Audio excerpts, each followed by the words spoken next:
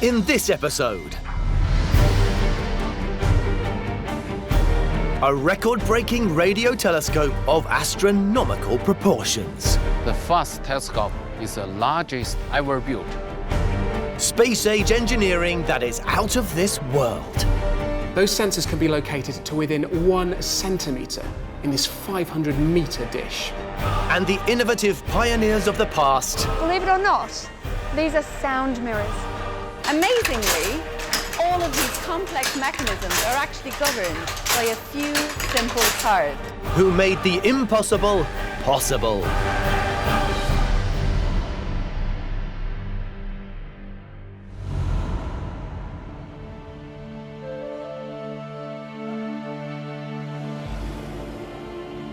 Physicist Andrew Steele has travelled to remote rural China in search of a modern engineering wonder that could one day provide the solution to the greatest mysteries of outer space. And this potential key to the cosmos lies hidden from view, seemingly in the middle of nowhere.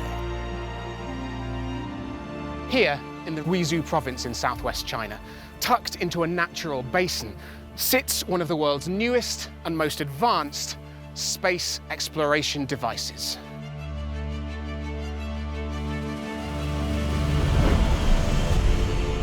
That is an incredible piece of engineering. The 500-metre Aperture Spherical Radio Telescope, or FAST for short, is the largest and most sensitive single-dish radio telescope in the world.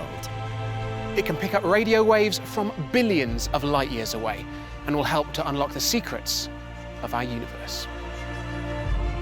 A radio telescope senses the radio waves that objects in space emit, enabling astronomers to effectively see what's out there.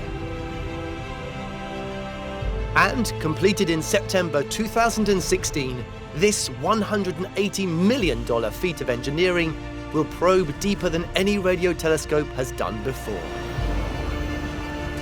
He may be one of its creators, but for astronomer Peng Bo, the FAST telescope still has the power to astonish.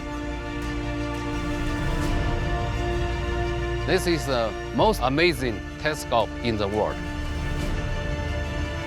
The collecting area is more than 30 football fields. If we fill the big dish with wine, everybody in the world could have 4 bottles of wine.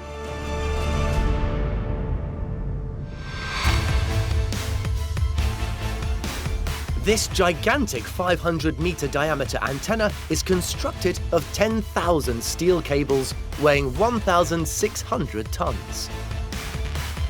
On top of the steel spider's web sit 4,450 triangular panels. At the centre, suspended from 6 100-metre high towers, hangs the 30-ton receiver cabin. And it can collect data from billions of light years away.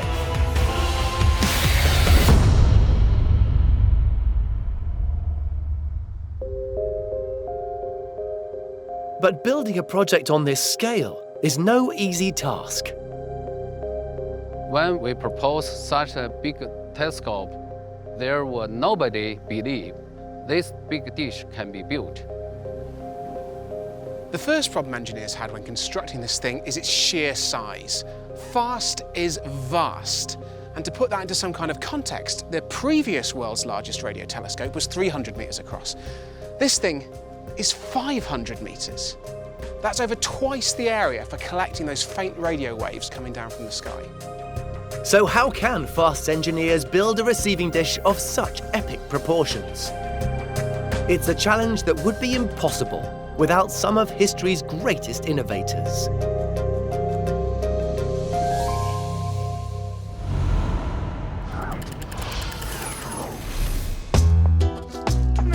Since man emerged from his caves and began building his own homes, most designs have had one thing in common. Fantastic. Oh, I say, it's simply marvellous. 4 walls and a roof. Hey!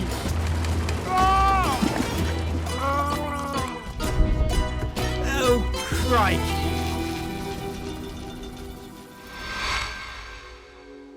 But in the 1940s, a revolutionary mathematician, architect and inventor, Richard Buckminster Fuller, had another idea. During the USA's post-World War II housing shortage, Fuller was tasked with creating a cost-effective and easy way to build homes quickly. What he came up with was a geodesic dome house.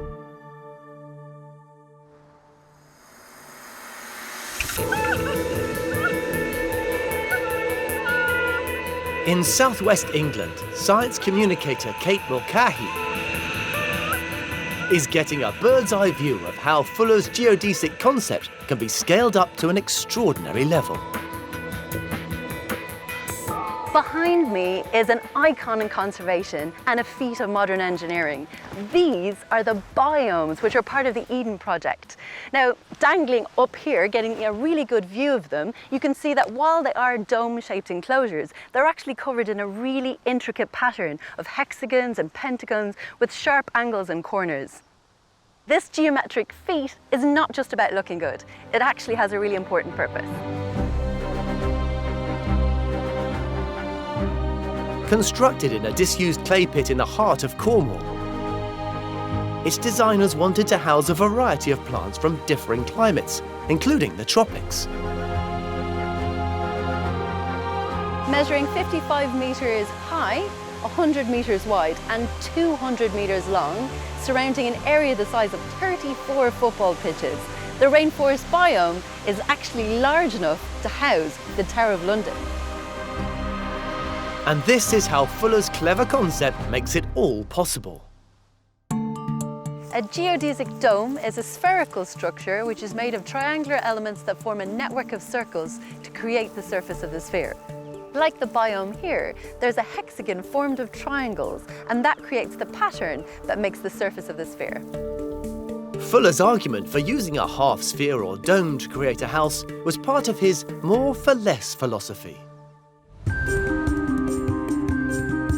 When a sphere's diameter is doubled, its surface area quadruples, but its volume increases by 8 times. It means a sphere creates the largest volumes for the least surface area. And less surface area means less materials, and so cheaper houses. But the real strength of Fuller's design was that it was made with a series of triangles. Now, the triangle, with its fixed angles, is actually the strongest two-dimensional shape. Now, I want to show you exactly how this works by building one of these using only these.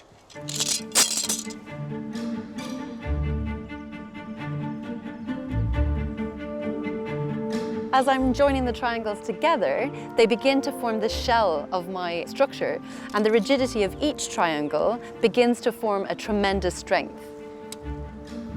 It's only when this final piece gets added that the strength comes together.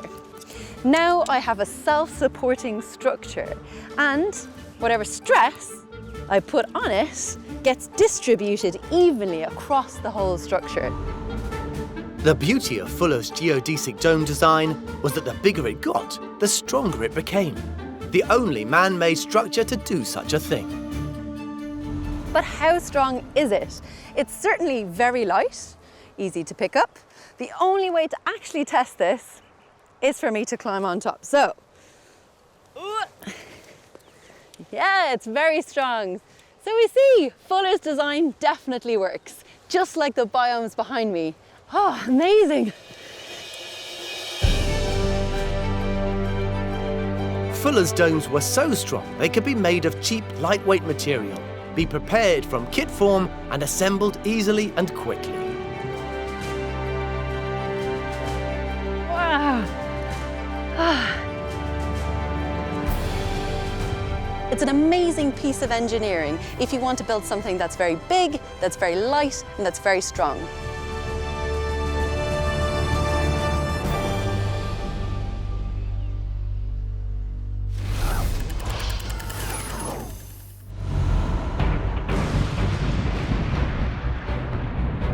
At the Fast Radio Telescope in China, engineers take Fuller's geodesic method of construction, supersize it, and flip it on its head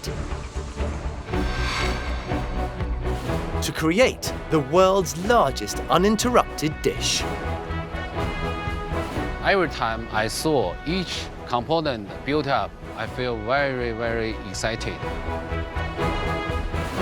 A 1 mile long steel girder ring first forms the outer perimeter of the dish.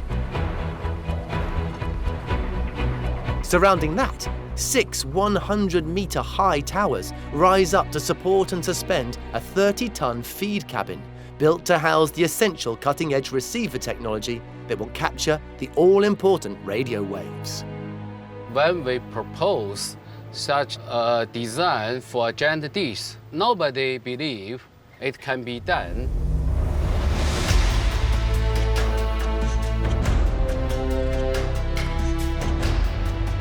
So in order to build such a giant spherical reflector, a geodesic triangular design is the best choice.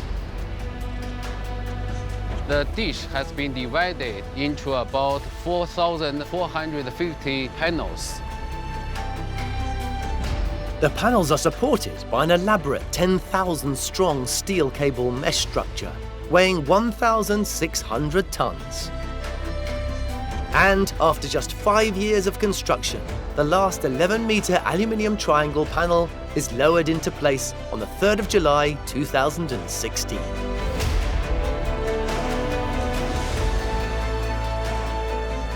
This is just an absolutely awesome structure. It's epic in scale.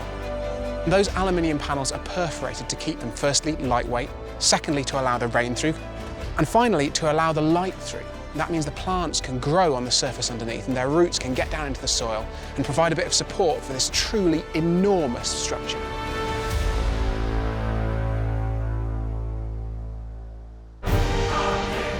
But building the giant dish is just the beginning. To create the most precise telescope ever built, the team at FAST will need to draw on the inspirational pioneers of the past. Suddenly, the biggest threat came from the sky. Defending against enemy aircraft was virtually impossible. To create more impossible engineering.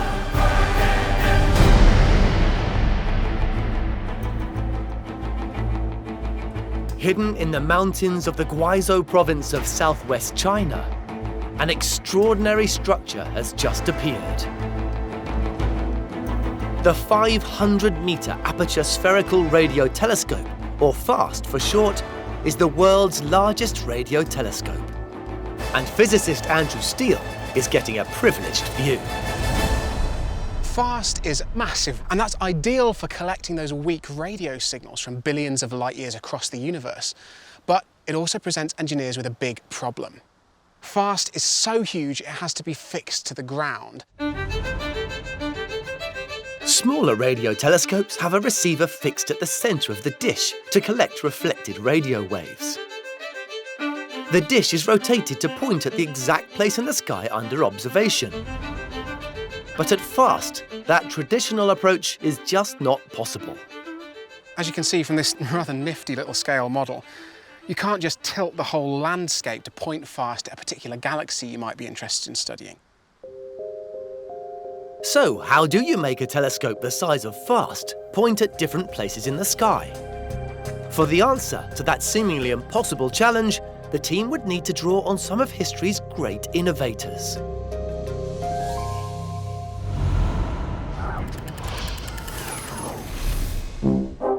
Since classical times, a shape known as a paraboloid has been treasured for its reflecting qualities. Bashy, bashy. In 3rd century BC, legend has it that Archimedes, Thank you very much. used parabolic mirrors to concentrate the sun's rays and set fire to invading Roman ships. We'll call it a ray gun. Okay, boss. 17th century astronomers searched the skies in new clarity by adding such mirrors to their optical telescopes. Oh, boring.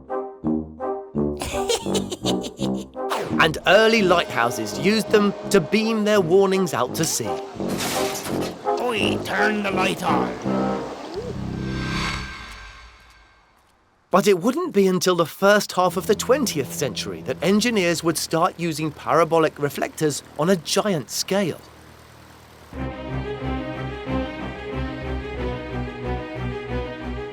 High above the Kent coast in southern England, physicist Susie Shee is retracing the route once taken by enemy aircraft.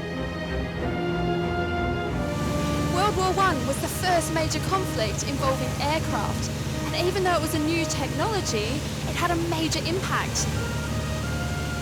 Suddenly, the biggest threat to security came from the sky, and defending against enemy aircraft was virtually impossible, as it relied purely on sight. On clear days, spotting the approaching planes was possible, but at night or in cloudy weather, the enemy had an unacceptable advantage.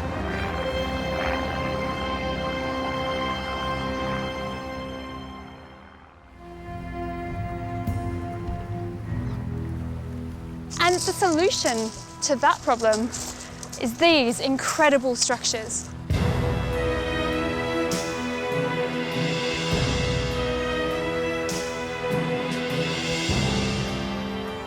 These monolithic structures once peppered the eastern shoreline of Great Britain.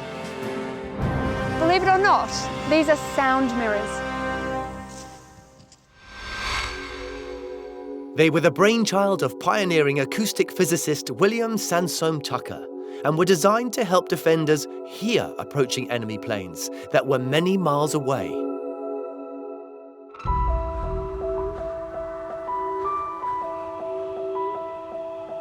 Here at Denge are some of the last but finest examples of Tucker's work, and they're each a slightly different size and have different structures.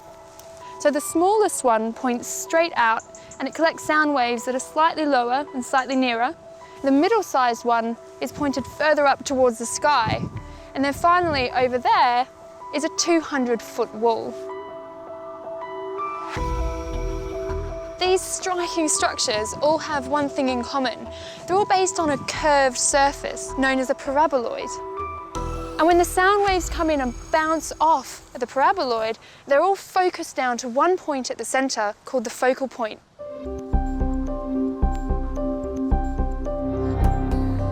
Sound waves will hit a parabolic reflector at different points. When those reflected rays meet at the focal point, the sound is amplified. To demonstrate the effectiveness of these parabolic reflectors, I'm going to attempt to recreate an early warning scenario. So I'm going to place this microphone at the focal point. So about there. Now, the focal point is the point at which, if the sound waves are coming directly towards this wall, the ones that hit the side over there will be reflected right back to this point, and also the ones all the way at the side over there. So all of this area is going to collect sound waves and focus them down to the centre and amplify the sound.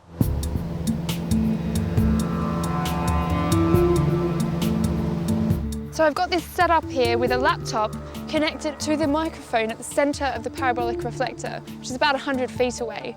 And all the sound waves are going to bounce off that reflector and be collected by that microphone. And that's represented by the blue curve here, and the red trace is a control microphone that's placed off to one side. So I'm just going to have a quick listen. Now, at the moment, nothing much is happening. The curves are the same. I can't really see any difference. So hopefully, as a plane approaches, the blue curve is going to show us the amplified noise of that plane, and we should see that on the blue curve first before we can hear it out here and see it on the red curve.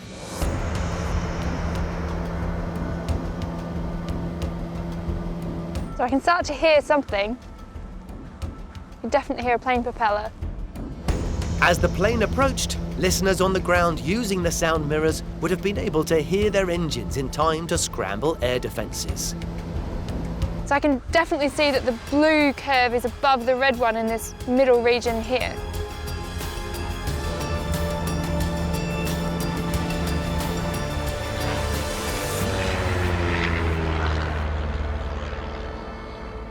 So there we go, we've actually managed to use this parabolic sound mirror to focus and amplify the sound waves from the incoming aircraft. And historically, we could use these sound mirrors to detect airplanes about 15 or 20 miles away.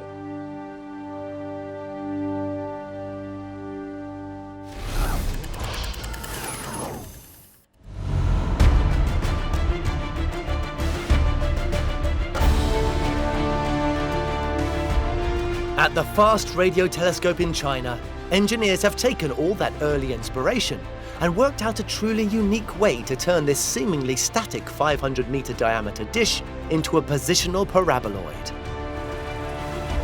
This thing is enormous. Down here you can see just how ambitious this project really was. It's absolutely enormous. We're driving down into the bowels of the telescope. It's pretty unbelievable that once it was just a little farm in this karst depression, and now it's this incredible structure.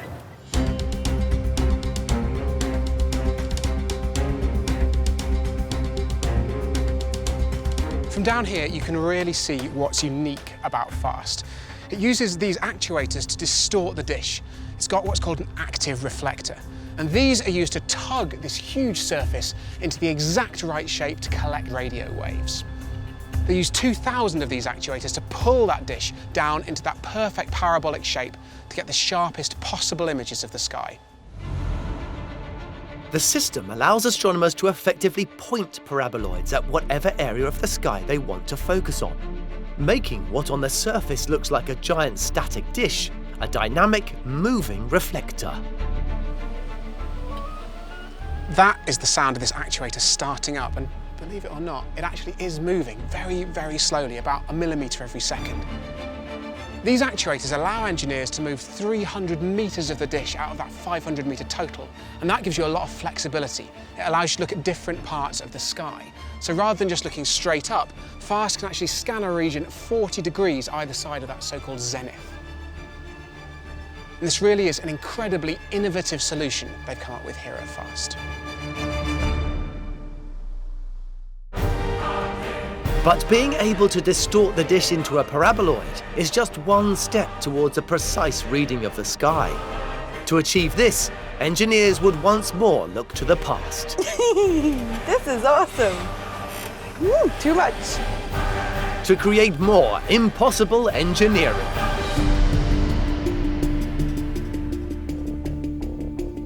Deep in the Guizhou province of southwest China, engineers have created the most powerful tool in space exploration. Scientists wanted to create the world's largest telescope to carry on our global quest to understand what's out there in the universe. And that meant they needed to create a huge dish.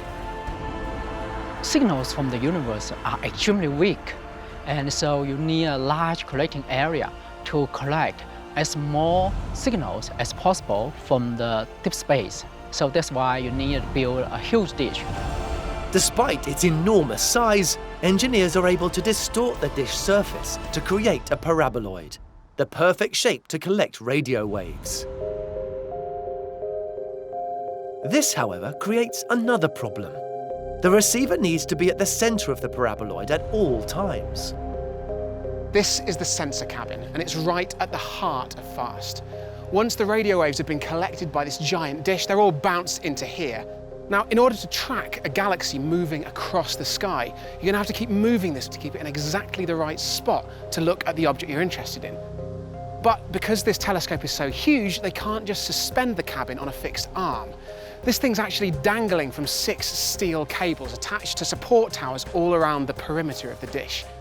That means we have to know exactly where this thing is and control its movements very precisely to get the best images. To accomplish that exquisite level of minute alterations to something so large, engineers would need to produce more impossible engineering.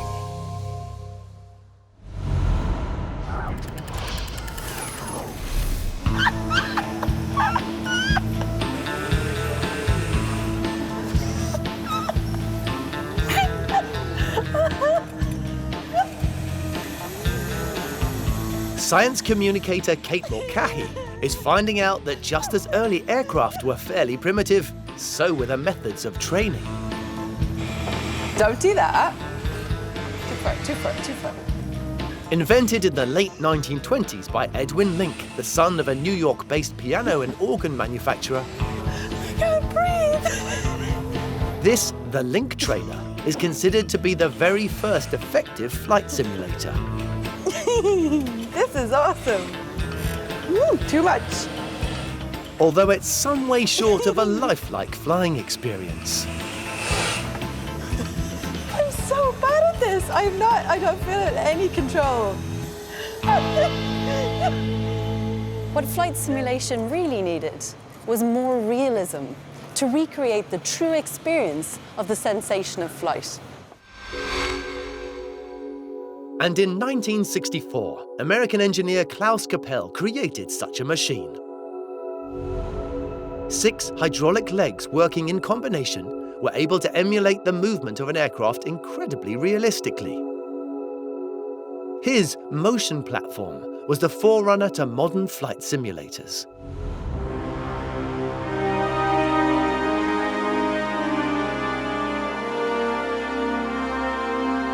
And here they are. These are super high-tech versions of Capell's motion platform technology. Each of these machines weighs over 14 tons and costs a whopping £12 million.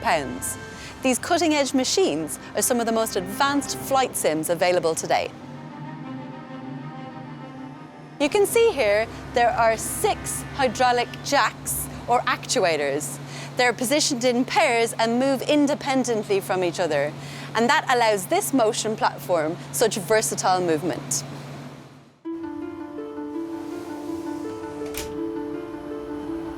Oh my God. I just took off an aeroplane. I can't see. What do you do?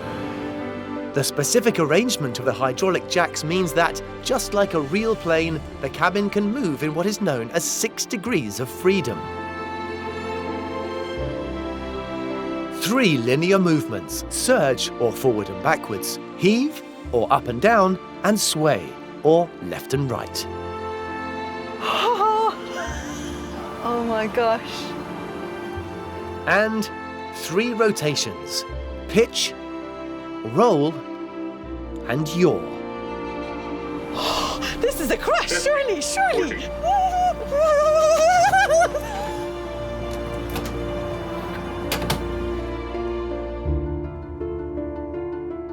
It's amazing to think that thanks to these 6 hydraulic jacks sitting underneath this crazy simulator, countless lives have probably been saved.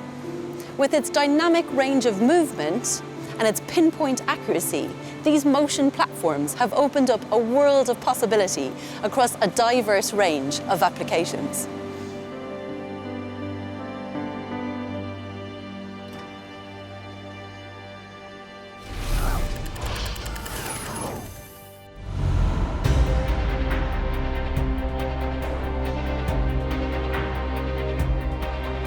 Engineers at the newly created mega telescope in southwest China have taken inspiration from those early motion platforms and adapted them to help hunt the skies with millimeter precision.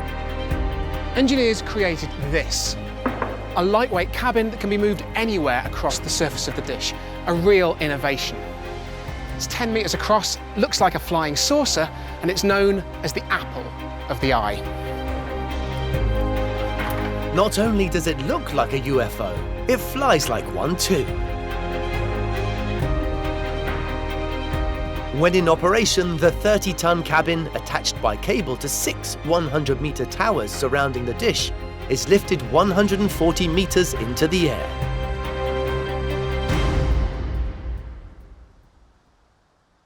In here, we've got receivers sucking all that data and sending it back to the control room. But in order to keep those in exactly the right spot, we've got 2 different mechanisms at play. First, we've got those 6 towers out there, which tug this cabin into approximately the right position using the servo mechanisms and those 6 huge steel cables. Controlled by computers, each cable is individually retracted or released to position the cabin anywhere along a trajectory of 206 meters across the diameter of the reflector. And drawing on Capel's flight simulator, a motion platform is activated. For that final bit of precision, we've got those 6 hydraulic pistons controlling this platform, which allows the position to be corrected with incredible precision.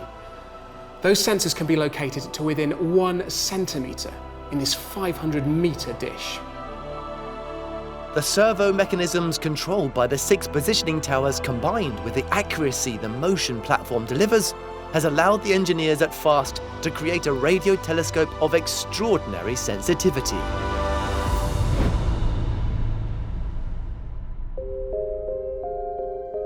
But a truly precise reading of the sky depends on the site itself.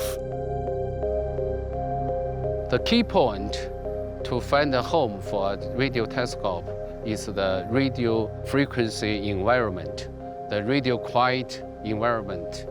So we need to find a remote site. Human beings make a lot of electronic noise, such as cell phone, microwave. All the electronic devices make magnetic wave. So all this device is generate interference to our telescope. Engineers narrowed their search to a remote corner of southwest China in the Guizhou province, 170 kilometers from its capital, Guiyang.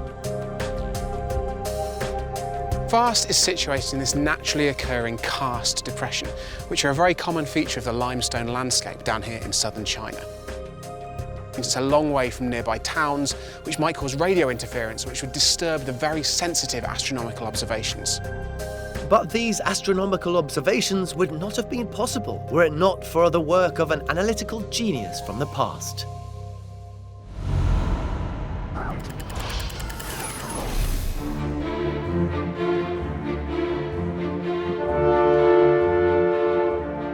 Astronomer Ryan Lynch is at Greenbank Observatory in West Virginia, exploring how a chance discovery unlocked the key to a secret universe.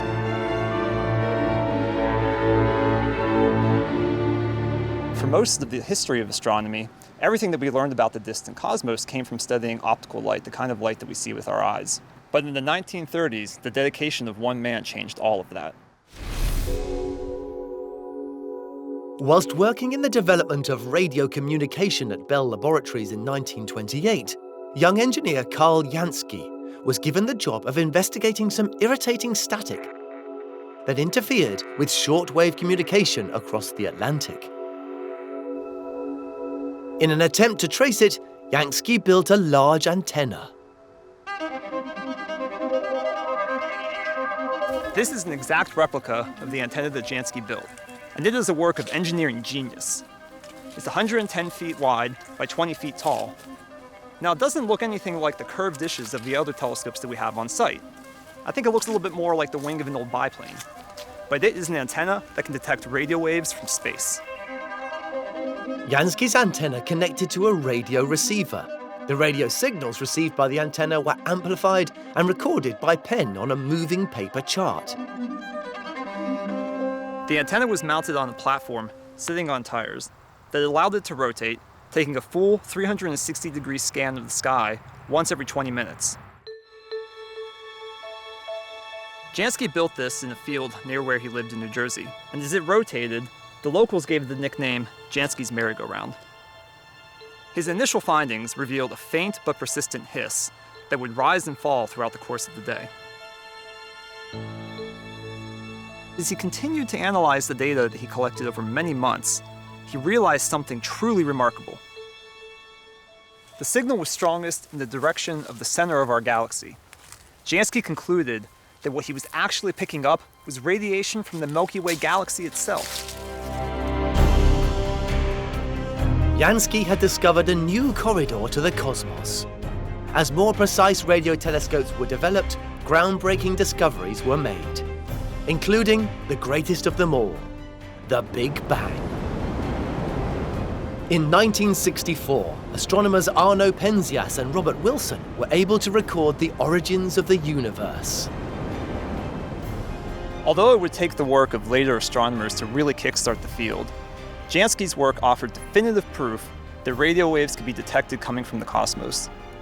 His directional movable antenna and wideband receiver form the basis of all modern radio telescopes. Jansky, with his plane wing contraption, is considered to be one of the fathers of modern radio astronomy.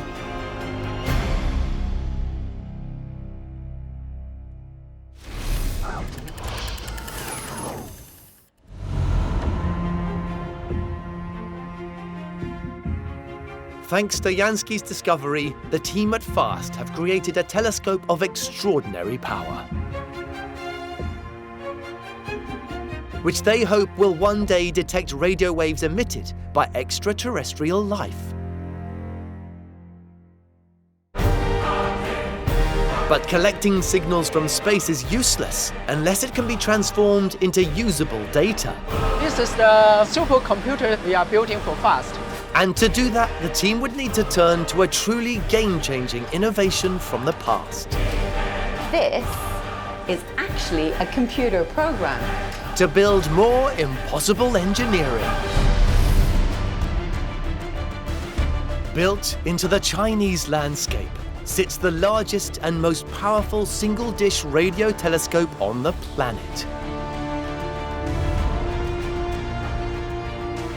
For FAST astronomer Peng Bo, it never fails to amaze. It's very excited to see the giant dish from here. It was only a dream to build such a dish, but after 20 years journey, we made it. As physicist Andrew Steele is discovering, FAST can generate a huge amount of data.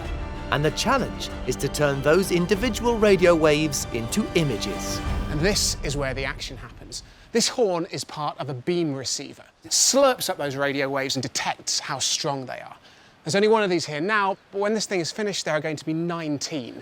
That puts it head and shoulders above any other radio telescope in the world. But this poses a huge challenge for the engineers and scientists here at FAST. You've got to take that phenomenal amount of data and turn it into a picture. So how do astronomers and engineers transform radio waves into images? For that, they would need to turn to a truly game-changing innovation of the past to create more impossible engineering.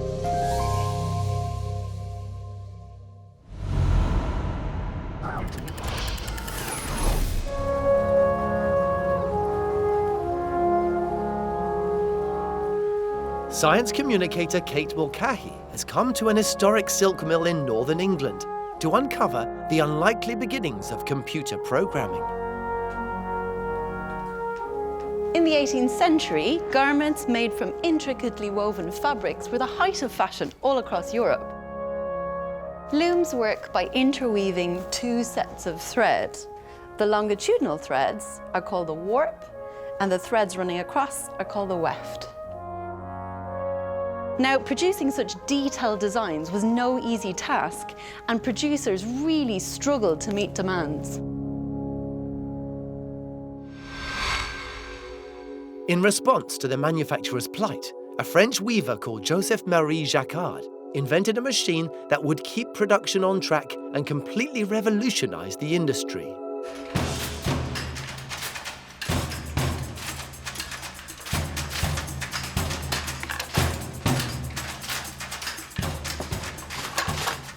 And this is it. This is the Jacquard loom.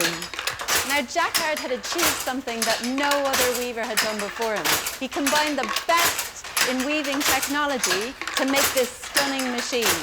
Amazingly, all of these complex mechanisms are actually governed by a few simple cards.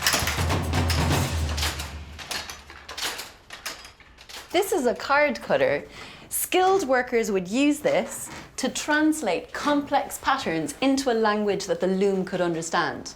The first step would be to copy the pattern onto squared paper, a bit like this. Then for every piece of the pattern that's in a square, a hole would be punched in a corresponding position on my card.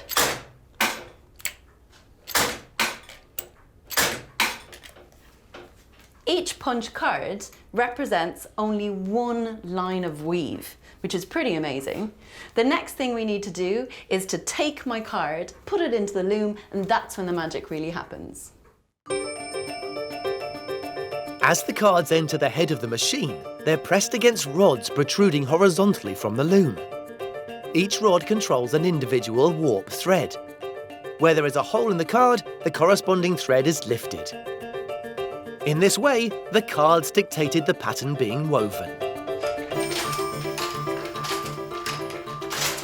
One pattern could take thousands of cards. Brilliantly, if you needed to change or amend your pattern, you simply need to load more cards. Whilst a hand loom operator could produce around 2 inches of fabric a day, the amazing jacquard loom could produce 30 times as much. And it only required one person to operate it. The hole or no-hole card system is essentially an early version of binary code. Still the basis of all computer language, and this method of programming a machine later caught the attention of computer pioneers. Inspired by the marvellous weaving machines from France, American inventor Herman Hollerith developed similar cards as a method of storing the 1890 US Census information. Holes denoting specific meanings, for example age, gender or marital status, could be read by Hollerith's tabulating machines, allowing census data to be collated 10 times faster than previously. In the 1960s, computer programmers were using punch cards to create, edit and store computer programs. Incredibly, this is actually a computer program. It's a series of instructions encoded in holes telling the computer exactly what to do.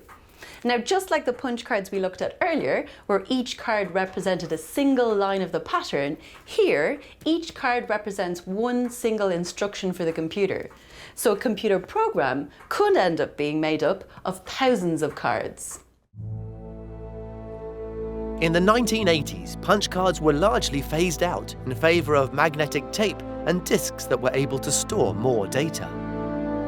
Punch cards were the first big step towards building a computer that could be programmed to do just about anything you can imagine. They gave programmers the license to dream big. Suddenly, the possibilities were endless, from connecting the planet to better understanding the universe.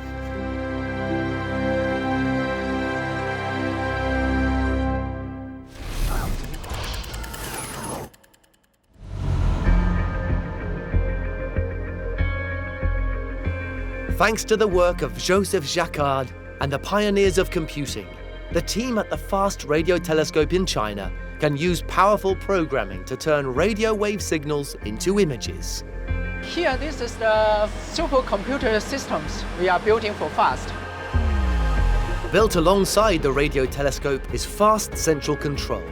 Here, astronomers the world over will be using the vast amounts of data to unlock some of the mysteries of our universe. The modern radio telescope always try to visualize the radio signals you detect from the telescope. With the computer, you can display these signals with different light curve.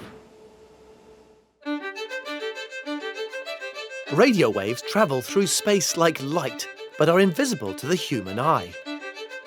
To turn these signals into images, astronomers use computer software to label each individual wave received with a color code, depending on the signal strength. The resulting buildup of colors forms a pattern, which in turn becomes an image identifiable to the human eye.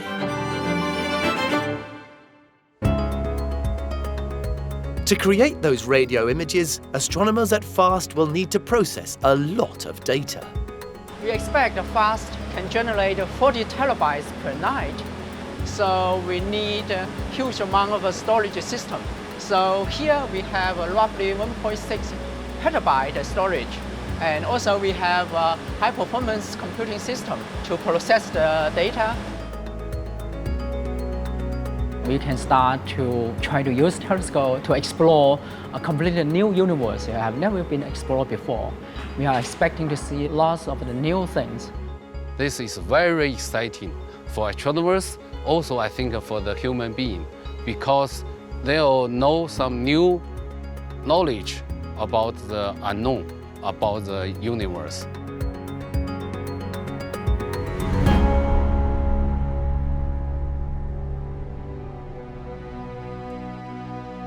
Officially completed in September 2016, FAST is now ready to begin searching the skies further and deeper than ever before.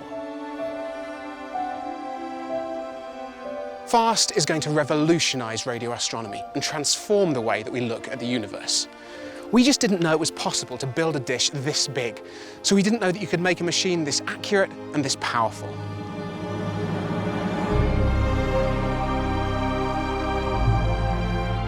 For astronomer Peng Bo, it's the culmination of a lifelong dream. I'm very proud to be a member of this team to build a giant radio telescope. So I'm very proud of the achievement you see today here.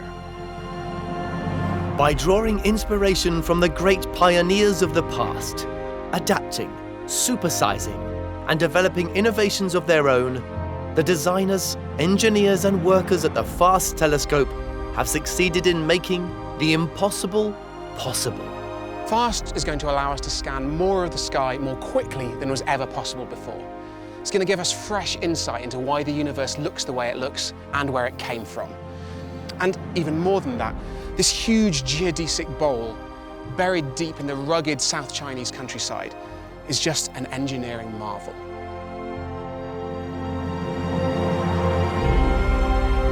In this episode, Canal engineering on an immense scale.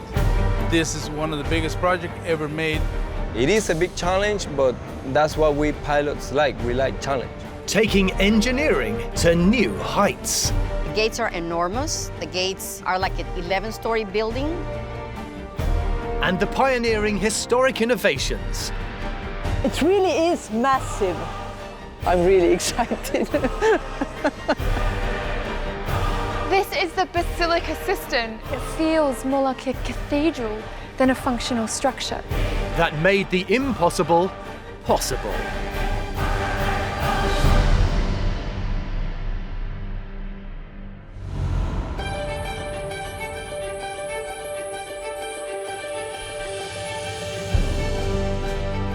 The global shipping business is crucial to international commerce and prosperity. Sea freight accounts for around 90% of all world trade, and more than 10 billion tons of goods are transported by ship every year.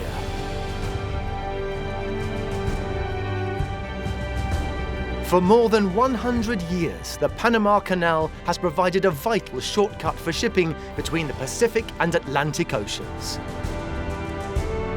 The alternative is a costly detour round South America that takes over 2 weeks and uses over 1 million extra gallons of fuel.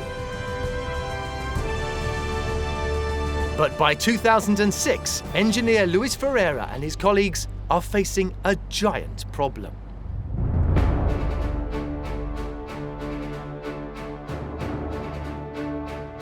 The problem with the original Panama Canal is that the ships are growing, and the ship cannot fit through the existing canal. Over the last century, ships have increased dramatically in size. This modern container ship can transport nearly 3 times the load of its predecessor, and is so immense it simply cannot squeeze through the original canal. We need a bigger canal. The solution? An engineering project of epic proportions. The Panama Canal expansion project includes new lock flights, with each lock the length of 4 football fields. The gates separating each chamber are as high as an 11-story building. 150 million cubic meters of earth were excavated to create new locks and channels.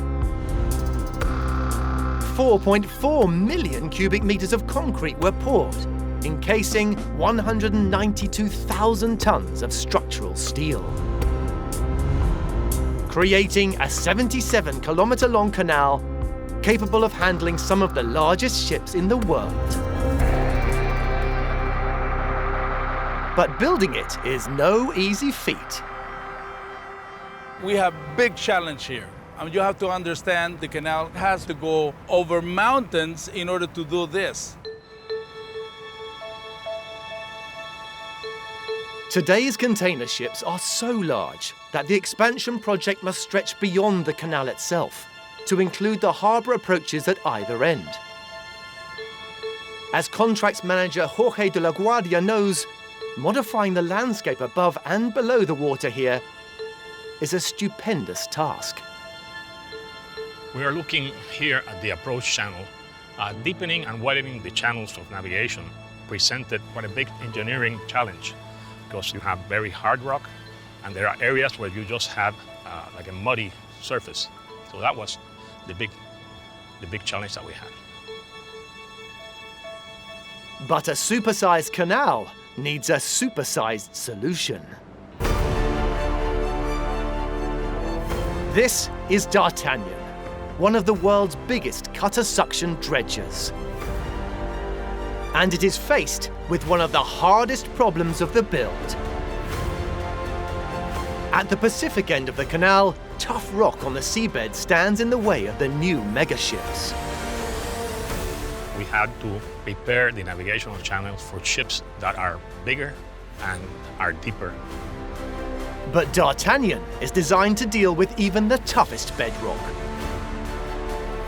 It uses a computer-controlled rotating cutter tool, like those on tunnel boring machines, to smash bedrock to smithereens, before sucking it up using a giant pump. Both the dredging and the excavations for new channels produce huge amounts of material and, as a result, create a seemingly impossible problem. We needed a place to deposit the material that we were excavating, but to find areas where we could, deposit 50, 60 million cubic meters of material is not an easy thing. An adjacent area of wasteland seems the perfect solution. But using it could literally have fatal consequences. This was a contaminated area. This was not a place where you could walk or use it because it was with unexploded ordnance. The land had been used as a US Army firing range, leaving it littered with live ammunition. To find a solution, the engineers would need to draw on one of history's great innovators.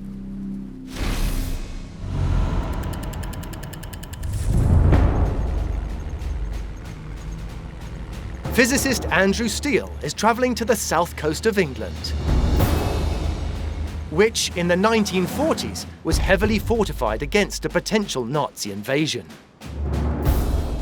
When you've got a landscape that's littered with unexploded rounds, there's always the risk that someone's going to set one of them off and people are going to get killed. And armies have taken this and used it on purpose to create a weapon that can provide an unmanned line of defence, the landmine. Laying hundreds of mines could create a formidable obstacle. This weight can be used to demonstrate the problem they present. It's literally child's play to dig a hole, shove our mine underneath it, and then cover it all in sand. And now, it's pretty hard to tell there's anything there at all. During World War II, thousands of mines were laid on Britain's beaches to protect against invasion. But the British faced a problem. The same technology was being used against them overseas. In North Africa, the successful German army protected its troops from counterattack using vast desert minefields. It took Józef Stanisław Kozacki, a Polish engineer who'd escaped to Britain, to come up with a solution. This is what he developed. This is actually a slightly more modern version of Kozacki's device, and it uses the principles of electromagnetism and resonance to detect hidden metal objects. Everything has a frequency at which it likes to vibrate, like a bell. Just like hitting a solid object, the electric current in a coil of wire will fluctuate at a particular frequency. It can also induce a current in a coil close to it.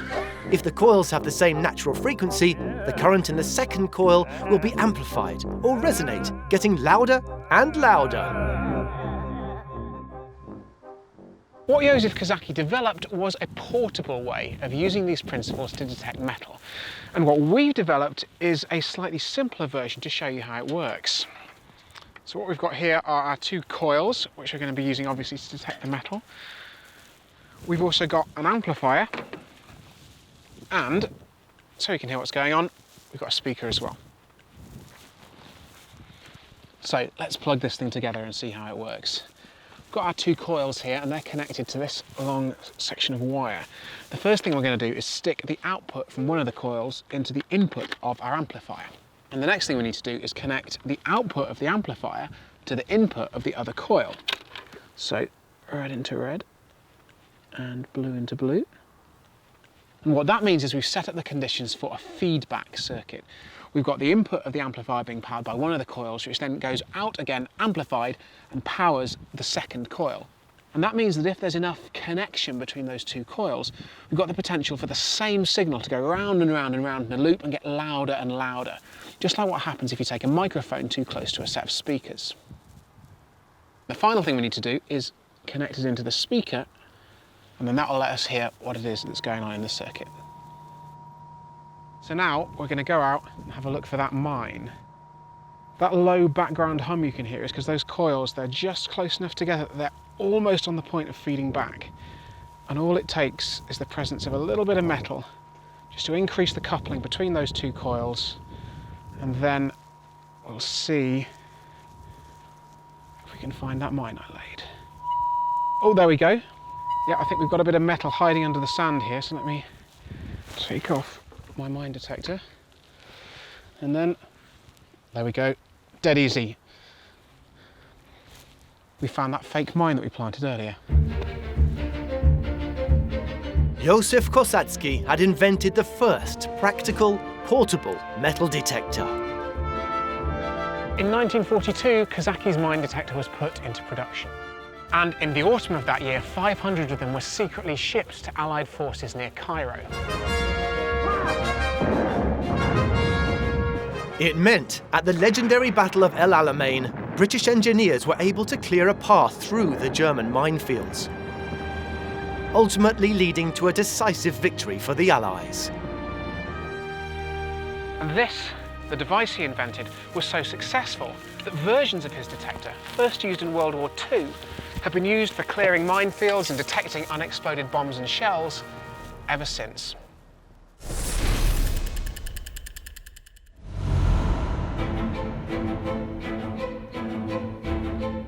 On the Panama Canal expansion project, the modern-day equivalents of Kozaki's breakthrough provide the key to clearing the vast area of perilous unexploded ordnance. We got companies that were experts at doing this. They would isolate an area, and then they were going very, very carefully, locating, and every time they located something, they marked it, and then other people came over to retrieve that. Then they piled them over together and blew them up if they were live. In all, more than 3,000 pieces of live ammunition are removed and destroyed. That was one of the biggest challenges because, thank God, nobody got hurt and we didn't have any accident on it. And we cleaned 460 hectares of unexploded ordnance. But clearing the surroundings of explosives was just the start. To build facilities capable of accommodating ships like this, engineers have to overcome a series of epic challenges. Port to port. And draw on innovators from history. It's a beautiful example of engineering. To make the impossible possible. The Panama Canal expansion project is being carried out so that today's supersized shipping can use this commercially vital shortcut between the Atlantic and Pacific Oceans. Sections of the original 1914 canal are being deepened and widened to accommodate giant container ships like this one. Stand by on the starboard quarter. Stop the bow thruster. Bow thruster half to starboard. Aquí the starboard quarter. The ship that can enter the existing canal can move between 4,000 to 4,500 containers. This ship is bringing between 12,000 to 13,000 containers. But as Chief Engineer Ilya de Marotta knows, expanding the canal to accommodate this kind of ship means tackling Panama's geography. The Panama Canal is a canal that moves ships from one ocean to the other one, Pacific Atlantic or Atlantic to Pacific, through a mountain range. So you have to put a ship through the mountains. So what do? So how do you move a ship like this over the mountainous spine of the Americas? That would be an impossible challenge without the great innovators of history.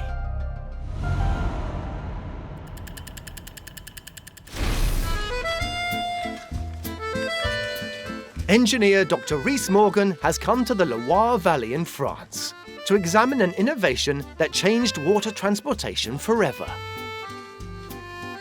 At the start of the 17th century, King Henry IV of France had to rebuild a country that was ravaged by decades of religious wars.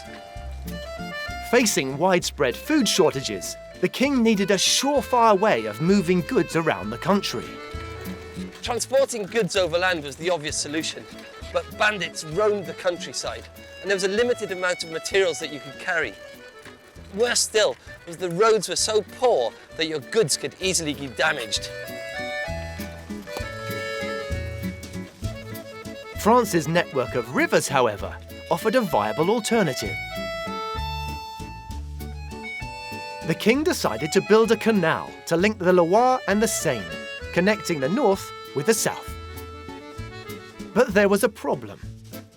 Between the two rivers is a watershed rising up to 40 meters.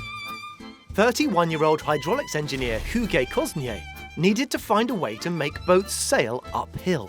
And what he came up with in the early 1600s was truly remarkable.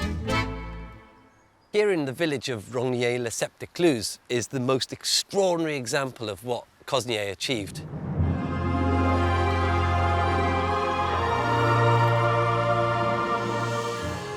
It's a staircase lock, the first of its kind in Europe.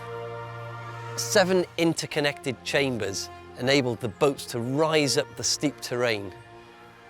It's a wonderful and beautiful example of engineering. Cosnier's staircase uses a sequence of lock chambers or pounds to lift boats over 3 meters at a time to traverse the slope. I'm just really overwhelmed by the beauty and magnificence of this lock. It's just amazing to think it was built, almost 400 years ago.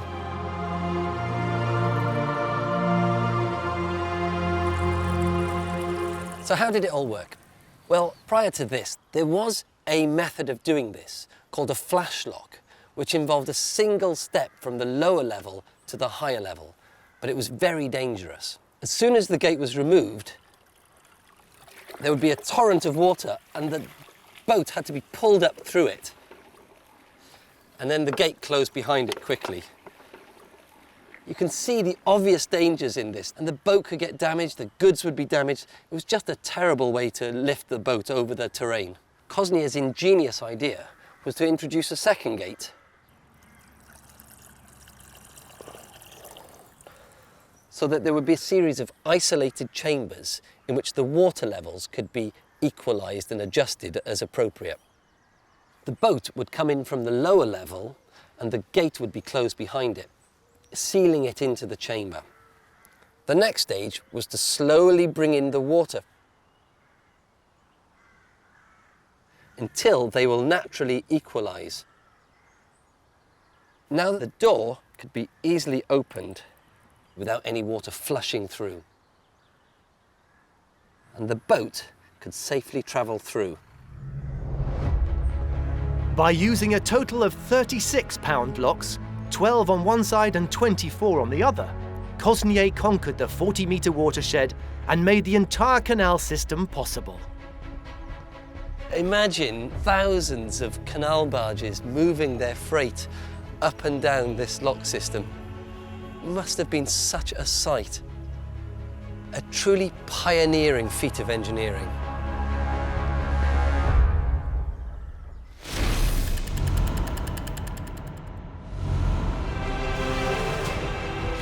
The new Panama Canal would need to take Hugues Cosnier's idea of a lock staircase and enlarge it to an extraordinary level. Chief engineer Ilya de Morota is in charge of building two new, enormous staircase locks, one at either end of the canal.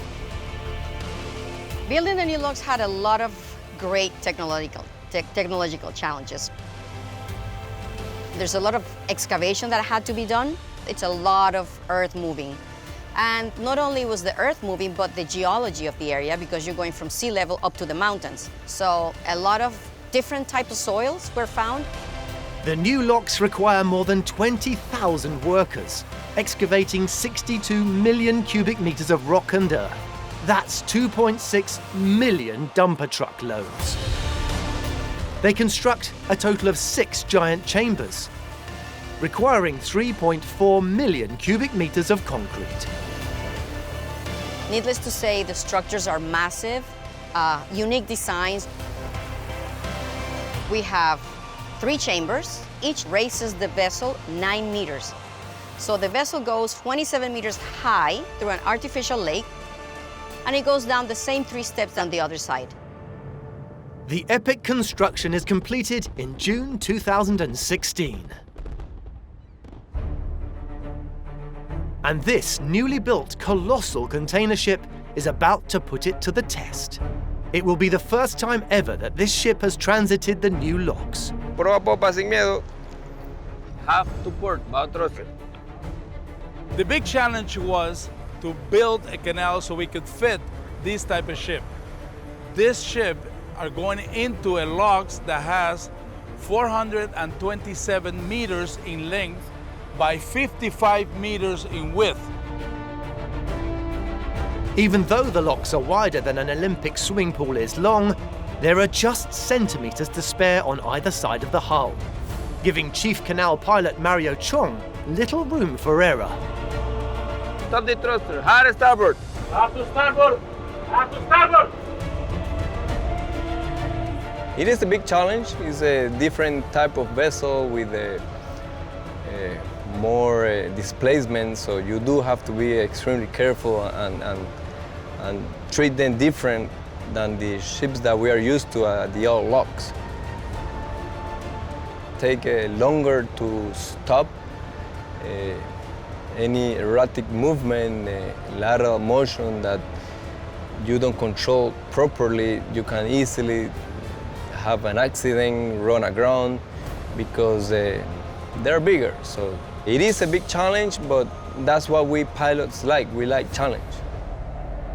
Mario will have to edge the ship through a flight of 3 enormous locks to reach the elevated section of the canal. But the size and scope of these locks creates other challenges. Although we have locks around the world that are wider, we do not have any that are wider, longer, and deeper, and in addition, that have the 3 steps. To solve these problems, engineers will look to the great innovators of the past. It really is massive. I'm really excited. To make the impossible possible. The Panama Canal links the Pacific and Atlantic Oceans, and it's costing over $5 billion to make it big enough to accommodate cutting-edge modern container ships, like the 324-meter-long giant that pilot Mario Chong must guide through the locks today. Half to port, bow thruster, half to port. Beautiful, sir. Well, right now we are in a process of this new generation of big ships. The most difficult part right now is the process of moving the ships through the locks, through the chamber. Keeping the vessel proper position inside the locks.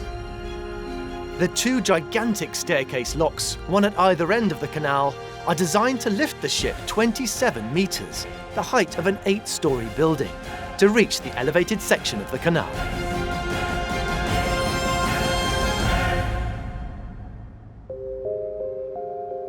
But as Chief Locks Design Engineer Cheryl George knows, there's more to these new locks than just making existing designs bigger. The biggest challenge that we encountered in the decision on the new locks was the type of gates that we would use.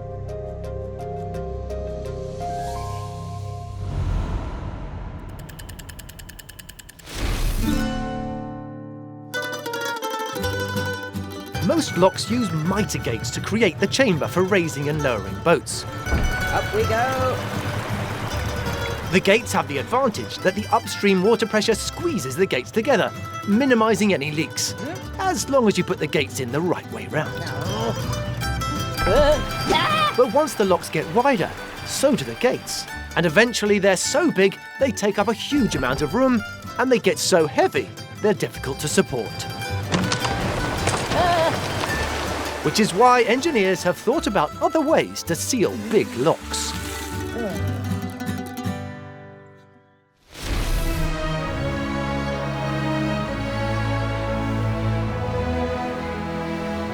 Restoration historian Tuija Lind is in Finland for a special event.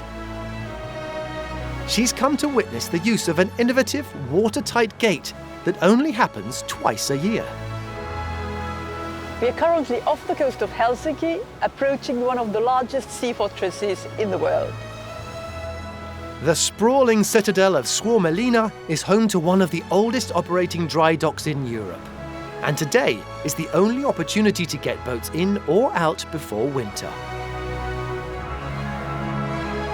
Key to the operation of any dry dock was the effectiveness of the gate keeping the sea out. Traditional dock gates swung open like large double doors, but were difficult to maintain and put strain on the infrastructure of the dock. Worse still, some docks used temporary gates made out of wood and mud that had to be destroyed every time the dock needed reflooding. In 1796, British naval architect Samuel Bentham came up with a revolutionary idea. And there's an example of Bentham's invention here in Suomenlinna. It's amazing. It really is massive.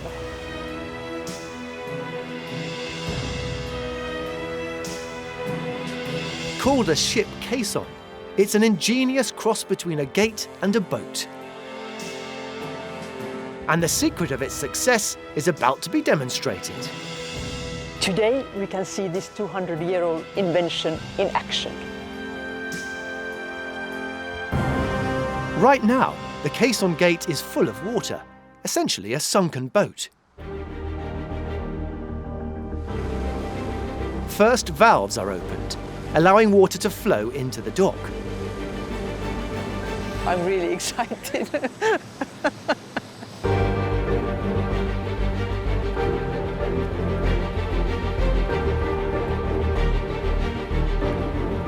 Now the water in the dock has reached the level where we can start pumping the water out of the gate, and then the gate starts floating.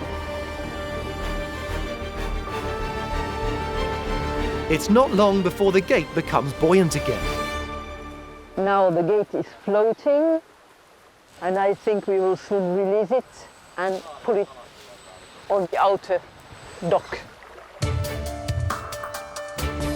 Despite weighing around 80 tons, the floating gate can be easily moved by pure manpower alone. The Bentham's invention is in action, and it's amazing. It has really stood the test of time.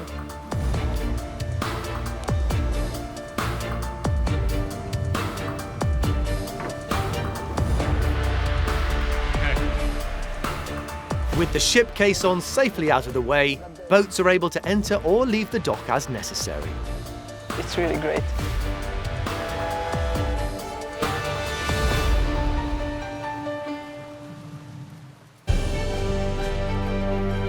When the dock needs to be used again, the caisson, which is floating, is manoeuvred back into the entrance. It's then flooded, settling into a slot in the stonework at the bottom of the dock mouth, forming a watertight seal. Water can then be pumped out of the basin to create the dry dock again. Bentham's idea of a floating gate changed the way dry docks were sealed forever. This brilliant concept of a floating gate can be seen in canals and dockyards around the world to this day.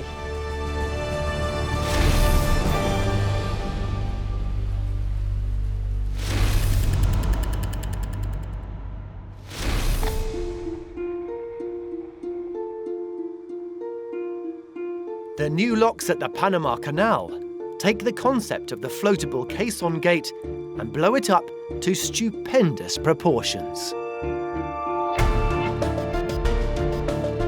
The expansion project uses 16 of these giants in total, all specially fabricated in Italy before being shipped to Panama. The gates are enormous. The gates are like an 11-story building.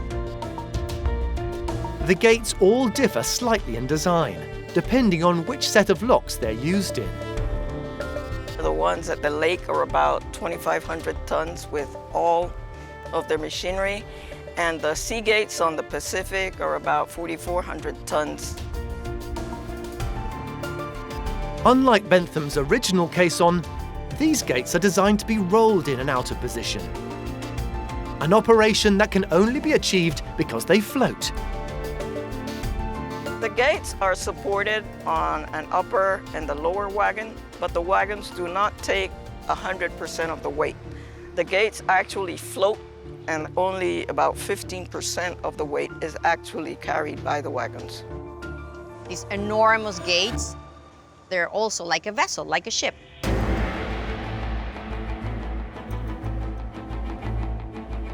The rolling caisson gates also solve another significant problem with mitre gates. By having two of them at either end of each lock, any maintenance can be carried out on site without disrupting ships like this one moving through the locks. At 12 o'clock, Alpha Talk at 12 o'clock. And that's crucial if the huge investment here is ever to be recouped. We only have one lane. We cannot shut it down for anything. We have to be open 24/7. But accidents are a fact of life, and shipping is not immune, as has been witnessed at the old Panama Canal locks.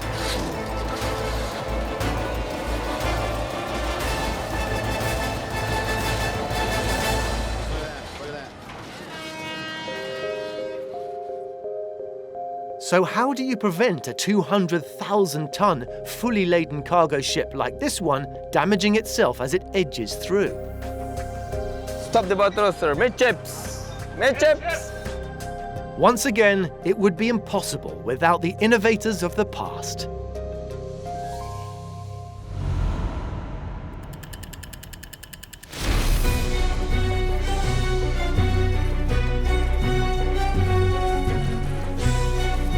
Materials scientist Scott Ramsey is in New York City, where in the 19th century, concerns over the ivory trade led to the development of a world-changing material, due in no small part to the craze for playing billiards.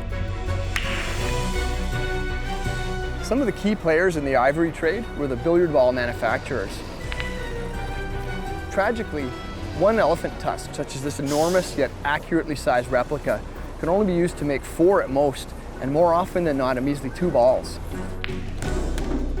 Faced with the loss of such a crucial resource and the possibility of going out of business, one billiard ball manufacturer, Phelan & Collender, located right here on 10th Avenue, offered a $10,000 reward to find an alternative material. There had been primitive forms of plastic developed that century, like a product called Parkesine, but they were fatally flawed. Parkesine and other early plastics were a combination of cellulose, nitric acid, and sulfuric acid. While they could be easily molded into a variety of things, they were prone to cracking, and so their broader application was quite limited. After seeing the billiard ball manufacturer's advert for the $10,000 reward, John Wesley Hyatt, a printer and inventor from Albany, New York, started experimenting to see if different additives could improve the nitrocellulose material.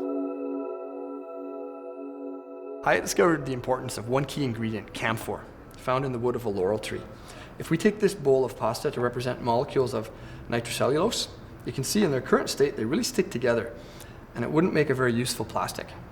So what we need is a short little molecule to get in between these and free them up so they can slide past one another.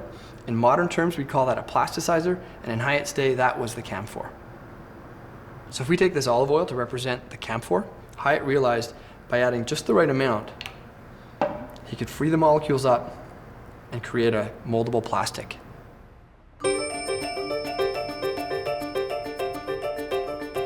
Thanks to the camphor, Hyatt had come up with a material that could be molded, cut, shaped and polished with ease. And he used it to manufacture not just billiard balls, but false teeth and piano keys too.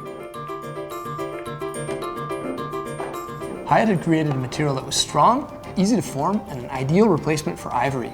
He called his material celluloid, and it's considered to be the forerunner of modern plastics.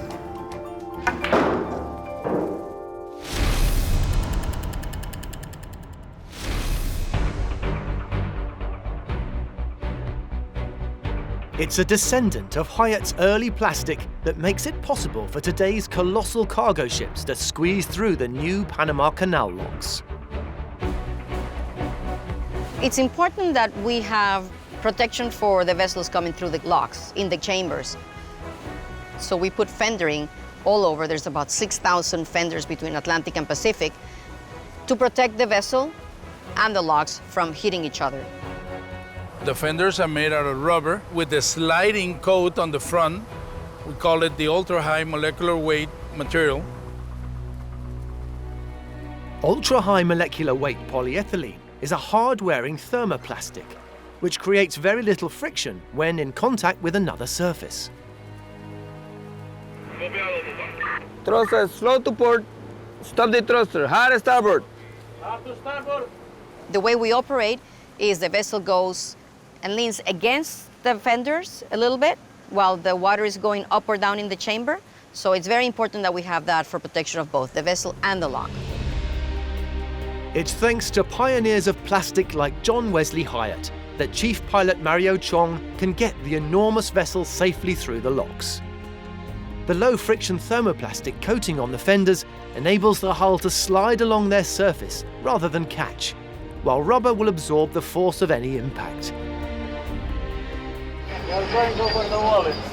Captain, that's where it's supposed to be, okay? There are fenders there. We have to go towards the wall, sir. I cannot be away from the wall, okay?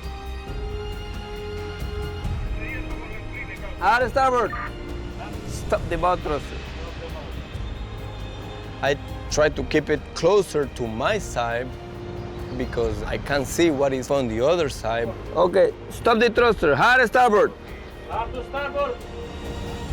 So far, the fenders have been doing their job. It's better to have it close to the wall that I'm seeing than having a guess of the space that I'm supposed to have at the other side. Thank you, sir.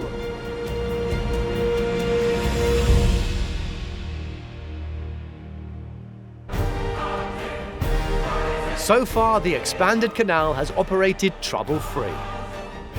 But even when it operates smoothly, there's one issue that engineers have to address if the canal is going to run at all.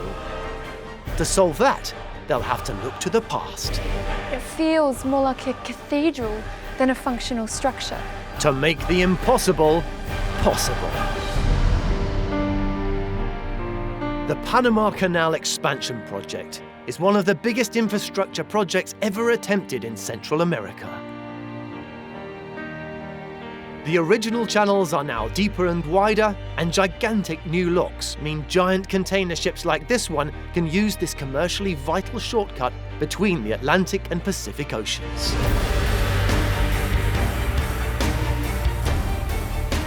So, we're here.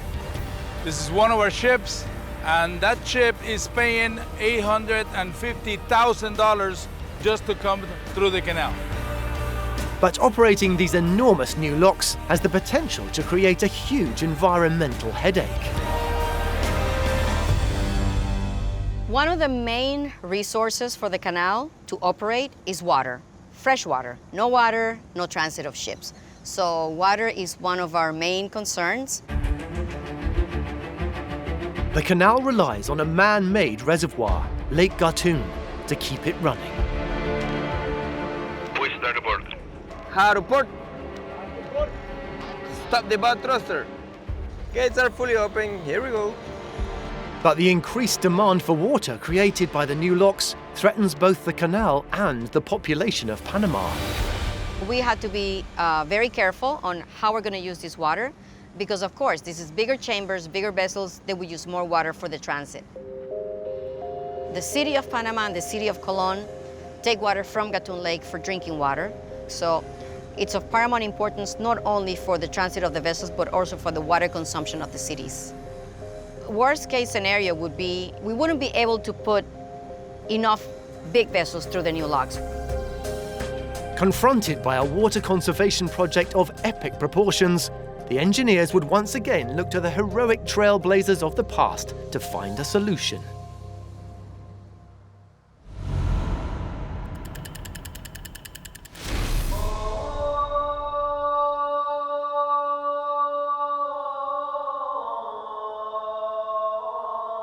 Physicist Dr. Suzy Sheehy has come to Istanbul in Turkey in search of one of history's most extraordinary engineering feats. One that turned what was once a small settlement into a global powerhouse. And the secret lies hidden beneath the city streets.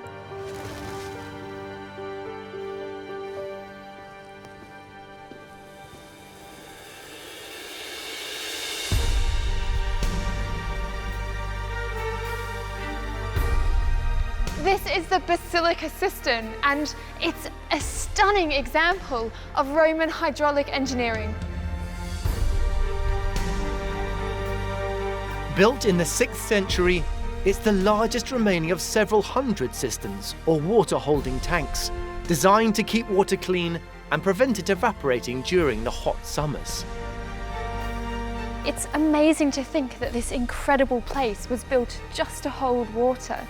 I mean, it feels more like a cathedral than a functional structure. It's 140 metres long by 70 metres wide, and there's more than 300 marble columns holding the roof 9 metres above the floor.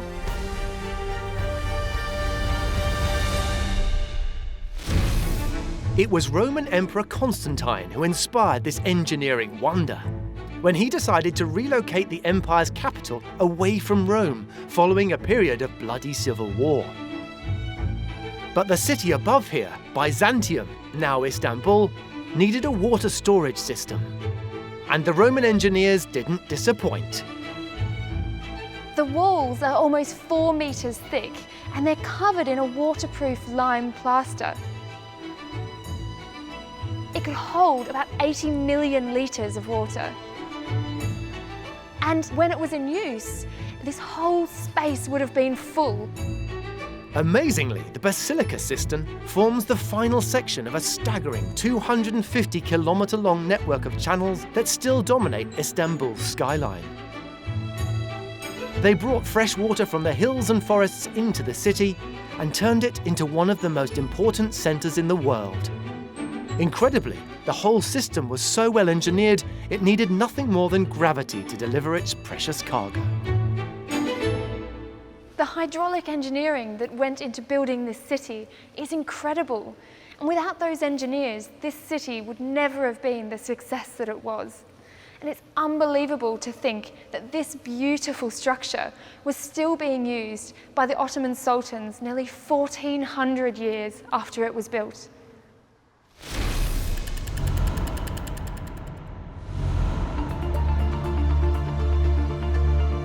Under the guidance of Chief Lock Design Engineer Cheryl George, the team on the expansion project are adapting the idea of a gravity-fed water holding tank to recycle as much of the water in the locks as possible. The concept was to come up with the water-saving basins to limit the amount of water that is used with each lockage at the new locks. Each of the new locks has 3 water holding basins attached to it, staggered at different heights. Instead of spilling water through the locks and then into the ocean, the precious contents are fed into these ponds. As the lock empties, the water is first channeled into the highest pond, then the middle one, then the lowest one. Only then is the water in the lowest part of the lock dumped into the next lock along. When the lock is refilled, the lowest holding basin is used first, followed by the middle one, and then the highest. Finally, the lock is topped up using water from the canal.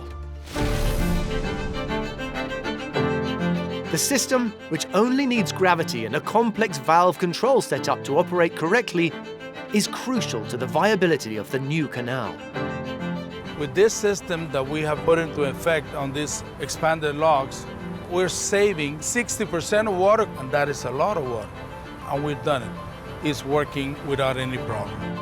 The whole system working in harmony allows pilot Mario to successfully guide new supersized cargo ships like this one through the system of locks and across the Americas in record time. The most exciting thing about being a pilot at the Panama Canal is disembarking and just wave at the captain and the crew, and seeing the ships going to sea. That's the best relief that I did make a safe transit, and the captain and the crew, are on their new voyage. Stop the thruster. Captain, you got a new pilot. The Panama Canal expansion project has been an epic undertaking. The engineering challenges in building a canal fit for purpose in the 21st century has stretched its makers to the limit. This is something that we should be proud as engineers, because this is what we built. Everything came together as it should. The work that we promised the country and the shipping industry that we would do, and to see it actually working and see the ships actually using the locks is really a sense of great pride for all of us.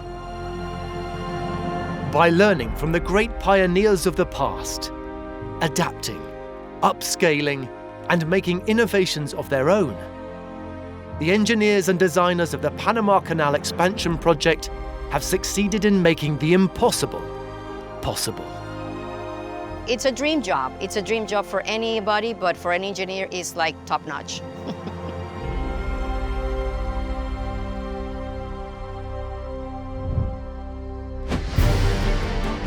In this episode, the world's biggest ship. We're the widest, we're the heaviest, we're also the longest vessel in the world. Built to be the most powerful lifting machine on the planet. Pioneering spirit can do things that other vessels can't do. Made possible by a raft of cutting-edge inventions. It's surprisingly strong, even though we know it's made of tissue paper. What an amazing machine, incredible. History meets high-tech to make the impossible possible.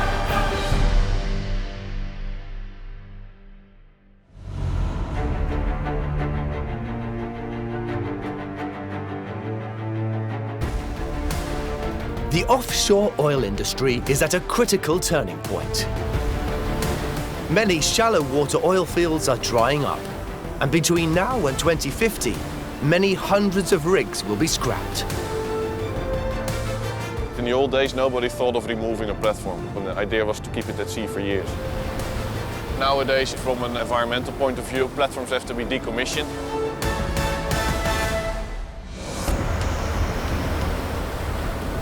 Standard oil rigs consist of a steel base fixed to the sea floor.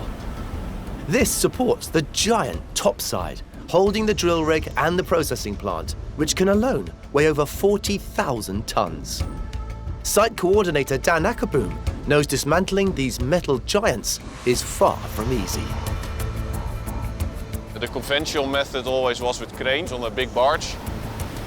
Removing a platform in the old-fashioned way has a lot of disadvantages. It's mainly because you're offshore for a long time. It's a lot of lifting, and lifting is always a risk, especially for at sea. With so many rigs requiring decommissioning, the industry needs a radical new approach. What we wanted didn't exist, so we have to design something differently and something new.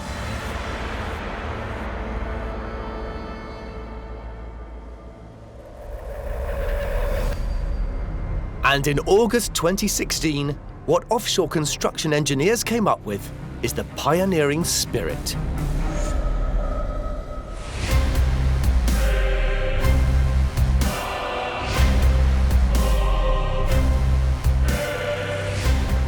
For Vice President of Innovations Andre Steenhuis, this $3 billion multi-purpose megaship will change the industry forever. This idea is quite revolutionary. If you have to do something which you have never done before, it's difficult.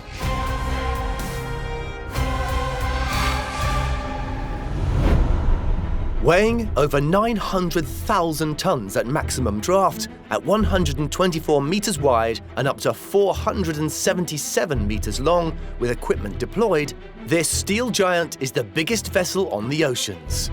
Propelled by 12 6,000 kilowatt azimuth thrusters, this multi-purpose ship can install and remove oil platforms and lay pipeline in the world's deepest waters. And its unique dual-bow design, with 8 pairs of lifting beams, each weighing 1,800 tons, enables the ship to straddle an oil platform and pick up a 48,000-ton oil rig topside in one Herculean lift. Lifting something of such magnitude at sea has never been done before. For the pioneering Spirit team, the engineering feats required were mind-boggling. It's really challenging, of course. It's something completely new, not been done before.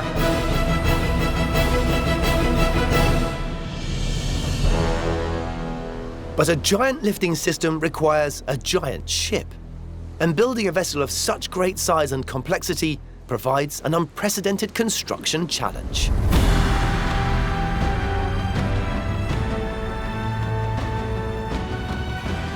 The size of the vessel already makes it difficult. Almost 200,000 tons of steel you have to produce, weld, install.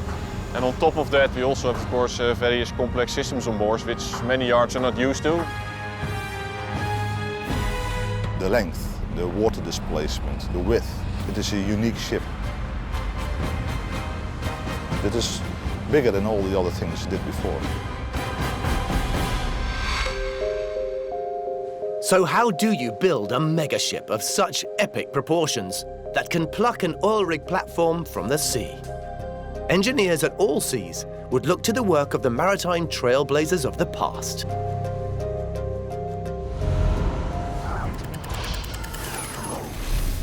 It seems that, as far as boats are concerned, size has always mattered.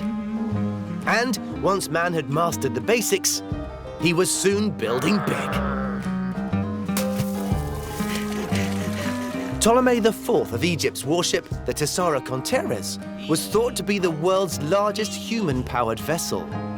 At 130 meters, it was meant to be rowed by 4,000 slaves. But in practice, it wasn't very mobile. Oh, forget it! In 1625, King Gustavus Adolphus of Sweden commissioned his giant warship, the Vasa. Fantastisk! But top-heavy with 2 gun decks of brass cannons, a small gust of wind pushed her over on her maiden voyage.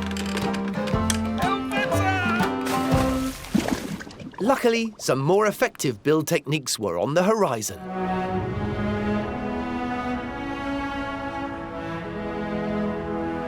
In Baltimore Harbor stands one of only 2 boats remaining from a vanguard fleet of Second World War cargo vessels. Naval historian Claude Berube knows them as the Liberty ships. This is the SS John W. Brown, one of 2,700 Liberty ships built during World War II. She's one of only 2 operational Liberty ships anywhere in the world, and she represents some groundbreaking engineering. The Liberty ships were a response to an urgent wartime problem. Crucial Allied supplies were being shipped from the US across the Atlantic to European shores. But the seas were heavily patrolled by German U-boats. The Allies were facing a problem. They were losing supply ships at a dramatic rate.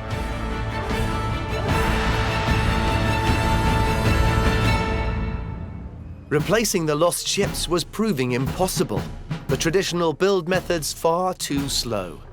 Prior to 1941, ships were built piece by piece, and then they would be riveted together. Well, what you would have is the keel that would be laid, and then you would have the ship's frame or the skeleton, and then you would have the hull also riveted on. Big ships took a long time to build, 6 months or more, with hundreds of skilled men. The Allies needed to find a way to build those ships at least faster than the Germans could sink them. In 1941, Henry J. Kaiser, one of America's most modern industrialists, offered an inspired solution. Kaiser asked himself, instead of building piece by piece sequentially, what if he built modules across the shipyard, and they would all then be assembled and welded together, and this would save an extraordinary amount of time. Modules could be built simultaneously in large sections in different locations and delivered to the shipyards. And, inspired by Ford's car production lines, Kaiser replaced traditional riveting with the faster technique of welding.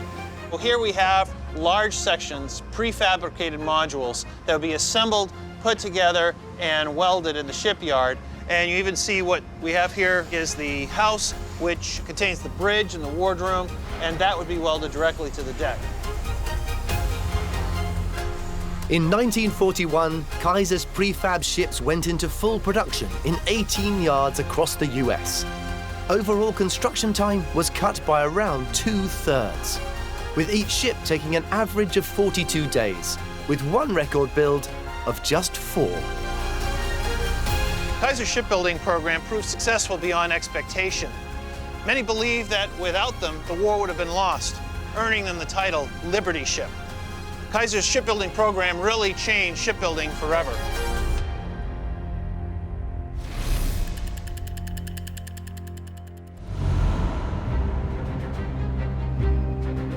Engineers on the pioneering Spirit are taking Kaiser's methods and employing them on a gargantuan scale.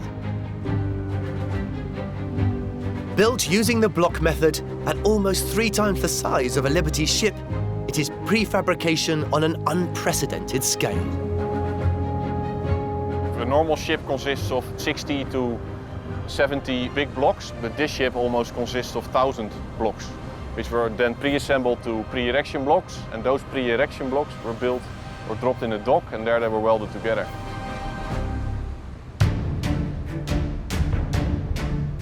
Before sailing to her home port of Rotterdam, Pioneering Spirit is constructed in the Daewoo shipyard in Korea, only one of 4 shipyards big enough for the job.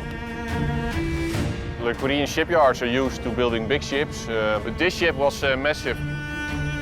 And the ship's unique shape means the prefabrication method can be taken one step further.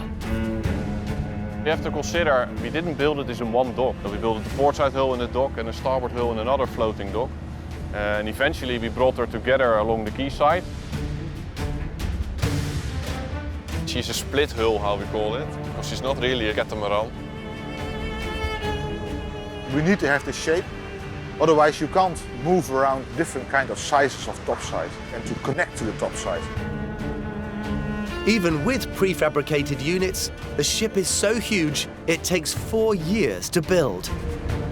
The amount of man hours, the amount of welding work involved in that was 2 to 3 times as much as they expected.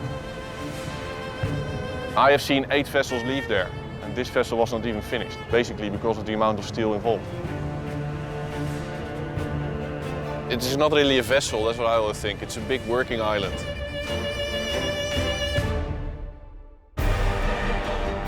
Pioneering Spirit's engineers have created a unique ship. But to achieve the ambition of physically lifting a rig from the seas, designers have to draw on yet more innovations from history. Feels a bit like riding on a magic carpet. To make the impossible possible. Oceanic mega vessel pioneering Spirit is at the vanguard of the offshore construction industry. Built to salvage rigs in one gigantic lift and lay pipe in the planet's deepest waters, for Vice President of Innovation Andre Steenhuis, this ship is the engineering project of a lifetime. The capacity of this vessel is quite unique. You've got 1 million tons of displacement. The length, the width are huge.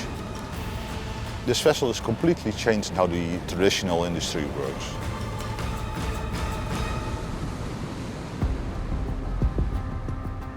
The ship's unique design means it can pick up an oil rig topside in one epic lift.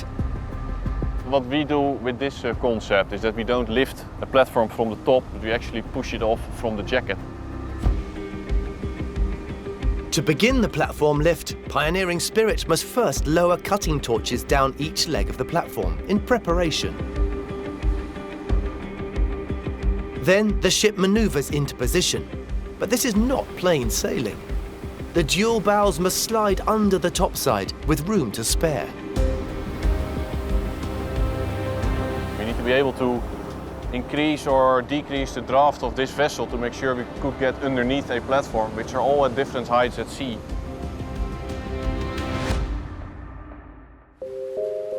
So how do you safely position a 900,000-ton ship under an oil platform in potentially hostile waters?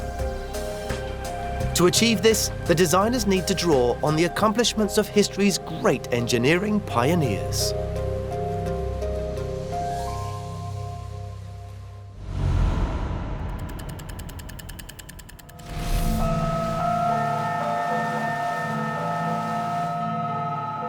Science journalist Leila Nellypour is traveling across the seas of Central America to a remote Panamanian archipelago to investigate an extraordinary engineering mystery.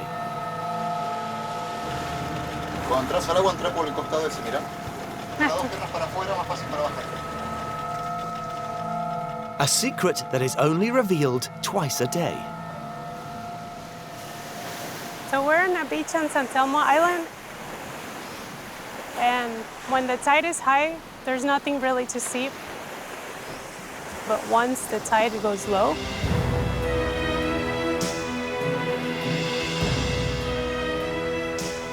amazing wreck.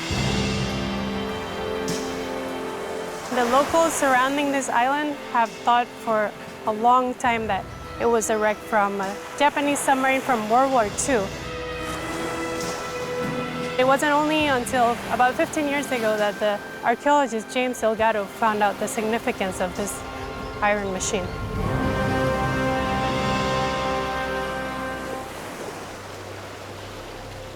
The answer to the mystery lies in the name given to this region. These are known as the Pearl Islands. For centuries, locals had free-dived the rich oyster beds looking for the valuable treasures. But by the mid-1800s, the number of oysters within reach were dwindling. In 1863, sponsored by the Pacific Pearl Company, American engineer Julius Kroll proposed an audacious solution: a hand-powered submarine that could dive deeper than any other before. And this once ignored wreck is it. What's so special about this submarine is that it used a water ballast system to submerge. And it was actually the most sophisticated system of its time.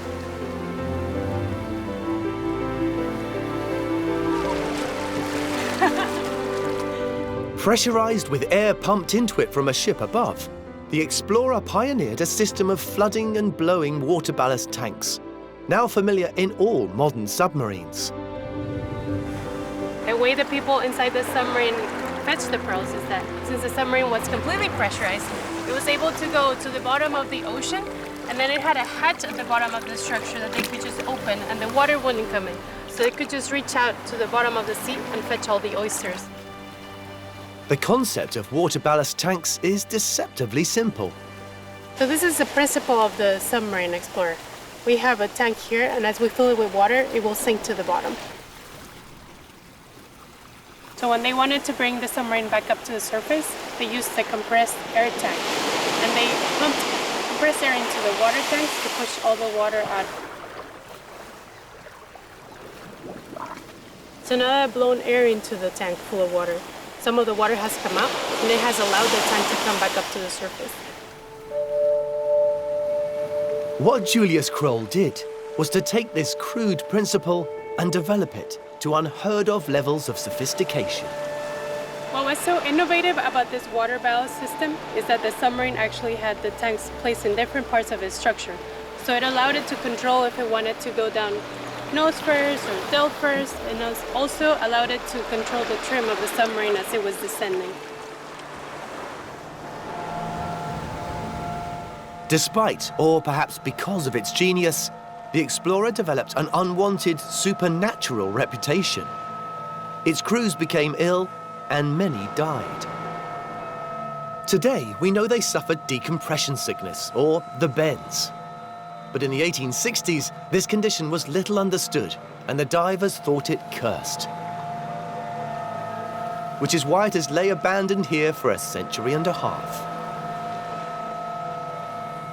Leaving the fate of the submarine workers aside, this was still a very technologically advanced piece of engineering, and it's amazing to be able to see it and feel it and touch it, something that has been with us for over 150 years.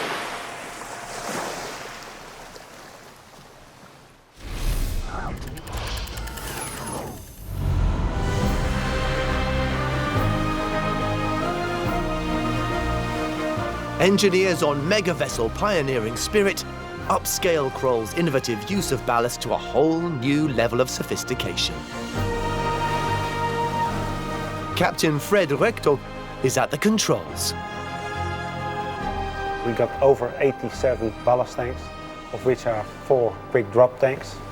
The biggest single tank is already 15,700 cubic meters, which is normally a big vessel. In total, we can occupy about 750,000 cubic meters of ballast water. To position under the rig at a safe distance, the ship takes on enough ballast to increase its draft a further 17 meters.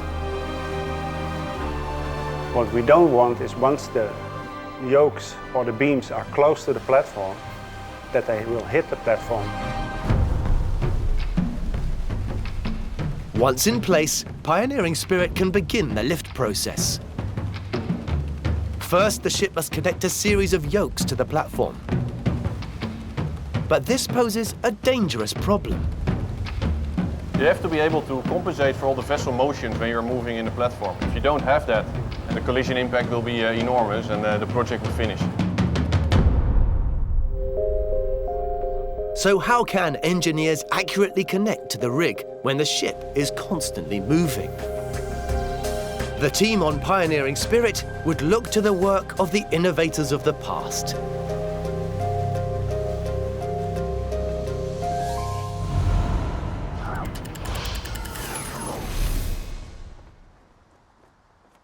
This is the Linas-Morlery racetrack near Paris.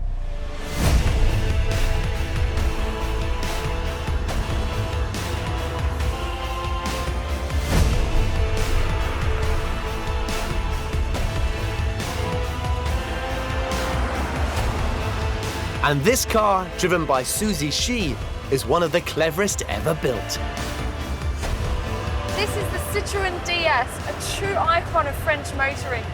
And while she's undoubtedly a thing of absolute beauty, it's actually the engineering underneath the bodywork that makes it truly remarkable.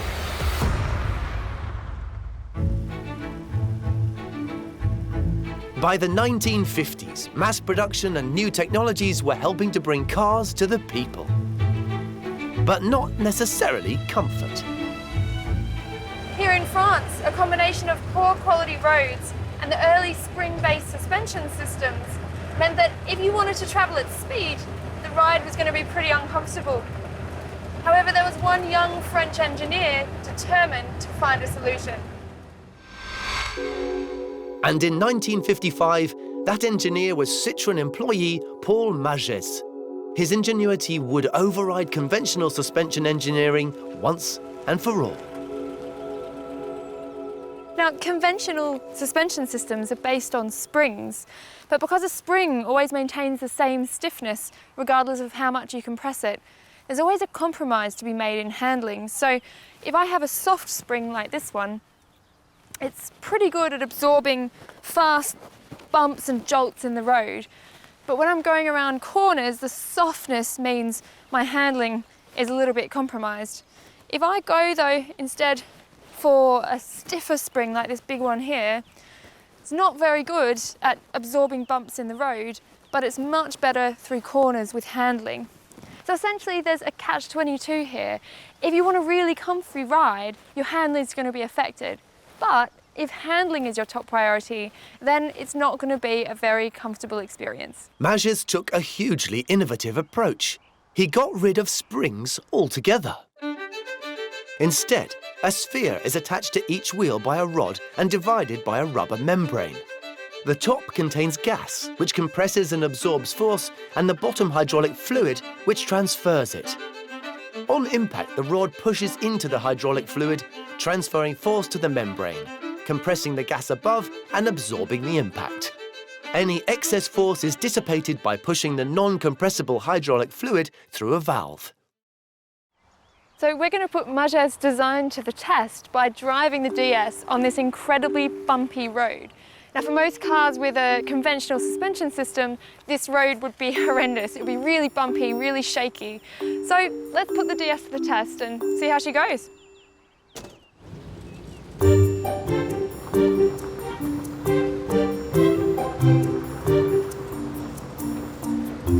This is really quite amazing. I mean, driving down this really bumpy road in my car or a normal car, I'd be feeling lots of jolts and bumps, but in this car I can't feel them. Because we're riding on this kind of cushion of air, it seems to absorb all of the sudden shocks and jolts from the road. So I really think Magès' system, it works. Not only can it cope really well with bumps in the road, but it actually has another trick up its sleeve. It has an automatic self-leveling system so that regardless of how much weight you put in the car or where it's placed, extra hydraulic fluid will be pumped around into the spheres, which will compensate for the weight and bring it back up to its optimal ride height. In fact, the system is so clever that it can even compensate for having a wheel missing. Absolute genius.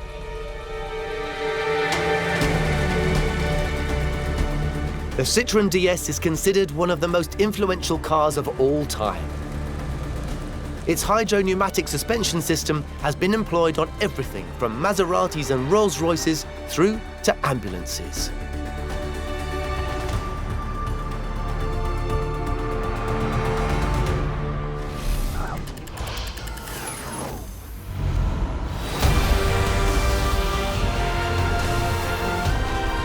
Engineers on pioneering Spirit are employing the same principles as Magès as part of a spectacular stabilizing system. When the vessel is moving around the platform and we switch on to AMC, how we call it active motion compensating. The topside lift system consists of 16 giant beams, 8 per hull, each weighing 1,800 tons. Each beam houses cylinders containing pressurized air, separated from hydraulic fluid. Similar to Magès' spheres, the air acts as a buffer to dampen the cylinder movements. The combination of the hydraulics and the air system what we have, that makes it actually a big and a giant shock absorber, yeah?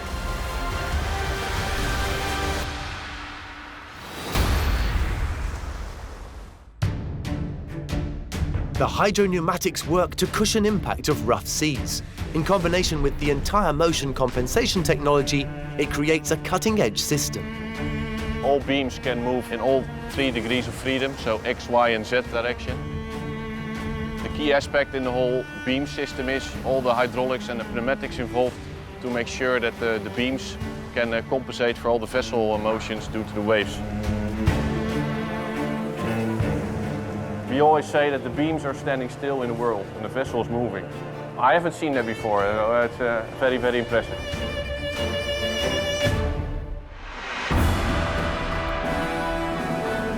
To begin the epic lift, the beams are positioned in sequence under the topside. The motion compensation system is activated, and the torches inside the jacket legs cut them free. The hydraulic system is engaged, and Pioneering Spirit picks up the topside in one staggering lift. Then we simply push one button, which eventually pushes a lot of oil in a very short time through the fast lift cylinders at the front of the beam, pushing the lever up and creating more than 2 meter clearance between the topside and the legs. So far we already have successfully lifted 13,500 tons in one lift. We can lift 48,000 tons on the bow, 25,000 tons on the stern, so which is quite unique. For the whole industry, it will be a big, big game changer.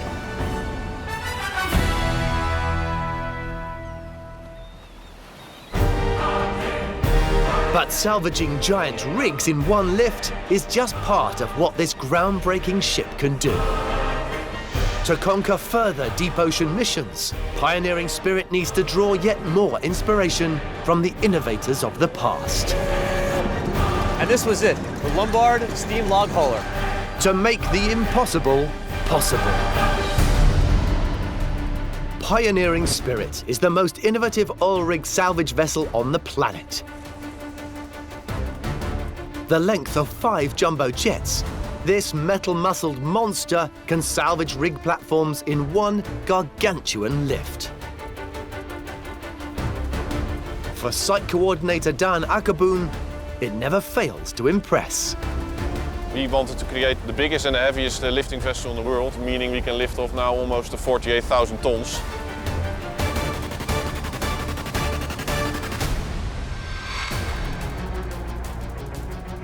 Not only can it salvage rigs in one lift, but for Vice President of Innovations Andre Steenhuis, this $3 billion ship is a cutting-edge multi-purpose oil industry tool. Time is money, so we have to keep on working as long as possible. We wanted to have the double functionality on this vessel, because when you do the heavy lifting, the vessel is occupied for a very short time. And the other time, when we are waiting, we can also lay pipe.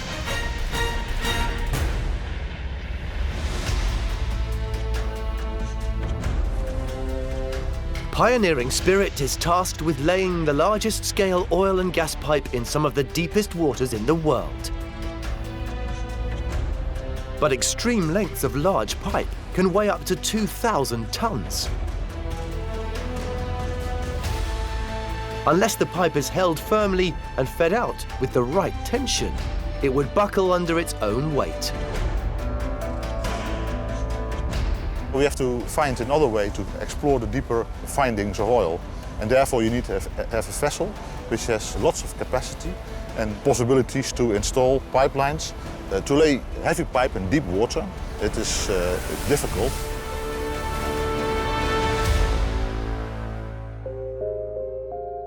So how do you control heavy pipe lay in deep and difficult water? For engineers on the Pioneering Spirit, the solution would lie with a groundbreaking innovation of the past.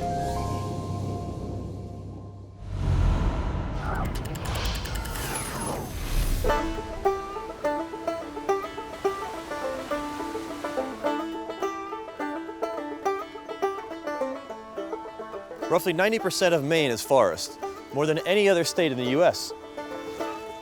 Mechanical engineer Michael Tobias has come to the Pine Tree state of Maine to discover how the logging industry inspired a revolutionary design. As far back as the early European settlers, these timbers have been used as a valuable source of income. Loggers would fell the trees closest to the river first, and log drivers would use the current to ride the trees down the river to the sawmills built along the banks. However, once the trees closest to the banks were chopped down, a problem started to arise.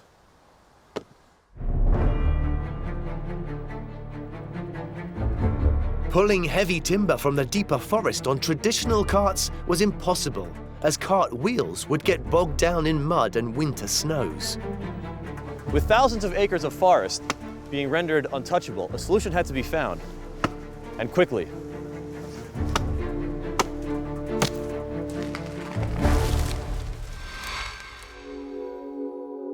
In 1901, inventor and lumberjack Alvin Lombard, who'd experienced the problem firsthand, was set the challenge. We can demonstrate the issue Lombard faced with some boots and some good old Maine mud. As I step onto the mud, I slip and I sink. A lot of weight is resting on a small amount of surface area. To overcome this, I need to spread my weight on a larger surface area, keeping myself afloat.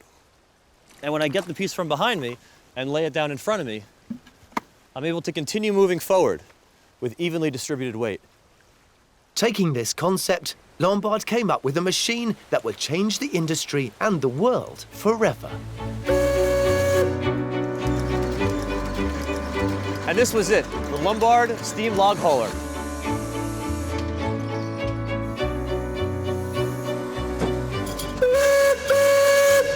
What an amazing machine, incredible.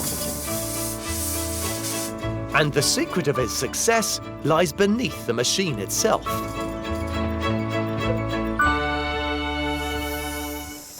The genius of Lombard's design is its continuous tracks, spreading the vehicle's weight across the ground and providing even traction. It effectively lays its own roadway.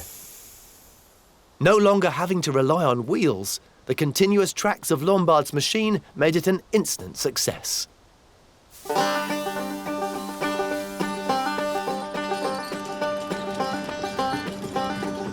The Lombard would typically tow 8 sleds laden with lumber, weighing in at a massive 300 tons. And able to be used all year round, it was the first commercially successful continuous tracked vehicle. Lombard's design was a stroke of genius, and this machine would revolutionize the way engineers around the globe would design and build vehicles for agriculture, construction, and military use. What an incredibly engineered machine.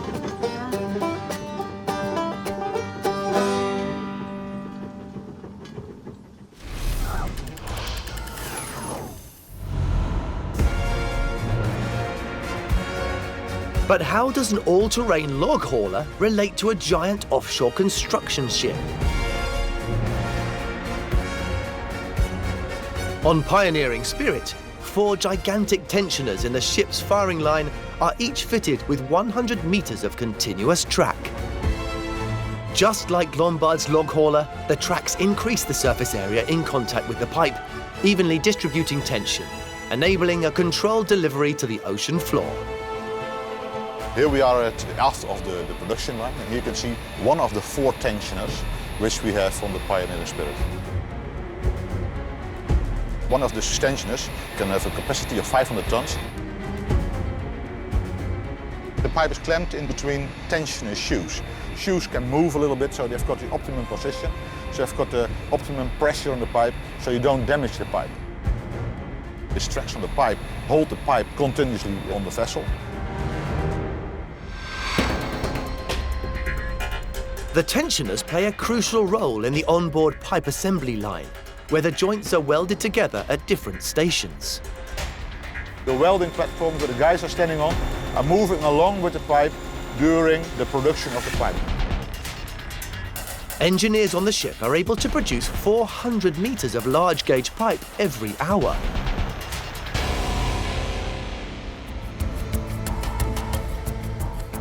Once welded, the megaton pipe is gripped by the tensioners. It's then fed continuously out over a giant stinger to the sea floor. Because we have these tensioners, we can lay deeper pipes. We have less environmental issues with the pipe. There's no sea in the world where the Pioneering Spirit cannot lay a pipe. Pioneering Spirit is pushing the boundaries of deep-sea oil exploration. But to complete this incomparable vessel, engineers would once more need to draw upon history's greatest innovators. It really worked. I mean, it's surprisingly strong. To achieve even more impossible engineering. Pioneering Spirit is a $3 billion ocean colossus. At its deepest draft, it reaches a world record displacement of 1 million tons of seawater, making it the heaviest floating object on Earth. There's nothing in the world ever built like the Pioneering Spirit. She's unique in size, in weight, and in operation. This epic vessel's mission is to clear redundant oil rigs from the high seas, which it does in a unique and innovative way. We can go underneath the platform and make sure that we position the beams underneath the platform and then are ready to lift her off the jacket. This mighty ship is also designed to lay the world's largest gauge oil and gas pipes for a new generation of deep water rigs.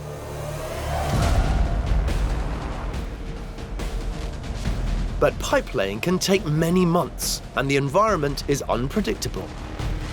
You have to go more out in the deeper waters, so you're much more exposed to difficult weather conditions.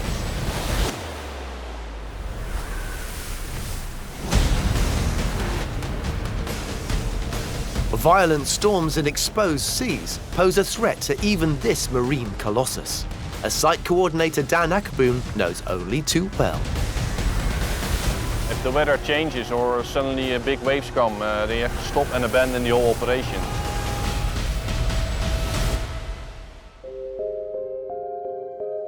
But how do you safely stop and disengage hundreds of tons of pipe onto the ocean floor over a mile down in a raging sea?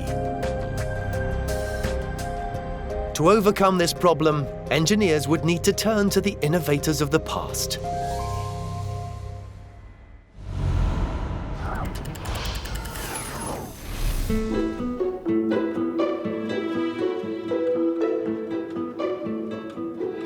Dr. Susie Shi has travelled to Germany to discover a brilliant invention that helped revolutionize the mining industry.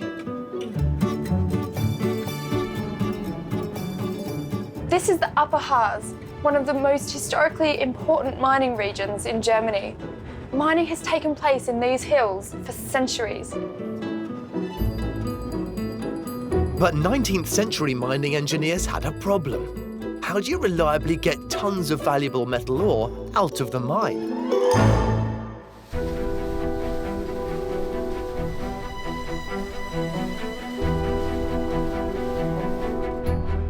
Once it was chiseled free from the rock, it was loaded into large wooden buckets so it could be hauled up to the surface.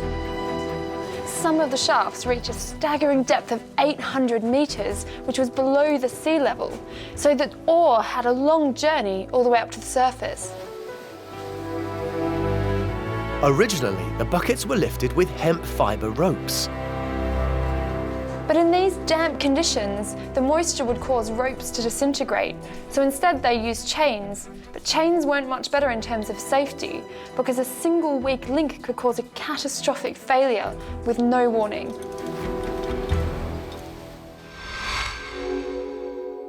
In 1831, mining engineer Wilhelm Albert began working on a new system, which we can demonstrate using tissue paper. Albert determined that there were a few key factors as to why chains were breaking. He realised that if you load a chain again and again, eventually the metal will become fatigued and that will reduce its tensile strength.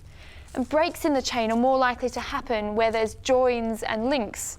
All it takes is a single point breakage for the whole system to fail. Oh, it just completely failed. This is incredibly dangerous. I mean, you can imagine 1,000 pounds of silver ore crashing down on your head. After experimenting with chains for a while, Albert realised that he needed an entirely new solution. And what he came up with was simple but ingenious.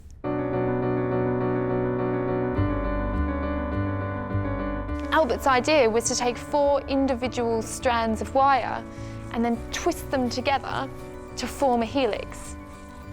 He'd then take 3 of those and twist those together to make it even stronger. So this made a kind of wire rope, and you can tell already it seems much stronger and it should be able to take a much heavier load. So let's try it out.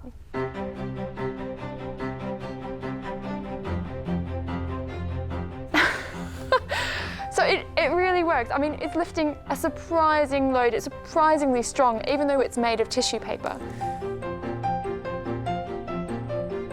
The secret to its success is the continuous strands. There's no individual joins or linkages that can fail.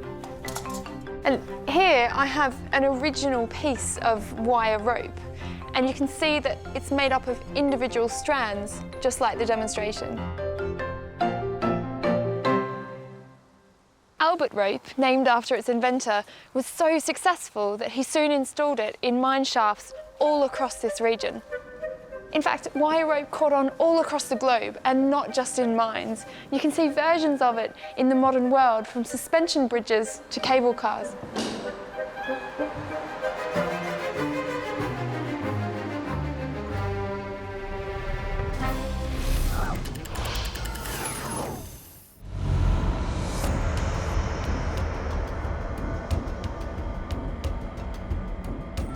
Aboard the ocean giant pioneering Spirit, Wilhelm Albert's wire rope has been used on a colossal scale as part of a deep-sea abandon and recovery, or A&R system. When you are installing a pipeline and you're midway and the weather's picking up, bad weather or even a hurricane, you have to abandon the pipe. So in that situation, you weld on the end of the pipe to weld ahead. The end of the pipe is made watertight by welding a cap on the end. Then, using super heavyweight wire cables, it's lowered to the ocean floor and cut free by an underwater robot. This is the cable, 5-inch cable, it's quite big, and 4,850 meters of length, able to lay down the pipe with 500 tons each, so a total of 2,000 tons of lay-down capacity. This system looks very large, but it has to act very precise.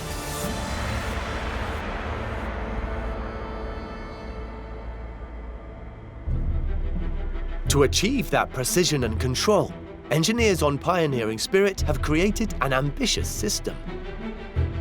Our A&R system has 4 of these winches. These are the biggest winches you can buy. For the biggest pipelines, you need all 4 of them. And to ensure accuracy when using all 4 giant winches, engineers have built in a fail-safe design. Here I've got a right-handed cable, so you can see the helix is going up to the right. And the other side of the vessel, we have got also 2 of these winches. They are left-handed, so the helix is going in the other way. The left and right helix mean the cables cannot intertwine. We can play with the tensions and we can rotate the cable so we can connect the cable to the pipeline. This is unique to the world and to the Pioneering Spirit.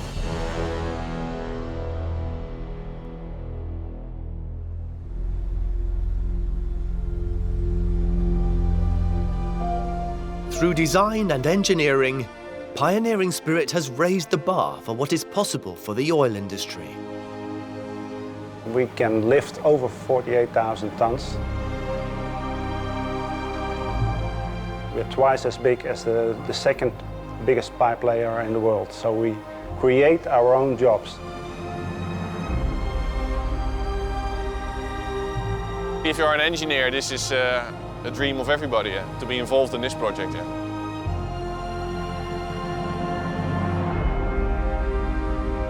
To be involved in the development and designing and building a vessel like this is very unique.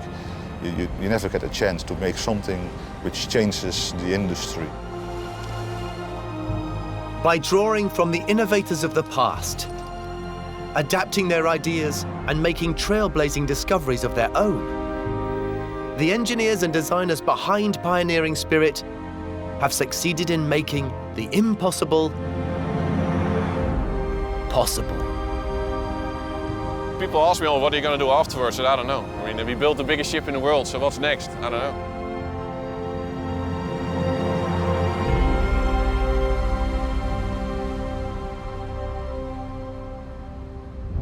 In this episode, the world's most advanced ice station. We have this fabulous station that enables us to operate in a year-round way. In the planet's toughest location. We are actually just coming to a bit of a sticky spot. And the innovative pioneers of the past. What have we seen? It is amazing! Wow! Can you imagine the ships cutting through the ice pack like that? That made the impossible possible.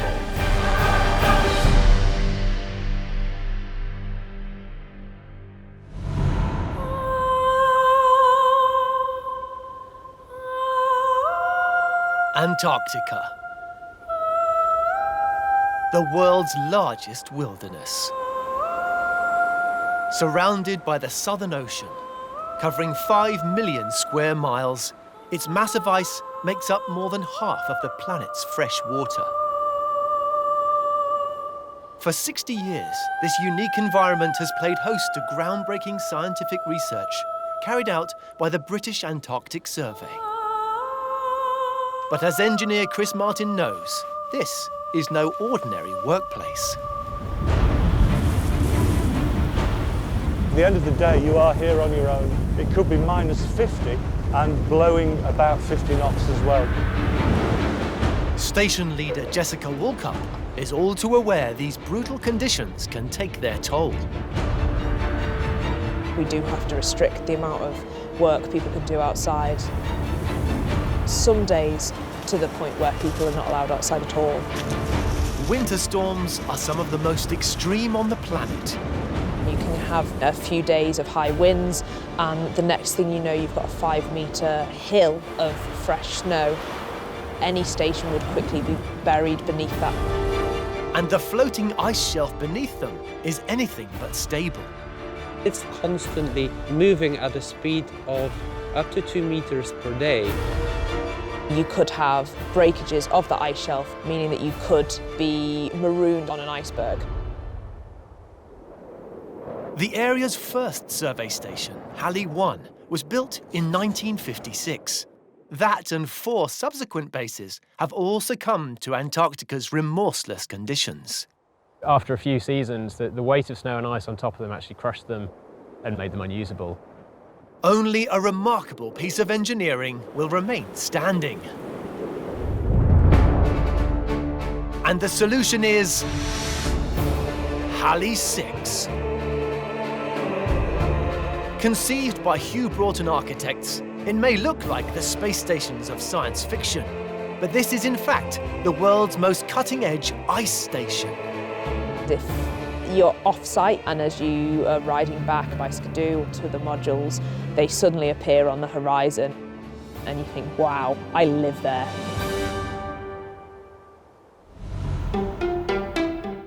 Located in Antarctica on the Brunt ice shelf, this 1,500-metre square modular structure is made up of 8 prefabricated units. 2 bedroom pods sleep up to 52. The social module contains a kitchen, dining room, and fully equipped gym. To protect its occupants, snowdrifts are neutralised by expandable hydraulic legs, whilst 4-metre-long skis allow the 100-ton structures to be towed across the ice, making it Antarctica's first relocatable research facility.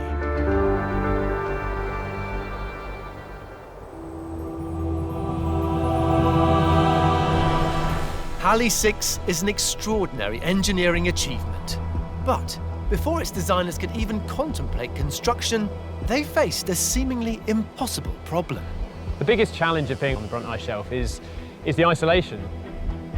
You have to be able to ship down every nut and bolt down to the very last thing that will be needed, because it's just not possible to pick up another screw or something.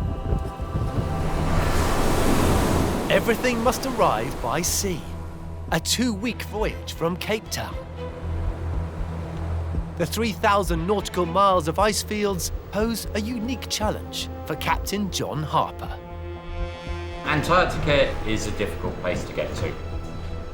We have to keep a very close eye on what the ice is doing, because it will close the door on you. Conventional ships would get damaged very easily in the ice. They're not designed to hit anything apart from water, so they would very easily become damaged and would not last for very long. So, how do you complete a journey across a seemingly impenetrable sea? This would not have been possible without one of history's brilliant innovators.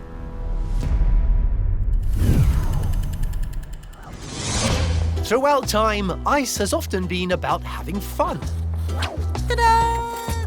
5,000 years ago, Scandinavians strapped animal bones to their feet to skate across their frozen lakes. Fantastisk routine. During the early 1900s, ice was used to race, by whatever means. Hey, watch it, you bum! While saw-driven ice harvesters helped develop luxurious tastes. Oh, I wanted strawberry. But despite its appeal, getting from A to B on a ship was a major problem. Honey, I'm home. What? Engineers needed to think again. Oh,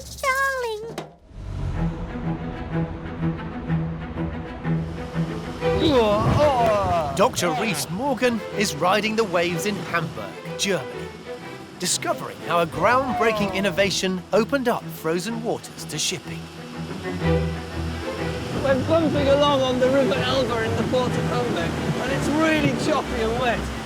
But one of the problems we're not experiencing today is what happens in extreme weather conditions, and that's ice.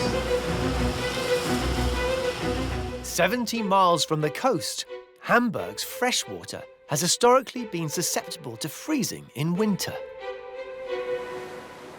With today's warmer average temperatures, freezing of the harbour is rare. But in 1871, it was a very different story. That year, the harbour froze over, not just for days, not even for weeks, but for months.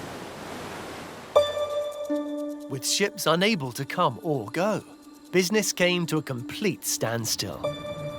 And merchants were soon facing bankruptcy. The residents of Hamburg were so worried that they came out in gangs with pickaxes and shovels to try and break through the ice, but it made no difference. Local engineer Kyle Ferdinand Steinhaus began looking for a solution. Focusing on the ships themselves, he recognized their shape was the problem. Imagine this sharp, pointed edge of my sledgehammer is the bow of my boat. It's perfect for cutting through the water and the waves. But let's see what happens when it encounters the ice.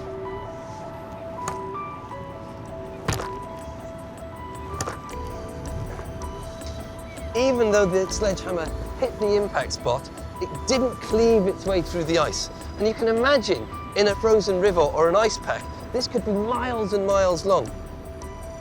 Steinhaus realized that if you approach the ice from another angle, it's a different story.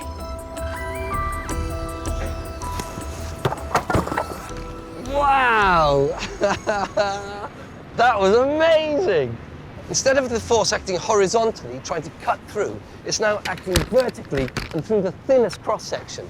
And coming from above makes a big difference. Following on from a Russian design, Steinhaus set out to create a ship that could crash down on the ice. Rhys is visiting Hamburg's preeminent hydrodynamic test centre to investigate his outstanding maritime achievement. This is one of the models used here at the facility to test ice-breaking designs. And the bow does make use of the feature that Steinhaus came up with.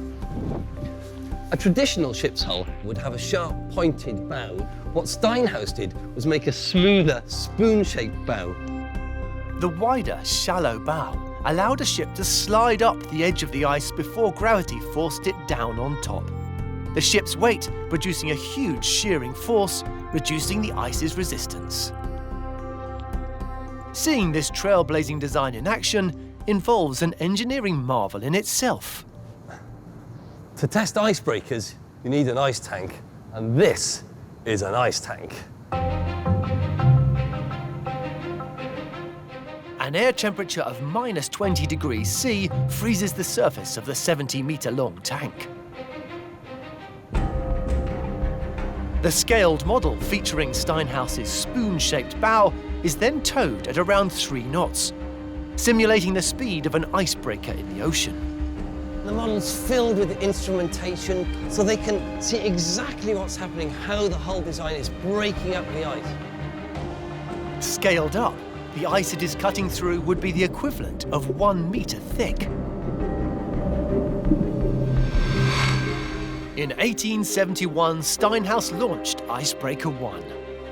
Its spoon-shaped bow design has helped pave the way for many pioneering vessels that can now reach the planet's most inaccessible locations.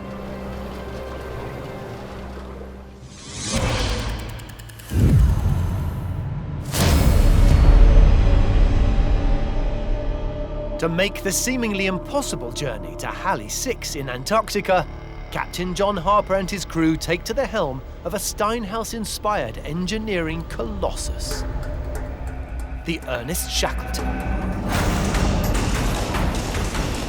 The Ernest Shackleton is specially constructed to be able to withstand big bits of ice, big bergs.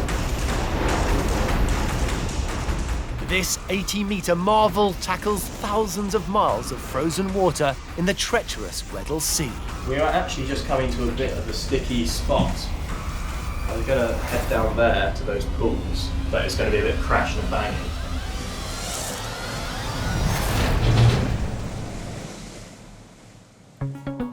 As the rounded bow of this 4,000-ton ship undulates over the ice, to avoid any ripping, its polar-grade steel hull is built streamlined, without stabilizer fins.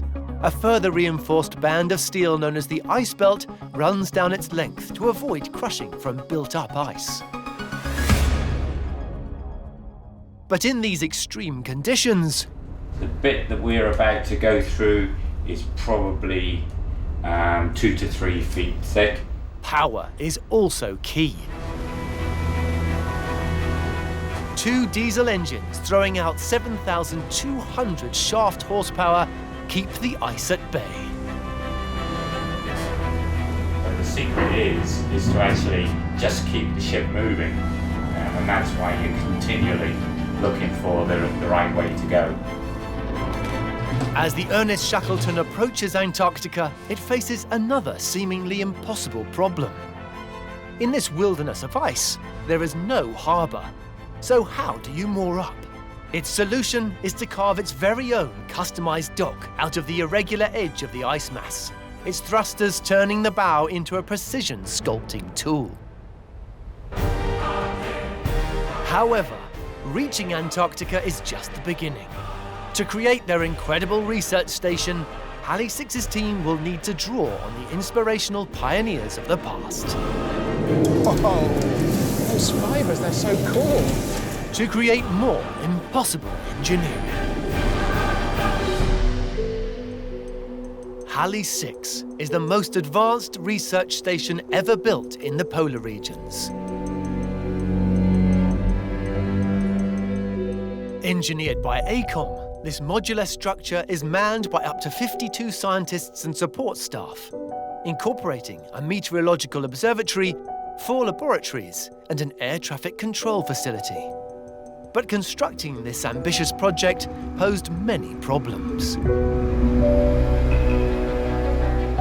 With every piece of equipment brought in by ice-resistant ships during the Antarctic summer, Halley 6's designers only have a short weather window before 50-mile-an-hour winds and drifting snows return.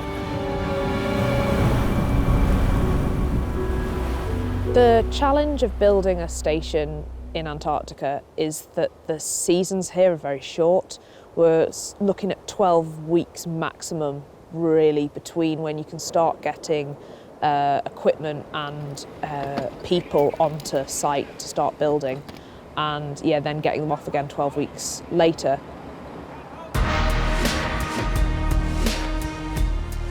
And with 8 modules to complete, including a 480 square metre central pod, British Antarctic Survey engineer Chris Martin is well aware that moving Halley 6's materials from the ships to their site is also a massive issue. One of the things that had to be considered was that the largest piece of infrastructure had to be transportable. Our existing sledges had to be able to carry everything. So how do you build a technically advanced structure at lightning speed in the world's most inhospitable environment? Achieving this would not have been possible without another great innovator from the past.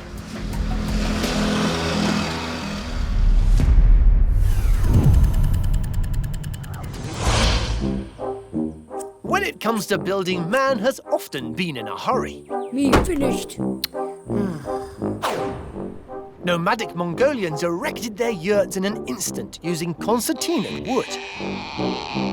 They were so speedy to put up. Hello, can I borrow some sugar? Even Genghis Khan was a fan. Invading England, William the Conqueror relied on building lots of castles fast. Legend has it, he even brought them ready-made on his ships. Steady, steady. But it wouldn't be until the 20th century that man mastered building at breakneck speed. Oh, Harold. Dr. Rhys Morgan is taking an engineering picnic in Letchworth, north of London. My hands are freezing! The unlikely location of a technique that revolutionised domestic construction.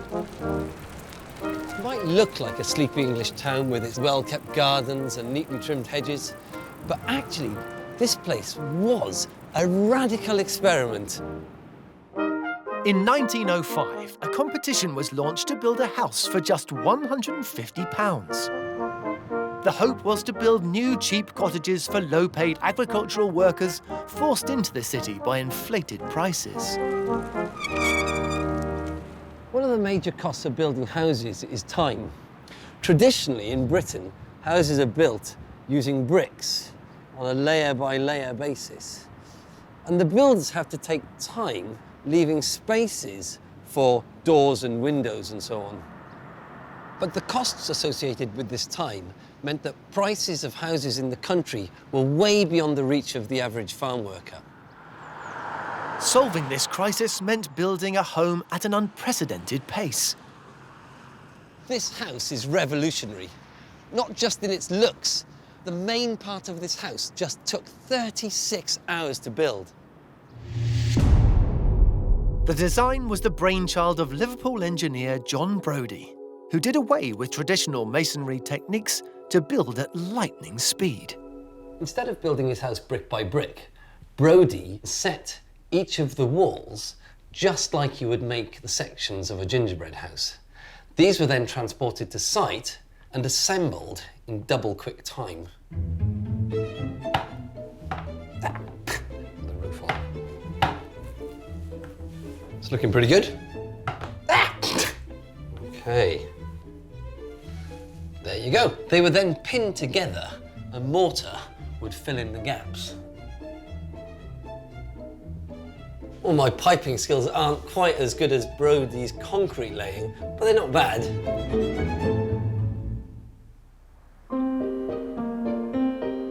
The secret of Brodie's success was his inspired use of steel-reinforced concrete. Cheap to fabricate and quick to install, its strength allowed him to pre-manufacture panels spanning large distances. Here in one of the bedrooms, this ceiling, the roof in actual fact, is a single slab of solid concrete brought down onto the walls at an angle. And with time of the essence, Brodie's connection methods are also super efficient. As we look up at the top, we can just make out the tie rods. These were the bolts that pulled the walls together and made the whole structure sound. Over a century later, John Brodie's prefabricated methods have been supersized. To find out how, Rhys is in Munich, southern Germany. Computer-controlled machines in this factory produce complete sections of homes. These are bespoke houses that are being built every 2 days. In this mind-blowingly slick process, even the plumbing is fitted out, allowing bathrooms to be installed on site in a matter of hours.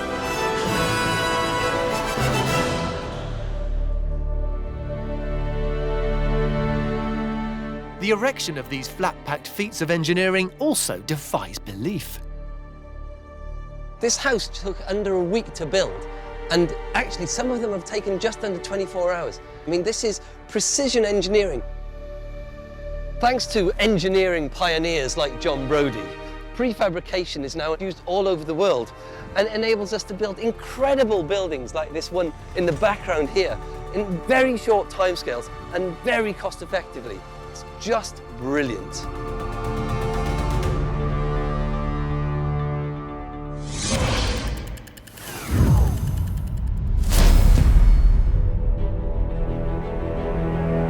To build Halley 6, engineers have to draw on Brodie's genius prefabricated methods.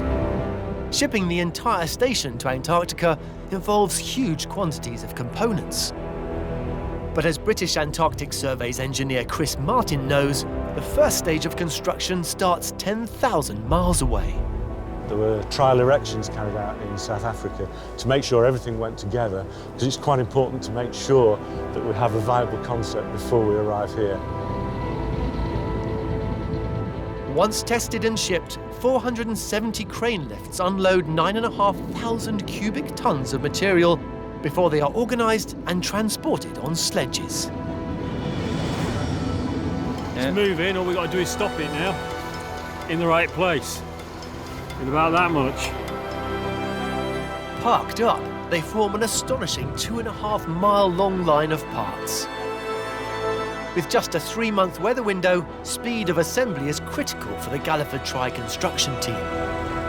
Structural advisor to BAS, Ben Rowe, is heading into the centre of their sectional build, a 175-metre square space frame. The steelwork that you see around you is a space frame, which is like the chassis in a car. It provides the strength for the support of the floors and the structure above. But importantly, it connects the 4 legs in this particular module together. As temporary supports are removed, it takes less than 1 hour to raise each frame up on its 4-metre legs. Then specific interiors can be installed. As you can see, there's the prefabricated bedrooms, plant room and WC. Next stage for this is to have the structural steelwork erected around it. As each superstructure is craned into place, Very cold, very windy. I can hardly feel my fingers. pre-planned services are positioned. Definitely got the heavy end. Take it down, Mark. If he sits down, and take it down to about 1.5 See how he sits over. And then a typical pod is ready for its critical outer skin. But in the face of winter snowstorms and temperatures as low as -56 degrees C, what lightweight material can possibly survive? To combat Antarctica's brutal climate, Halley 6's engineers would have to turn to another invention from the past.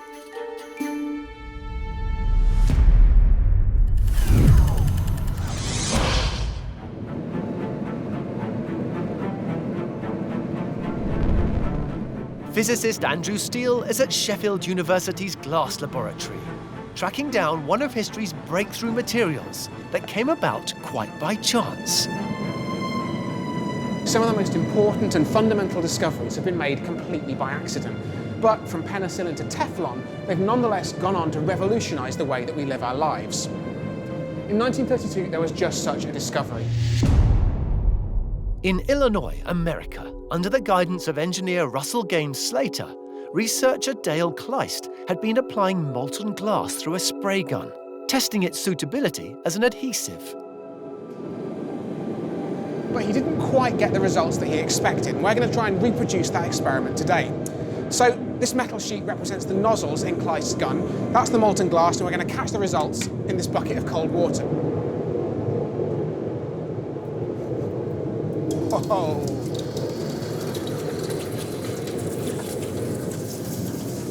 You can see that as the glass comes through those holes, it makes these incredibly fine fibres. It's beautiful. And once cooled in the cold water, the material is equally impressive. And here we go. You can see we've made some primitive glass fibres. This process was the first step on the road to the material that we know these days as fiberglass. Further development would produce fine single fibres possessing a surprising quality. You wouldn't think these things would be strong at all. And yet, even with this relatively small bundle of them, they're strong enough that even if I try quite hard, there's no chance of me breaking it.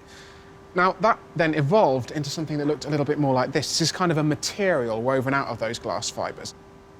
And by the 40s, Games, Slater and Kleiss stiffened this weave with resin, creating fiberglass as we know it today.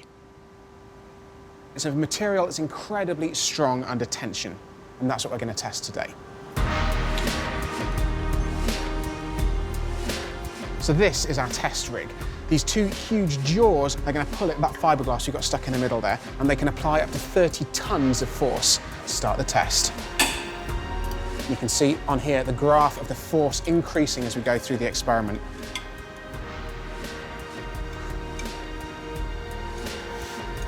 This is very tense. Ooh! And there we go. You can see a pretty clear line of failure there. And if we look on the graph here, you can read off, wow, that failed at 52,000 newtons, which is 5.2 tons. That's like 5 family cars. That piece of fiberglass was strong enough to hold that much weight. Even today, Kleiss and Games Slater's robust chance discovery remains a viable alternative to wood and sheet metal. Its tough, mouldable and super lightweight qualities standing up to the most demanding of environments.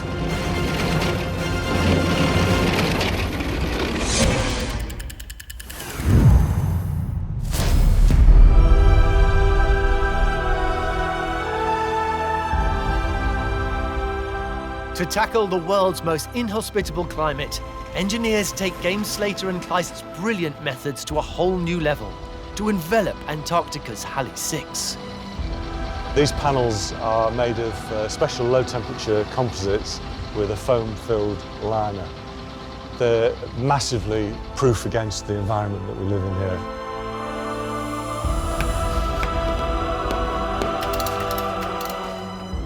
Cryogenically tested to minus 40 degrees C, the 200mm glass-reinforced plastic outer skin is also super strong, allowing a huge saving on weight.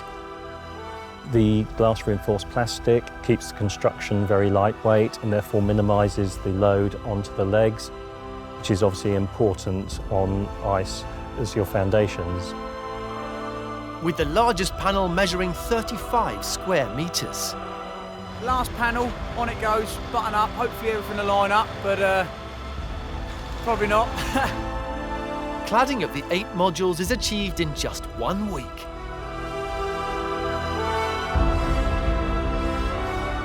Oh, that's good, we're there. Bye! Hey.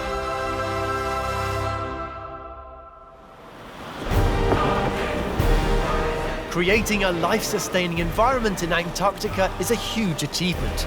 But for Halley 6 to remain standing, engineers would need inspiration from another of history's genius innovators to produce more impossible engineering.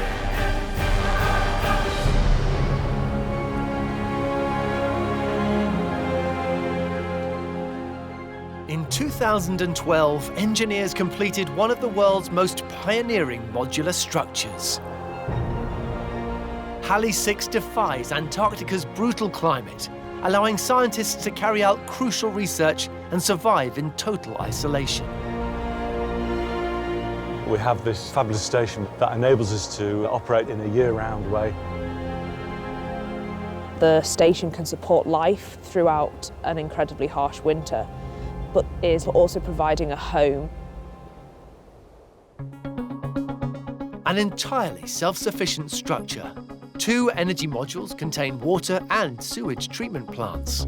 A doctor's surgery includes facilities for operations and dentistry, and creature comforts are also provided for its occupants during their lengthy visits.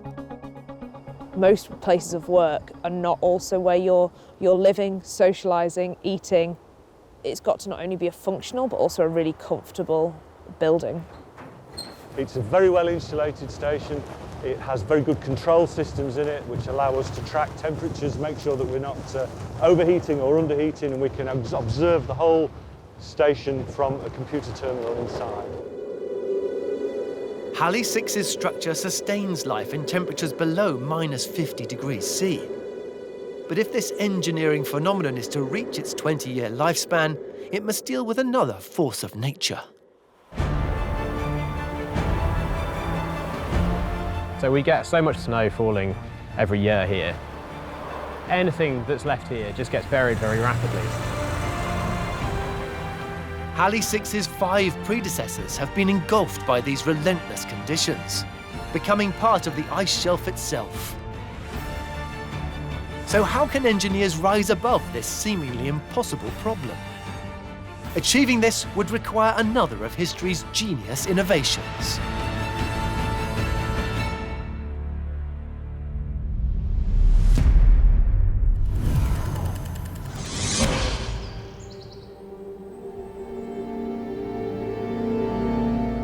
The resting place for a vital discovery lies deep in a South London cemetery.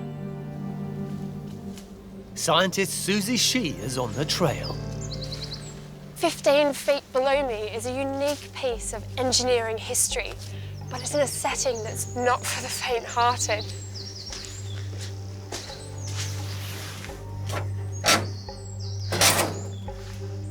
This place is amazing.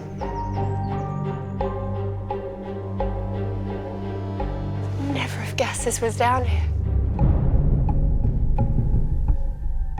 Directly beneath the site of a former chapel lies a network of subterranean passageways. The 180-year-old West Norwood Catacombs was once thought to offer the perfect ending for aristocracy and the well-heeled. During the Victorian period, mourning the dead was a serious business. And instead of burying your loved ones in the ground, the preferred option, if you could afford it, was to bring them here. There are about 3,000 coffins here lining the walls, but getting each of these coffins into their paid-for and allocated space was no easy task.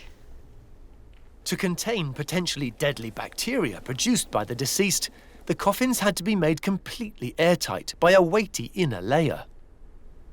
When it's lined with lead, it can weigh not over 200 kilograms. And getting something that heavy around 15 feet underground required a pretty clever piece of engineering. In 1795, inventor Joseph Bramah took the world by storm, patenting the hydraulic press. Turning his brilliant invention on its head would offer the perfect solution for lowering and raising Norwood Catacombs coffins to the chapel above. This is a catafalque lift, so the coffin would sit on here, and then it would take about 45 seconds to be brought all the way down, and this catafalque needed to be lifted all the way back up again. And that's where Bramah's hydraulic press principle comes in. And it all centres on this clever pump system here. So in operation, this handle would have been lifted all the way up, and a hydraulic fluid would have rushed into the cylinder. And then when the handle gets lowered back down again, the pressure would be forced through there to another larger piston, which then lifts the catafalque. In this water-filled system, the large strokes exerted on the small piston transferred to the large piston underneath the coffin, producing small, powerful movements. Inching up, it took 180 strokes for a 200-kilogram casket to reach the chapel above. It's a clever piece of engineering for something that's 178 years old. And to see just how powerful Bramah's technique is, Susie is returning above ground. So I can demonstrate the principle of a hydraulic press using this, which is like the one we had inside, but upside down. So all I have to do is exert a small force over this side over a large distance, and that's transferred via a constant pressure to this ram, which is going to exert a large force but over a small distance. And the force should be sufficient to break this brick. I hope I'm strong enough to break the brick. That would be embarrassing, wouldn't it? Wow, that was surprisingly easy. It took me just a couple of strokes of this to exert so much force that the brick is literally shattered. Bramah's hydraulic press was so successful that the same principle is used in almost every modern hydraulic system. It was a brilliant piece of engineering.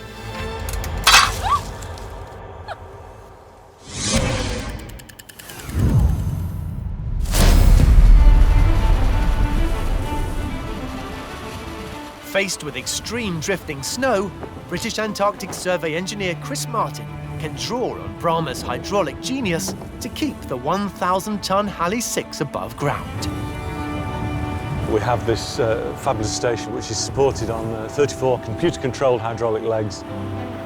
Each telescopic leg is made up of two 45-centimetre cylinders, ingeniously controlled from within the space frame.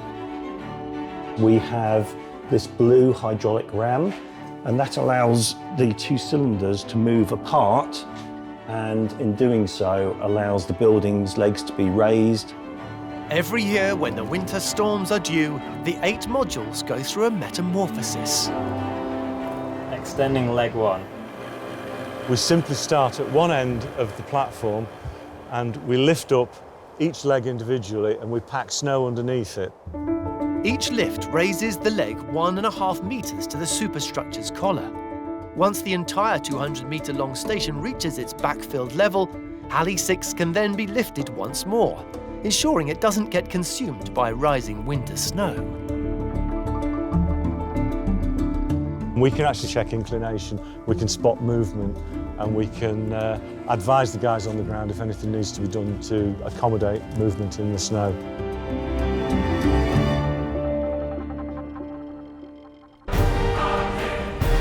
A creative solution has conquered another of Antarctica's meteorological challenges. But one huge hurdle still remains. And Halley 6's engineers will need to call on another of history's great innovators. This is incredible! What a machine! To produce more impossible engineering.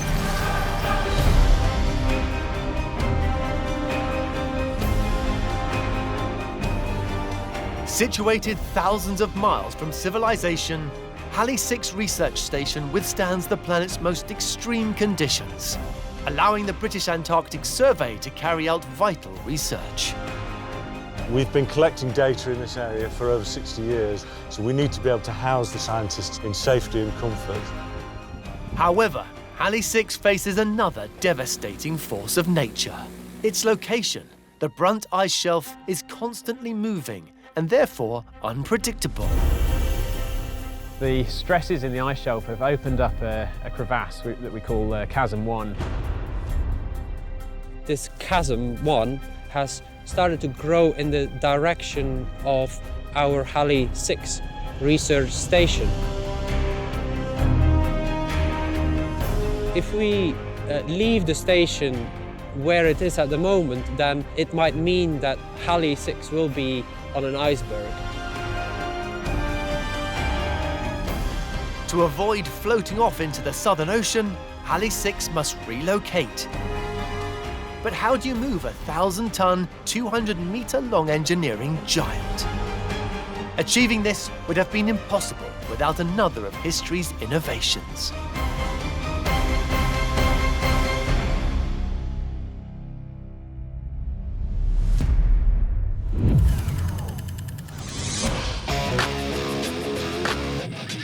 Mechanical engineer Daniel Dickrell is in Florida to unleash a truly mind-blowing feat of engineering. This is incredible! What a machine! That is amazing! This is an M18 Hellcat! One of the most successful armored vehicles America had in the Second World War! Reaching an astonishing 55 miles per hour, the Hellcat's top speed and maneuverability earned it legendary status on the battlefield.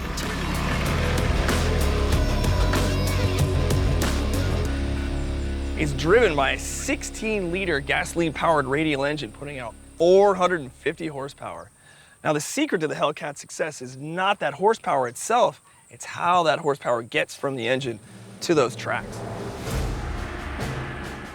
And the key to this is down to the Hellcat's transmission. Up to the late 1930s, armoured vehicles such as the Sherman used standard manual transmission, similar to a road car, to transfer the engine's power to its tracks. Manual transmissions rely on moving mechanical power from the engine to the transmission through a series of interlocking metal gears. You get that wrong, and you have a horrible grinding noise that we all can recognize.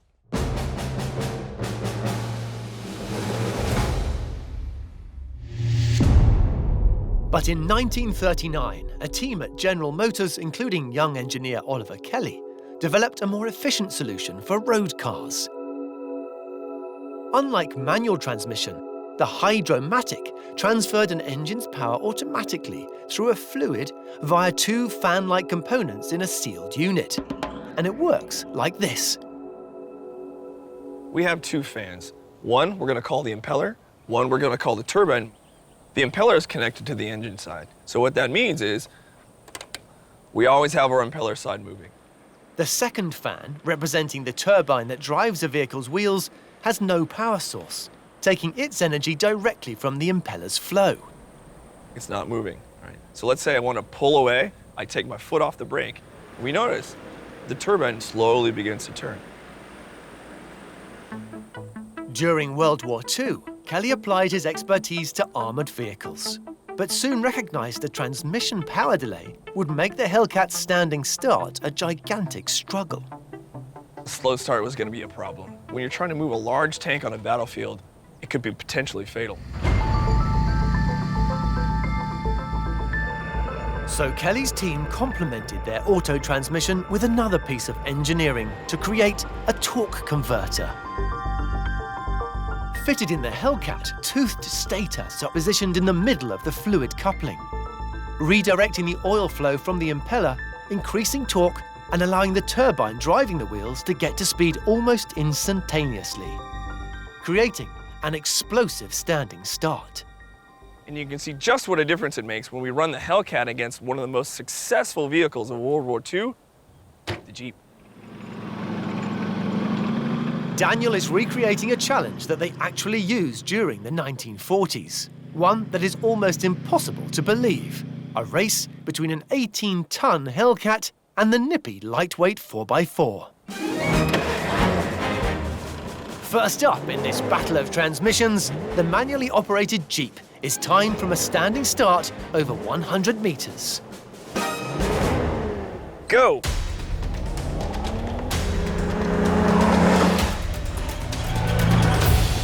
Okay, 17 seconds, not too bad, but remember, he's got mechanical gear chains, a manual transmission, lots of things that could have gone wrong. The Hellcat is 18 times heavier than the Jeep. Hellcat, are you ready? But is equipped with Kelly's groundbreaking auto technology. Go!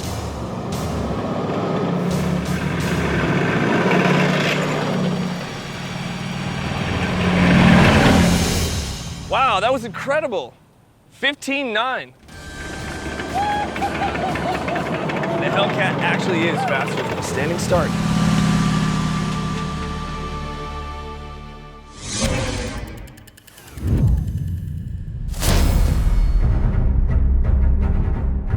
In Antarctica, as the Chasm 1 crevasse creeps dangerously towards Halley 6, structural advisor Ben Rowe and his team need torque converters to shift their structure, which is around 6 times the weight of the Hellcat. We are locating Halley 6 23 kilometres further up the ice shelf. It means that we're moving over 1,000 tonnes of building here. It's quite a big engineering task. The concept is that the station is modular, so it breaks down into 8 different modules, individually towed. To break the central module, Big Red, from the ice, we're not ready yet. Requires a staggering 60 tons of startup force. 3, 2, 1, engage.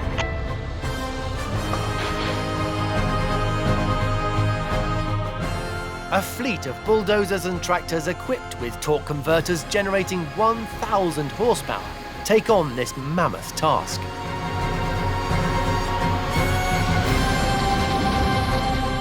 This substantial pulling power is helped out by another clever piece of engineering. The skis are made from steelwork and about 4 metres by 1 metre wide, and the bottom of each ski has a plastic-like sheeting which actually helps with the slip resistance. The combination of brute force and cutting-edge solutions complete Halley 6's seemingly impossible move in just 75 days.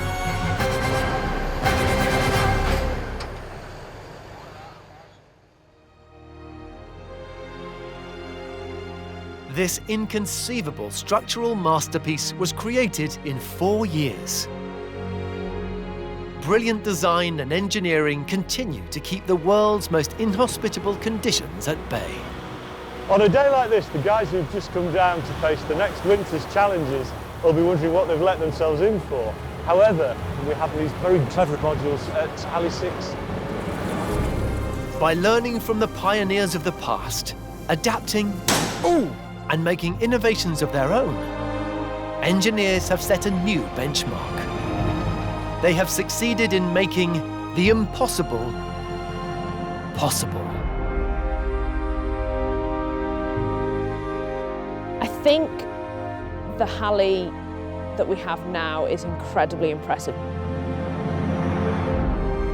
And if you are lucky enough to spend a winter here and you get to see the silhouettes of the modules against the southern lights, that's a really special experience.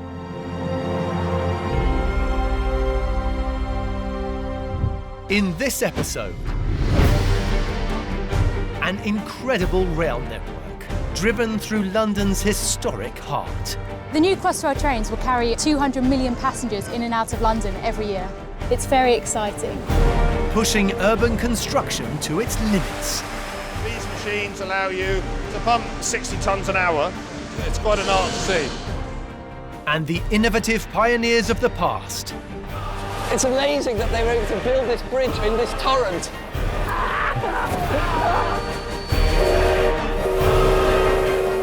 I love the Industrial Revolution. That made the impossible possible.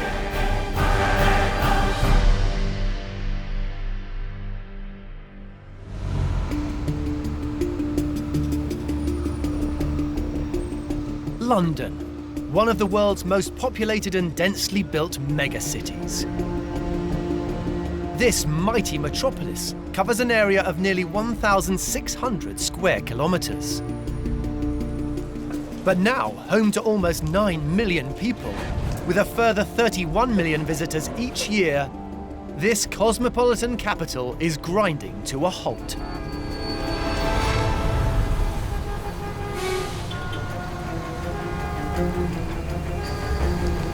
It's a problem that engineer and commuter Camilla Barrow experiences every day. London's a fantastic place to live. Everyone wants to be here. There's a lot going on. However, catering for these people in terms of transportation is critical, and as you can see right now, it's bursting at the seams. Every day, more than 11 million journeys are made on London's transport network, including 3.5 million on the London Underground alone. The current London Underground is about 150 years old, and it's a fantastic system and caters for a large capacity. However, it was never anticipated that it would cater for this amount of people. To solve this seemingly insurmountable problem, engineers have embarked upon Europe's biggest construction project.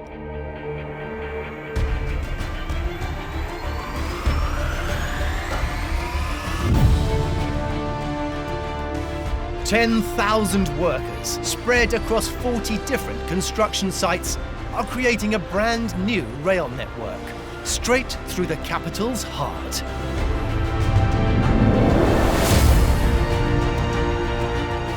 For Operations Executive Michael Bryant, this project presents a series of complex challenges. London's infrastructure is 300 years old, and underneath London is a veritable labyrinth of tunnels for all sorts of purposes. It literally looks like a hairnet that's been screwed up. It's extremely complex.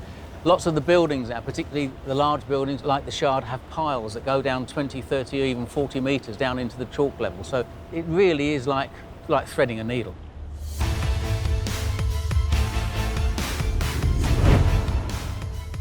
Stretching 118 kilometres, the network will pass through 40 stations, from Reading and Heathrow in the west to Shenfield and Abbey Wood in the east.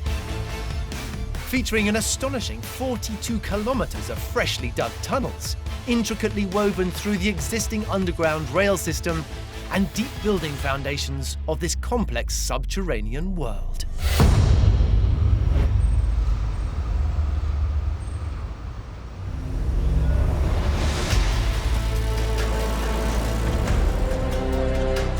In 2012, 8 gigantic 1,000-ton tunnel boring machines operating 24 hours a day, 7 days a week, begin creating this new network.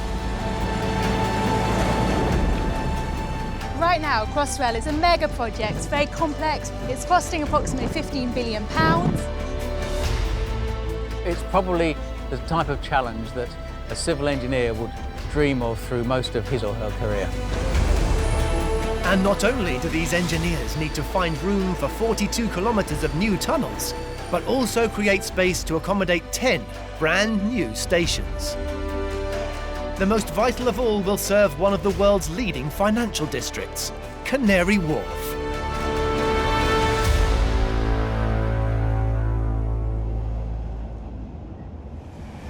One of the biggest problems when we wanted to bring Crossrail to Canary Wharf was finding the space to do it. All of the land is full, as you can see up there, so the only place to do it was in the water. The challenge was to deliver a concrete box 28 metres below water level. The option of failure just did not exist. So, how do you create a brand new station deep in the water of the River Thames? To realise that seemingly impossible challenge, engineers would take inspiration from some of the greatest innovators of the past.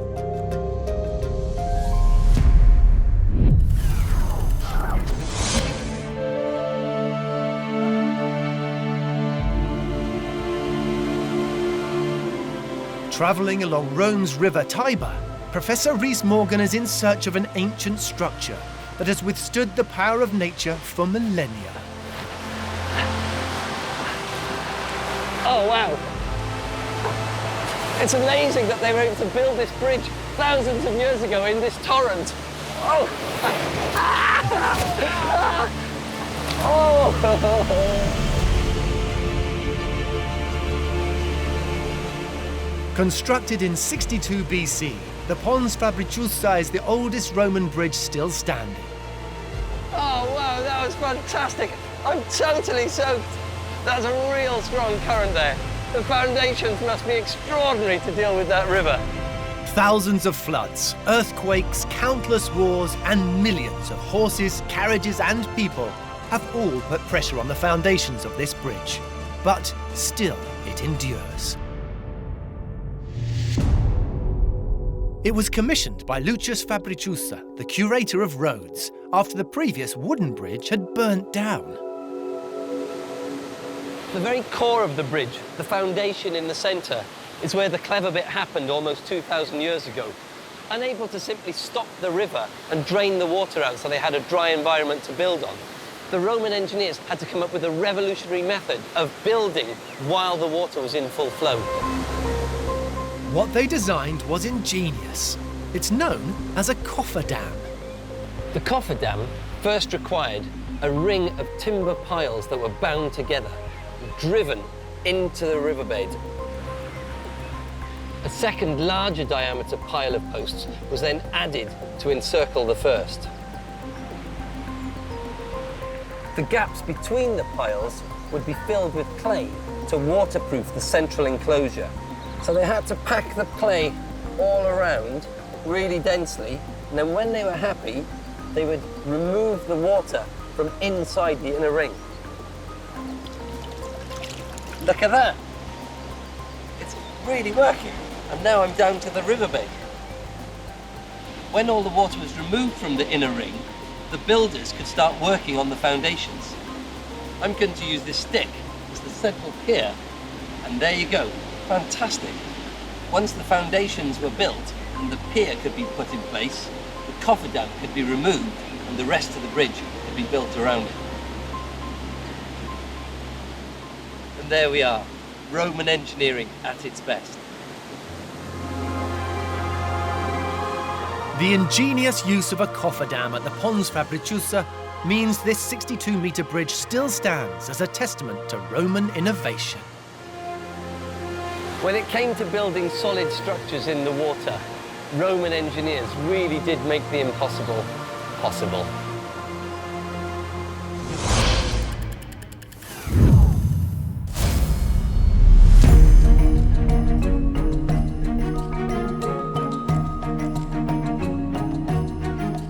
The engineers at Canary Wharf in London take the Romans' cofferdam and employ it on a gigantic scale. To build a brand new 250-metre-long station in water, engineers drive nearly 400 18.5-metre-long tubular steel piles into the dock floor to create a state-of-the-art cofferdam, vastly bigger than that used at the Pons Fabriciusa. But constructing it isn't without its challenges, especially when leading financial institutions with sensitive trading floors are your neighbours.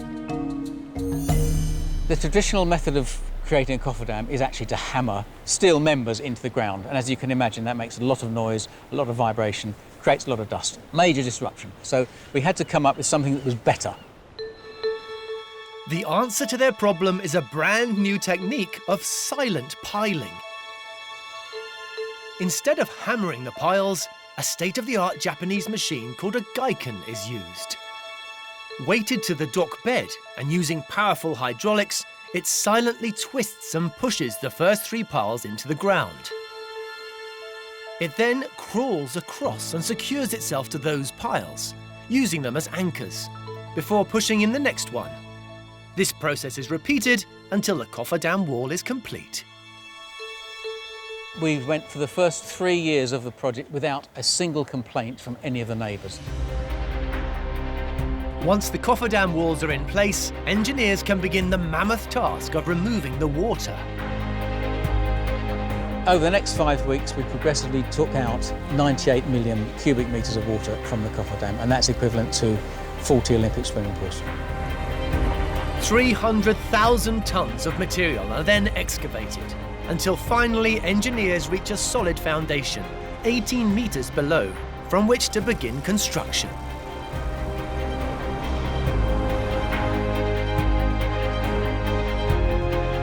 When fully operational, this £500 million station will be one of the largest and busiest on the new network.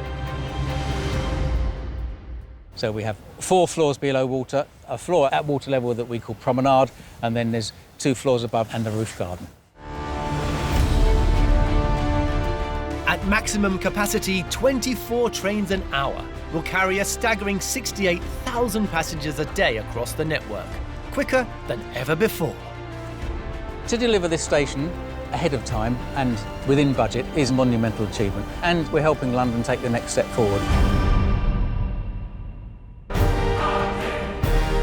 But creating this mega station is just part of the £15 billion project.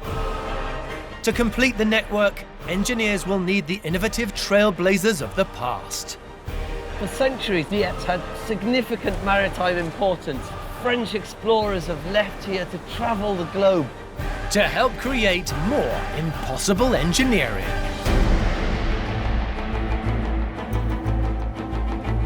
Deep below the surface of the UK's capital city, Europe's biggest construction project is underway. 42 kilometres of tunnels and 10 brand new stations, threaded through a complicated and busy subterranean world. Crossrail will enable an extra 1.5 million people to enter or be within 45 minutes of central London. It's a fantastic project. You're working with some of the top expertise in the industry. It's very exciting.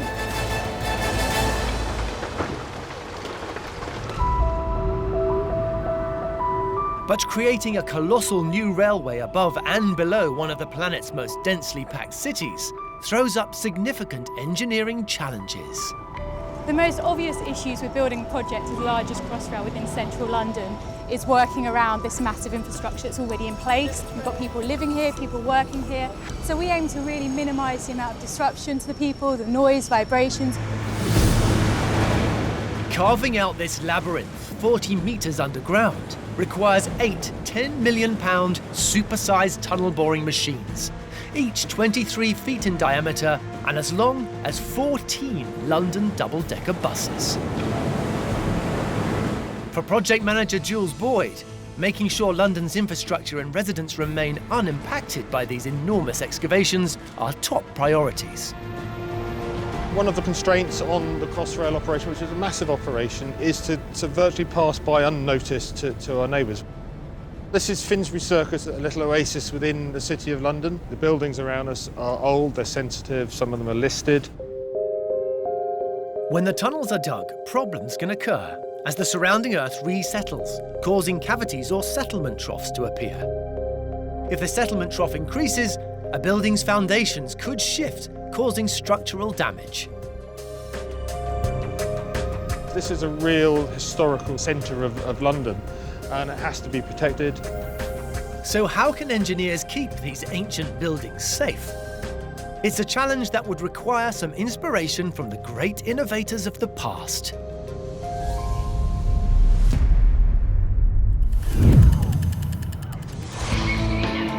Tunnelling under cities isn't new. In the 6th century BC, to have a supply of fresh water that couldn't be cut off by enemies, the residents of the Greek city of Samos dug underground aqueducts. They must be getting thirsty by now.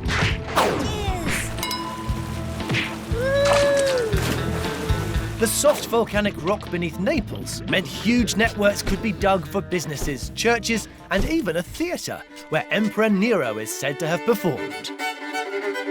Ooh, he's on fire tonight. Limestone mining under Paris created tunnels for what would become the world-famous catacombs, where the bones of 6 million former inhabitants now reside. Hold on! Push! But any city excavation comes with a risk. Ah, Luddy's better.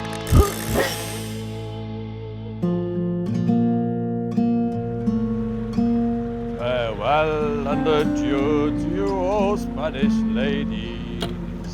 Farewell and adieu to you, ladies of Spain. Dr. Rhys Morgan is heading offshore for a seaman's view of a port with a surprising history. That is one optimistic seagull. There's nothing for you, my friend.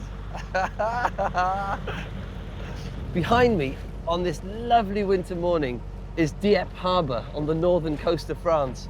For centuries, it's had significant maritime importance. French explorers have left here to travel the globe. But since about the 11th century, almost 1,000 years, it's been a major fishing port. But in the early 1800s, access to the harbour was under threat. I've got a couple of maps here of the old harbour, and it's changed significantly over time. But what I'm looking for is a particularly important sluice gate that helped the big ships come into the port behind me. It must have been just about here, because as I walk around, I can see from the old buildings we come to much more modern buildings, and it's really open. And I imagine it would have been just around here. This large sluice gate would have opened, allowing the ships to come in and out of the harbour. The gate had been constructed to stop the build-up of silt and pebble deposits and was a vital tool in keeping the harbour entrance clear. It was around about the end of the 18th century that the sluice gate stopped working, and this had a real impact on the economy. The gate foundations no longer held their weight, causing them to stop working. Luckily, in 1802, French civil engineer Charles Berigny, employed to manage the harbour, had an inspired idea. So this is my demonstration of the sluice gate and the problem that was happening underneath. First of all, we had the rocks on the bottom of the seabed. On top of the rock was a softer top layer. And it was on top of this softer top layer that the foundations of the sluice gate sat. Now the problem was that the water coming in through the harbour was going underneath the foundations of the sluice gate, and it started washing away and eroding the softer particles of the top layer. And that meant that the foundations of the sluice gate would be destabilised, and ultimately the sluice gate stopped working. Berigny's solution to the problem was brilliant. First of all, Berigny drilled a series of holes 5 foot deep through the foundations of the sluice gate down into the soil where it had eroded away. And then, this was the really ingenious bit, he got a piston pump, what he called a blow pump, and he filled that with clay grout. And with a series of hammer blows, he forced the cement down into the soil below. This is getting a bit messy, so I'm just going to squeeze it. Down you go, in you go. The cement's pouring through the holes, filling up the subsoil below, and making those foundations nice and stable. As Berigny's clay grout was hammered through the pre-drilled holes, it spread out beneath the masonry foundations, squeezing into and filling the gaps created by the erosion. After a period of time, the grout set hard. Okay, we've left it a while. We're going to see how it's set. Wow, it actually has worked. God, I really didn't think it was going to work, but that's fantastic. And unlike the soil, which was washed away, because it's solidified, it just stays in place. And that would have really helped the foundations of the sluice gate. After minor tweaks to the technique, the grouting was completed, and the work proved a resounding success.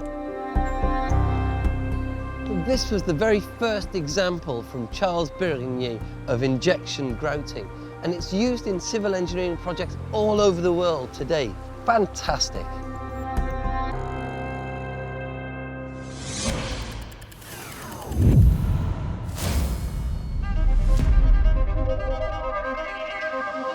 Engineers at Crossrail have taken those early injection techniques and developed one of the most sophisticated systems in the world, one which begins above ground. Up on the corner of this building, there is one of the many ATSs. There's another one up here, and you'll see targets. These are essentially prisms. High-tech surveying instruments known as automatic theodolite systems, or ATSs, are placed strategically across the city. The ATS fires a beam of light at its reciprocal prism. Engineers use specialized computer software to continuously measure the angle of the beam. If the angle changes too much, this can indicate a shift in the foundations.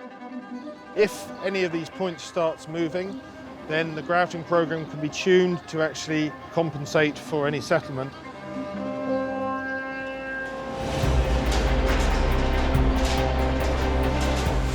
Below the ground, in a purpose-built grouting tunnel, the team are busy reacting to recent information received from the ATSs above.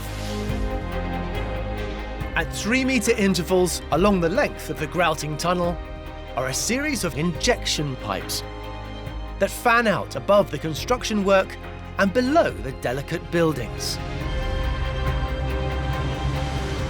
Getting the grout to where it's needed is the job of Principal Engineer Cliff Kettle. So grout comes via the injection line from the piloted pump, will come up this borehole, will isolate the individual sleeve. This rubber sleeve will push open, the grout will exit here and fracture the ground, and it will go into the ground.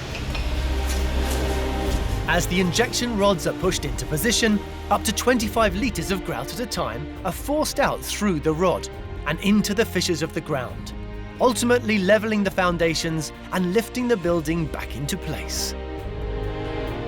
Some of the facades of these buildings here are 70,000 tonnes. We see on a daily basis that just the injection of maybe 3 or 4 cubic metres of grout can move that building several millimetres. Spanning 5 years, it's the biggest compensation project the world has ever seen. Compensation grouting is absolutely vital for the project because it does something that there is no other process for. There are many locations across Crossrail where the excavation couldn't have been completed without the protection provided by compensation grouting.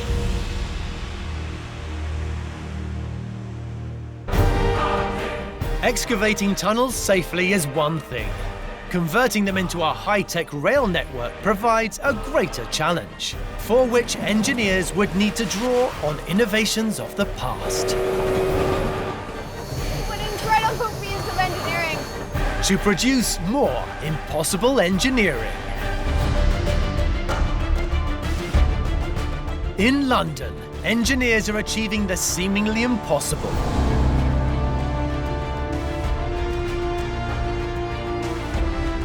Weaving a brand new rail network over and under this city's congested core. Crossrail is a fantastic project. Every day there's a new challenge, there's a lot going on, a lot to keep you stretched, a lot to keep you interested, and a lot of big problems to solve. And one problem in particular is keeping project manager Jules Boyd especially busy. Throughout the network, a large proportion of the running tunnels have been excavated by the purpose-built tunnel boring machines. The TBM's obviously a big machine, it's a factory, it builds segments of one size, it's building very fast. As TBMs dig, they automatically line the freshly exposed clay with prefabricated concrete slabs, quickly shoring up and sealing the walls. But when they arrive at a station, these massive machines have their limitations. It's not very flexible in terms of size. It will build one size tunnel only, which is what it's made to do. The platform tunnels here, for example, 10 metres in diameter. You would never do those. They're 250 metres long with the TBM. To dig these varied cathedral-like spaces, engineers have turned to the more conventional excavating machines. But if the freshly exposed clay is left unlined for too long, it could collapse. So how do you quickly shore up the more complex and cavernous spaces across the network that aren't automatically lined? To do that, engineers would need to draw on the work of an unlikely innovator.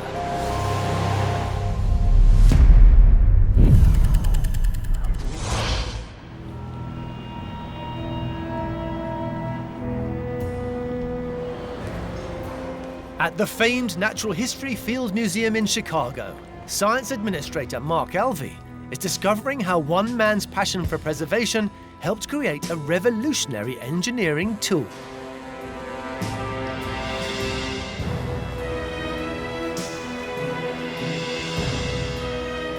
These are the Field Museum's famous fighting bull elephants. They were mounted over 100 years ago, and they're still one of our most iconic exhibits.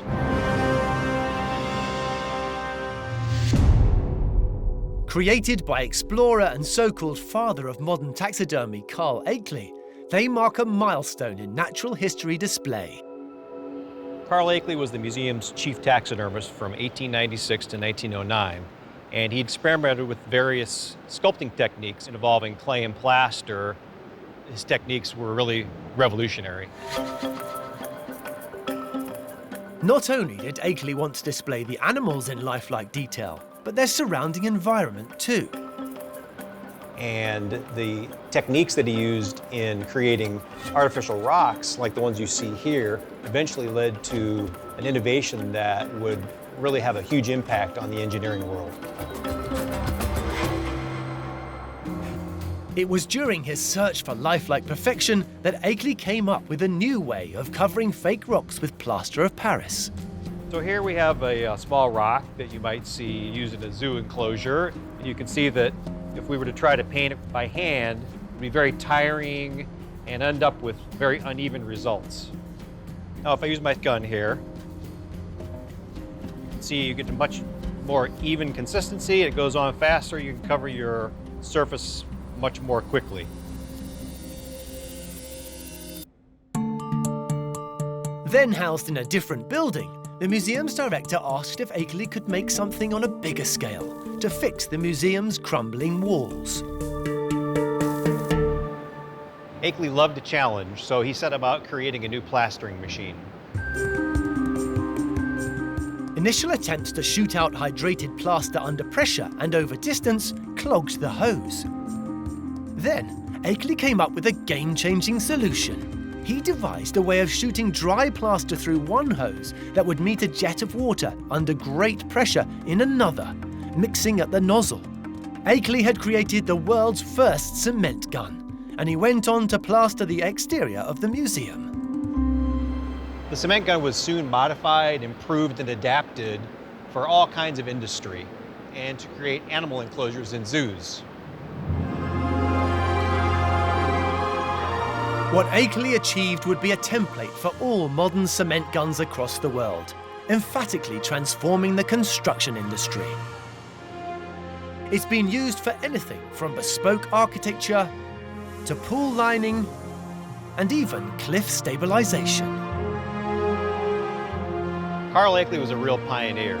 His contributions to the world of engineering are truly remarkable.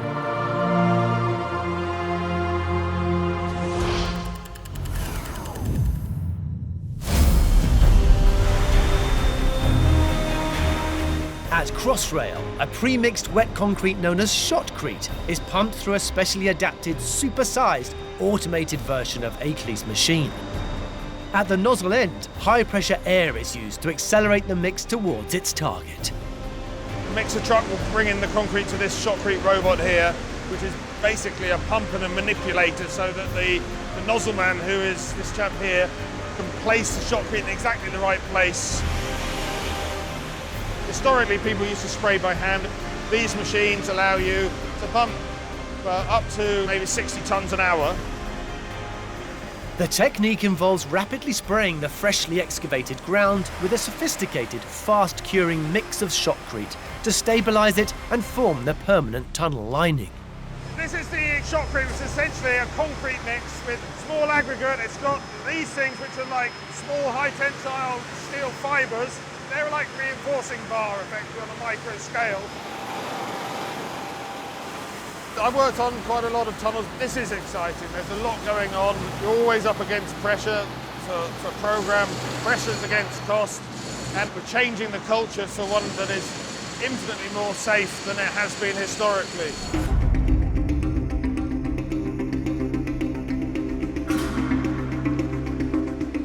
With a staggering 42 kilometers of brand new tunnels now constructed, the momentous task of creating a high-tech railway is underway. We're now in our tunnel fit-out phase. We're putting in our ventilation, all our high voltage power and signalling, and it's starting to look like how it looked when trains would run through it. And one of the biggest jobs is laying the track itself. On our project, we have 4 different types of track. There's approximately 108 metres each section, and you've got about 47 kilometres of this across the project. So how can the team efficiently install tens of kilometres of rail track throughout the extensive tunnels? To answer that seemingly impossible challenge, engineers draw inspiration from some of history's greatest innovators.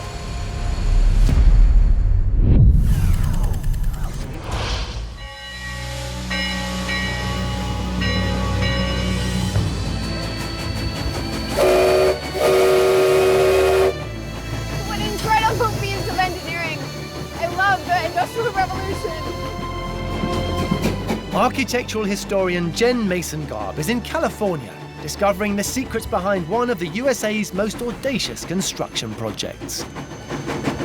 Today, there are over 150,000 miles of rail track across the continent. But in the early 1800s, it would have taken more than 6 months to cross the continent by horse. But all that changed on July 1st, 1862. The signing of the Pacific Railway Act by Abraham Lincoln authorized 2 companies to build an 1,800-mile-long railroad between California and Nebraska. This new railroad would allow people to cross the entire continent by train, a project of staggering ambition. And the 2 railroad companies had an incentive to move fast because they were paid by the mile, $32,000 per mile. And so they were off. Union Pacific starting in the east and moving west, Central Pacific starting in the west and moving east, racing across the continent to each other. Despite the challenging terrain, Union Pacific workers were soon laying 4.2 miles of track a day. Key to this remarkable achievement was a method devised by two brothers, Jack and Dan Casement. The Casement brothers had just come from the Civil War, where they served as officers, and they were in charge of laying all the track for Union Pacific. They ran this track operation with military precision. The casement method involved creating an entire moving city. Locomotives would pull sleeping berths, dining cars and kitchens, providing everything for thousands of workers. The key to the Casement brothers' success wasn't just in the efficiency of the workforce, but also in the really smart engineering systems that they designed. This might look like just a simple cart, but it's got a couple really cool features. Each cart had these two iron bars along the front and the back, which made it possible for the iron rails to slide to the edge. And then these rollers positioned the rail right into place so it could be slid right down on the ties. It saved valuable seconds, and all those seconds added up along the project really made a difference. For the ingenious cart to be effective, the workers were split into two teams. I've got this team of guys ready behind me, and we're gonna give it a shot. All right, team, ready?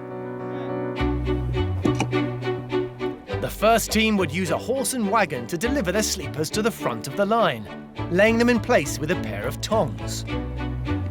At the same time, another crew would be in the back, lifting the rails into position on this cart. 2 men at the front of each rail, 2 men at the back, and then this cart would be pushed to the front of the line. Rail out. As the cart moved into position, it was the responsibility of 2 workers at the front to grab the rail with their tongs and pull it off the cart. And then 2 workers in the back to align the 2 rails. We'd be called the heelers. And when the track was in place, the foreman would yell, "Good iron," and the cart would move forward. Good iron. Roll ahead. Behind the cart would be other men called strappers, who'd splice the rails together at the joins. Behind the strappers, spikers secured the rails to the sleepers with spikes.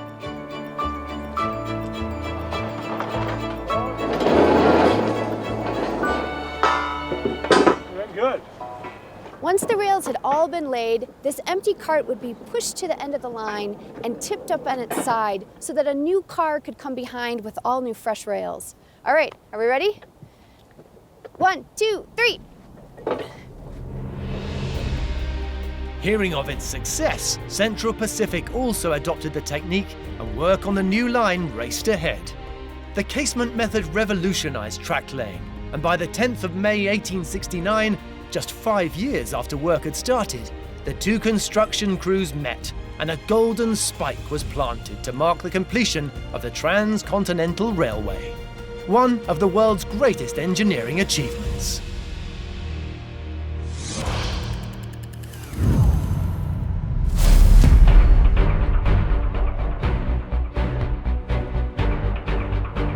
At Crossrail, the team are taking those early pioneering track-laying methods and giving them a 21st century makeover.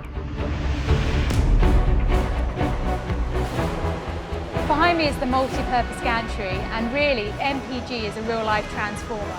We have 4 of them on this project that were designed for Crossrail. These modern-day versions of the Casement Brothers trolley cars cost £1 million each, and are the track-laying workhorses during the fitting-out stage. To begin, the MPG drags 108-metre-long sections of steel rail into position, placing them on either side of the tunnel floor. You've got approximately 47 kilometres of long welded rail, so a large amount of track we need to install all through utilisation of the MPG. Next, sleepers are positioned in between the rail sections. This MPG can lift up 28 sleepers in one go and position them in exactly the correct location. Across this project, we have about 70,000 sleepers we're trying to lay. Finally, this versatile machine lifts the rail onto the sleepers, and concrete is poured to secure it in position.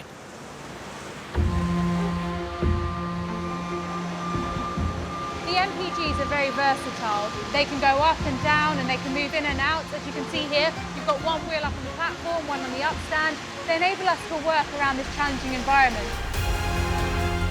Thanks to these 21st century tools, the tunnel fit-out team are well on their way to welcome the first trains through in 2018. The MPGs are real solutions to address the complexities and the magnitude of the tasks we have working in this environment. But building a network on time as complicated and as fast as this is one thing. To make sure the 200 million passengers expected every year use it safely will mean engineers need to once again look to the past. This is the world-famous Coney Island, a place that's provided entertainment and thrills to New Yorkers for over 100 years. To produce more impossible engineering. Crossrail, Europe's largest infrastructure project, is gearing up to completely change the face of travel for millions across London. Many parts of London's public transport system are virtually full already. Any additional capacity that we can add is going to help hugely.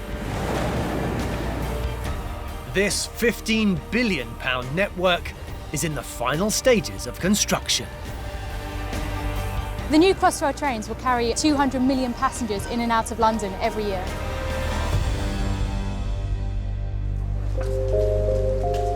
So how will engineers transport an extra 200 million passengers safely from street level to stations as much as 40 metres below ground? To answer that challenge, they would look to the uplifting work of an innovator of the past.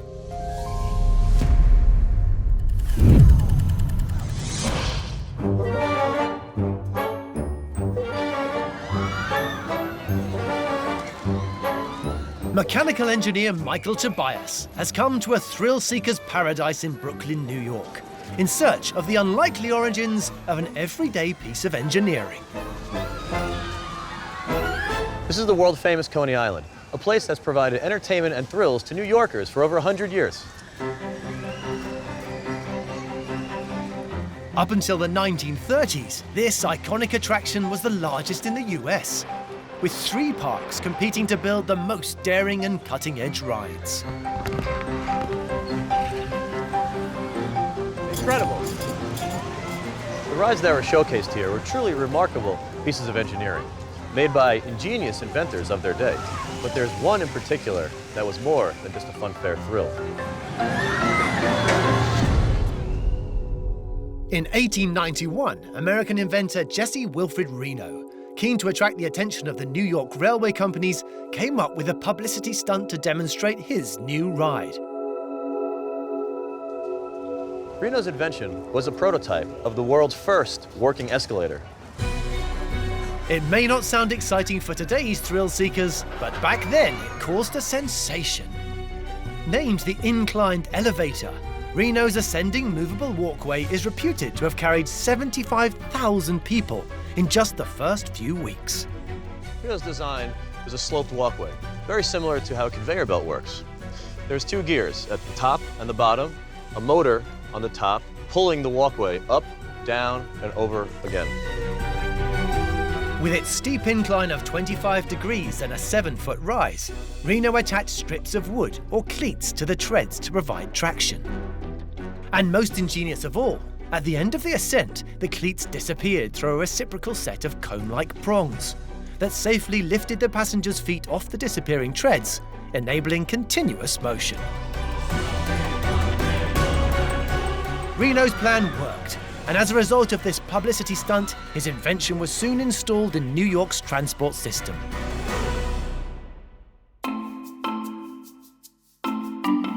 Elsewhere in New York, other engineers were also working on their own escalator designs.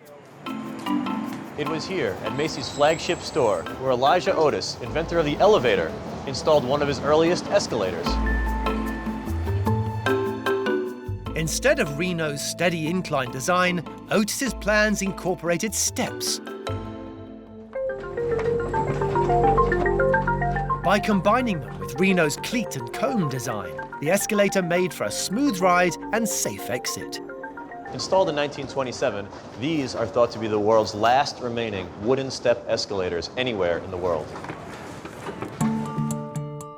Each step in the escalator has 2 sets of wheels, which roll along 2 separate tracks.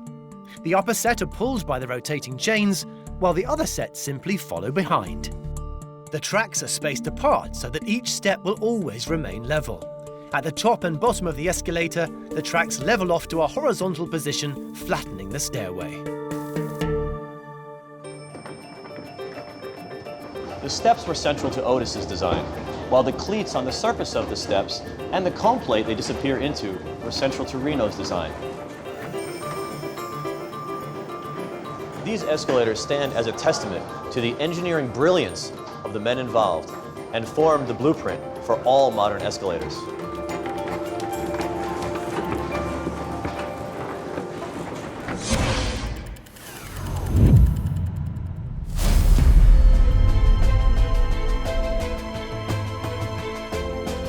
Back in London, and a whopping 81 brand new versions of Reno and Otis's design are set to make this new network a step-free zone. But to fit so many, up to 65 metres in length and weighing almost 45 tonnes, project manager Jules Boyd and his team of engineers have had to create some engineering firsts of their own.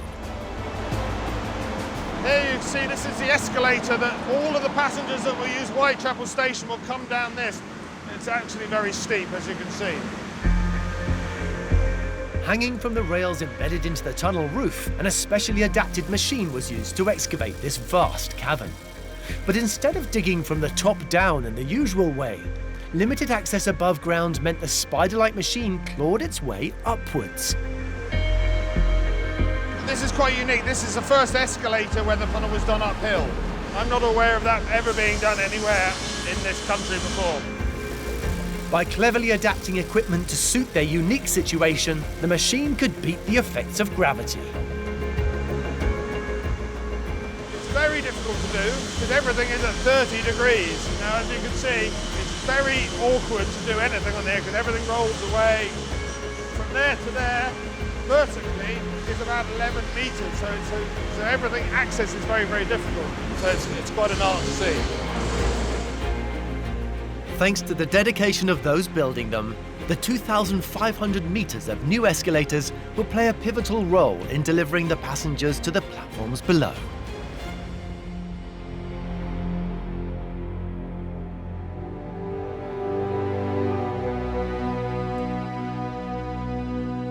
The unprecedented and ambitious Crossrail project rewrites the rules of underground construction.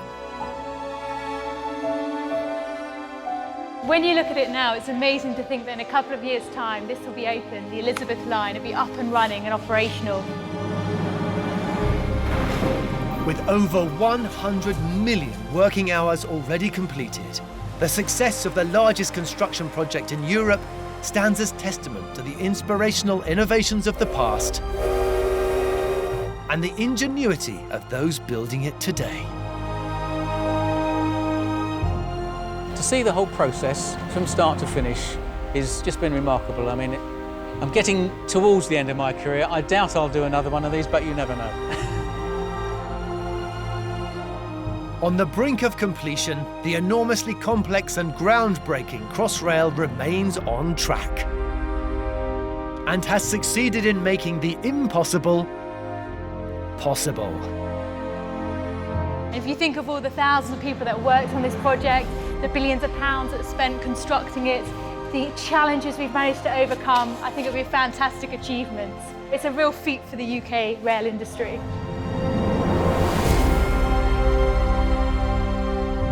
In this episode, the world's tallest freestanding tower.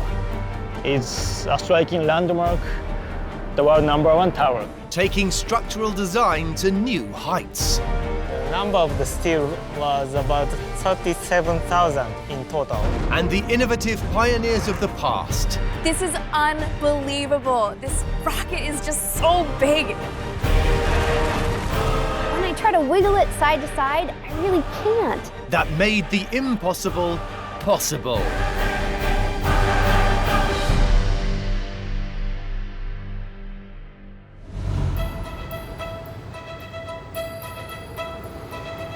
Tokyo, home to over 35 million people. With vast suburbs stretching 14,000 square miles, its low-rise sprawl is a direct result of a serious construction challenge, one of nature's most deadly forces, earthquakes.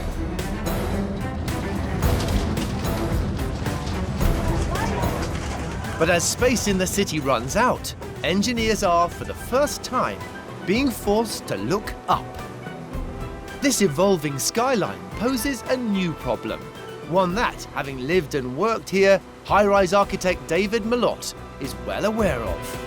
The city's 333-meter communications hub, Tokyo Tower, is being neutralized. You can almost see it's going to be blocked out by a building. So Tokyo Tower is no longer serving its purpose as a television transmission tower. The signal is being blocked. In a nation that experiences 1,500 earthquakes a year, uninterrupted TV and radio communication is vital. A problem that requires a radical solution. Here it is, Tokyo Skytree.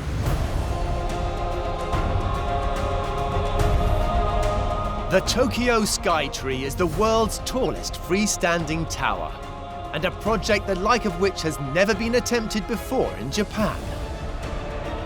At 634 meters tall, it's double the height of Tokyo Tower.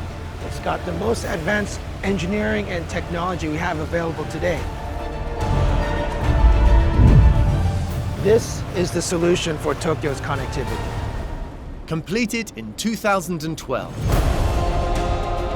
The sheer scale of this engineering marvel offered a career-defining opportunity for designer Tetsuya Tsuchiya. I think all the architects and engineers have some dream to create, something high and something, going to the sky. Its record-breaking proportions demanded extraordinary solutions from structural engineer Atsuo Konishi.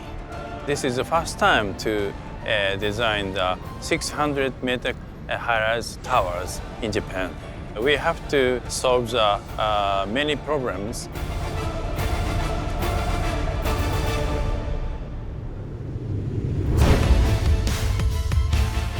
The 634-meter structure is more than 4 times the height of the Great Pyramid of Giza.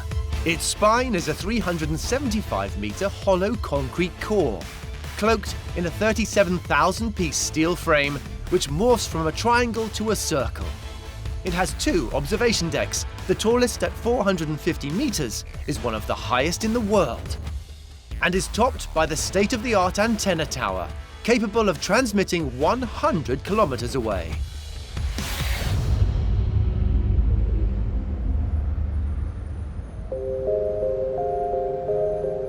Construction begins in 2008, but before Skytree can even rise out of the ground, its designers face a seemingly impossible problem. Where we are now used to be part of Tokyo Bay. The land I'm walking on was underwater. So what that means is the soil around here is extremely soft. And for engineers, this presents a big challenge, especially when you do something of that height in a place that has earthquakes and typhoons. It's going to want to push the building. So that building needs to be firmly anchored into the ground. Now, if you don't get the foundations right, then that's a recipe for disaster. And with the tower exerting 67,000 tons of force, how do you ensure such a colossal structure will remain standing on such unstable soil in a seismic zone? It's a challenge that may not have been possible without the great innovators from the past.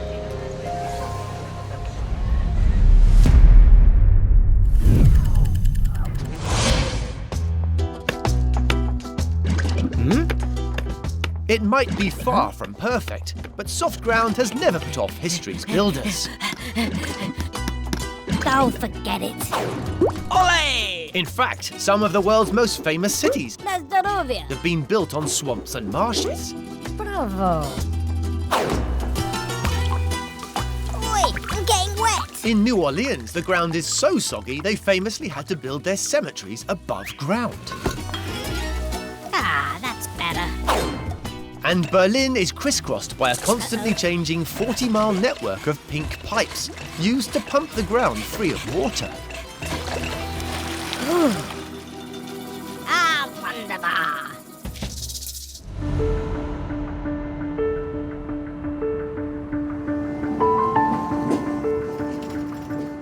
Architectural historian Jen Mason-Garb has travelled to one of California's most iconic coastal locations to discover how a change of fortune sparked an engineering revolution. It's hard to imagine, but San Francisco hasn't always been this big. At the beginning of the 19th century, it was a small outpost on the western edge of the United States. All of that changed in 1848 when prospectors struck gold. As the population swelled, by the 1890s, the city's infrastructure was creaking under the strain. One of the areas that needed a lot of attention was the old ferry house that sat here in the harbor. The solution for San Francisco's booming Bay Area would be completed in 1898, the monumental new ferry building.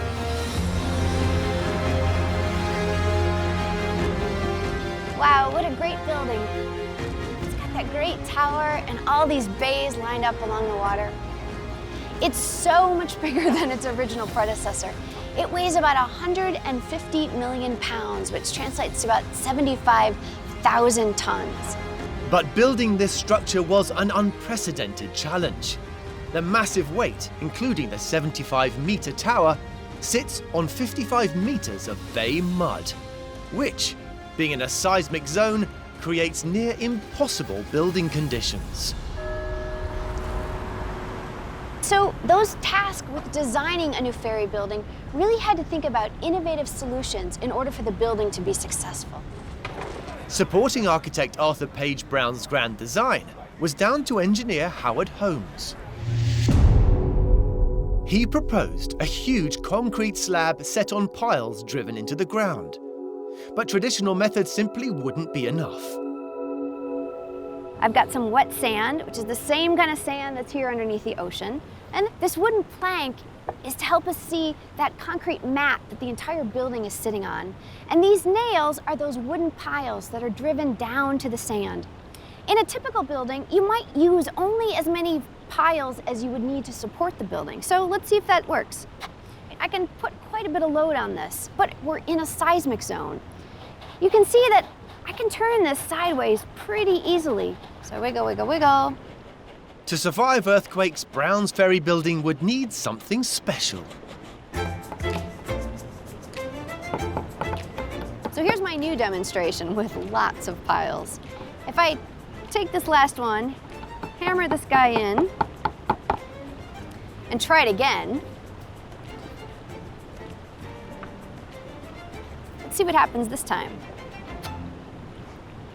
Wow, not only can I not push it in very much, but when I try to wiggle it side to side, I really can't. And the secret of this stability is down to friction. Friction is created around the surface area of each of these piles.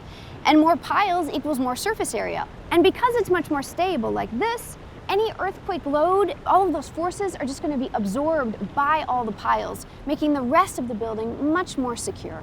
Brilliant.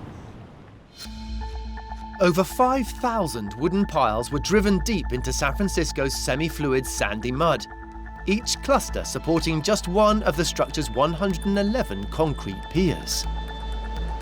It's a foundation with 3 parts, which you can see here. A reinforced concrete mat under the whole building, then concrete piers, then wooden pilings driven down to the mud. Those wooden pilings are about 80 feet in length. Underneath the tower, there are 345 piles alone. On its completion in 1898, the new ferry building had the largest foundations for a structure over water anywhere. And to this day, it continues to defy sinking sand and anything that nature can throw at it.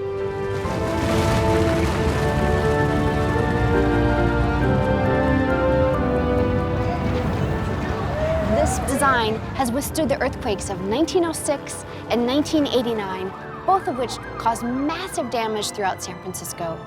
The building has proven itself through its innovative engineering.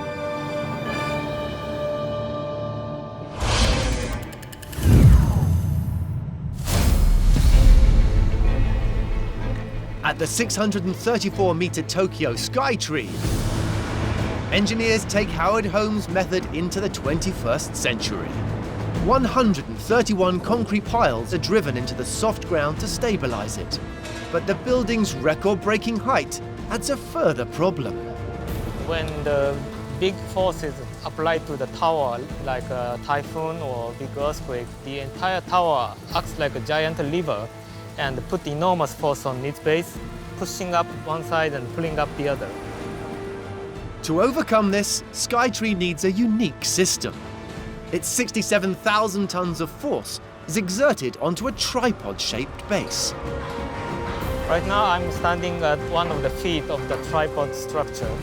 And underneath this here is a bunch of wall foundations.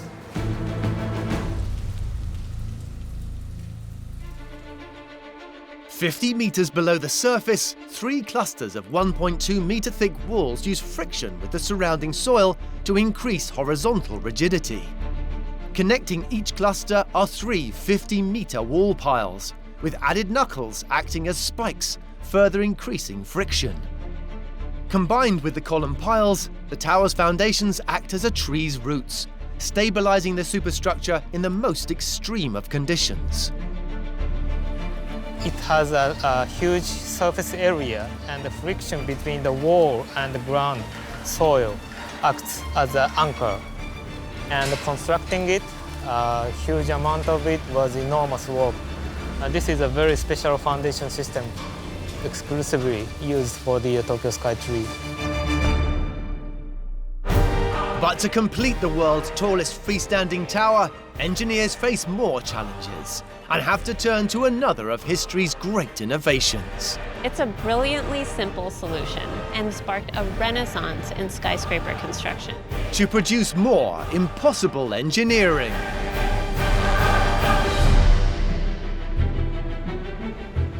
In Tokyo, Japan, the 634-meter broadcast tower Skytree pushes high-rise construction to a whole new level. And its engineers to their limits. It is the world's tallest tower in one of the world's busiest cities. So it was very challenging work for us to construct.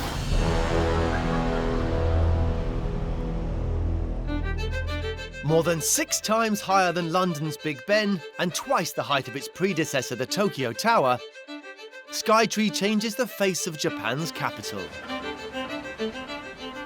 High-rise architect David Malott appreciates building higher than ever before in the capital is a huge challenge, particularly when land is running out. The engineers at Tokyo Skytree had to put a tower that's twice as high as Tokyo Tower on a piece of land that's only a quarter of that size. The proportions of a super tall tower are crucial. If a structure is more than 5 times higher than its narrowest base dimension, it can become unstable in the wind. Skytree's ratio is a staggering 9:1. It's one thing to build tall and wide, and it's a much more challenging thing to build tall and slender. So, how do you build a super slim, record-breaking tower on such a confined plot?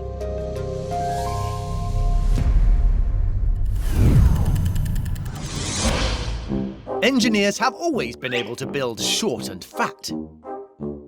And after a while, they mastered tall and fat. But building tall and thin has often been a problem. Are you sure? Go for it. Ireland's highest round tower is an amazing feat. I told you, perfect. But isn't exactly straight. The first St. Mark's Campanile in Venice certainly looked the part. Mamma mia. But the impact of the weather and the weight of its 5 mighty bells led to disaster. We're going to need a newer tower. Engineers needed to think again.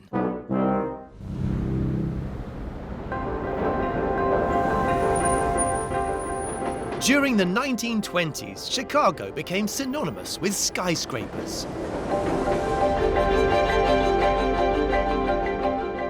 By the 60s, with space increasingly at a premium, developers wanted to build even higher. But traditional, bulky construction methods were stifling their ambition. In 1968, engineer Fazla Khan came up with a game-changing solution. All right, thanks. Local architect Jayshree Shah has come to see for herself. This is the groundbreaking building that Khan was working on.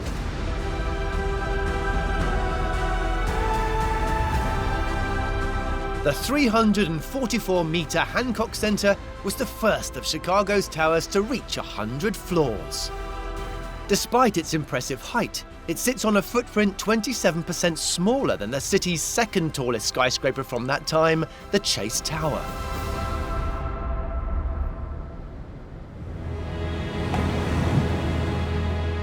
So this is the very top of the Hancock Center. What an incredible view. So, how does the Hancock Center stand up to the Windy City's challenging environment? So now I'm going to show you how this works. Just take a look at this skyscraper-shaped tower. If I push on it just a little bit, like a lateral force similar to the wind, you can see how much it bends. Now if I push even more, you can see how it begins to twist. Oh, jeez. All right, I broke it. But the simple addition of 45-degree cross braces changes everything. You can see how much stiffer it is. When I push against the building now, it's not bending or twisting as it did before. Khan's use of braced tubing reduced the horizontal loads on the building. As the winds pushed against the elevations, they now transferred down the diagonals to the base of the structure, easing the loading on the building's vertical members. It's a brilliantly simple solution. Fazla Khan's brace tube design sparked a renaissance in skyscraper construction.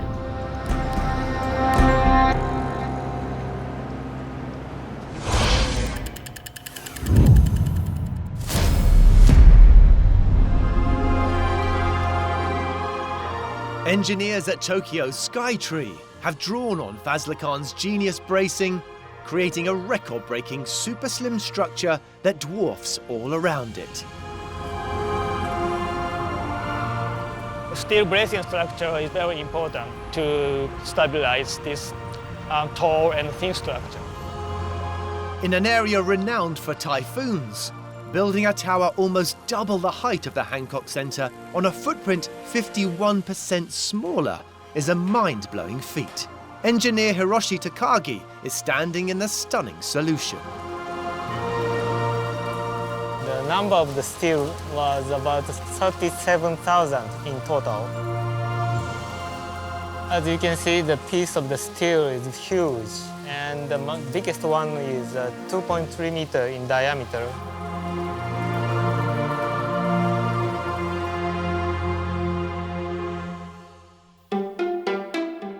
The 37,000-piece steel framework consists of 3 layers with thousands of triangular trusses.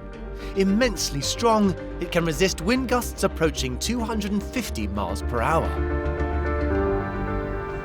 This outer steel frame carries all the weight against the strong wind. You can also see through it so that the wind can pass through the tower so that we can reduce the wind load.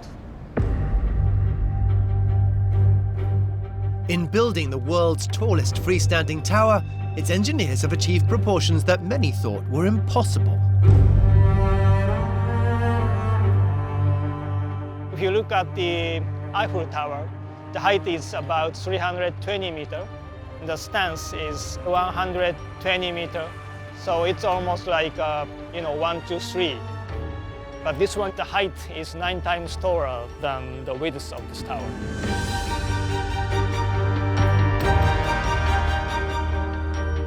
As well as defying the odds, its designers have also created a shape that makes Skytree totally unique. The shape of this tower is characterized by the triangular shape at the foot and gradually transformed into circular shape to the top. That came from traditional Japanese architecture, so gentle curve. This is a very beautiful structure, straight into the sky. It's an amazing structure.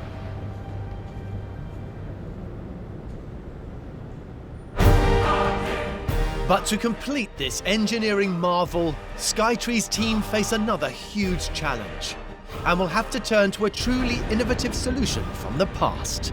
It was a beautifully simple concept that ultimately helped push our exploration out into space. To produce more impossible engineering.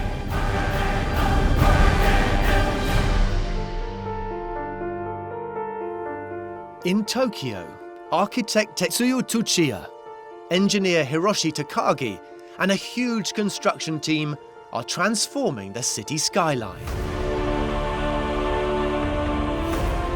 At 634 meters, the Tokyo Skytree is the world's tallest freestanding tower, and an engineering challenge never before attempted in Japan.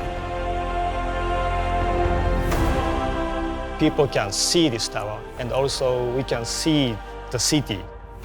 So I think it's a really great viewpoint to really understand the city of Tokyo. Building to such heights is an incredible achievement anywhere. But as high-rise architect David Malott is aware, building to this scale here means conquering a seemingly impossible problem. Japan is part of what we call the Ring of Fire. So it's one of the most active seismic zones in the world. So earthquakes are a part of daily life here in Tokyo.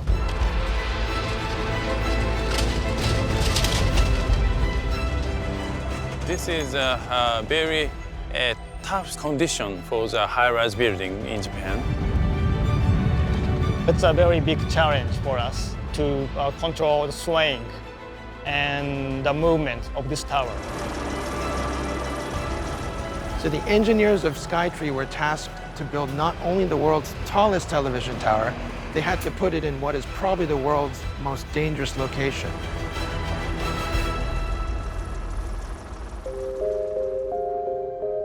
In a country that is subjected to around 1,500 earthquakes a year, how do you ensure a super tall tower will remain standing? The solution would come from an unlikely source and a truly remarkable innovation from the past.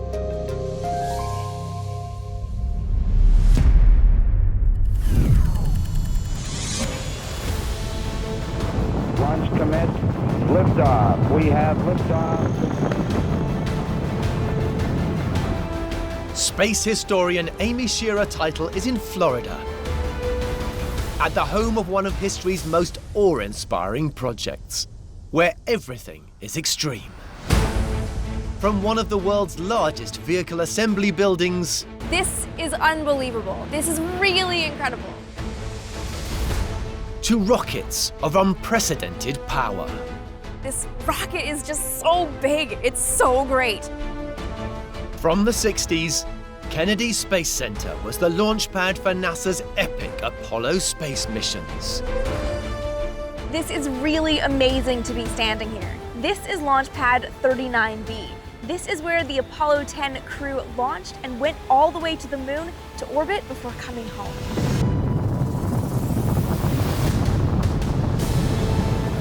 At the moment of launch, the 5 F1 engines together produced more power than 85 Hoover dams. The sound of the launch was so intense, they actually had to dump 3 million liters of water onto the pad every minute just to dampen the sound waves so they couldn't bounce back up and rip the rocket apart. Just like old times, it's beautiful out there.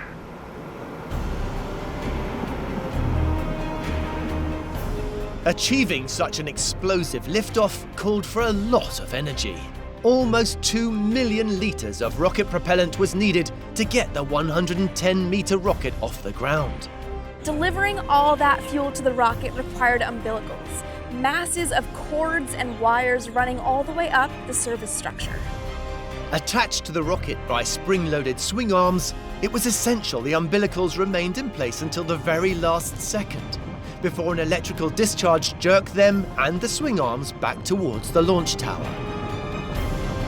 However, the challenge was controlling the swing arms' sudden, powerful movements. They had to make sure they wouldn't break off from overexertion or bounce back and hit the rocket as it left the launch pad. Thankfully, there was one engineer working on a solution. Former Air Force engineer Paul Taylor was working alongside NASA, developing new technologies for the space program. His patent for an innovative shock absorber design would offer the breakthrough for the Apollo mission's critical launch procedure. The concept Taylor came up with was the fluid damper or the liquid spring, and it works something like this. Now imagine that this coffee press is our fluid damper, and it's sitting between the tower and the rocket. You can see that when our damper is empty, it offers very little resistance to weight, or the force of the swing arm when it's released. But if you fill it full of fluid, look at the magic of the green liquid. And if you put the weight back on, you can see it compresses much more slowly. So what's happening is, as the plunger is pressed, the liquid is forced through the holes. This creates resistance, which dissipates the energy, which makes the plunger move more slowly.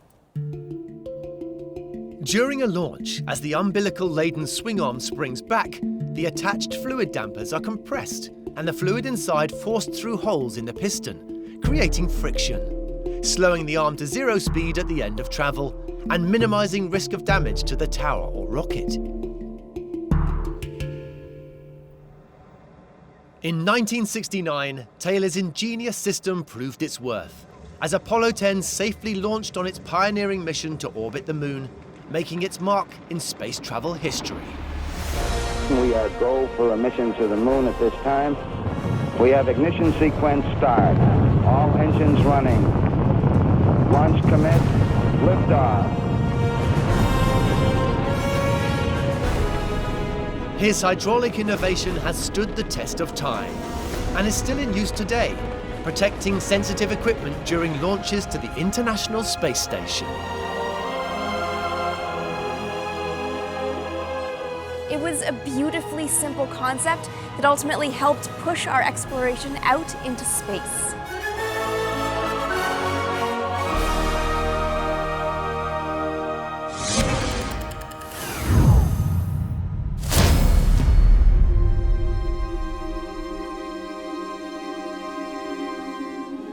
In Tokyo,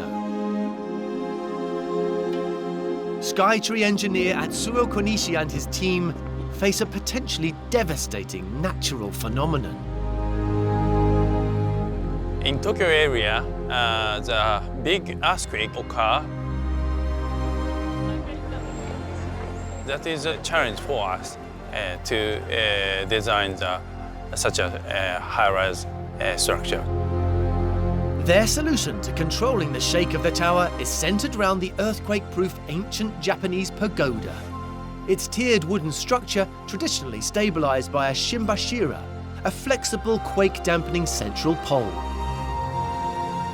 Skytree's engineers emulate this ancient technology, creating an enormous 375-meter concrete column set on 6 giant rubber bearings.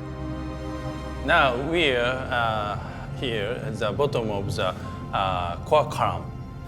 I came up with the core column system because there is a shimbashira in Japan.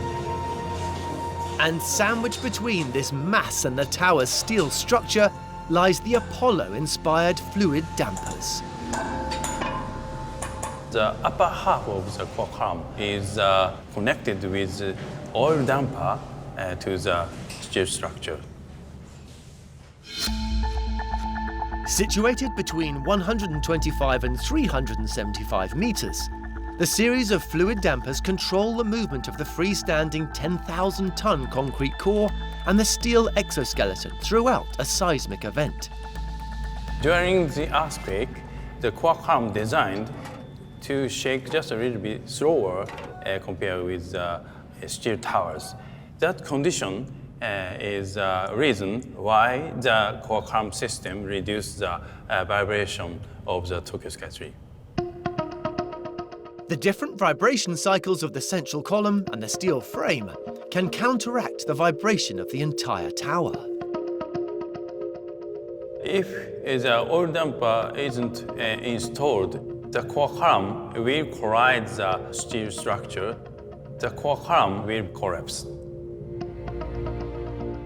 The system is so effective, it reduces an earthquake's vibration by 50%, meaning Skytree will survive Tokyo's most severe seismic activity, the like of which is only expected once every 1,000 years.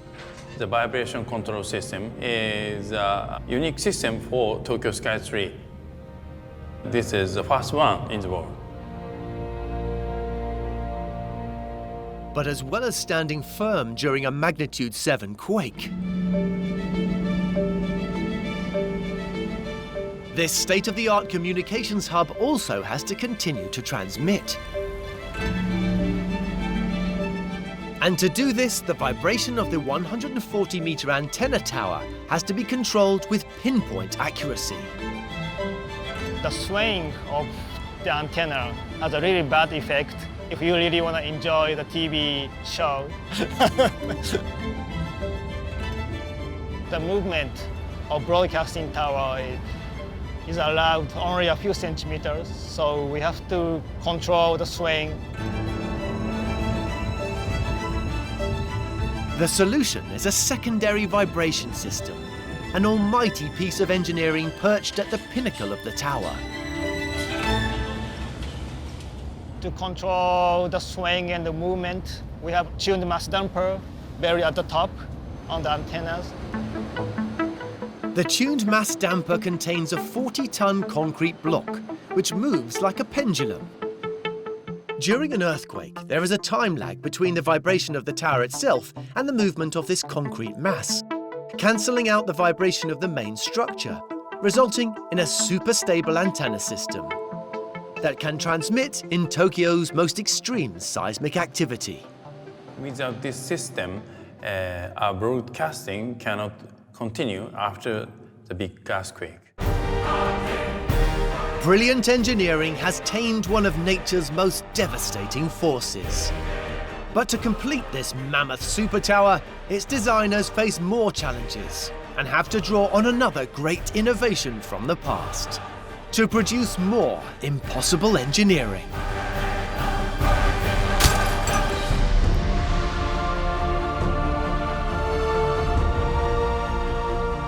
Completed in 2012, Tokyo Skytree has set a new benchmark in high-rise design. Acting as a communications hub, the 634-meter tower can transmit up to 100 kilometers away. But for its architect Tetsuo Tsuchiya, this engineering colossus stands for much more. The Skytree has two major functions. One is, of course, this is a broadcasting tower. And at the same time, this is a very interesting observation tower for the tourist. So getting here and enjoy the view is the most important thing in this tower. Having designed some of the world's most iconic super towers, David Malott can appreciate that creating a bird's-eye view from one of the world's highest skywalk posed tremendous problems for Skytree's team. When you're building observation decks at heights of 350 meters, 450 meters, it's going to be subjected to tremendous force from typhoon. The wind speed here up above is maybe 50% stronger than the ground level. And it was very important that any guests feel safe during their visit, even in bad weather or any earthquakes. So the engineers need to come up with materials that can withstand whatever Mother Nature wants to throw at it. And to offer the perfect view, one material is crucial. But how do you guarantee that glass will remain in a safe state in the face of some of the planet's most extreme weather? Achieving this would have been impossible without a chance discovery in France's congested capital over 100 years ago.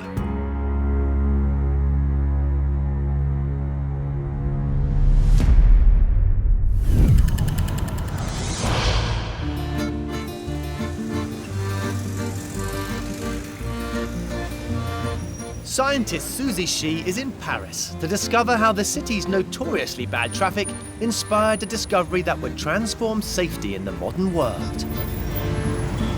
In 1903, driving was fast becoming the hot new hobby among Parisians. But like today, the traffic was congested and dangerous, and accidents were commonplace. The situation was so concerning, one local paper ran a feature on the spate of recent crashes. When the article in question came to the attention of one native Parisian called Edouard Benedictus, it sparked an idea that would go on to change the world. Born in 1878, scientist Edouard Benedictus studied chemistry in Germany before setting up a laboratory in Paris. It was here that his inspired breakthrough happened, courtesy of the capital's traffic nightmare. The newspaper article outlined how car windscreens were causing drivers serious injuries in the case of an accident. The windscreen would smash into shards, which in some cases proved fatal. Incredibly, a solution to this concerning problem had already been discovered by Benedictus, entirely by chance. During some routine testing at his lab one day, Benedictus accidentally knocked a glass flask off a shelf. And remarkably, instead of smashing into 1,000 different pieces, it actually maintained its shape.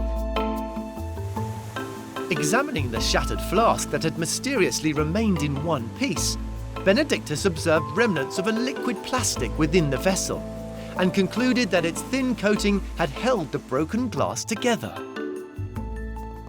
Just days later, inspired by the article about the dangers of driving, Benedictus had a brainwave.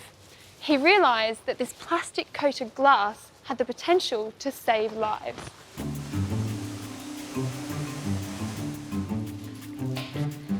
So this is a piece of laminated glass, and it's like the modern evolution of Benedictus's discovery. It's basically just two pieces of glass which are bonded together with a piece of plastic between, which holds it together. And over here, I also have some pieces of just normal sheet glass. And this is similar to the glass that would have been used in a car windscreen in Benedictus's time. To see how each one reacts under impact, a 2-kilogram steel ball is set 4 meters off the ground. First up, the normal sheet glass. Ready to go.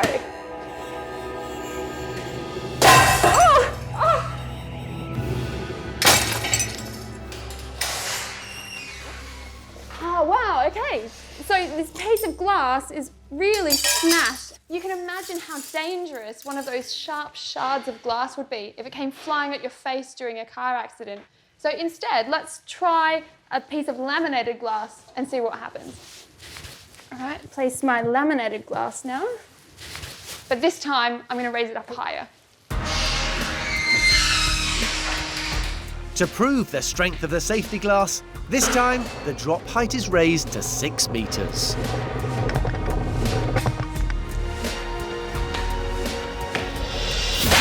Whoa! Actually didn't go through.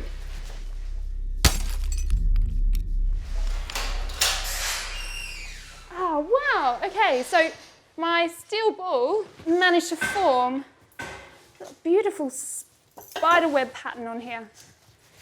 And the glass has actually stayed in place, stuck to the plastic in the middle. They haven't been able to fly off everywhere. Benedictus layered glass is so resilient because the lightweight plastic stretches when struck, absorbing any force and offering a tear-resistant barrier.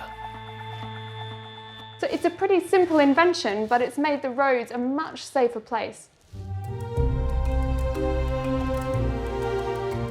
As a result, Benedictus founded a company to produce his laminated safety glass.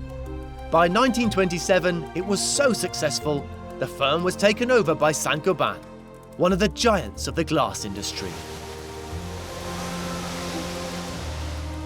Today, Saint-Gobain is one of the largest global producers of glass, and they supply their products for 1 in 2 cars in Europe and 1 in 5 cars throughout the world. Benedictus's chance discovery really revolutionised the car industry and undoubtedly saved millions of lives in the process.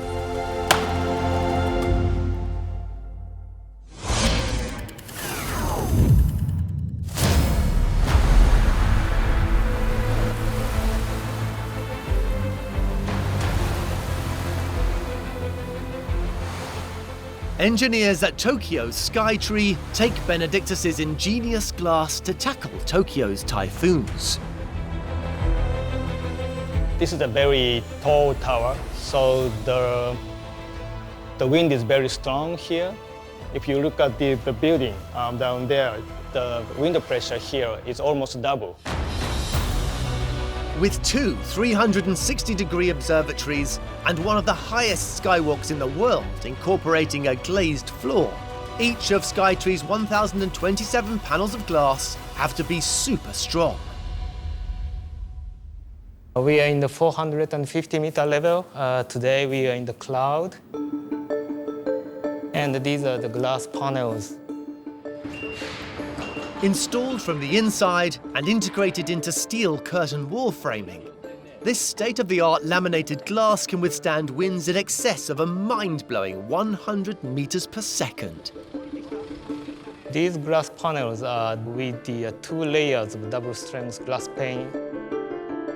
In between it is this polymer membrane. It is called the layered glass. It is super strong to withstand a strong wind.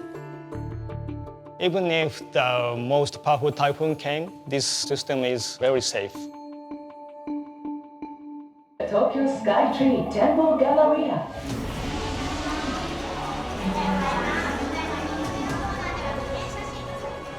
And thanks to Benedictus, in the unlikely event the glass does shatter, it will remain in place, allowing around 4.5 million people a year to safely visit one of the greatest vantage points on the planet. I always come back here and see people enjoying the great view, and that makes me very happy. And I myself is very the exciting moment to look down the city.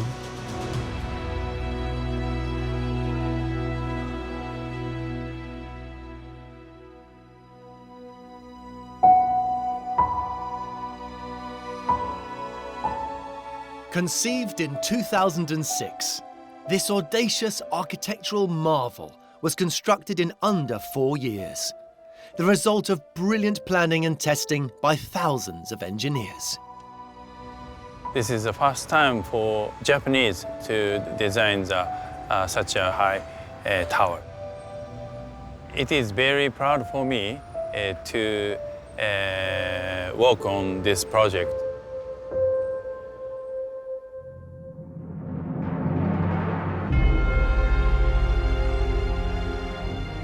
By learning from the great pioneers of the past, adapting, upscaling, and making innovations of their own, engineers have written a new chapter in high-rise design. Since the very beginning of the civilization, taller structure has always been a dream of human beings.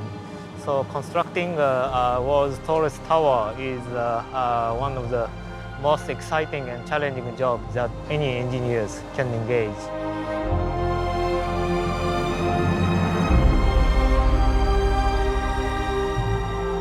They have succeeded in making the impossible possible.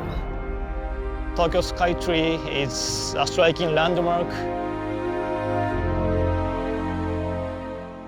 It's really a combination of state-of-the-art Japanese construction technology and also the very old Japanese wisdom of creating very tall tower.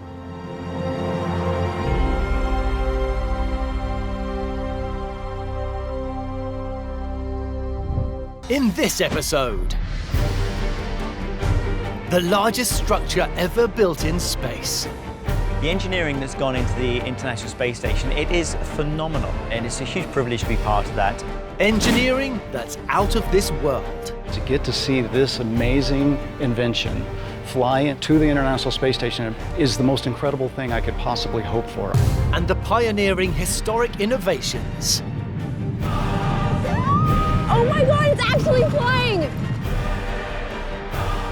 Normally, you'd never be able to come here. And this is a beautiful view of Paris.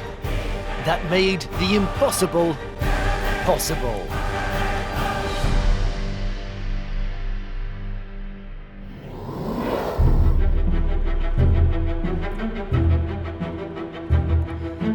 Space exploration is entering a new era. After decades of innovation, aerospace engineers are preparing to send the first astronauts to Mars and beyond. What they find may provide the key to colonizing the galaxy. And central to making this possible, the International Space Station. The International Space Station is hugely important in the future of human spaceflight and exploration. We have to master a number of things so that we can go further into space. For British astronaut Major Tim Peake, his first visit was career-defining. I had a huge wow moment when you look and see it in all of its glory in the sunlight. It's a marvel of human engineering.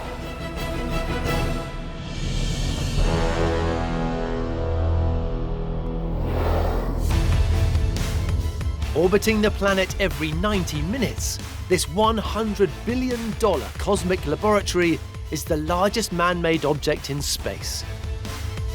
Measuring over 100 meters end-to-end and weighing more than 400 tons, it has the same habitable space as a Boeing 747. Powered by over 3,000 square meters of solar arrays and producing its own air and water, the ISS can host 6 astronauts in a completely unique working environment.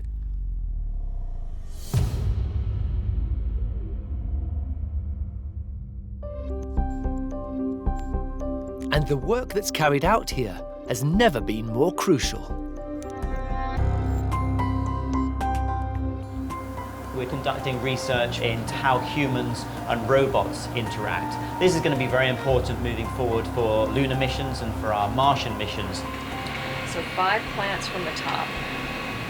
We're also growing food in space. We're trying to learn how can we make a closed life support cycle. This is the kind of research that's going to help us with those future space exploration missions. But as research intensifies, so too must the journeys to the station. And back on Earth, aerospace engineers like John Curry are facing a problem. The space shuttle was retired in 2011, and when we lost the space shuttle capability, we lost a huge amount of capability to service the space station. To make the journey, astronauts must now travel to Kazakhstan for a pricey seat on board the Russian Soyuz rocket. To find a cost-effective solution, NASA are turning to the private spaceflight industry. And all of the companies involved share one vision. Reusability of hardware can play a really important role in trying to reduce the cost and improve access to space. So how do you build an inexpensive, reusable spacecraft? To find the answer, engineers will have to look to the innovators of the past.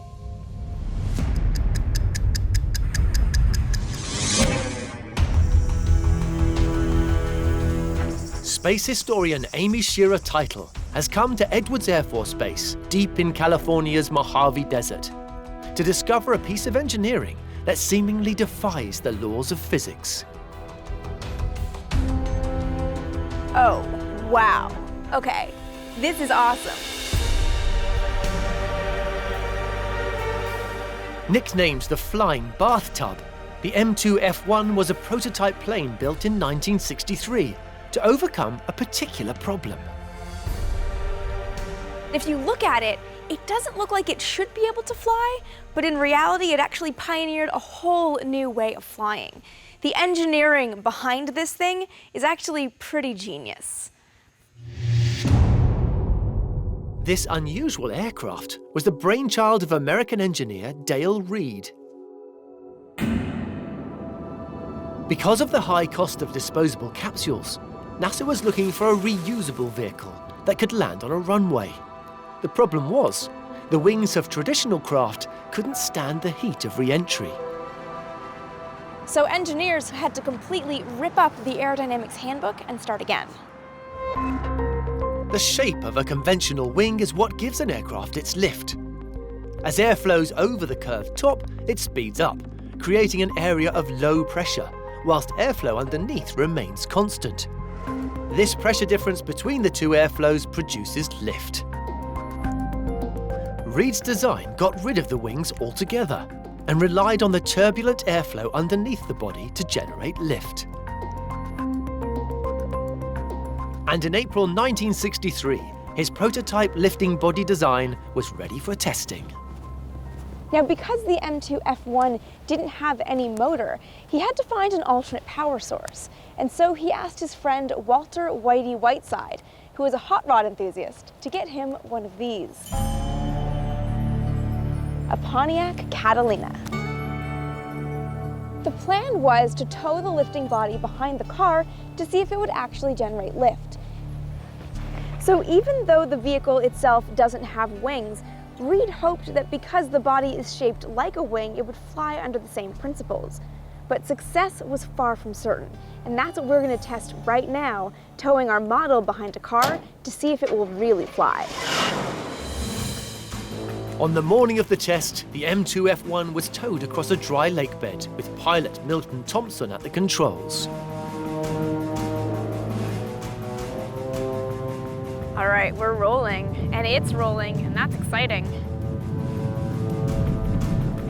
It looks like it's trying to nose up ever so slightly. Oh, come on, come on! It looks like it might get off the ground.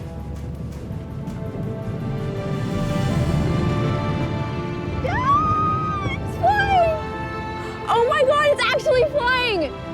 I can't believe it actually got off the ground. Just like the model, Reed's test was a success. As the M2F1 reached 86 miles per hour, it lifted off the ground. Although only by a small amount, the theory stood up to the test. So in the end, the lifting body design proved to really be a pretty incredible piece of engineering.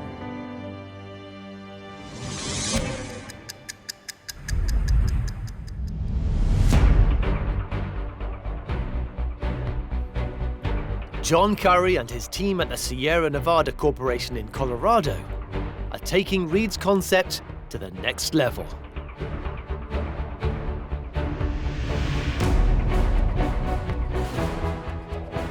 This design is one of the most incredible pieces of engineering I've ever been lucky enough to be part of. It is going to change the world of space transportation. The all-new Dream Chaser is at the vanguard of spacecraft design. Built in two configurations, this reusable lifting body spaceplane will carry both cargo and up to 7 crew to the space station. To make the journey, it will launch on an Atlas V rocket, but in space, it will make the 2-day voyage to the ISS using its own propulsion. In orbit, when we're needing to fly, we don't have air. So we use our thrusters to get us there. Nitrous and propane, 22 of them, that can both orient the vehicle and can actually push the vehicle through space. Wonderful capability. Once docked, Dream Chaser has the power to move the space station to help it maintain the correct orbit. But it's the return journey into Earth's atmosphere where Reed's lifting body concept will emphatically prove its worth. When you start in space, you're moving at 17,500 miles an hour. As you go through the atmosphere now, the Dream Chaser then is able to take that 17,000 miles per hour and absorb all that heat that the atmosphere creates onto the shape and protect the cargo and the crew inside the vehicle. The wings here, they're just on the edges and they're just providing the control like sails on a sail ship, whereas all the lift is being provided by the body itself. And in October 2013, that theory is put into practice. A series of drop tests are conducted high above the California desert. 3, 2, 1, release, release, release. Proving its aerodynamic qualities once and for all.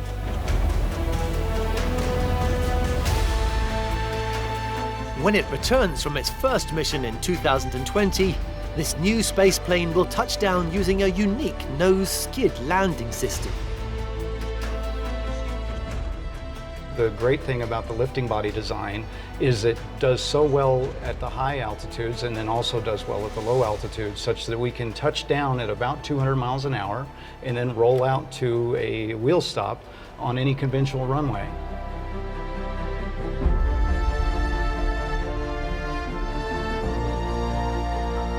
Because of its design capabilities, each Dream Chaser will be used for at least 15 missions. The opportunity for us to get to see this amazing invention fly into space to the International Space Station and back again is the most incredible thing I could possibly hope for.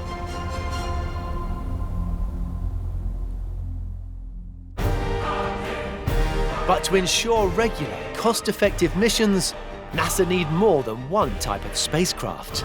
And to design them, engineers will need to look to the trailblazing innovators of the past. Oh my goodness! It looks like it could potentially break his neck. To produce more impossible engineering.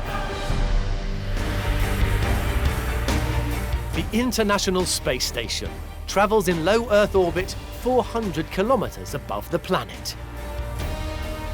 Moving at over 17,000 miles per hour, orbiting the world every 90 minutes, this cosmic laboratory is providing scientists with a staging post for deep space exploration. For astronaut Major Tim Peake, getting there is the journey of a lifetime. Liftoff of Tim Koper, Yuri Malenchenko, and Timothy Peake. That 8-minute, 48-second ride into space is just the most thrilling ride you could possibly imagine.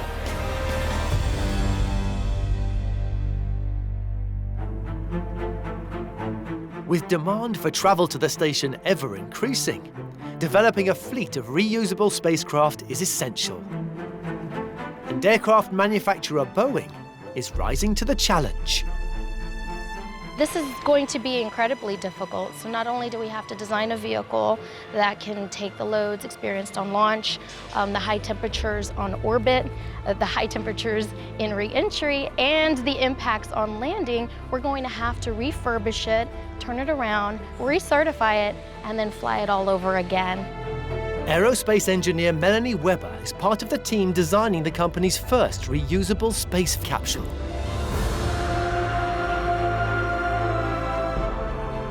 The Boeing CST-100 Starliner is a space transportation system which is comprised of a pressurized crew module and a service module.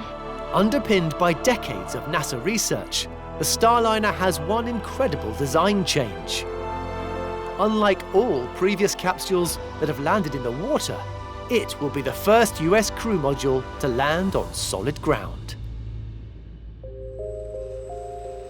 In the past, water landings were favored because we had a lot of ocean out there to land on, and the water was good at attenuating the impact, and unfortunately it's not really good at reusability of a vehicle. Landing on land, of course, presents a unique set of challenges, and there's been a lot of analysis and models that we've had to go through. There is no second chances when it comes to landing on land. So how do you design a module that can survive a ground impact after traveling from space? To attempt this feat, engineers need to look to the innovators of the past.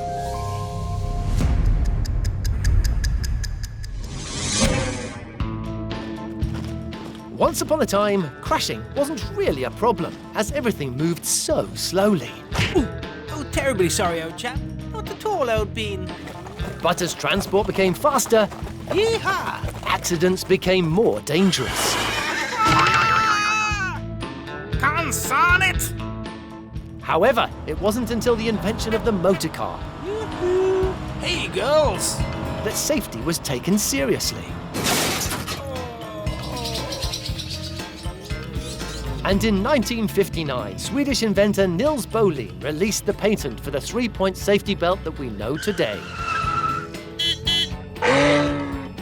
But as the motorcar really took off, it became clear that more was needed.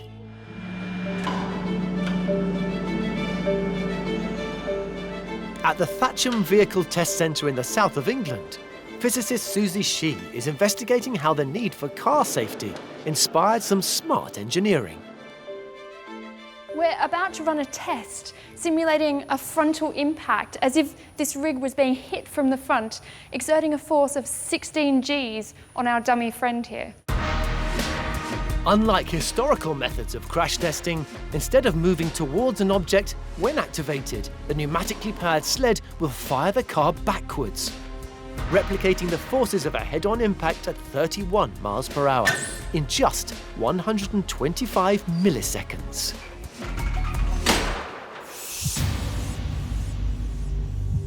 Do you think he knows what's coming? 3, 2, 1. That went so fast! Almost gave me a heart attack.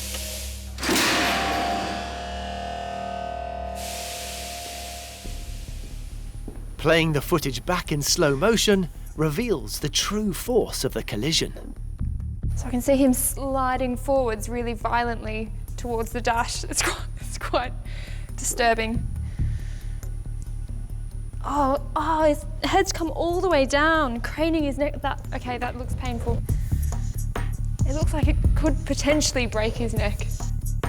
Early attempts to solve this possibly fatal problem produced a dashboard airbag, but it had little success, rapid inflation being the main hurdle.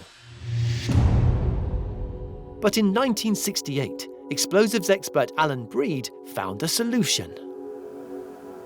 Breed realised that an explosion could create a lot of gas really quickly. So what he used was a trigger sensor and a compound called sodium azide, which releases a lot of nitrogen really quickly when it's heated. And that was all packed in to a section in the centre of the steering wheel. But that didn't solve all the problems of the airbag. This is the problem that Breed had to overcome. This roasting bag here represents my airbag. So if I squeeze it, rather than being soft, the air pressure inside means it's actually quite hard. And rather than absorbing the impact of the crash, you would just bounce straight back off it, which will potentially make the injuries much worse. What Alan Breed came up with was a system of vents specially designed to let gas escape after it had been inflated. So if I cut some vent holes in this one,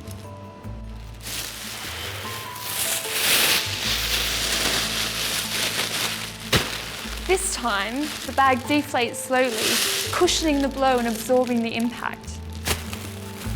It's a simple but ingenious solution to the problem. To demonstrate the brilliance of Breed's design, the test is being run again. I feel nervous. But this time, the car has been fitted with a modern airbag system.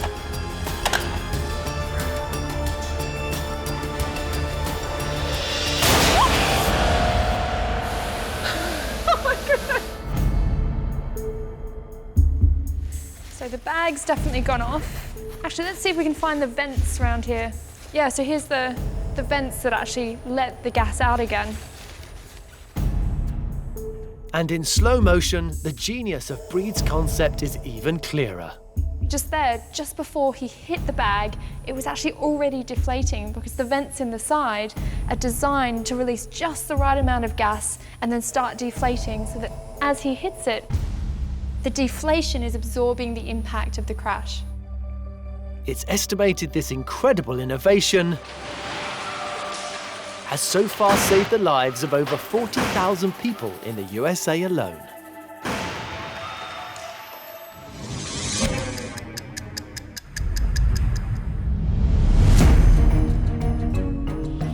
Boeing engineers have taken the principle of the car airbag and supersized it. What we have in front here is a flight-like, full-scale outer airbag assembly. As we're re-entering the atmosphere, we'll be going supersonic, and the parachutes will decelerate us to about 10 to 30 miles per hour on landing. And that's where the cushioning system comes into play. Positioned underneath the capsule's heat shield, the 6 giant airbags are inflated as the capsule drifts back down to Earth.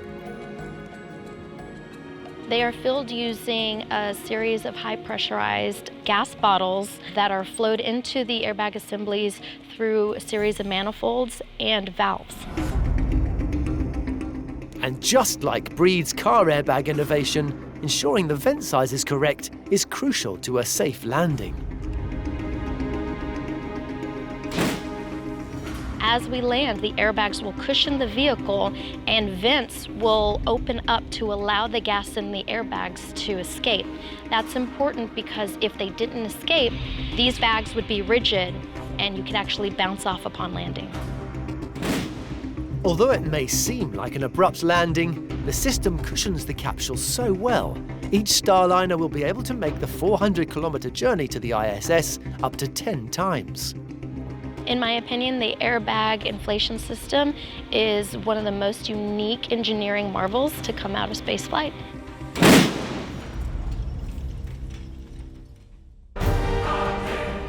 Providing cost-effective travel to the space station is one challenge.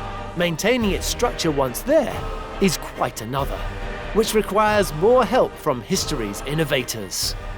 In many ways, the technology I'm using right now is exactly the same technology as divers would have used about 150 years ago when they were first starting to explore the seafloor. To create more impossible engineering.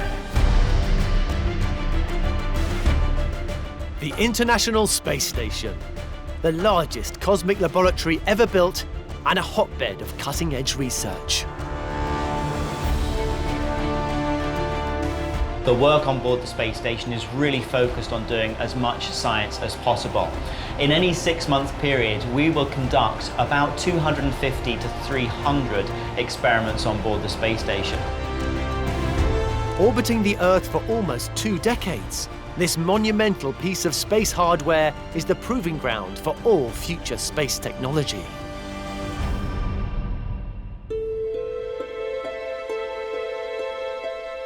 For NASA project manager Rajiv Dasgupta, that means focusing on a very specific challenge.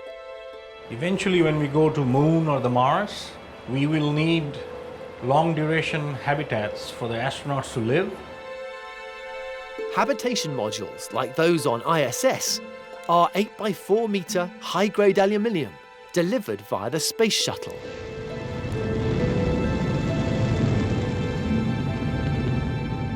But as the emerging fleet of new space vehicles have a fraction of the shuttle's capacity, engineers have come up with a mind-boggling solution.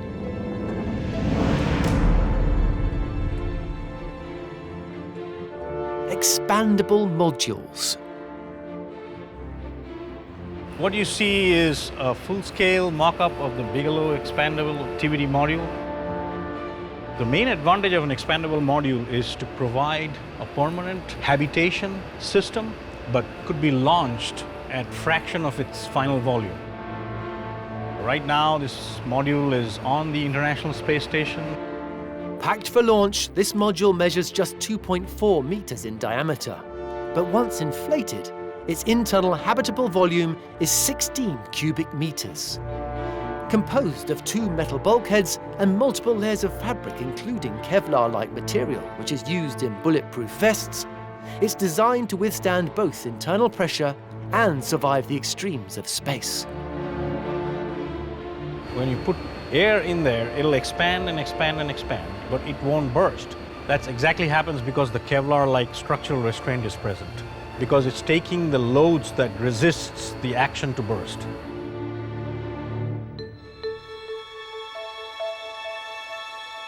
In April 2016, Beam is delivered to the space station to begin a 2-year trial.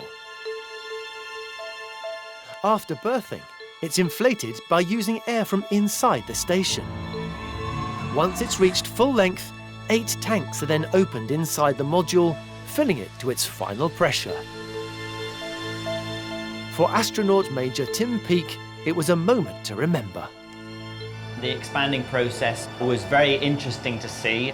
It actually sounded like popcorn going off.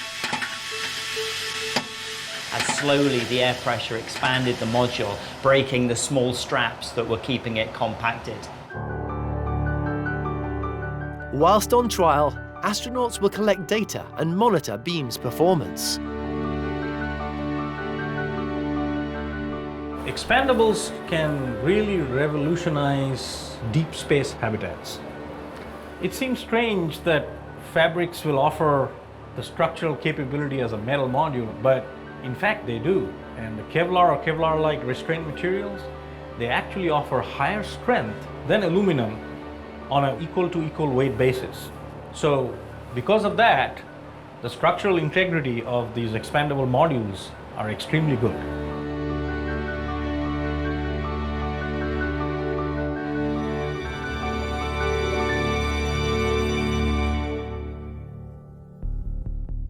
As the station continues to grow in the harsh conditions of space, maintaining its structural integrity is vital for it to survive.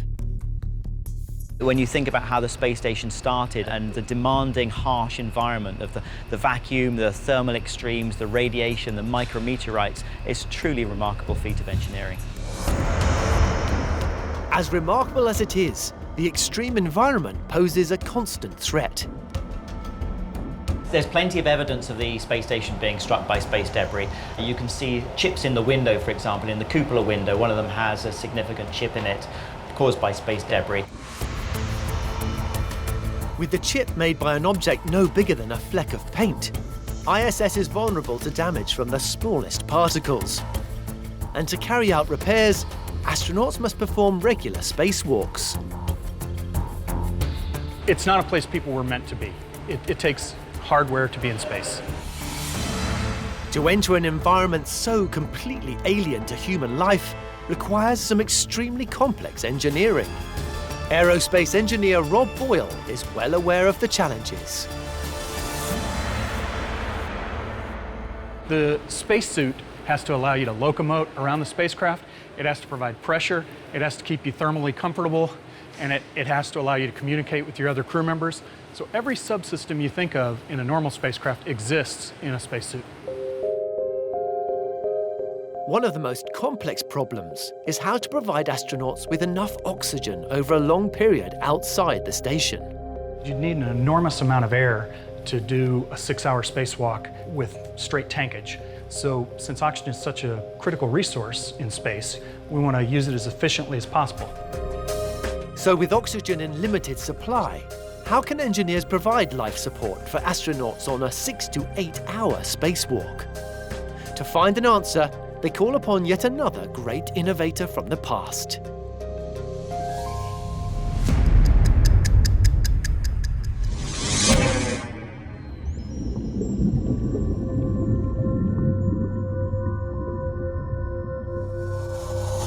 Wow, it's really amazing down here. I can see sharks, sea turtles, all sorts of sea life. Engineer Luke Bisbee has come to an aquarium in Manchester in the UK to discover how science mastered the art of breathing underwater.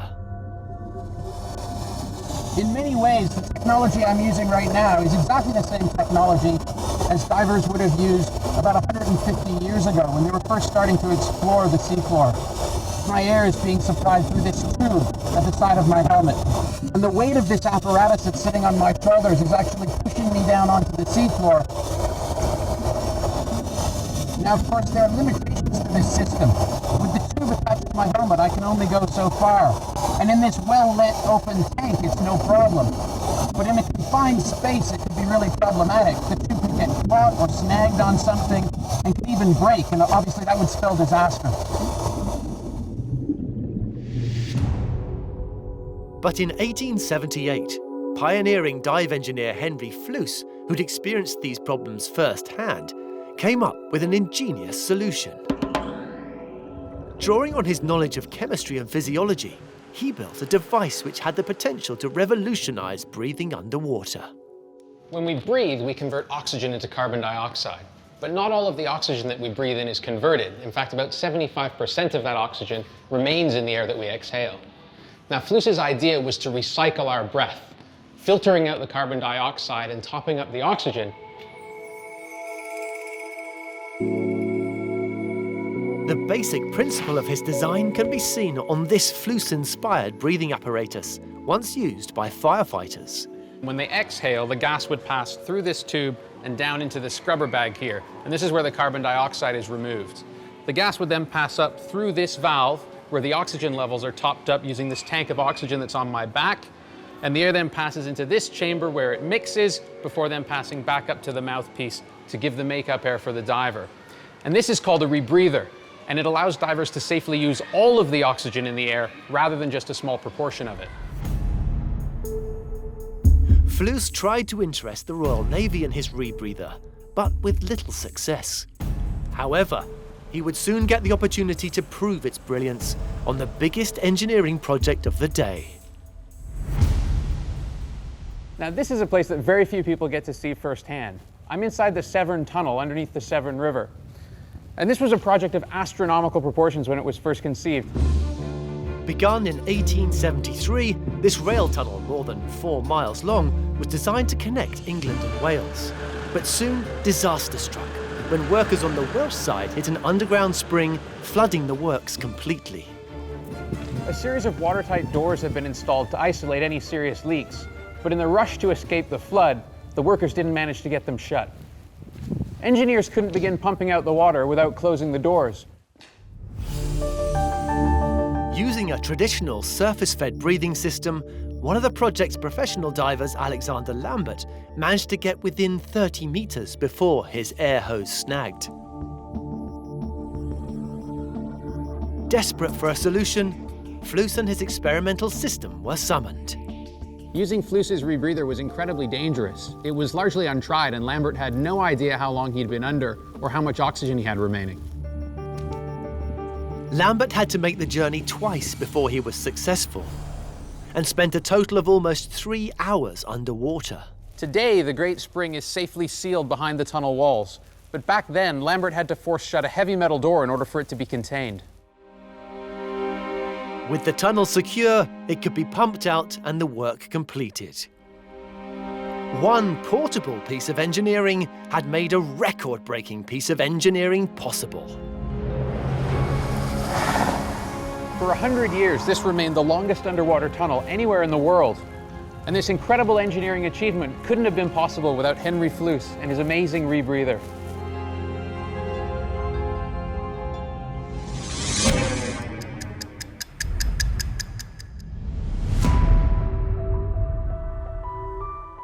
Back at NASA, the team have used the engineering behind Flus's invention to create a one-person spacecraft.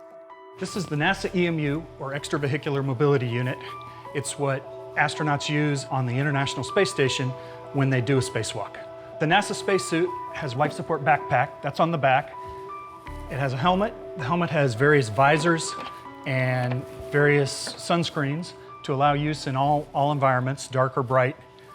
The crew member has a display and control module.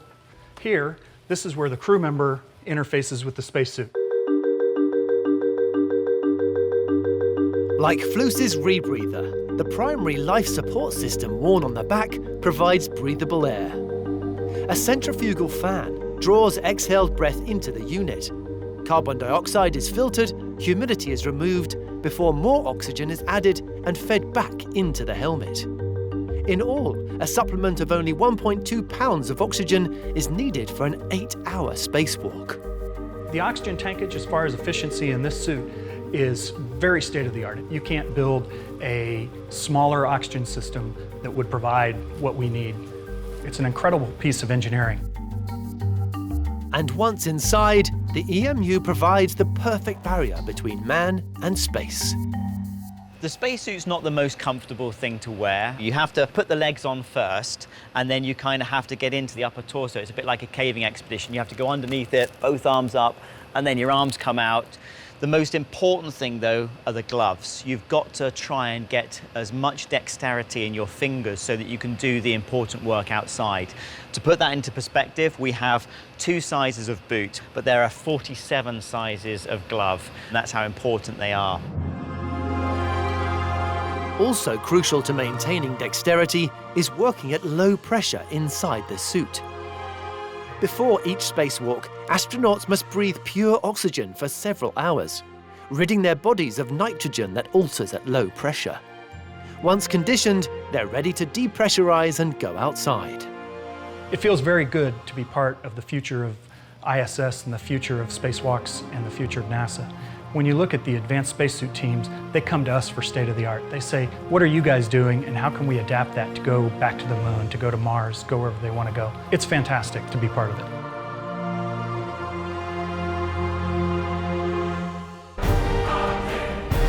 But being equipped with the most technically advanced spacesuit is only one part of the challenge. Taking the leap outside requires more inspiration from the trailblazing innovators of the past. Wow, this is cool. A testament to the brilliance of the men and women involved in this incredible piece of engineering. To create more impossible engineering.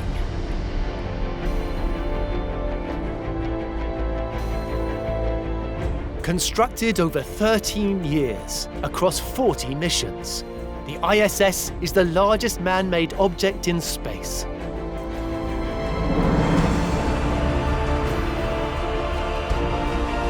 Consisting of 15 pressurized modules, including 3 laboratories, ISS has the internal volume of a 6-bedroom house. But not all of the astronauts' work is carried out inside. Astronauts need to go outside the space station primarily to repair it and to do maintenance activity, but also to do science activity as well. But leaving the station, as flight operations engineer Aaron Decker knows only too well, is far from straightforward. You can imagine if you just opened up a hatch, all the atmosphere in the space station is going to go out into space. So we need the ability to break off just a small volume so the astronauts can go outside, and we don't waste all of the atmosphere that's in the rest of the space station. So how do you maintain the pressure inside the station, but allow the astronauts to walk outside? The team at NASA need to call on another great innovator from the past.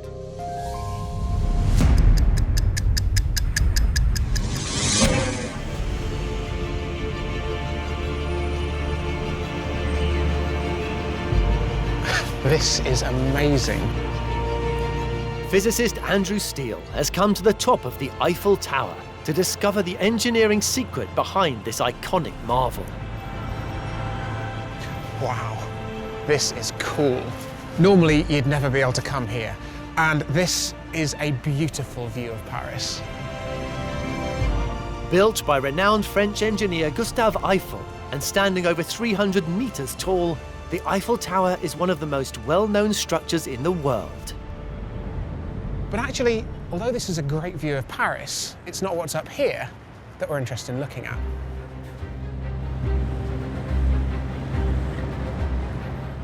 Work on the tower's foundations began on the 28th of January 1887. And for the south and the east towers, the conditions of the ground were perfect.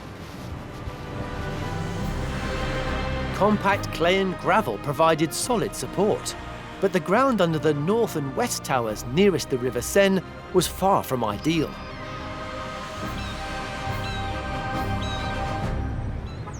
The Seine caused Eiffel problems because it meant that the ground where the foundations were going to be dug on this side of the tower was waterlogged.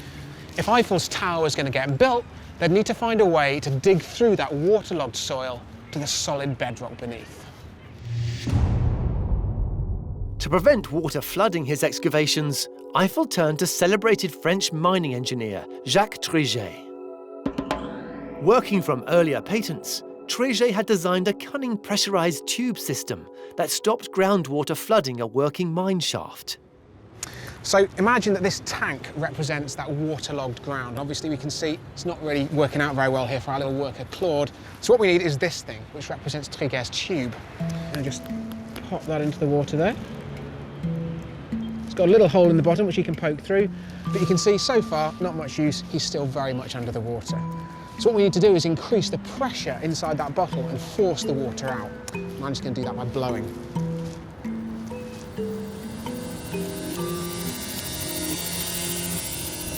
Oh, there we go. And as long as I keep my thumb safely over the end here, then that pressurised air stays in there and forces that water to stay outside the bottle. But we very quickly encounter a problem, because once he's finished with that pickaxe and wants to go home and have his dinner, how is he going to get out of this bottle? Well, let's imagine that he wants to come out of the tube.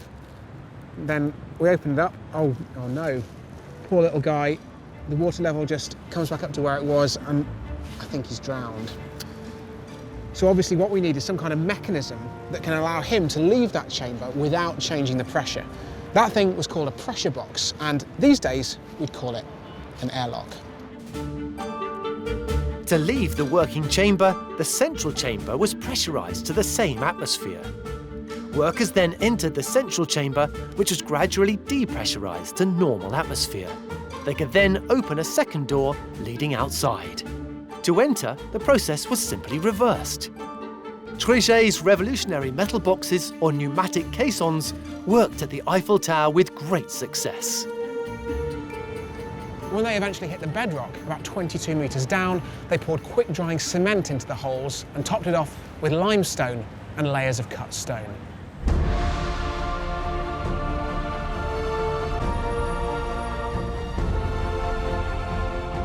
When construction was completed, Eiffel had the names of 72 engineers, scientists and mathematicians who he thought had been essential to the success of the project engraved on the side of the tower. And one of those names is Jacques Triget, a testament to the brilliance of the men and women involved in this incredible piece of engineering.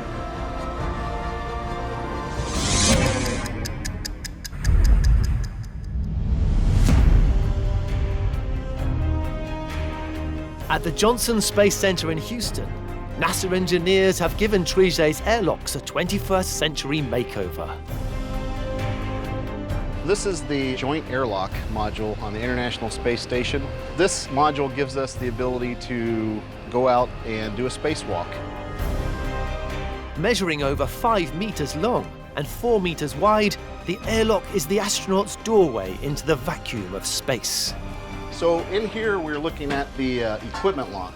So this is the volume where the astronauts will suit up, and then when they're finished getting ready, they'll go into this volume here, which is the crew lock, and then we close this hatch. And that allows us to depressurize the crew lock portion to vacuum. When the astronauts step outside and perform a spacewalk for the first time, it's an outstanding feeling, because we've spent months, sometimes years, training these crew members, and we've seen them from beginners work all the way up to becoming experts, and it's just a great feeling. It's a feeling Tim Peake is familiar with. For a rookie spacewalker, it's probably the moment of most apprehension, when you know that you're losing all the air from the space around you. And for me, when Tim Copra then opened the hatch and the sunlight kind of flooded in, that was the best moment, because I was so ready to go outside and get to work and start this spacewalk. It was wonderful. Let's watch the other lines as you come out. Yeah. And once outside, it was worth the wait.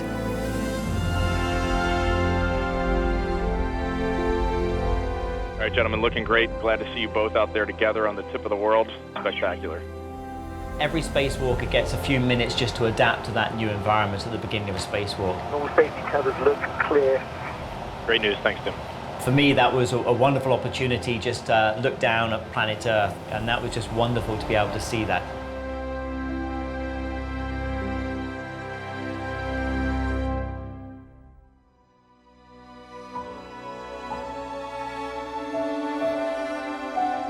The International Space Station is mankind's gateway to the rest of the universe. The engineering that's gone into the International Space Station, it is phenomenal. Our future in terms of humanity's exploration of the solar system, for me, is very important. And the space station is going to help us take those next stepping stones. And supporting those steps are some of the brightest minds in aerospace engineering. I'm extremely excited to be a part of this. It's something that I've lived my whole life for. I love being part of human space exploration. By drawing on the innovations of the past, adapting them, improving them, and making discoveries of their own, these groundbreaking engineers are making the impossible possible.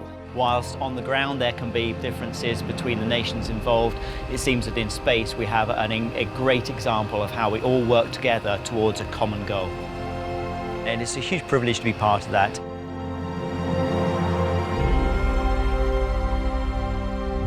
In this episode, the US Navy's fastest combat ships. If you're a pirate or you're a drug runner and you see that ship coming towards you, it's time to shut down your engines and put up your hands. Marine engineering in a class of its own. Well, she's basically one of a kind as far as warship goes. I am sailing a ship that's unprecedented. And the pioneering historic innovations. Here we go. Yes. If these engines were to cut out, this boat would be in serious trouble. Whoa! This is really incredible. What an amazing airplane. That made the impossible possible.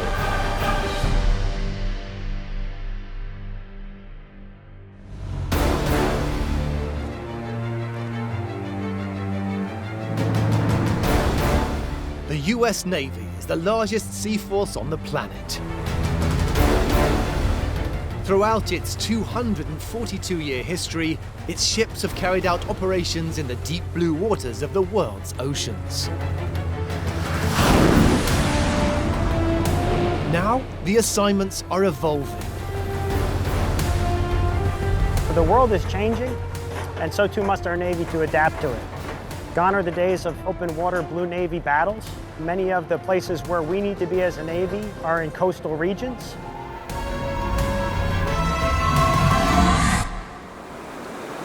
To combat problems such as piracy, people trafficking, and aid distribution, the fleet must operate in shallow coastal waters, known as the littorals.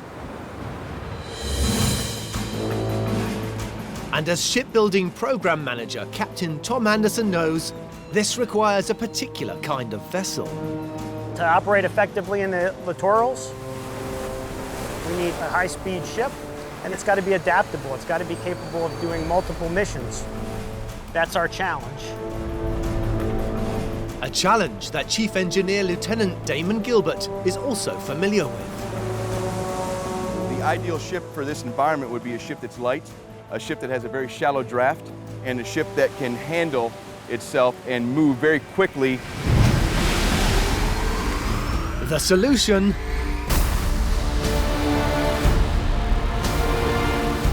the Littoral Combat Ship class. Made up of the monohull Freedom variant and the Trimaran Independence variant, this new class of ship represents the vanguard of marine engineering. This is the face of shipbuilding in 2017. This design, whether it's the monohull design or the Trimaran design, this is going to change the face of how we operate inside those waters for years to come.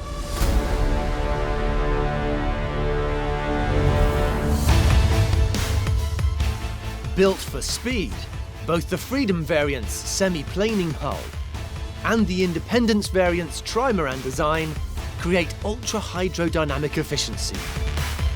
Using lightweight aluminium powered by an innovative propulsion system, each ship can travel in excess of 40 knots in little more than 4 meters of water.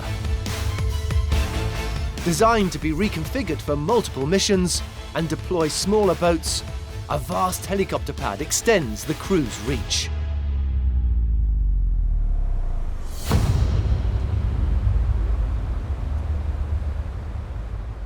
To produce a high-performance fleet for shallow waters, Littoral Combat Ships designers faced a series of complex engineering challenges. Perhaps none more difficult than finding the most effective propulsion system. So to make a traditional propeller system work, the propeller blades need to sit below the hull so they get the proper flow, which would add to our draft. Not only do standard propeller systems increase how far the ship extends below the waterline, they're relatively slow to react. In the littoral waters, if you want to chase down a ship or you want to elude another vessel to get out of danger, you want to be able to maneuver as quickly as possible. So how do you propel a ship at speed in swimming pool depths? This would not have been possible without a genius innovation from the past.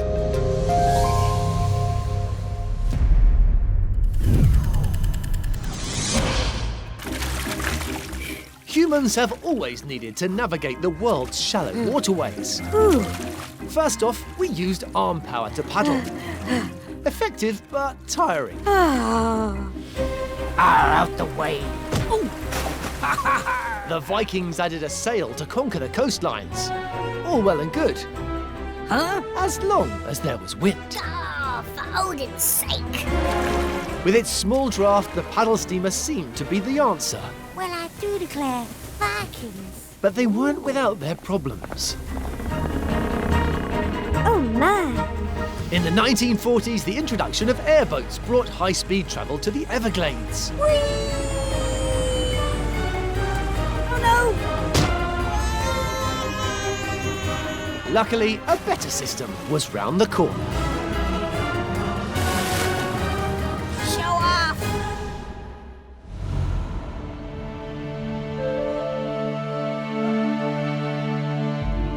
The Grand Canyon is one of the natural wonders of the world, but it's also the site of one of history's great engineering achievements.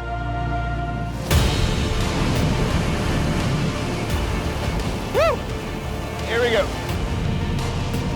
Mechanical engineer Dan Dickrell is taking a white-knuckle ride on the Colorado River to find out more.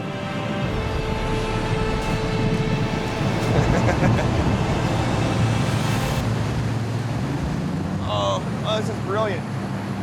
The beautiful noise you hear right now is two 550 horsepower, 8.3 liter engines pushing this 20-ton boat up these crazy, crazy rapids. If these engines were to cut out, this boat would be in serious, serious trouble.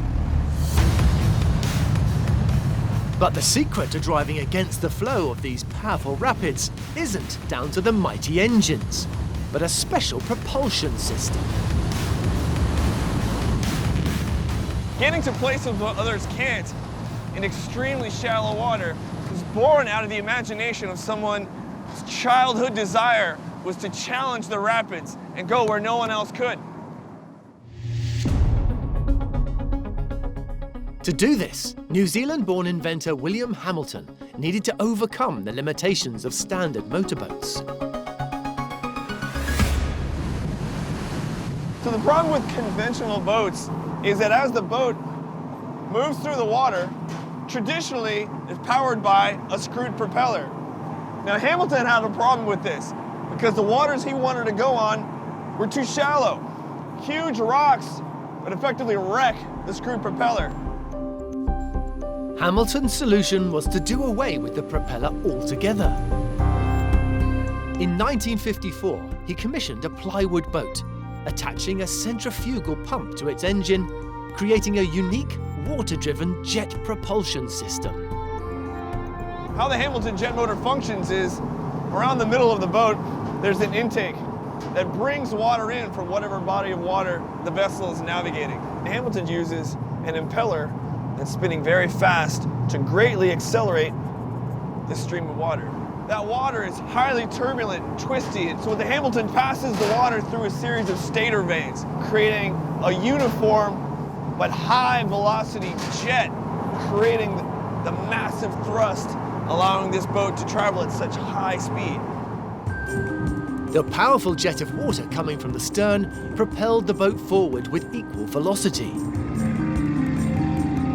Hamilton tested his designs on the New Zealand waterways, and in 1960 set his sights on the Grand Canyon in the USA. Hamilton vowed to be the first to take a vessel up a 160-kilometer section of this notoriously unnavigable Colorado River. Now, it may look calm right here, but upriver, the rapids are crazy. traveling against the current, including the notorious Vulcan Rapids. In just 9 days, with son John at the helm, he had made history, conquering the mighty river. Almost 60 years later, Hamilton's water jet's sheer power Acceleration is intense. and the ability to navigate shallow waters with the added benefit of mind-blowing maneuverability. Here we go. Yes! Continues to open up new waters. Thanks to this spectacular demonstration of man versus rapids, that this unique propulsion system was embraced across the planet. All right, let's go.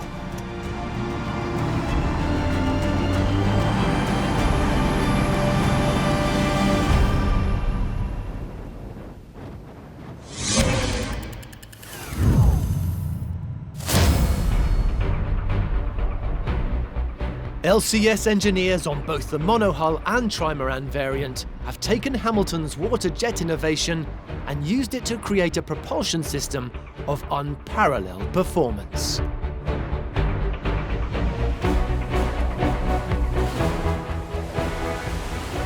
Ship has a requirement to do 40 knots. 40 knots is a very high speed for a ship of this size. The way that this ship achieves that speed is through the use of 2 gas turbines and 2 diesel engines that drive a propulsion train that is propelled by water jets. At Austal USA's shipyard in Mobile, Alabama, the latest Independence variant USS Tulsa is having her jets inspected, ready for launch. When this ship is going full power, there's roughly 24,000 gallons per second passing through these 4 water jets, which equates to the ability to fill 2 Olympic-sized swimming pools in less than a minute. Not only do they generate colossal power, these cleverly engineered jets act as a rudder to steer the ship. Each water jet is capable of independently being steered, which allows for a lot of flexibility and maneuverability. Like Hamilton's system, water is ducted through 4 mighty impellers and discharged at high velocity astern. To steer, each jet's water flow is deflected by a rotating nozzle, enabling fast, agile maneuvers. And to reverse, the exit nozzles force the jet flow backwards. Built into the hull, the LCS can operate in just over 4 meters of water.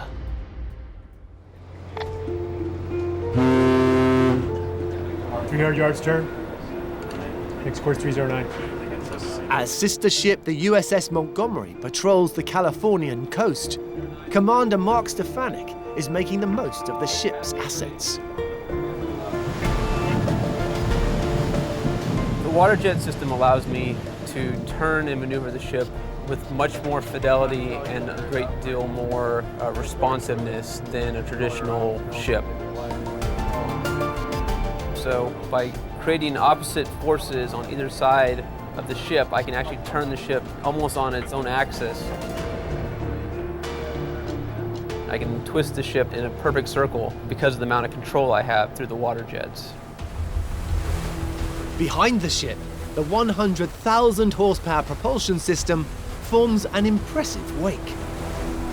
This is actually our full capacity right now. As you can tell, there's quite a bit of turbulence back there, so we're pretty mindful of what we do with this wake. If we can make sharp turns, we can easily knock over small boats.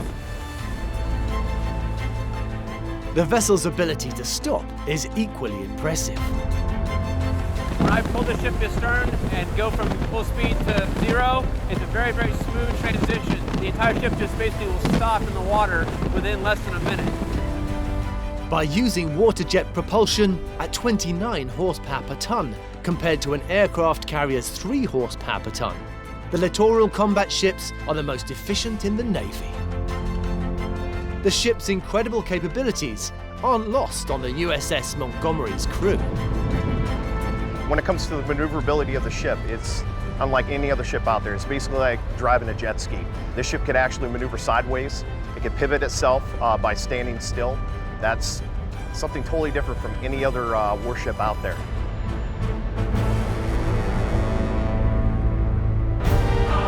Its propulsion system is unrivaled, but to be a truly trailblazing addition to the US Navy's fleet, its designers face more challenges, and will have to turn to innovations from the past. This is a special type of awesome to be flying this amazing aircraft. Cannot describe to you what this is like. To produce more impossible engineering. The Littoral combat ships are the quickest and most agile in the US Navy. Program manager Captain Tom Anderson believes their performance is unsurpassed. If you're a pirate or you're a drug runner and you see that ship coming towards you, it's time to shut down your engines and put up your hands. Built for multiple missions, the Trimaran Independence variant and the monohull Freedom variant are engineered to patrol the planet's coastlines, known as the littorals. But to operate fully loaded at speed, without running aground in these shallow waters, the ships must be as light as possible. Every pound that goes into the ship is assessed, because every pound that goes into the ship is an increase in its draft and a decrease in its speed.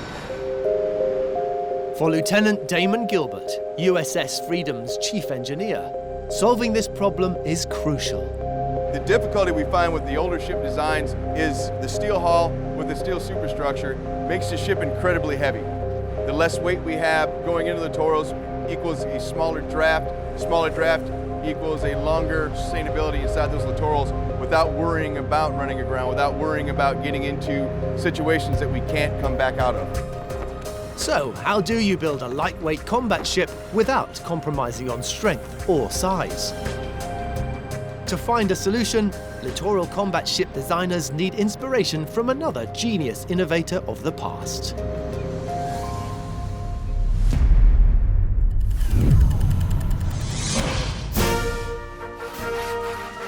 Man has always strived to find the perfect material to stay afloat. For Tamil fishermen, a log under each arm was all that was needed. Come here. Although being mainly submerged was a bit of a catch. In the 9th century BC, Assyrian soldiers would lie on inflated goat skins to sneak up on their enemy. Uh-oh. Although lightweight, they weren't without their problems. Hello. And push. For some, clay was a cheap alternative. A row of pots could buoy a raft with great effect. Steady. Look out. No. Although avoiding the rocks was always advisable. Luckily, a more durable material was on its way.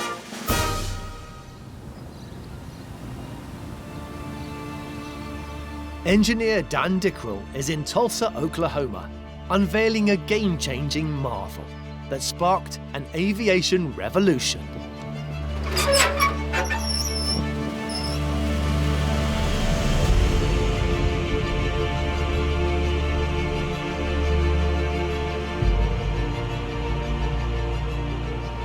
Oh, wow. What a beautiful airplane. Such an engineering icon. This is the DC-3 flagship Detroit. She was constructed 80 years ago, made almost entirely of aluminum. It's the oldest flying DC-3 in the world. But this engineering and aviation marvel would not have been possible had it not been for the work of an engineer 3 decades prior to her construction. Prior to this stunning machine, most planes were made of wood. Although lightweight, it was easy to break. In 1931, a Fokker F-10 lost an entire wing and crashed into the Kansas prairie, killing all 8 people on board. As America reeled, wood frame construction ceased, and engineers turned to metal.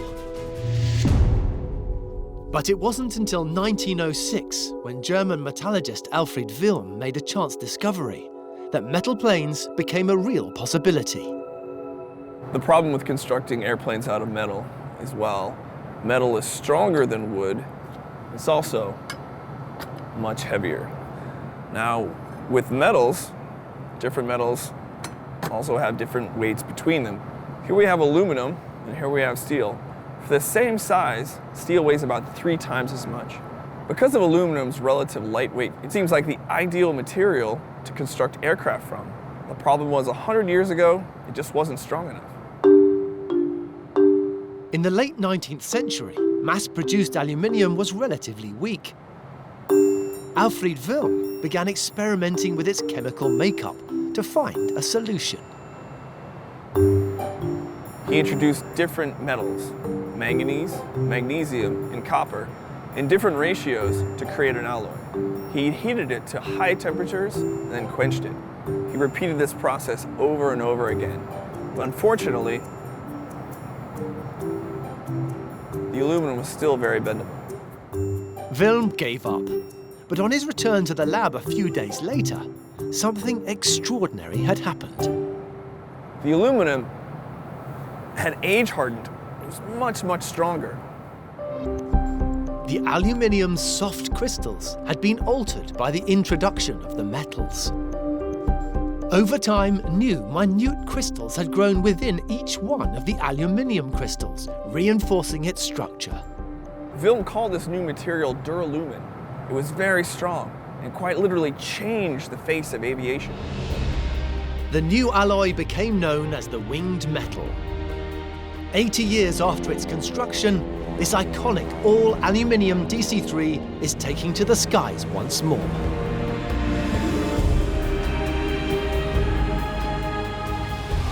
This is amazing. Take it down just a little bit. For Dan, taking the controls of this groundbreaking aeroplane is the flight of a lifetime.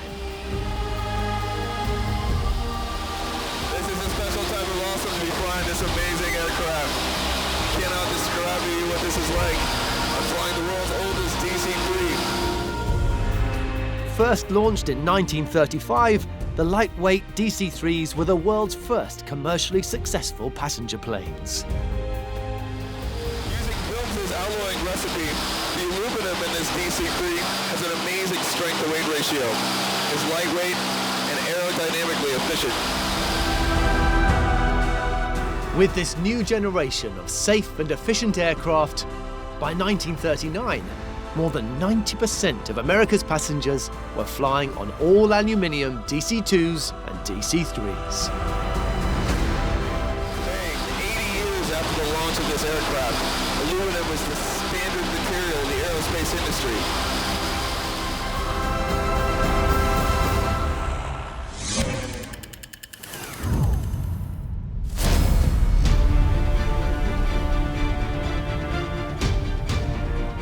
Taking inspiration from aerospace, LCS Freedom Variant engineers have used high-grade aluminium to create some of the lightest combat ships of this size ever built.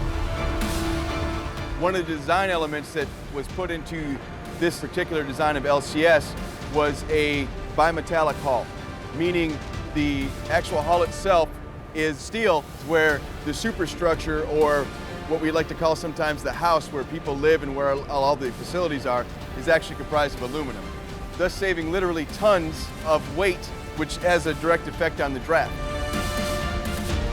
In spite of the Freedom Variant's 118-meter length and 17.5-meter width, with its steel hull and aluminium superstructure, it weighs a mere 3,500 tons, with a draft of just above 4 meters.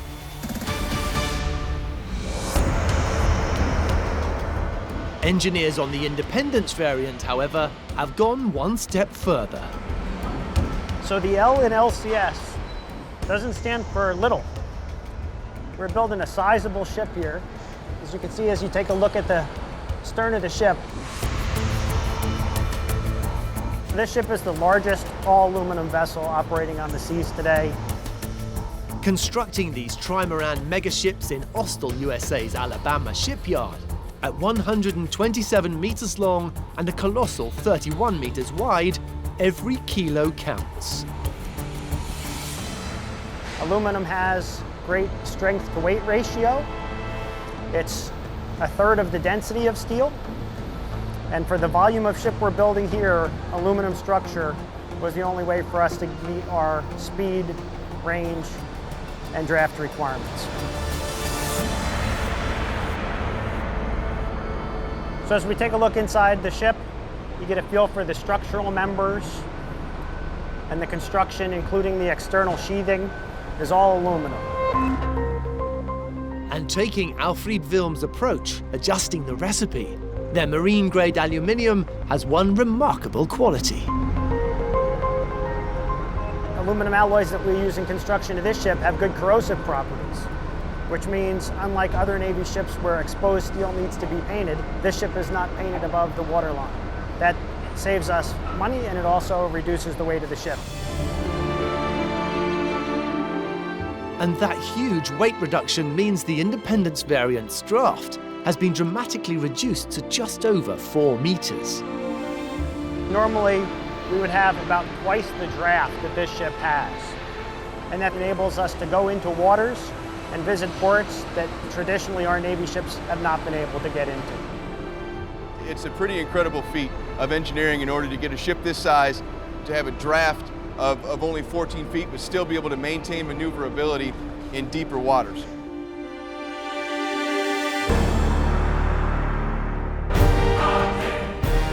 The Littoral combat ship designers are pushing the boundaries of marine engineering. But to effectively carry out multiple missions, they must draw on further innovations from the past. Here I am aboard the ray gun. This can manage speeds of up to 28 miles an hour. To produce more impossible engineering.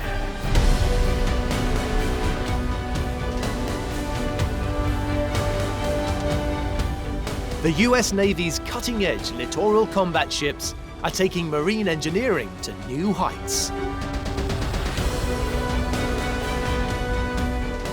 Built to patrol coastal waters for program manager Captain Tom Anderson, the LCS is a standout class. Operating in the shallows require high-speed ships with shallow drafts. The answer to those challenges is the Littoral combat ship.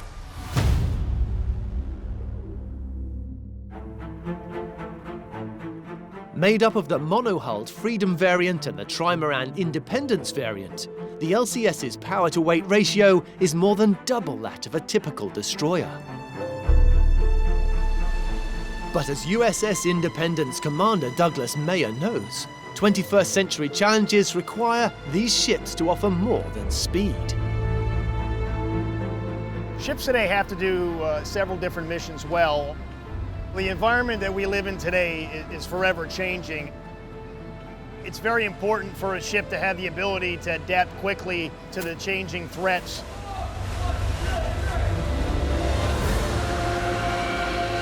We need to have a ship that's capable of doing multiple missions, whether it's searching for submarines, finding minefields, and detonating those mines. All these things are required for the future Navy. And to be truly adaptable, not only must these ships carry equipment for multiple assignments, but also have an effective platform for air-based missions. When we're conducting helicopter operations, there are limitations as far as how much pitch and roll a ship can have based on the weather and environments in order to conduct those helicopter operations. So how do you marry the performance of a speedboat with the volume and stability of an aircraft carrier? To solve this seemingly impossible problem, the US Navy's designers would need more inspiration from the past.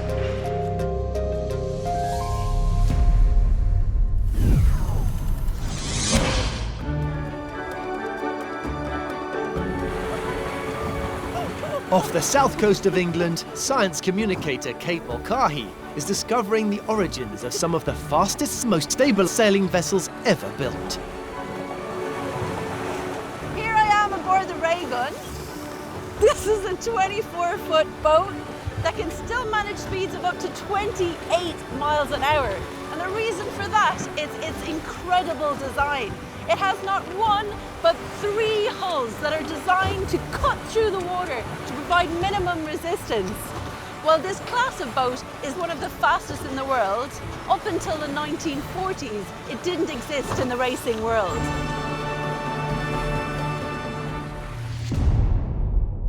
In 1946, Ukrainian engineer Viktor Chechet unveiled this trailblazing shape at Marblehead Race Week in the US, calling it a trimaran. And proving his prototype design, he beat most conventional boats, winning second prize overall. Although revolutionary in the yacht racing world, his design was inspired by Pacific Islanders, thousands of years previously looking to improve the performance and stability of the humble canoe.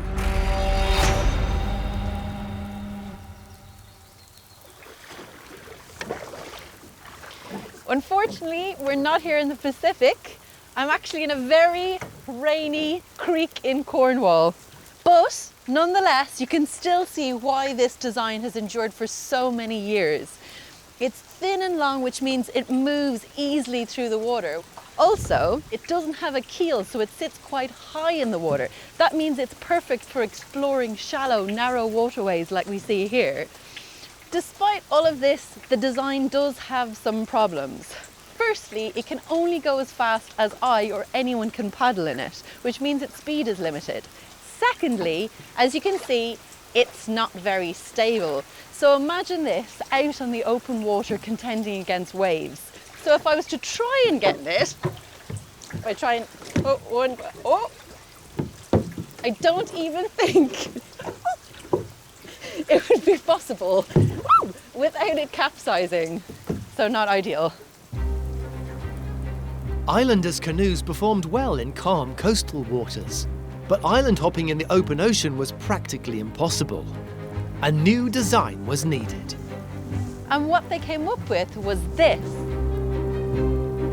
This is the same long, thin central hull, but with 2 outriggers lashed parallel on either side. Now, when we were making this, we've used plastic tubing, but they would have been using just logs. Now, hopefully this may add stability, but the only way we're going to know is to take it out in the water and test it. By adding either 1 or 2 outriggers, the performance of the simple canoe was instantly transformed.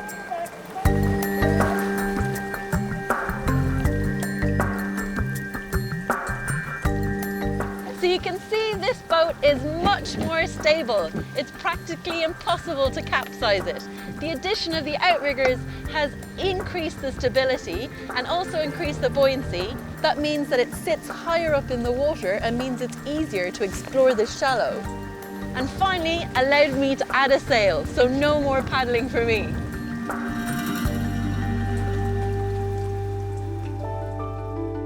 With this ingenious design, islanders could now paddle and sail across open water and access islands throughout the Pacific Ocean.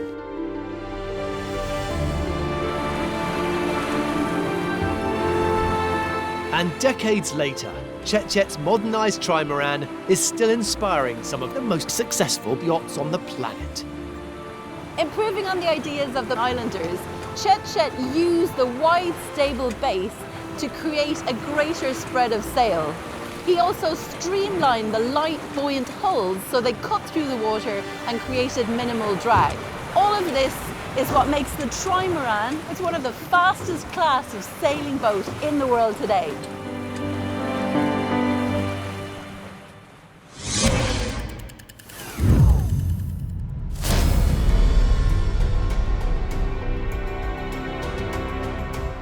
Littoral combat ship engineers have taken the principles behind Chechet's racing yacht and created the Navy's first high-performance trimaran combat ship.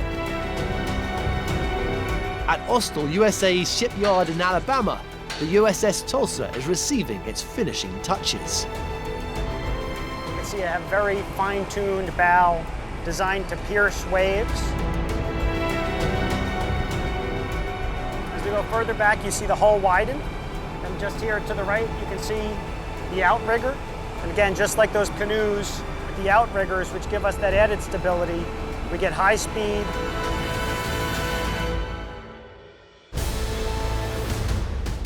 The stabilized central hull with 2 outriggers moves the ship's displacement point upwards, reducing drag, allowing it to reach speeds of over 40 knots. Not only is it fast, it's adaptable. Its wide beam allows a 1,050 square meter flight deck and can accommodate smaller vessels below ready for launch, extending the ship's capabilities across the world's oceans. Trimarans are stable platforms, and those are really important when you're doing things like operating helicopters, launching vehicles, and conducting high-speed maneuvers when you're doing surface warfare type events. At sea level, the unique engineering is clear. You get a really good perspective of just how wide the ship is and how that trimaran design provides for stability. Commander Douglas Mayer is traveling between its outriggers, also known as armors. We've got over 200 feet worth of armor tunnel here, where as the ship transits through the water at high speed, you get the very slender main body hull, and you have this armor that's cutting the water and maintaining the ship's stability at 40 plus knots. Any other ship in the Navy, you're not going to be underneath the main hull form of the ship like this. This is a one-of-a-kind design.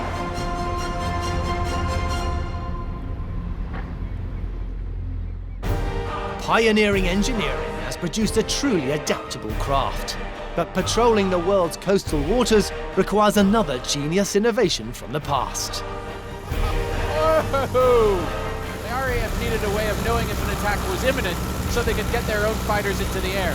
This was a huge problem. To produce more impossible engineering. In its home port of San Diego lies the US Navy's fastest ever fleet. Engineered for coastal missions, both the Freedom and Independence littoral combat ships are changing the face of nautical design.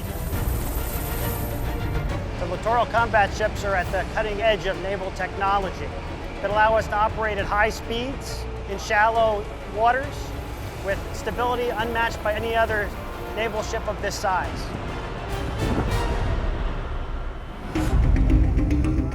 As the USS Montgomery powers out to patrol the Californian coast, Commander Mark Stefanik is at the helm of one of the world's most advanced vessels. Oh, he is definitely cutting the channel. Let's give him 5 short. But in these busy waters, unforeseen hazards are around every corner. Got a jet ski off our port side, 350 heading forward aft. All right, I think we have a good shot at taking them down our starboard side. All right, steady she goes. Steady she goes, 178. So there's a number of sailboats that we had to maneuver for, as well as some other small craft. So that did add to the complexity of the ship trying to get underway. Commander of sister ship the USS Independence, Douglas Mayer, is also well aware these crowded coastal seas can create a navigational nightmare. Out in the open ocean, it's pretty easy to determine what kind of traffic you're going to deal with because there's very little of it. When you're in the littoral environment, you're operating in the vicinity of very dense commercial traffic. And in more hostile regions, getting a clear picture quickly is crucial. Nothing is more critical to the captain, the decision to either engage or not engage a potential adversary. So how do you identify friend or foe in a split second in some of the world's busiest seas? Achieving this requires another of history's inspired innovations.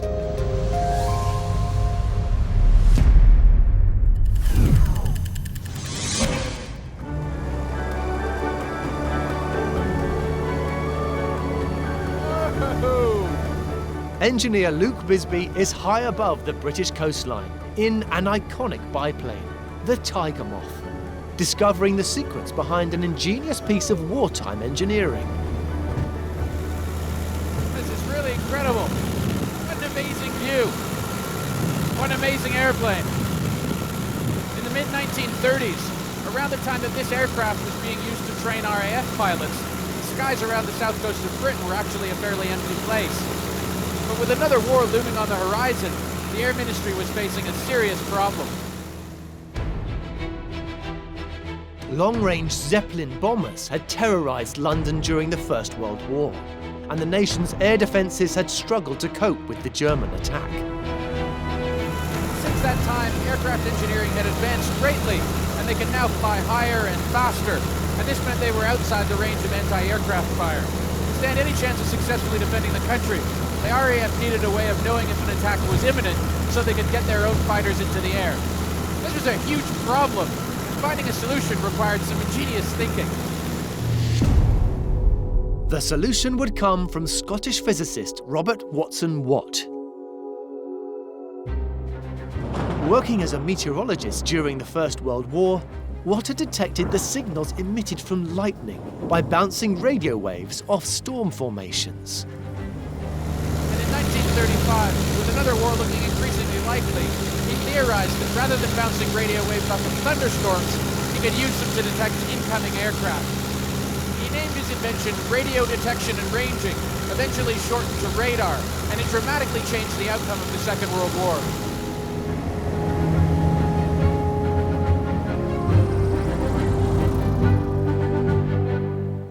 This is how Watt's system worked. In front of me, I have a slinky, which is stretched out between me and a potential incoming aircraft.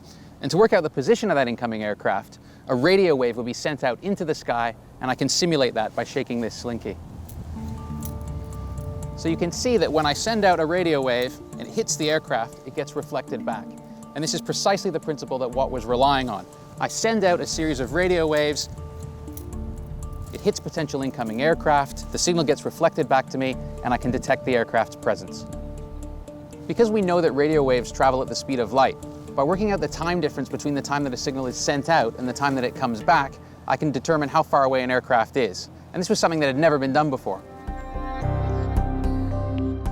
In 1935, Watt successfully demonstrated his system to the Air Ministry. And by 1938, the first 5 radar stations covering the approaches into London became operational. The system was codenamed Chain Home, and it relied on huge masts like this one to send radio waves out into the sky. By the outbreak of war, a network of 21 steel transmitters and wooden receivers were constructed along the southern and eastern coasts of the UK.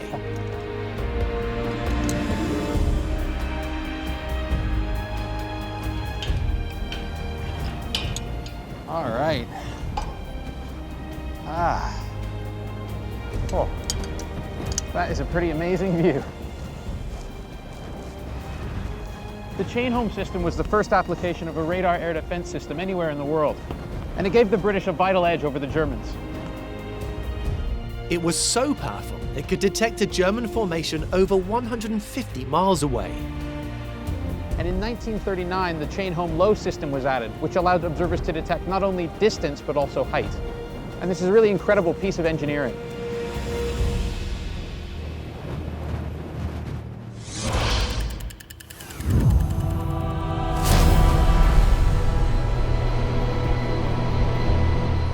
"80 years on, the Littoral combat ships are tackling the world's challenging coastal environments.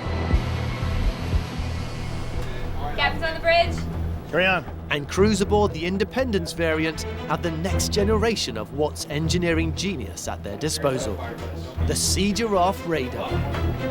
Given that this ship operates in the littoral environment, we need a radar that kind of packs a big radar punch, but in a small package. And that's what we get with the Sea Giraffe radar.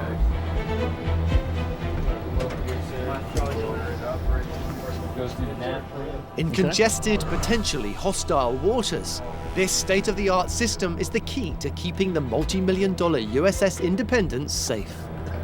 Once we get here, we've got our critical points in for contacting harbor control Okay. There could be potentially several different small craft coming in up to 40 or 50 knots at the ship. You need to have that capability.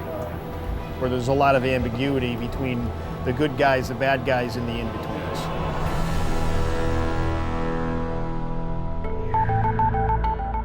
Sea Giraffe can detect 200 air and up to 400 seaborne targets simultaneously. Simplifying a complex picture, its advanced technology analyzes critical characteristics such as altitude and speed, deciphering a threat level within seconds. Its ability to provide a very clear picture to the operator is what makes it special. We can separate the wheat from the chaff on a radar picture much better than a traditional radar would. And despite its impressive capabilities, this advanced radar system is significantly smaller and lighter than a typical destroyer's. It all is in keeping with our desire to maintain speed and agility, and it's a perfect fit for LCS.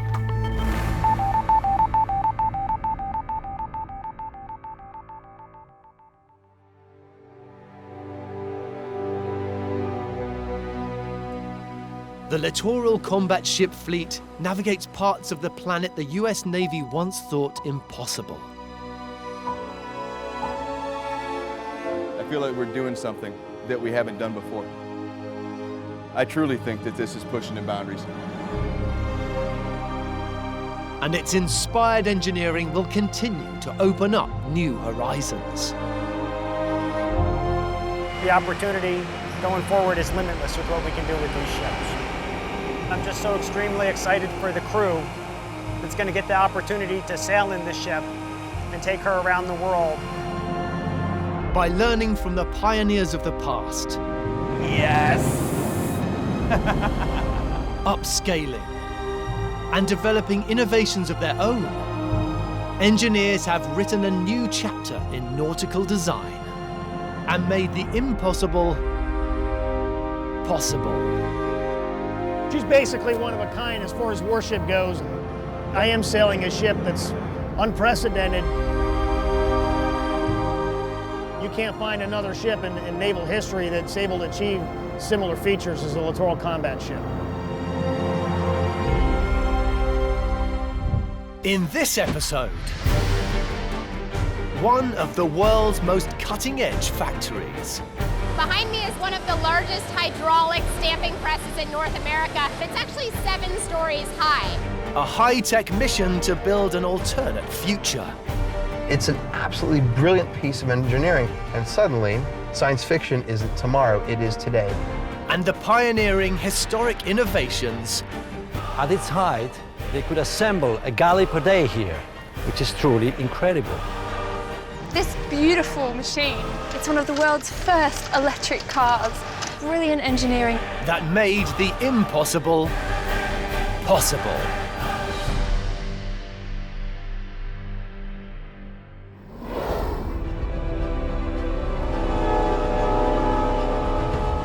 Since the birth of the Industrial Revolution, factories have rarely been seen in a positive light. Often portrayed as dirty, grim, dangerous places, churning out products at the expense of their workforce. But the 21st century factory can be a very different place. This is the Tesla factory in Fremont, California. An extraordinary, state-of-the-art automotive manufacturing facility that's at the vanguard of a new era of motoring. Alexis Georgeson has witnessed this giant industrial machine come to life. The processes here in this factory are designed to be efficient as possible. It's a 5.3 million square foot facility. In meters, that's 500,000 square meters. In 2008, the American car manufacturer broke new ground when it launched the world's first electric sports car.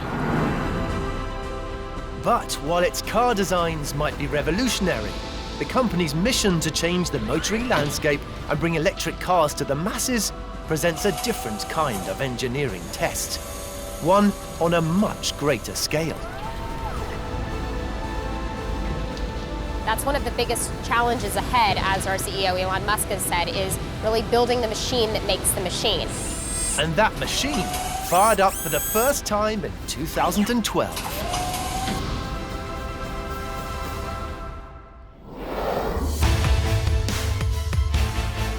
Under one roof, human workers combine with hundreds of robot colleagues to turn raw materials into high-tech vehicles in a matter of just a few days. Man and some of the world's mightiest machines come together to cast, stamp, paint, and assemble component parts into 2,000 cars every week,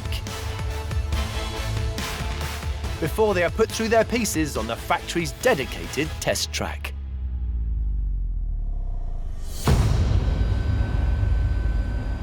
It's an engineering achievement that would have once been thought impossible. We're rethinking the way that the automotive industry has approached production in the past through first principles of physics and through vertical integration, and just really treating this as an engineering problem first and foremost.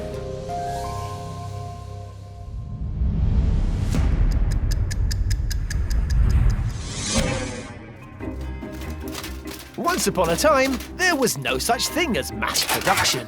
Sword, please. Everything was artisan-made. Thanks, peasant. Charming and unique, maybe. But inconsistent. What a chopper. Mine's a tiddler. Expensive. More. More. More. And slow.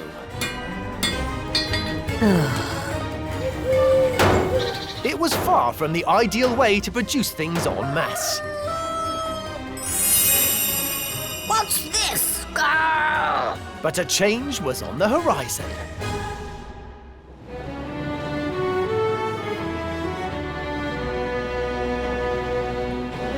Architect and historian Benedetto Camerana has come to the historic Italian city of Venice. Now famous as a picturesque tourist attraction, it was once one of the most dominant states in the world. In the Middle Ages, the Republic of Venice was a political power with a strong reputation for war and conquest. The success of the Venetian Empire was based on a rich combination of trade and naval muscle. Both needed ships, and lots of them. Naval boat building had been carried out in different shipyards, sprawled throughout the city. But as demand grew, the shipbuilders were faced with a problem. Using the traditional method, it would take weeks to produce a single galley, and that was not fast enough. In the 12th century, the Venetians came up with a game-changing solution. And this is it, the Venice Arsenale. Here they completely reimagine the way that ships were built. For the first time, each individual component of a ship was mass-produced in one place, with all the specialist workshops laid out around the sides of a basin. Instead of staying in one spot as they were constructed, the ships were moved around the dockyard to different workshops, each focused on prefabricating the different elements of the ship. Hulls were made and launched as shells. They were then towed across the shipyard to be fitted in sequence with ready-made masts, rudders, and anchors. Finally, they were rigged and kitted with oars and armaments. The process reduced build time dramatically. At its height, they could assemble a galley per day here, which is truly incredible. The Venetian shipbuilders had invented the production line. And several hundred years later, the ideas pioneered at the Arsenale were adapted for a completely different form of transport.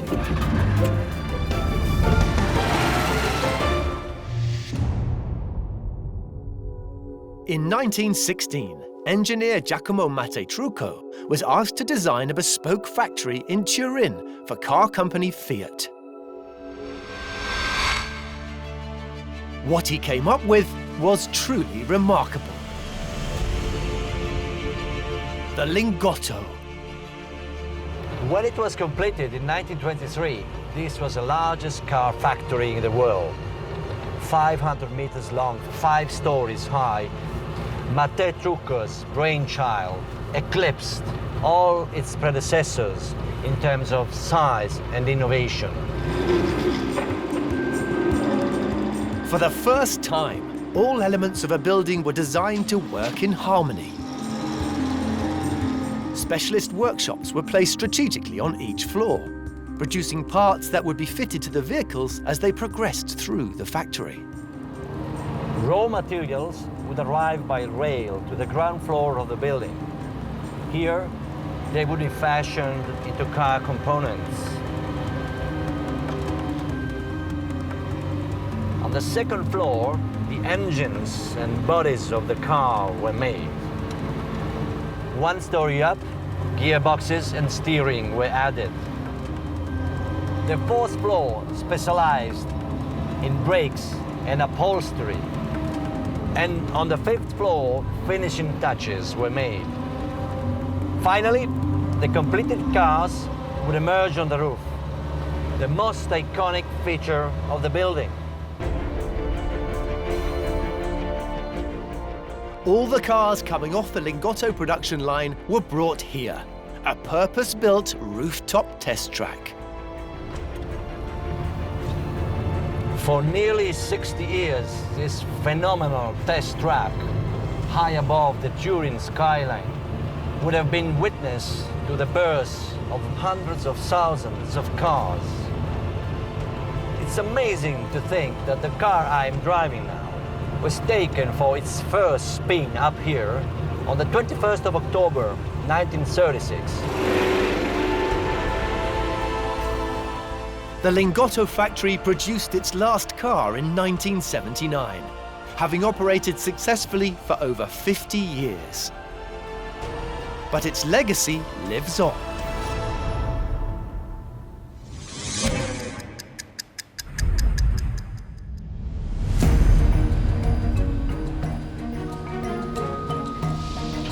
At the Tesla factory in Fremont, California, the principles first applied at the Venice Arsenale and further developed at the Lingotto are being given a 21st century makeover. The way we move cars from one end to another, the materials that we're using, the fact that so much of the factory is vertically integrated, which means that we're actually producing so many components here in-house rather than shipping them from other parts of the world or other parts of the country. While the production line principles remain the same, the setting is almost unrecognizable from factories of the past. We wanted this first and foremost to be a beautiful working environment that really was a testament to the quality of the products that we were building here.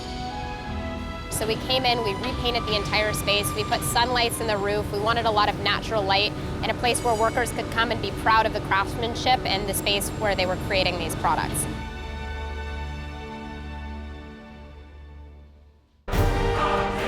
But to create a truly modern factory, the manufacturers need technology to match. And for that, today's designers can draw on the great innovators of the past. The robot is correcting itself to achieve its objective. And that's what makes these robots so amazing. To deliver their impossible engineering.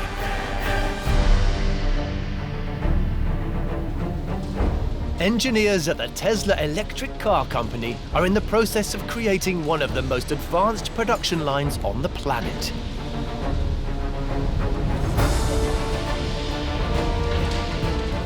Its mission? To produce electric vehicles in quantities never before witnessed. The 500,000 square meter factory takes raw materials in at one end and, in as little as 3 days, transforms them into cars. 6,000 workers interact with the most modern of technologies to produce 2,000 electric cars a week.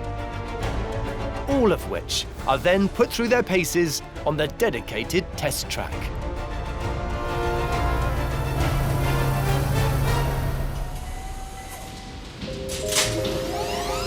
To produce vehicles on this and an ever-growing scale means overcoming a major challenge.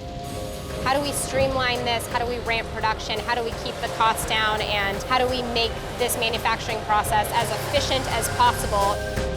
The solution lies with one of modern history's most significant breakthroughs.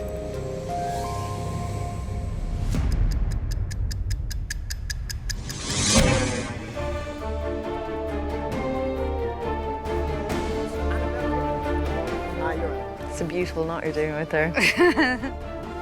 Science communicator Kate Mulcahy has come to southwest England to find out how a study into brain function led to a breakthrough in robotics. Oh, Lord alive. As I attempt to cross this beam, signals are being sent to my brain through my eyes, my inner ears, and my sensory systems. This feedback helps me to correct my weight distribution, and hopefully I won't fall. Each time Kate feels herself deviating from her route or losing her balance, her senses warn her. This has been called negative feedback, an ability that helps all living creatures to adapt to the environment around them. Yes!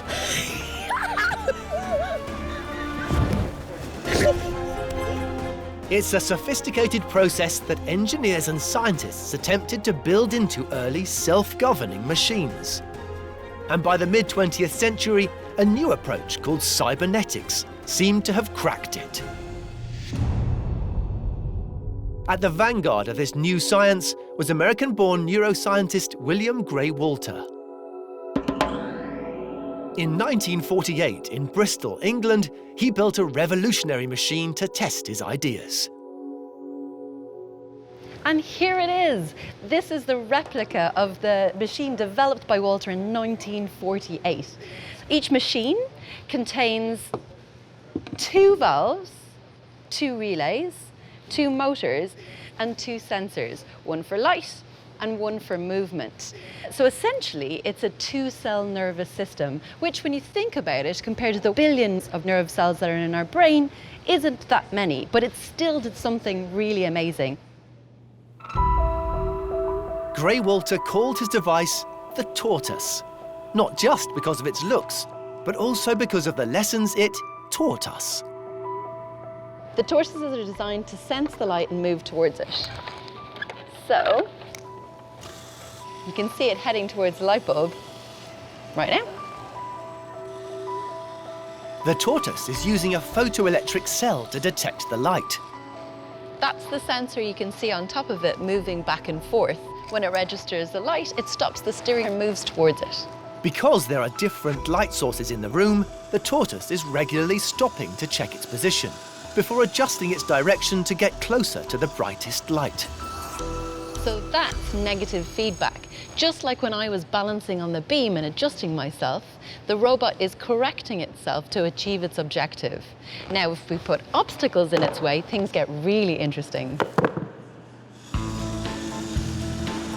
The shell of the robot is now also acting as a bump sensor. So it's making decisions based on 2 sensors. One is sensing the light, and the other is detecting the obstacles. The result is an example of complex behavior. The tortoise has a different solution every time the experiment is run, and each route involves a multitude of different corrections and movements. And that's what makes these robots so amazing. Every reaction they make is a result of sensing the environment around them. Then they react and create a new path. Amazing. For the first time, a machine could demonstrate a complex decision-making process, and the discovery paved the way for a revolution in robotics. Bristol remains a world-renowned centre for robotic innovation. And at the Bristol Robotic Laboratory, they're exploring everything from surgical robots to robots that can fly. Autonomous machines have come to replace humans in many realms, from the domestic to outer space, and they've revolutionised the industrial world.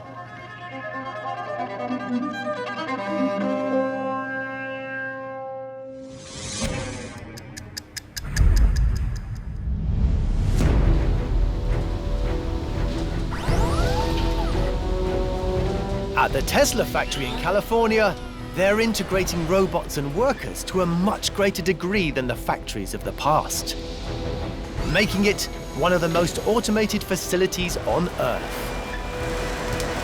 Some even have echoes of Grey Walter's revolutionary tortoises.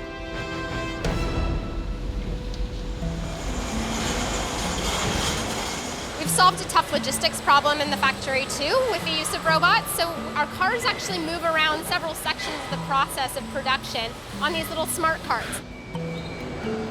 They're robots that actually follow these magnetic strips in the floor, and they move from one section to the next following these little strips. Like the tortoises, these automated guided vehicles can spot people or objects in their way and will wait until the path is clear. They'll take themselves out of rotation when their batteries run low and put themselves back when fully recharged. And the simple guidance system means their routes can be adapted in an instant.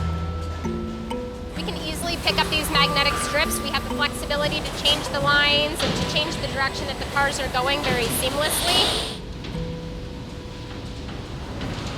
But the carts are relatively primitive compared with most of the factory's robots. The robots behind me are KUKA robots. They're actually trained to do up to 5 tasks. They rivet, they weld, they glue, they move pieces from one part of the line to the other. So they're incredibly smart robots. Hundreds of these robots perform amazingly complex but repetitive tasks, with unerring accuracy and without ever getting bored. But when it comes to the job of lifting and carrying entire cars, engineers at Fremont had to look to some serious heavyweights. Kate Mulcahy has travelled to Coventry in England to find out more. This is one seriously impressive robot. I can't believe how massive it is. This is the Fanuc M2000 IA1200 multi-arm manipulator. Now we're really lucky today. We get to come up close and personal. Normally, there's caging all the way around it for safety. Now this robot is so strong, it's capable of doing 4 times the work of a conventional robot. It's able to lift a really impressive 1.2 tons, and it's used on the Tesla assembly line. But its bigger brother, which is also in use on the Tesla assembly line, can lift a huge 2.3 tons. Now that's really useful if you want to move a car in a single lift. So most conventional robotic arms that you'd find in the market wouldn't be able to lift weights nearly as close to this one. On top of that, this robot is capable of running 24 hours a day and 7 days a week. Now, I've had a quick lesson on how to operate it, and hopefully, if I've done it right, yes, it's working. Traditional ways of moving heavy weights, such as lifts or hoists, can only go up and down, whereas this, because of its 6 different axes, allow this robot to move with unbelievable accuracy. It's exactly this that Tesla uses to save them both time and money, and to ensure that cars can keep rolling off their production line. And all of that makes this a truly incredible feat of robotic engineering.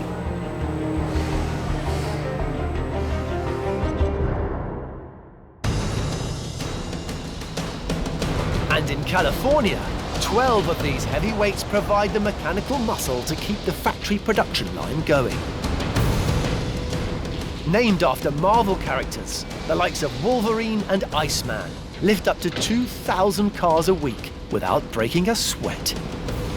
Robots are incredibly valuable in the automation of this process and helping us to ramp production and to make this process as seamless as possible.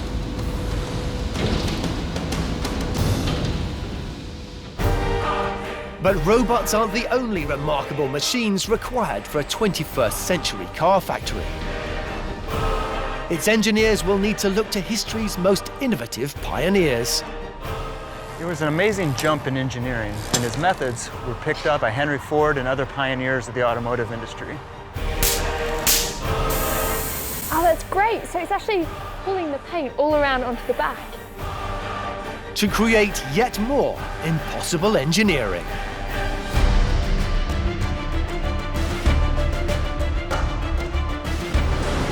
In Fremont, California, one of the world's most cutting-edge factories is being created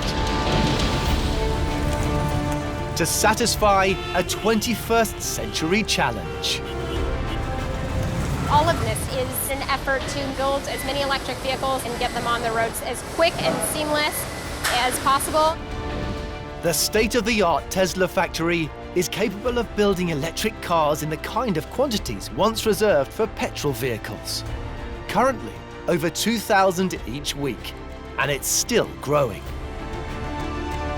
But producing electric cars quickly, efficiently, and economically means overcoming engineering obstacles once thought impossible.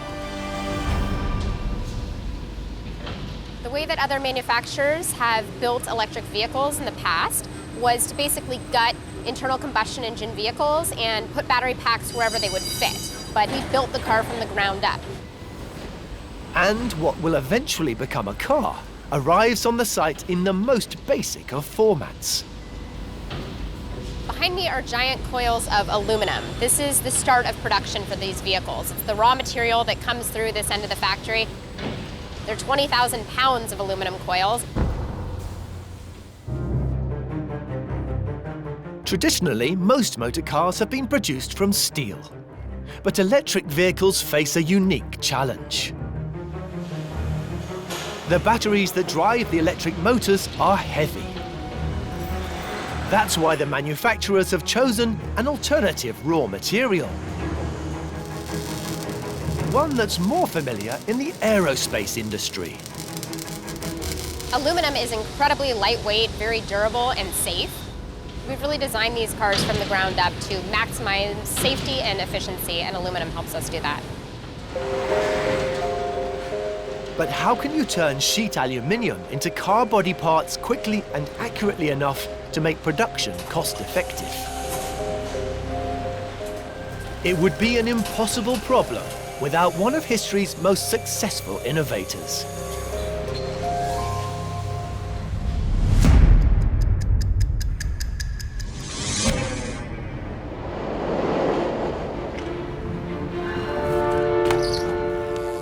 Today, bicycles are commonplace. But when they first appeared, they were strictly the playthings of the rich. Historian Chris Sweet is on the trail of the innovation that transformed the cycling world. Late 19th century bikes were luxury items, costing up to $100 each. That was as much as an average worker would make in 6 months. But all that changed here in Chicago. And the man behind the bike revolution was entrepreneur Adolf Schöninger. After losing his toy business in the Great Fire of Chicago in 1871, Schöninger was determined to recover. And the growing popularity of bikes looked like a promising avenue to pursue. However, early metal bicycles were all manufactured using the same basic process, a technique Schöninger was keen to improve. Traditional method of making bicycle components was known as drop forging. It involved taking a chunk of metal and heating it till it was malleable, like this chunk of clay, and forging it into shape by repeated pounding. It was a long, labor-intensive, and expensive process. That is what Schöninger wanted to change. And this is what he did. He came up with an industrial press to shape cold steel. Imagine the sandwich maker is our press. We put in the sheet of cold steel, press it. Out comes a three-dimensional bicycle component, ready to be assembled and painted. By pressing components instead of forging them, Schoeninger's Western Wheel Works was able to slash the price of its bicycles, making them accessible to the general public. This is an original 1898 Crescent number 18, made by Western Wheel Works. If we look closely, you can see the parts on this bike that would have been stamped. The seat tube junction here would have been a stamped part, as well as the crank hanger down here, the head tube, even the handlebars and the pedals would have been stamped. Initially, Schoeninger was only stamping a few parts of the bicycle, but it only took 5 years before he was stamping every part that he could. Soon, Schoeninger's business was turning out 70,000 bikes a year, with markets as far away as Europe. And as other manufacturers followed suit, Chicago became the bike capital of the world. There was an amazing jump in engineering. Schoeninger's innovations soon led the way to cheaper bikes, and his methods were picked up and used by Henry Ford and other pioneers of the automotive industry.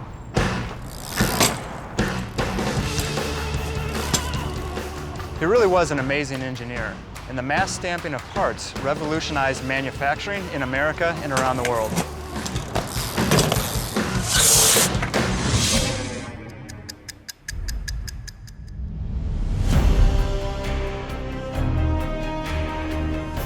In California, they're taking the techniques pioneered by Adolf Schoeninger and supersizing them.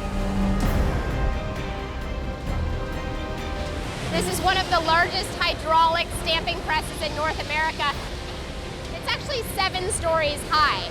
We can only see 4 stories. 3 of them are actually underground. There are 5 main sections of this press, each one weighing up to about 1 million pounds.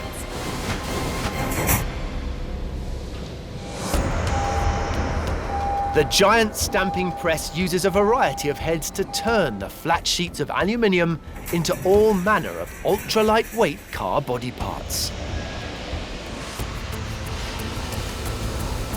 And by cold forming the aluminium, it helps preserve the strength of each component. You need a machine that can exert a ton of pressure and force down on those panels without a lot of heat.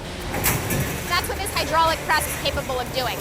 We take those sheets of aluminum that you saw, and they're actually stamped between 4 to 5 times as they move down here.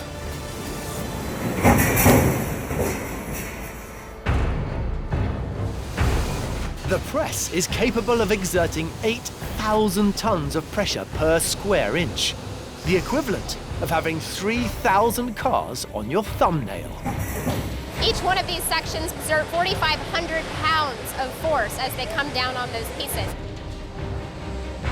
The 7-story tall monster press can create strong, complex shapes quickly, and at a much lower cost than hot forming or machining from solid.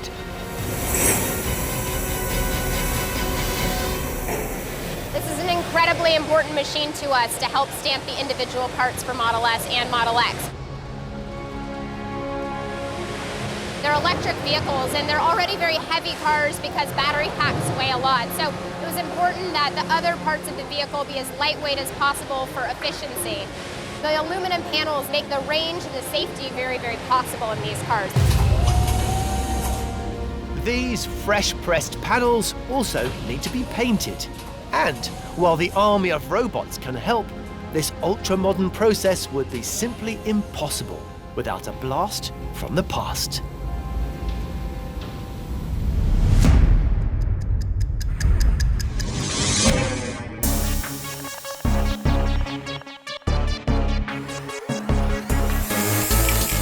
Physicist Susie Shee is visiting an inner-city graffiti workshop to discover how one man and a salt shaker revolutionized the world of industrial painting.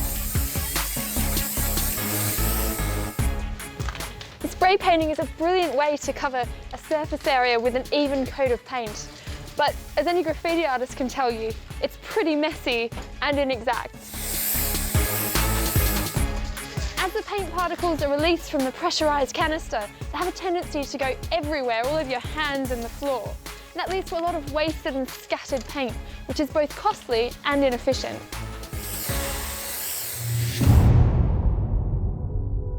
In the depression of the 1930s, Harold Ransberg was facing the same problem. He'd been forced to abandon his university studies to help at his father's homeware factory. There, he spotted the waste during spray painting. This salt shaker is exactly the kind of article that Ransberg was trying to paint. So if I try and paint it, you can see there's a lot of mess and a lot of wastage, and I haven't even really achieved a very good finish. And you can imagine on an industrial scale how expensive that would be. Along with lab assistant Harry Green, Ransberg began looking for a solution. We all did this experiment in school. If I take a glass rod and rub it with a woolen cloth and then hold it near a balloon, the balloon is actually attracted to it. So what's happening is when I rub the glass rod, friction means that electrons go from the cloth to the rod. So then the rod is negatively charged. Negative and positive charges attract each other, and Ransberg and Green thought this could provide the key to a new form of spray painting.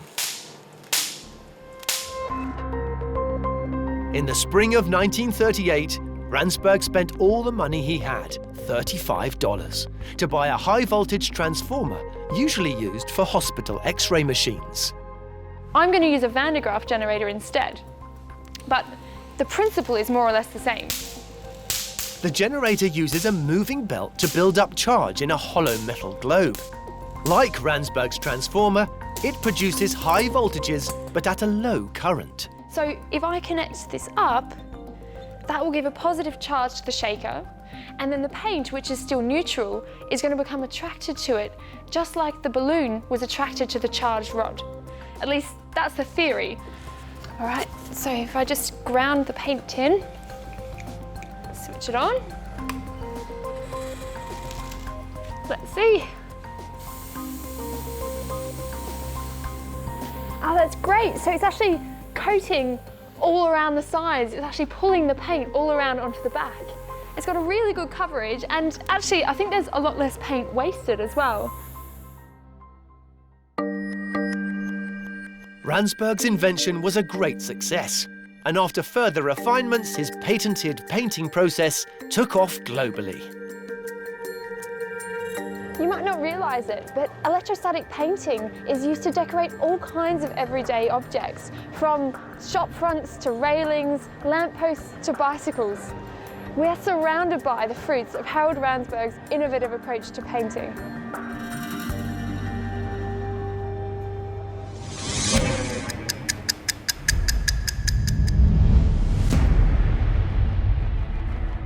"80 years on, the factory in California takes electrostatic painting to a level that Harold Ransberg could only have dreamed of. In a state-of-the-art paint shop, each car is attached to an electricity source and grounded. Positively charged paint is then sprayed, electrostatically attracted to the car. Primer, colour, and finally a clear coat are applied to create a completely flawless finish.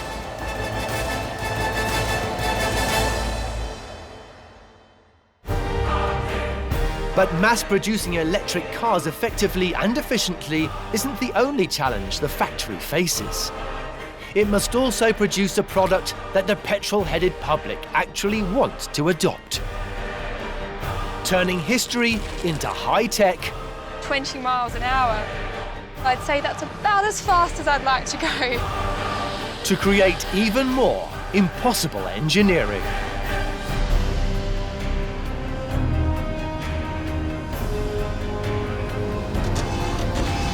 In California, a group of engineering innovators are busy creating a factory of the future.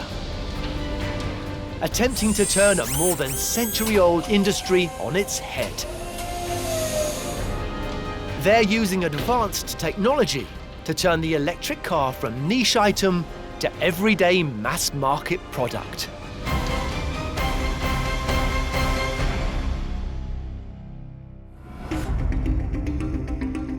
Everything about the 500,000 square meter facility is designed for speed, accuracy, and efficiency. But those aren't the only challenges the factory faces. It must also turn out a product that a public, brought up on the internal combustion engine, will actually want.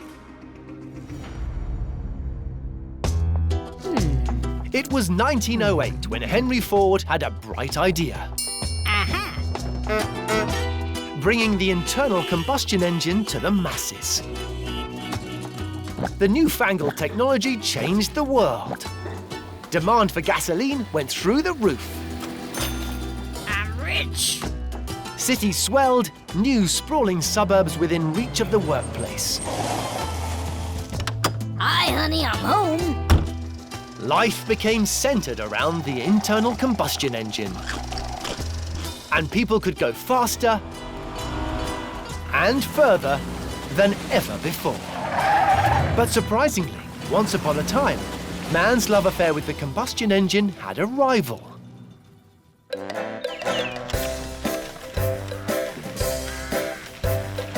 This is a Pope Waverley. Built in 1901, it's one of the world's first electric cars. And this particular one was used by Harrods for deliveries.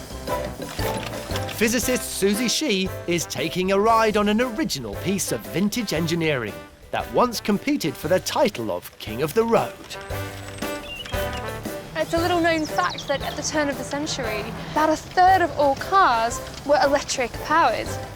At the birth of the car, there were three main methods of propulsion: internal combustion, steam-driven, and right up there on the list of most popular, battery-powered. Now this beautiful machine, in its day, would have had a range of about 20 miles and a top speed of a whopping 20 miles an hour. But having driven in it for a while, I'd say that's about as fast as I'd like to go. But while this US-developed Pope Waverley might have been the perfect solution for delivering luxuries to London's well-heeled, electric cars were soon eclipsed. As petrol cars developed a longer range, got more reliable and faster, the feeble electric car was left standing.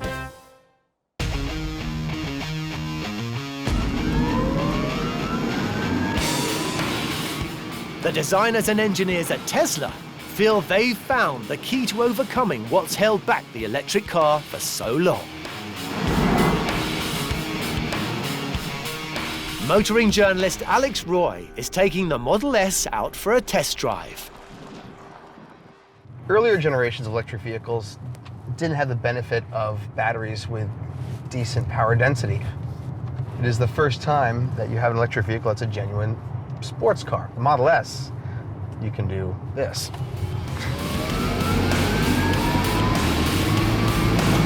And that is Ferrari level acceleration. It's impressive.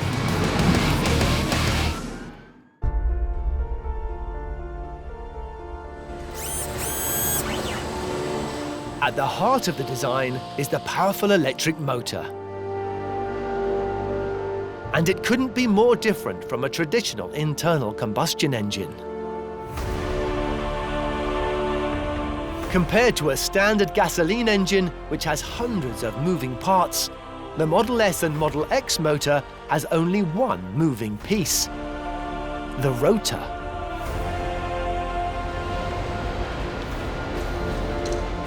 Powering it are nearly 7,000 small lithium-ion batteries, packed into a tray that fits in the floor of the vehicle.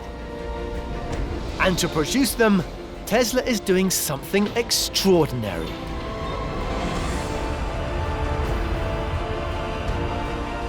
Creating another factory, the size of which has never been seen before on planet Earth. It's still under construction. We're building it in phases so that we can actually start production of batteries, cells, and packs inside while we continue construction outside.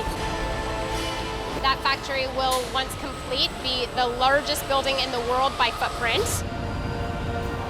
The so-called Gigafactory in Nevada will hold the key to the mass production of electric cars on an unprecedented scale. Within a couple of years, we'll be putting hundreds of thousands of battery packs out every year.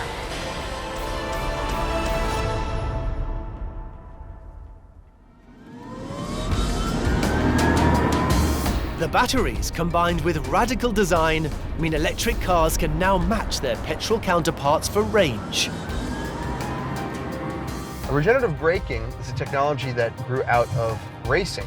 And in Formula One, regenerative braking was developed to make cars go faster.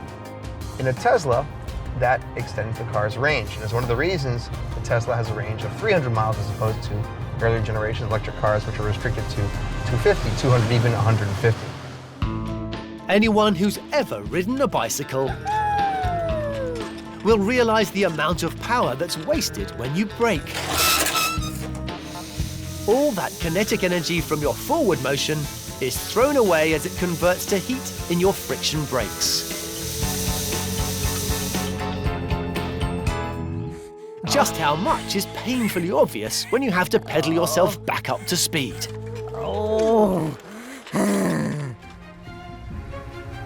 But with an electric car, the motor can be used alongside the brakes to slow the vehicle and at the same time acts like a generator, converting kinetic energy back into electricity that can be returned to the batteries. If you didn't have a regenerative braking system dumping power back into the battery, I would imagine you'd have somewhere between a 10 and 30% drop in range. It's an absolutely brilliant piece of engineering, and suddenly, science fiction isn't tomorrow, it is today.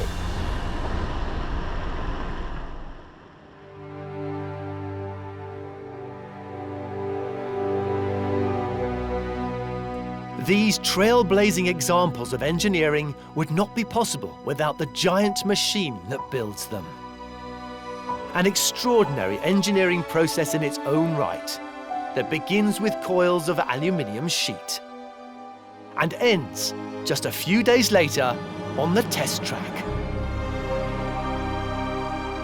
That can-do think outside the box is really something that informs both the vehicle and the factory side of the equation here at Tesla. You'll see that both in the engineering of our products as well as the engineering and in our approach to manufacturing and production within this facility. By drawing from the innovators of the past. This was the largest car factory in the world. Oh, that's great. Amazing. Adapting their ideas and making trailblazing discoveries of their own. Every single manufacturer will be making a car just like this with their own brand on it within 5 years. Things can be done better. You don't have to be trapped in the past.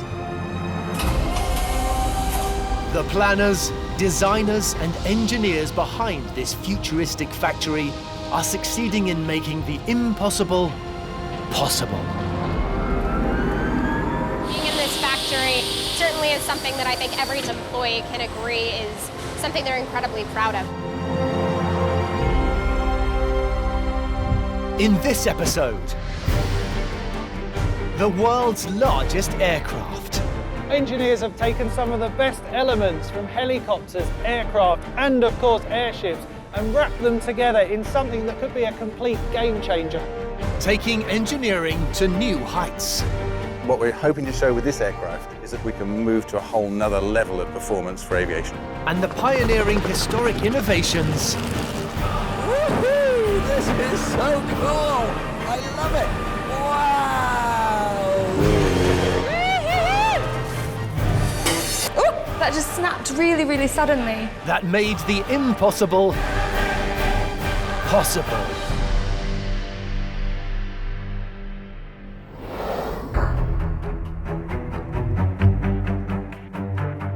Since the birth of aviation, aerospace engineers have been creating aircraft that have pushed the boundaries. Constantly evolving technology means we are traveling faster, higher, and further than ever before, in a range of unique flying machines. However, there are some locations and operations that aircraft are yet to conquer. One of the things we really want to be able to do would be some fairly niche operations that no other aircraft in the world could do. Things like long-range disaster relief or search and rescue.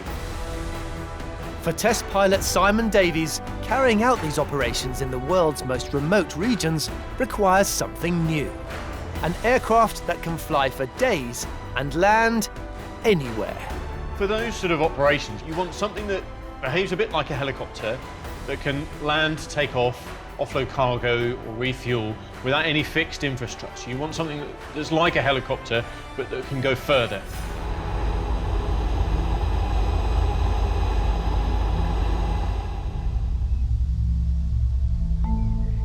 The solution lies in a former RAF airbase in Bedfordshire, England.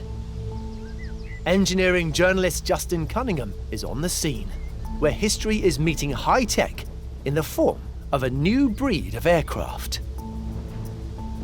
This is Cardington Airfield, home to a set of aircraft that we thought had been all but extinct, consigned to the history books. But a group of engineers here want to change all that with this.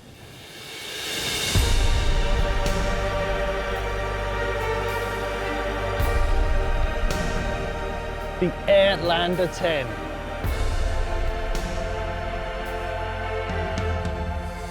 This mammoth engineering marvel is the largest aircraft in the world, and its design an aeronautical masterpiece. Airlander 10 is actually a hybrid aircraft, which means it combines elements of being a helicopter, a normal aeroplane, and also the obvious one being an airship. It's a massive 92 metres long, 43.5 metres wide. It's nearly the size of a football pitch and dwarfs something like the Airbus A380 Super Jumbo. Not only is it vast, for project director Nick Allman, the pioneering Airlander 10 is destined to open up new horizons. This is a new age of hybrid aircraft. We can fly further. We can go anywhere. We can demonstrate levels of capability that haven't been seen before.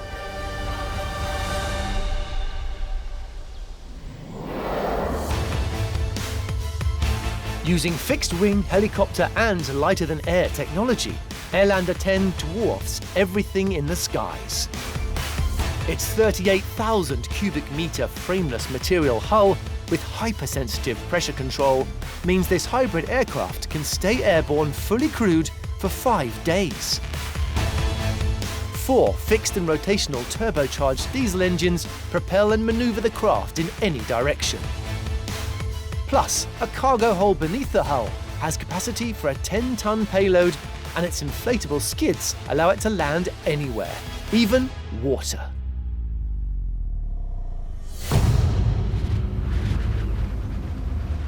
It's not like anything else anybody's done in aerospace for 50 or 60 years. Airlander's structure is completely unique, and building it posed colossal engineering challenges. Not least, how to inflate the gigantic hull. The inflation of the hull is absolutely critical to the structural integrity of the aircraft. To fly safely, the gas inside this frameless hull must not only maintain its structure and provide buoyancy, but also be completely inert. Achieving this would have been impossible without the great innovators of the past.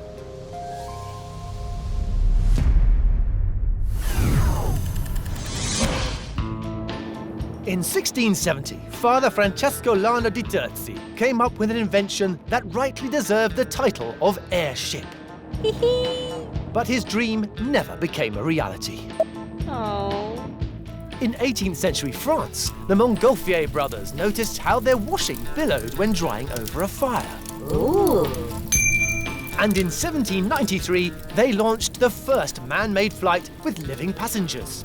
A sheep called Montenciel, a duck, and a rooster. But trying it with humans, the dangers of a mid-air bonfire were soon revealed. That same year, more French brothers, the Roberts, launched the first manned hydrogen gas-filled balloon. Hydrogen balloons and blimps became all the rage. But their flammable filling meant they were always vulnerable. Fortunately, a solution wasn't far away.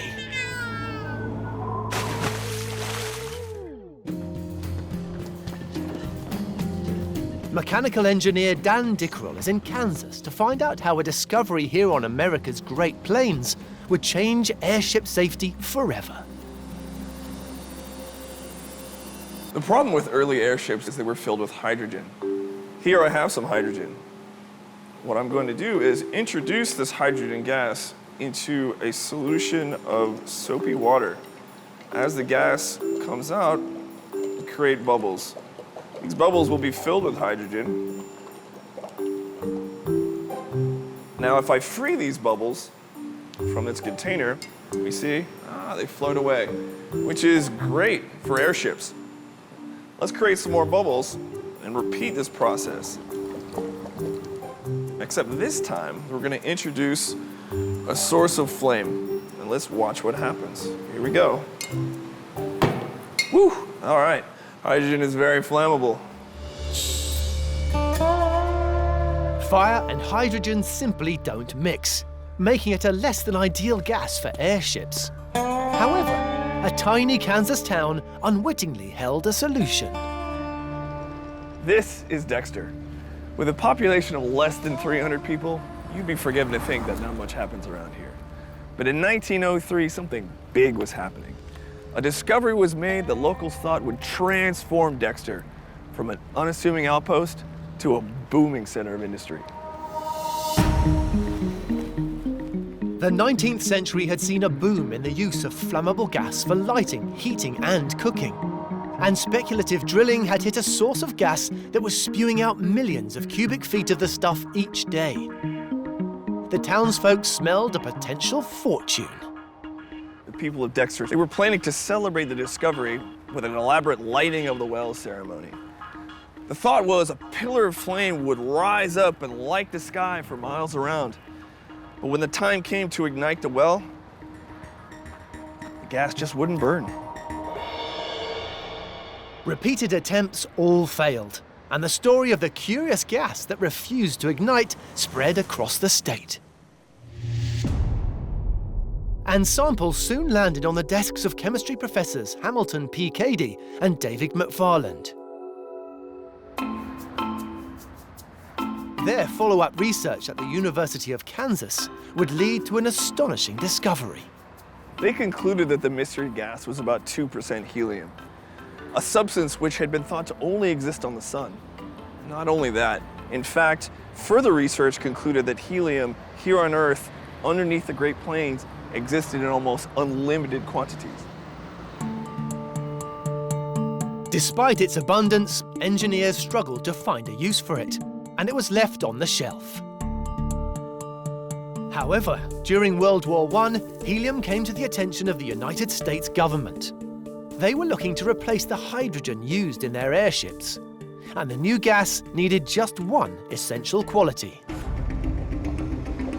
Back at the university lab, it's put to the test. You see? Yes, indeed, helium is lighter than air. But introduce a flame. As the people of Dexter found so many years ago, helium, it just won't burn. With just a fraction less buoyancy than hydrogen, crucially, helium was totally inert. The military declared it a critical war material, and a solution to safe airship travel was finally found. And helium is now considered one of the planet's most useful resources. Today, the helium that lies under my feet here in the Great Plains is used in everything from nuclear reactors to laser beams. If not for that chance discovery in a tiny Kansas town so long ago, the world that we know today might be a very different place.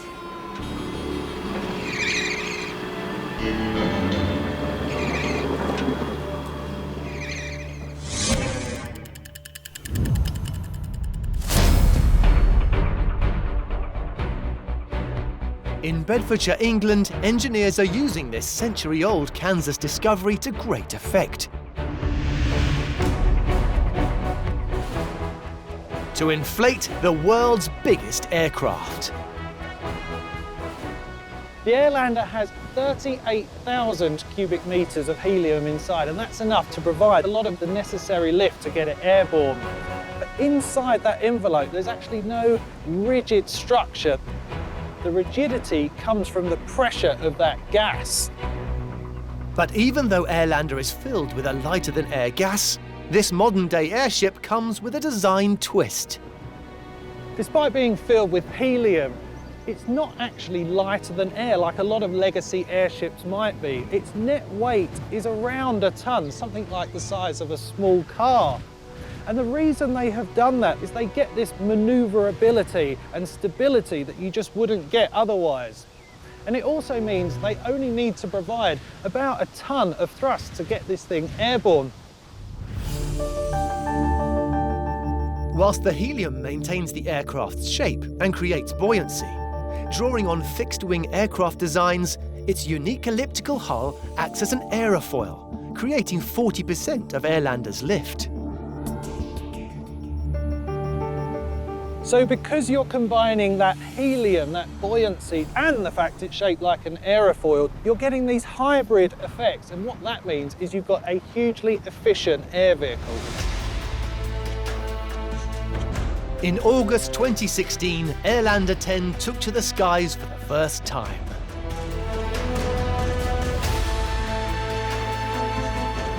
Causing a sensation in the aviation world. We're demonstrating that by using light-than-air technology, mixing it with other technologies, we can move to a whole nother level of efficiency. This aircraft is going to show capabilities that no other aircraft have got.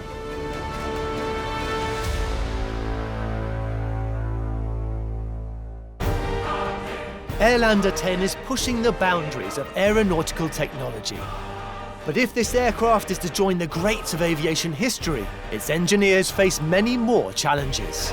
Just look at this place. This is somewhere where history truly was made. This is Hangar Y. To produce more impossible engineering.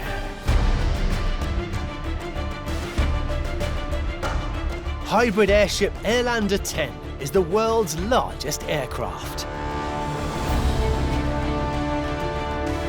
Built for endurance, this 92-meter megaship is taking the aviation world by storm. Test pilot Simon Davies will be at the controls. As a test pilot, being involved in the first flight of a completely new class of aircraft, it was a career high for me. Really couldn't be better. There's something quite magical about it. It's a very exciting experience just to be around it. Designed to operate in environments other aircraft can't sustain, Airlander 10 can cruise at 150 kilometers an hour, stay airborne with a full crew for 5 days, and without crew for up to 3 weeks. What engineers have done here, they've taken some of the best elements from helicopters, aircraft, and of course airships, and wrapped them together in something that potentially could be a complete game changer for the industry. This resilient craft can take off in 35-knot winds, but as it rises to altitudes over 6 kilometers, its non-rigid helium-filled hull faces a major potential problem. As atmospheric pressure changes, and really critically as we climb and descend, the external pressure changes as well. We have to maintain the hull at a constant differential pressure between the gas inside the hull and the environment, otherwise the envelope could expand and rip, or the envelope could collapse. So how do you control the hull pressure of the world's biggest inflatable flying machine? The solution is over 150 years old.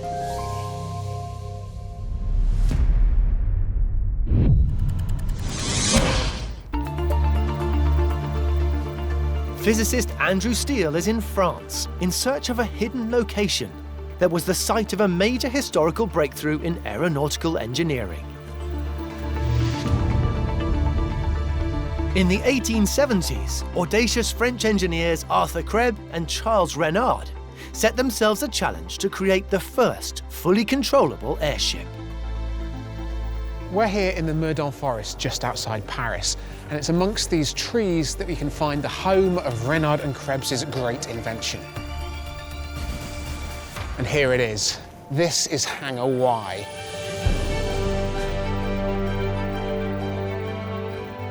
Just look at this place. It might look pretty run down now, but this is somewhere where history truly was made. Behind these huge wooden doors lies the home of Krebs and Renard's pioneering airship, La France.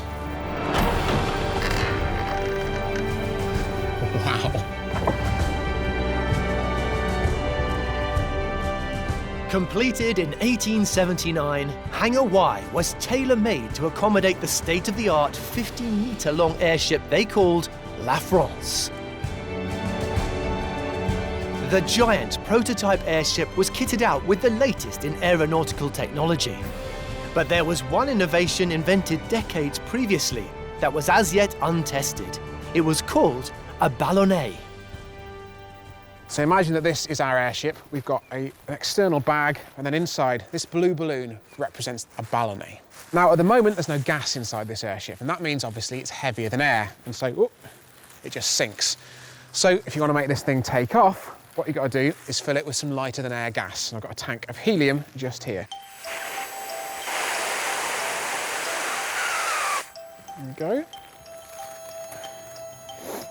Now this thing is just starting to be buoyant, and so the pilot has got just enough of that buoyancy to take off. When La France gained altitude, the external air pressure decreased. That meant the gas inside would expand and potentially burst it. That's where this balloon comes in. We can stick some air into here. Having a ballonnet filled with air within the outer bag means that, as the gas expands, whoa, there we go. Air can be released. You can just let some of the air out of this internal balloon to give the gas more space. There we go. Meaning the pressure between outside and inside can be regulated. Previously, one airship pilot had to resort to slashing a hole in his flying machine in order to prevent it from popping as it ascended.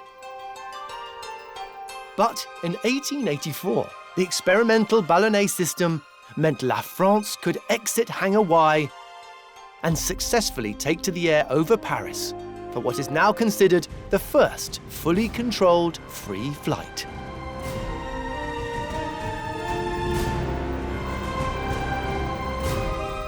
Krebs and Renard's record-breaking airship was floating in these very skies almost 150 years ago. It was their taking this simple innovation and putting it into engineering practice that revolutionised lighter-than-air travel forever.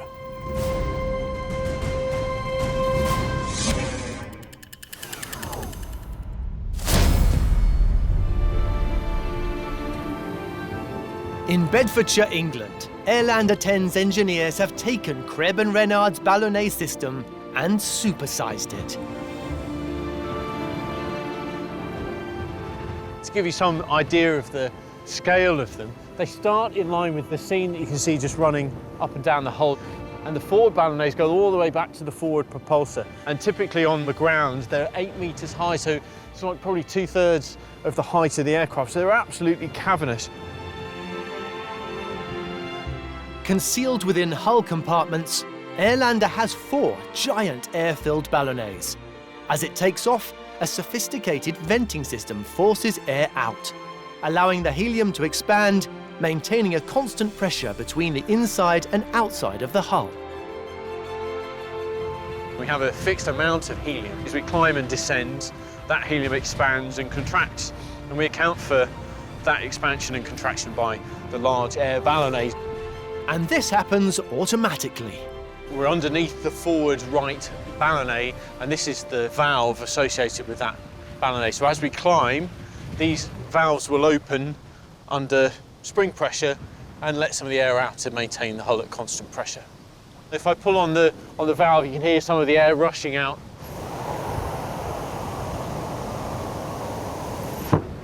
And the valves pop closed again.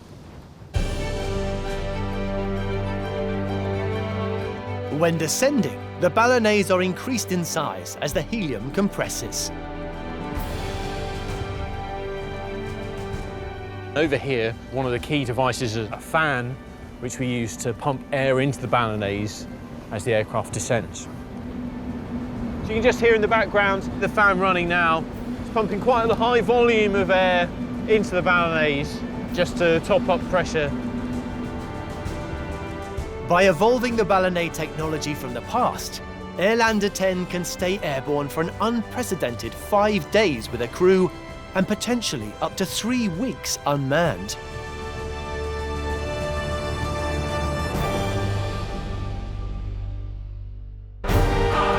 But to land in some of the most inhospitable locations on the planet, its designers must turn to yet another iconic innovation from the past. This is such a privilege to be flying in this absolutely iconic, brilliant machine. To create even more impossible engineering.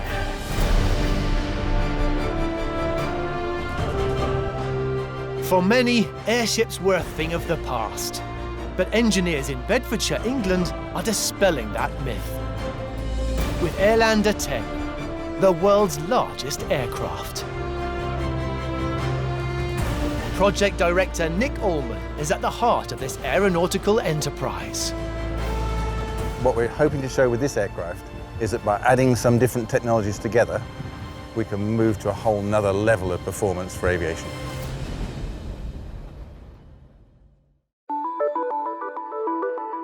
One of Airlander's key remits will be to carry out operations in the most isolated locations on the planet. Capable of delivering supplies, 10 tons of cargo can be stored in the 45-metre payload area, fixed beneath the hull.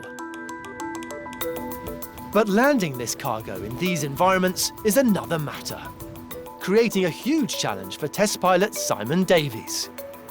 For long-range logistics or operating out of remote, unprepared areas, the ability to land in confined areas would be a huge advantage to this aircraft. We really would want a vertical landing capability. So how do you hover a 92-metre-long aircraft and land it with pinpoint precision?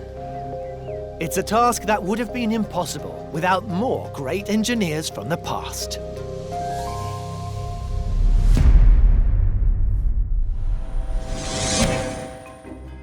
Even Mother Nature finds hovering difficult. Only a handful of creatures can do it, and only one, the hummingbird, can fly backwards. Throughout history, man has attempted to imitate this very useful skill with various degrees of success. Bravo! But from Da Vinci's flying screw to the jetpacks of the 60s, That's left me shaken. none have taken off like one of the 20th century's greatest inventions.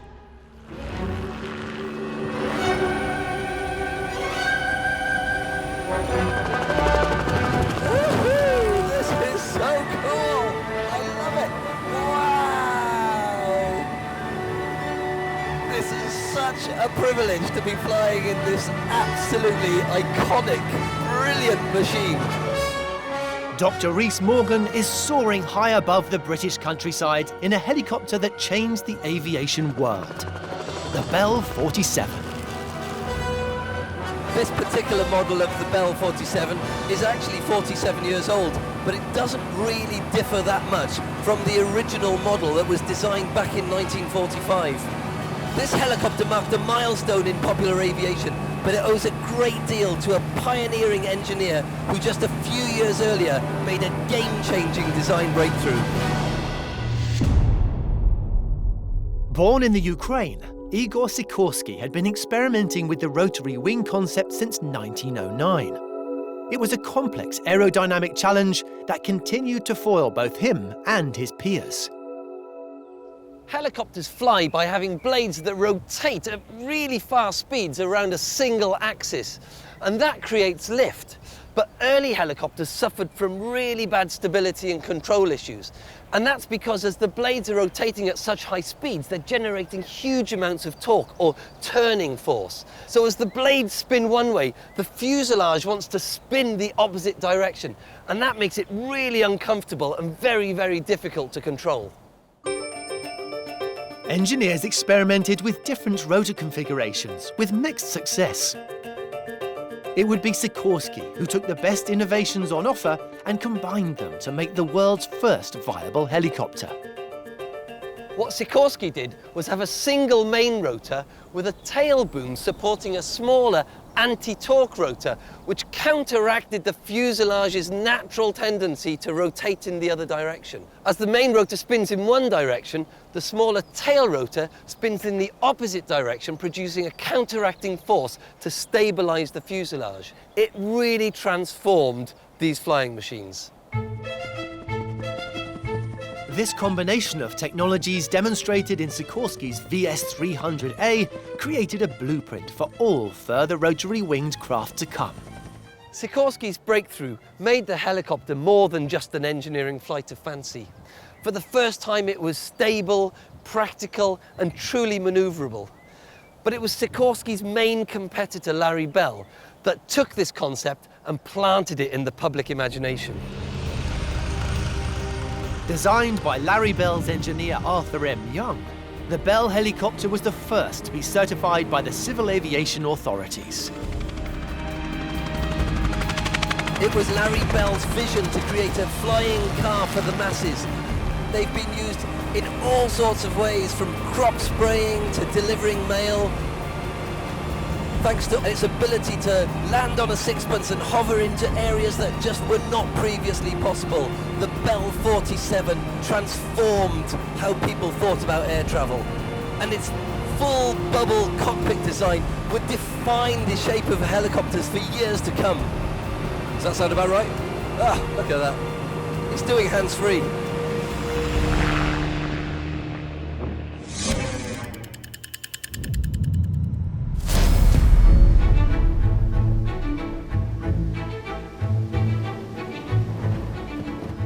Airlander's team are drawing on the physics of helicopter flight to maneuver an aircraft the size of a football pitch. Test pilot Simon Davies can use what's known as vectored thrust to lift this supersized craft, courtesy of 2 rotating engines. If I select the vectors 20 degrees up, and then outside you can see the whole duct, propeller and engine assembly now pointing 20 degrees up. But to produce near vertical movement, Airlander's engines are equipped to do more. So we're at the forward right engine, propulsor number 4. To be more responsive, to also achieve a greater downward thrust, we can use the vanes behind the propeller to further deflect the airflow and change the thrust on the engine. Designers are currently working on engines capable of rotating 180 degrees, a progression that will allow Airlander to land anywhere. We'll be able to move the vectors fully up to provide pure lift and zero thrust. And then we'll be able to fly it effectively as a helicopter and land in confined spaces. The vision to evolve helicopter technology is setting Airlander apart from the rest of the world's flying machines. So if we can make the aircraft behave a bit more like a helicopter, we'll be able to land in confined spaces or hover over a point to deliver underslung loads. We'll give the most possible flexibility to operators of the Airlander aircraft. So using thrust vectoring, we'll be able to do things that simply no other aircraft in the world can do.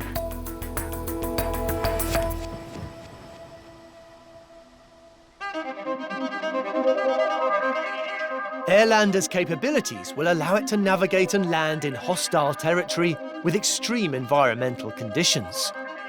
This poses a significant engineering challenge when using an all-material hull. Engineers here at Cardington, they needed to find a material that was up to the job. It obviously needs to be super lightweight, but this is a vehicle that needs to go anywhere, so that material needs to be super durable. So how do you ensure this extraordinary inflatable will stand up to the rigours of extreme air travel? Achieving this would have been impossible without another of history's inspired discoveries.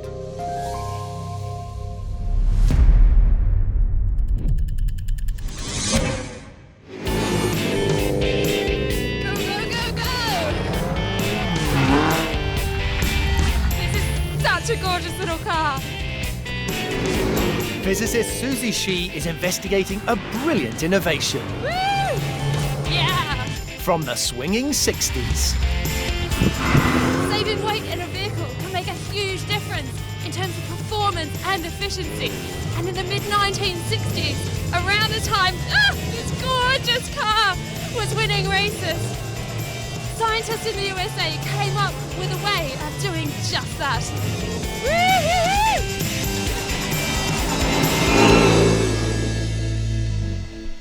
With experts predicting an impending oil crisis, researchers started to focus on trying to reduce the weight and therefore increase the efficiency of the cars. And one area they started to focus on was the steel bands inside the tyres that give them their strength. In 1965, research scientist Stephanie Kwolek was working on finding a new type of ultra-strong polymer. After spinning one of her test solutions into a fibre, she discovered that the ultra-strong thread was almost impossible to destroy. This new wonder material was called Kevlar, and it's revolutionised our world.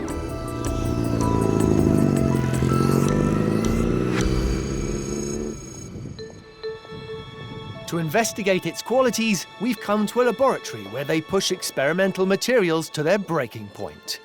This is Kevlar, and the reason this material is so incredibly strong is because of both its chemical structure and the way it's manufactured. So Kevlar starts out as kind of a long, thin chain of molecules, and I can demonstrate that using these pieces of rock candy.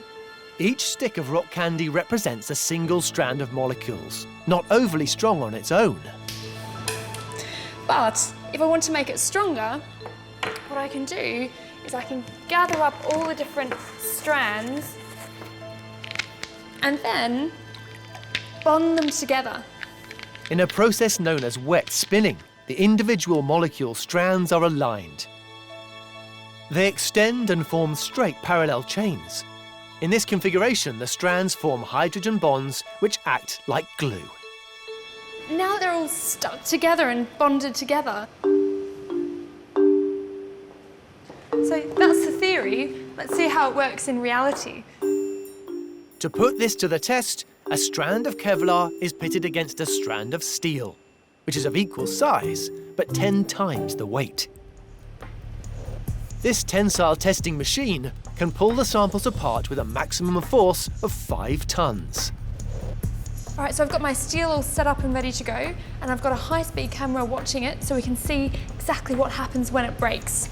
So, all ready to go. So it's stretching apart. You can see it's straightening the wire out. Oh! Okay, there it's gone. So that just snapped really, really suddenly. If I have a look at the graph, I can see that it broke with 450 newtons of force, equivalent to about 50 kilos.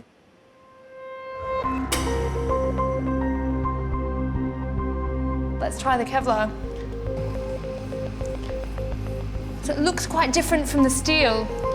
Just kind of looks like a taut ribbon. Oh! Ah! And as it fails, it sort of pops out. So it fails in a really different way to the stainless steel. And you can see all these broken fibres here now have no strength whatsoever. That's gone up to roughly 2,000 newtons, which is equivalent to 200 kilograms of force pulling that apart, which is about 4 times the strength of the stainless steel. Thanks to the pioneering work of Stephanie Kwolek, Kevlar can now be manufactured so strong that it has 8 to 9 times the strength of steel, of comparative weight, and its applications are almost endless.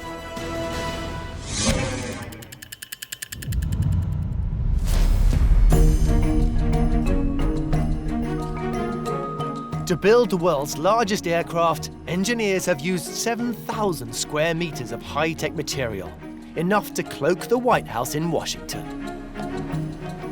What they decided on was not one material, but 3, and I've got a sample here. On the outside, it's made of Kevlar, and that's extremely weather resistant. It's going to allow it to land on any surface, as well as protecting it from weathering and UV rays. In the middle is a layer of mylar, to contain the helium atoms. And on the inside, 50 years after its discovery, lies Kevlar's latest spin-off. Vectran, super strong, derived from Kevlar, and that gives this structural rigidity, and you can actually see the individual weaved fabric there just to add that directional strength that they need for this elliptical structure. Pound for pound, this extraordinary liquid crystal polymer is 10 times stronger than aluminium. It's a really critical component that makes this airship a success.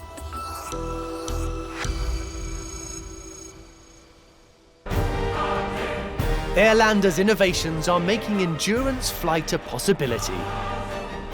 But to make it a reality, its designers need another piece of technology with its roots in history. Oh, there we go, that's amazing. Wow, you can really see the laser just bouncing around.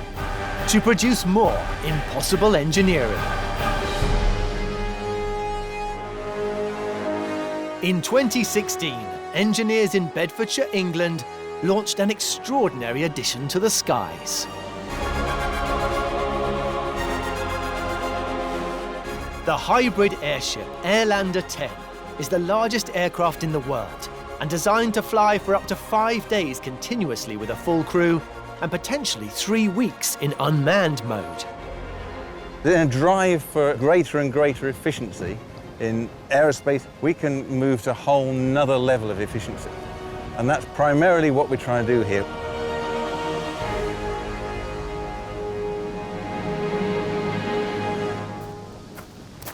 As engineers prepare for the latest flight, pilot Simon Davies has the job of manoeuvring this colossal craft.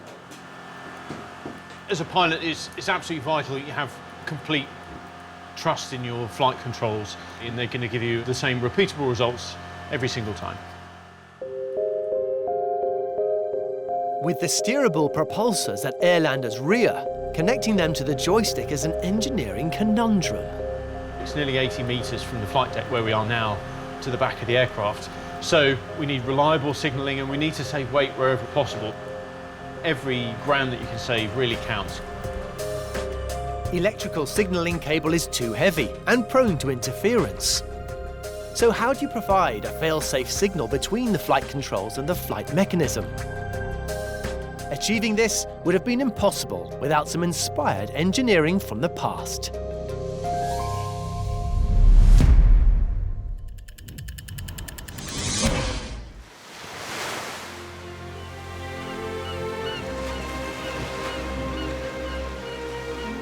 Porthcurno in southwest England is a picturesque seaside location. But physicist Andrew Steele isn't here for the view. He's unearthing an historic innovation that once linked this Cornish cove to every corner of the globe. By 1920, this beautiful little beach was the single most connected place in the world. It was the hub of the closest thing the Victorians had to the internet. At the height of the British Empire, global telecommunications were taking off. And in 1870, the first of Porthcurno's many copper telegraph cables was laid, in a system stretching underwater for over 5,000 miles. The remnants of this ambitious system are still visible today. Lengths of cable like this would have connected Cornwall to the rest of the world. And it's no exaggeration to say that these kick-started a communications revolution. At the centre of this revolution was Porthcurno's tiny cable hut. In its heyday, this is where all of the cables from around the world would terminate. Each one of these was connected to thousands of miles of continuous cable running under the ocean. But soon there was a need to handle higher volumes of more complex information, and the copper-wired electrical network became overwhelmed. In the 1960s, 3 American scientists, Donald Keck, Robert Maurer, and Peter Schultz, were looking for an alternative. They wanted to harness the speed of light to send signals via glass fibres. So imagine we want to send a light signal, that's this laser pen here, from this bucket down to that bucket on the floor. If we shine the laser through here, you can see a dot comes out on the wall over there. And that is because light travels in straight lines. And this is basically the problem that Keck, Maurer and Schultz were facing. Light doesn't want to go around corners, and in their glass fibres, whenever the curvature was too tight, light was escaping. But the scientists discovered that coating the internal surface of the glass fibres with a compound of chemicals created something called total internal reflection. Take out that bung, oh, there we are. And you can see this flow of transparent liquid is a bit like a glass fibre going around a corner. So now if we shine our laser through again, and there, whoa, there we go, that's amazing. Wow. You can actually see a green glow down in that bucket. We've successfully sent our message. Wow. It's amazing. You can really see the laser just bouncing around. And this is just like how it would pass down a glass fibre. And it's this technique called total internal reflection that Keck, Maurer and Schultz used to reliably transmit signals of light down fibres made of glass. This new fibre optic technology had 1,000 times greater capacity and could send information 100 times further. Today, the idyllic Porthcurno continues its unlikely role as a gateway to the world, with modern fibre optics coming ashore from beneath the oceans.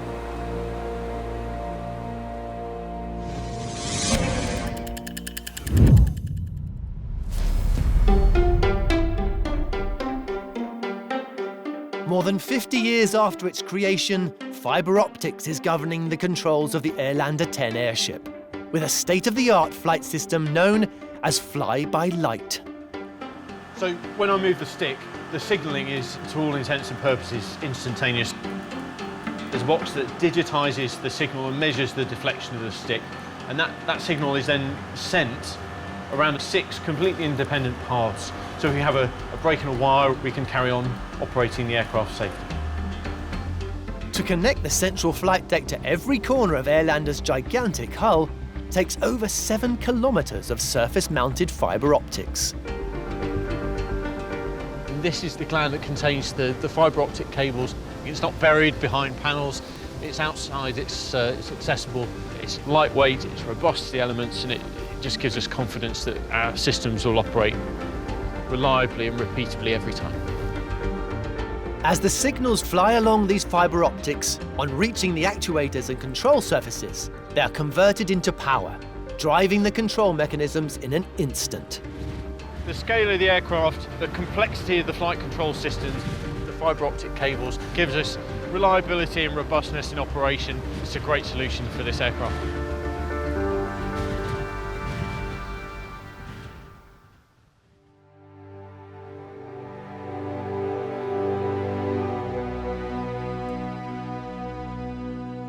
Airlander 10 signals the rebirth of an aeronautical era that many thought was long gone. This really is the genesis of a new generation of airships. And this unique hybrid aircraft will open up the skies. The process of developing our knowledge and understanding of the aircraft and improving capability all the time, it's really exciting. Inspired by the innovators of the past. Woohoo! This is so cool! I love it! Adapting their ideas and making discoveries of their own. Airlander's engineers and pilots are making their mark on aviation history. There's immense pride over the technical achievements and the things we've learned and the game-changing capability that we're bringing. They are succeeding in making the impossible possible. You come and show people around and they say to you, do you know what? You've got the most amazing job. So for me, working here and leading this program is the most amazing thing, a real privilege.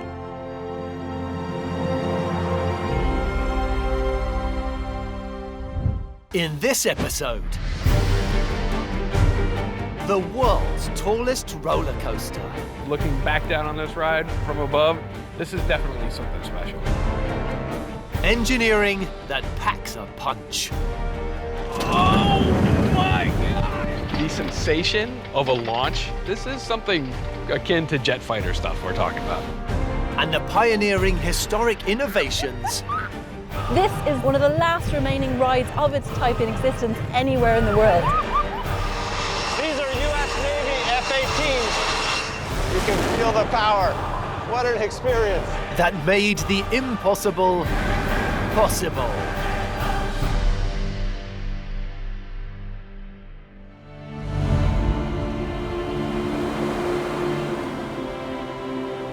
Ocean County, New Jersey, a quiet and unassuming region on the east coast of the United States.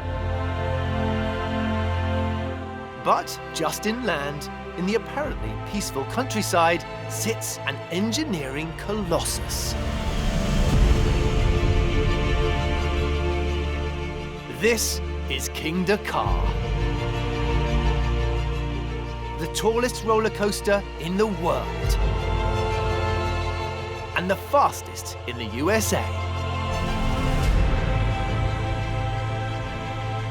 I've worked on a lot of different rides, but I've never done a ride this big or this fast. This definitely topped them all. With jet-like acceleration. Arms down, head back, hold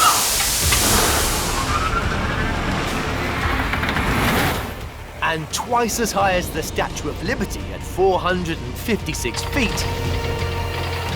This finely tuned construction is a perfect balance of science and engineering genius. Roller coaster engineer Michael Wrights is central to its construction. You take it when loaded, a 22,000-pound train, and you launch it up to 128 miles an hour in 3.5 seconds. That in and of itself is an amazing feat. But then you're also putting it on this tower that's huge and supporting the track and the train. And then in the end, you're stopping it. You're taking all that energy back out. The engineering that goes into that is a pretty amazing feat. Situated at Six Flags Amusement Park, this record-breaking roller coaster has another engineering trick up its sleeve. Built within the structure of the 456-foot Top Hat Tower is Zumanjaro Drop of Doom. The highest and fastest drop ride ever built. I think a ride of this size and this complexity doesn't come around very often. It takes a lot of time, and it takes a lot of money, and it takes a lot of energy to create something this dramatic.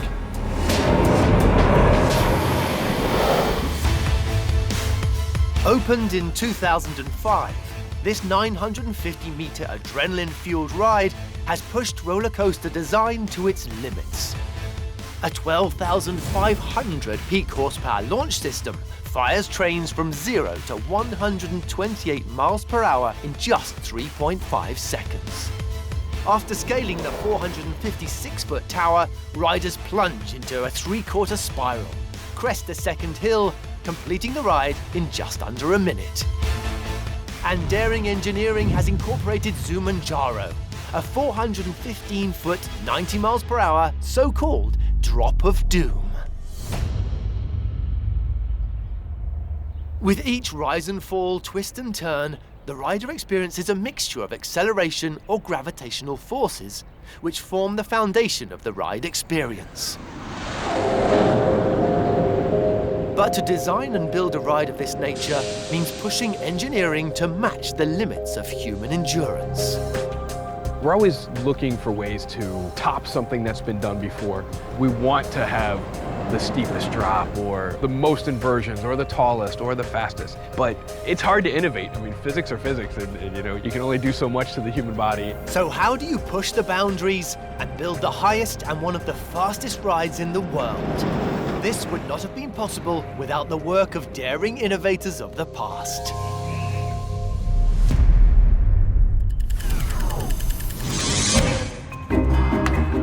It's said that 17th century Russia was the birthplace of the roller coaster.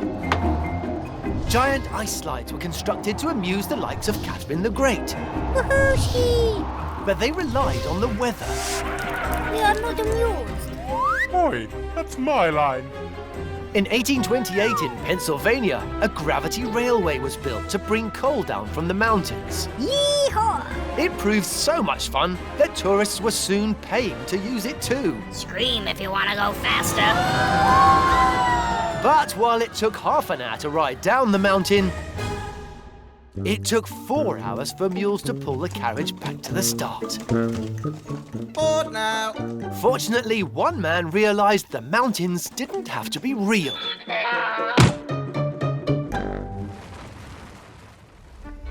Are you ready? Let's do this. Science communicator Kate Mulcahy is in the Danish capital Copenhagen. Experiencing the ups and downs of a truly game-changing design. This is the Rutschbahn, one of the last remaining rides of its type in existence anywhere in the world. Back in 1914, it was the pinnacle of roller coaster design. Its creator would go on to become known as the father of the gravity thrill ride.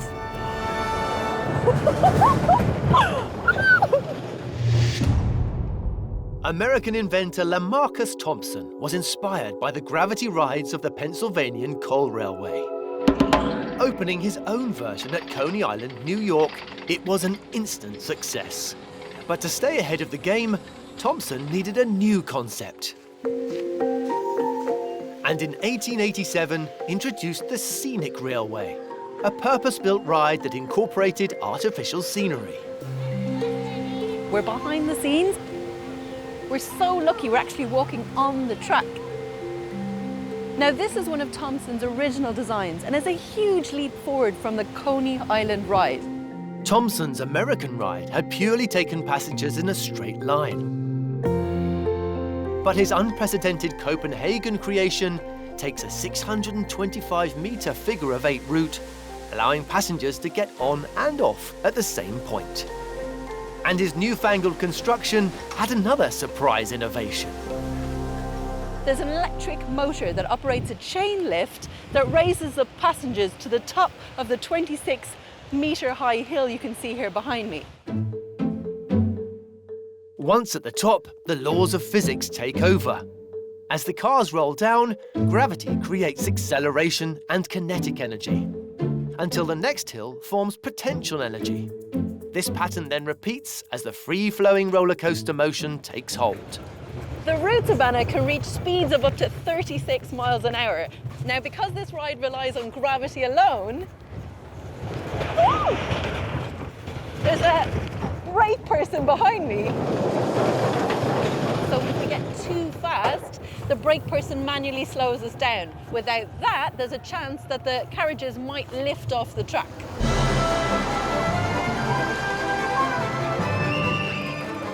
With his breakthrough engineering, Thompson's scenic railways were in high demand. And by the end of 1888, his white-knuckle rides totaled 44 worldwide. Thompson laid the foundation for the modern roller coaster. He was a genius of his time. And without his work, this wouldn't nearly be as much fun.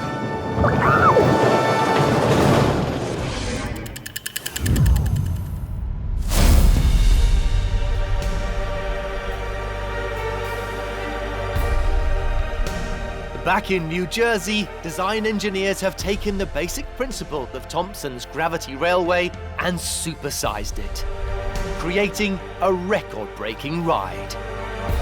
By accessing the platform near the ride's 456-meter summit, it's clear just how far roller coaster engineering has come.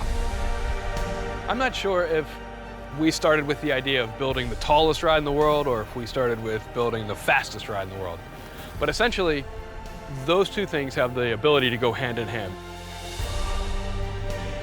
Constructed from 1,400 tons of tubular steel and over 40,000 metal bolts, this truss frame construction is a modern engineering masterpiece. But like Thompson's Scenic Railway, it relies on a mixture of momentum and gravity to turn potential energy into kinetic energy. A ride of this scale, however, means rewriting the roller coaster rules. And today, Michael has the park to himself to put the ride through its paces. So the easiest way to put energy into a roller coaster is what we've traditionally done. That's to take a train up to the top of a hill. This flips that on its head, and we're gonna put all of the energy in down on the ground. And the energy needed is immense.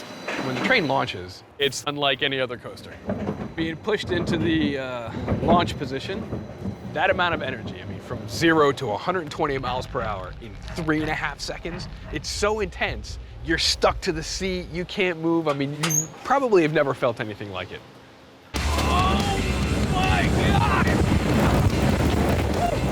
Known as an accelerator coaster, the kinetic energy needed is generated on launch. Once underway, the success of the ride relies on its design. We are up at the top already. Speed, height, and length of track is precisely calculated to complete the circuit. But crucially for passengers, the speed is converted into a ride experience that can be tolerated. This misconception that people have of height and speed relating to G-forces, it's really only related to the accelerations. And as long as we stay within the accelerations that have been established and what the body is capable of handling, then we can go taller, we can go faster. That ride is intense every time. The human body can't feel speed, only changes in speed. Engineers can build controlled acceleration into the track itself. The radius and gradient of each curve is carefully calculated to keep G-forces within the realms of pleasure, not pain. Coming up with new ways to give people controlled fear, it can be challenging. It can be somewhat difficult because we've pushed the limits of physics and we've pushed the limits of building, but somehow or another we seem to keep doing it. Engineers in New Jersey have succeeded in building one of the most audacious rides on the planet. But to fire this roller coaster over a 456-foot tower, over 500 times a day, engineers need to look to the past. The pilots inside the plane experience 6G. That's double what astronauts underwent during a space shuttle launch. To create more impossible engineering. 50 miles south of New York City, engineers have altered the New Jersey landscape. Building the world's tallest roller coaster. Ingeniously incorporating the world's highest drop ride. For engineer Michael Wrights, this record-breaking coaster is a true game changer. It's the tallest ride in the world. Up until recently, it was the fastest ride in the world. And it is a thrill that is unlike any other.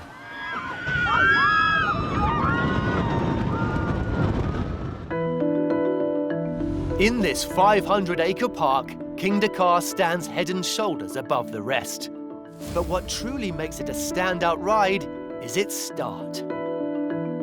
Engineers have done away with the traditional lift and instead set themselves a huge challenge, launching a 10-ton train up a vertical mountain of steel, known as the Top Hat. This launch system needs to be fast. It has to get that train over the top of that tower, and that's 456 feet. This presents some interesting challenges because you have to release all of this energy in a very, very short period of time. In just 3.5 seconds, King Dakar must reach 128 miles per hour. Traditional chains or cogs simply wouldn't cope with such explosive energy. So how do you propel this super-fast train? It's an engineering challenge that would have been impossible without another great invention from the past.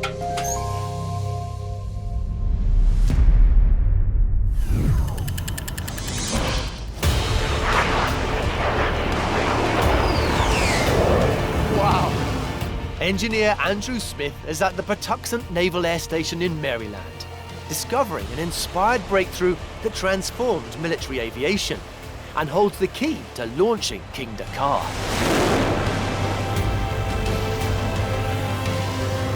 You can feel the power. What an experience. These are U.S. Navy F-18s, and their pilots are currently training for one of the toughest challenges a naval aviator will ever face, taking off and landing on an aircraft carrier. Since their introduction during the First World War, the aircraft carrier has made a massive impact.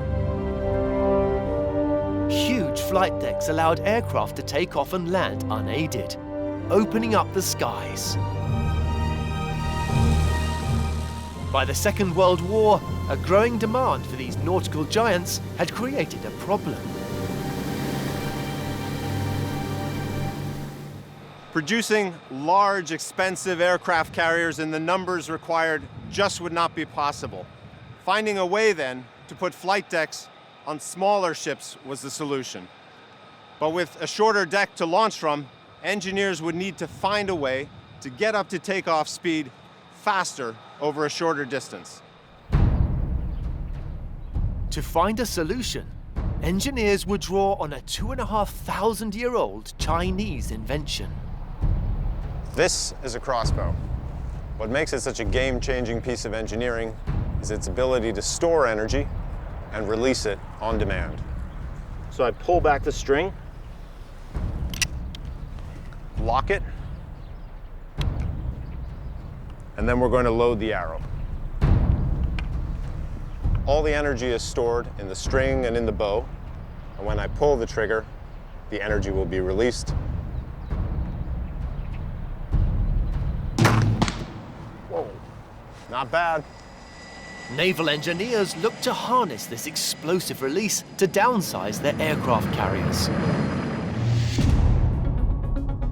With the advent of jets, British Commander Colin Mitchell suggested launching aircraft with a catapult powered by steam from a ship's boiler.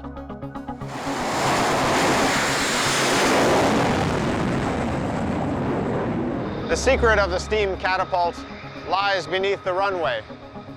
Beneath me are 2 cylinders with 2 pistons connected to this shuttle, which connects to the aircraft. This connection to the plane's nose gear involves 2 tow bars, one attached to a slot in the shuttle, the other at the back of the wheel, keeping the shuttle in place during takeoff. At the point of launch, pressurized steam is released into the cylinders, forcing the aircraft down the runway. The F-18 remains attached to its shuttle for the length of a football pitch before the tow bar disengages, releasing the plane. The energy produced is so extreme, the jets are propelled to take off in just a quarter of the normal runway required. The pilots inside the plane experience 6G. That's double what astronauts underwent during a space shuttle launch. Mitchell's design went on to redefine the aircraft carrier, making it possible to launch heavier and heavier jets. To this day, his design is used by navies around the globe.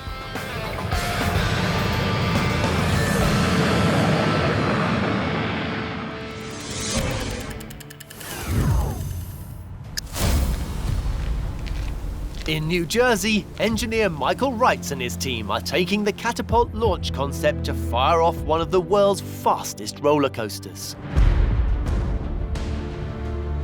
The sensation of a launch on this ride is unlike anything you've ever felt. Like a super bike, the acceleration might be half as much. I mean, this is something akin to jet fighter stuff we're talking about. And like an F-18 jet, the hydraulic launch has its own catapult system to propel a 10-ton train. Its crucial component being a track-mounted shuttle called a catch car. Right here is the start of the launch track. And this red piece in the middle is a catch car. This is what connects to the bottom of the train when it's launching. Being driven to the launch point right now. At the front of the catch car, there are 2 cables attached. Those 2 cables pull the catch car down the launch track. Crossing over the catch car now. As the train rolls into its ready position, a lever known as a dog connects the train to the catch car. So the dog is on the bottom of the train, and when the train comes into the launch position, it falls inside of this pocket. In just a second, we'll hear the dog drop from the bottom of the train. There it is. With the launch catapult in place, roll back, we're locked and loaded. The roller coaster is now ready for one of the leisure world's most phenomenal engineering achievements. Arms set. Head back. Hold on.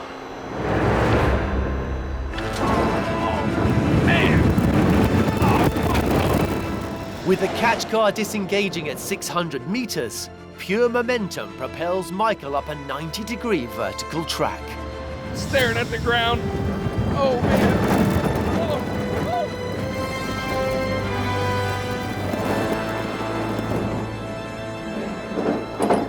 It never gets old. With acceleration that outstrips a Formula One car, the launch is an extraordinary feat, but the catapult would not have its punch without power. The solution to finding this energy lies with another of history's great innovations.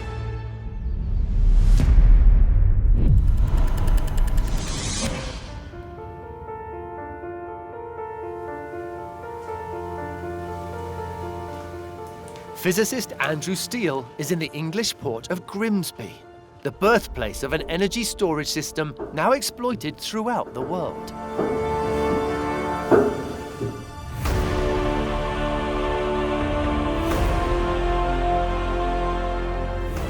When this tower was opened in 1854, it was actually the world's tallest non-religious building.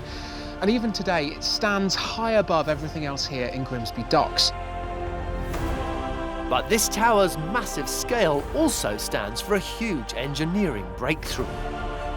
It kick-started the ailing shipping industry here in Grimsby, and it's a milestone in one of the most fundamental technologies in engineering, hydraulics. During the Industrial Revolution, Grimsby's desire to exploit trade with Europe was being stifled by an inaccessible, antiquated harbour.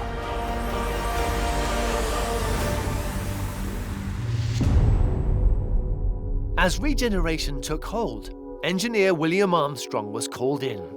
His biggest challenge, operating the harbour's huge new gates and cranes. His solution was water-powered hydraulics, but for this, he needed a high-pressure water supply. Realising that height could provide the answer, he commissioned a 309-foot tower. Check out this piece of engineering history. This is the guts of Armstrong's machine. The way it worked is that they would pump water from a nearby well up in this pipe, and it would go all the way to the top of this tower, about 100 metres above us, into a 150,000-litre tank. Now, for every metre that you give some water, the force of gravity means that you gain 0.1 atmospheres of pressure. So by the time you're all the way at the top of this thing, you're looking at about 10 atmospheres of hydraulic pressure. Armstrong had created the world's first hydraulic accumulator. Due to gravity, water stored at height has accumulated pressure when released at ground level. From the tank, a vertical pipe connected to machinery on the dock below. Opening a valve on each machine released the now highly pressurized water, allowing gates to open and cranes to lift. Grimsby Tower turned around the harbour's fortunes, and although it now stands idle, Armstrong's hydraulic genius lives on.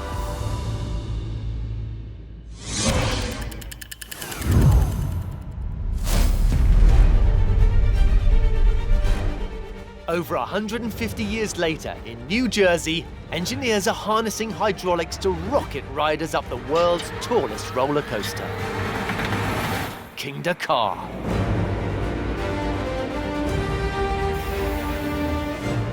With unique access, engineer Michael Wrights is behind the scenes of this ingenious launch system.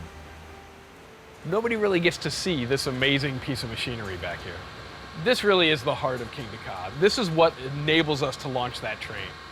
Unlike Armstrong's gravity-fed 300-foot tower, Kingda Ka's hydraulic power is created by a myriad of cutting-edge technologies. What you see in the middle is a giant reservoir holding a lot of the hydraulic fluid. Down below, there's 4 500 horsepower pumps. Those pumps pull the fluid out of that reservoir, and they pump it into this giant piston here. As the piston fills, it's pushed in, compressing nitrogen that's stored in 4 accumulators. Once the system's charged, the valve on the piston is opened, and the pressurized nitrogen forces the fluid back out into the winch mechanism, launching the train above.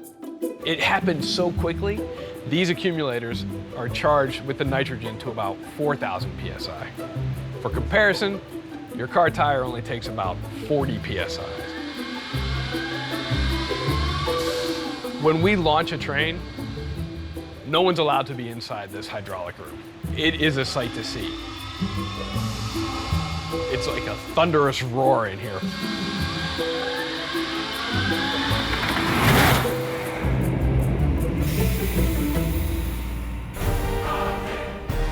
The power of this technological marvel is truly impressive. But to complete America's fastest roller coaster, its designers must draw on more inspired inventions from the past. Wow, for 100 years old, it still really packs a punch. To produce more impossible engineering.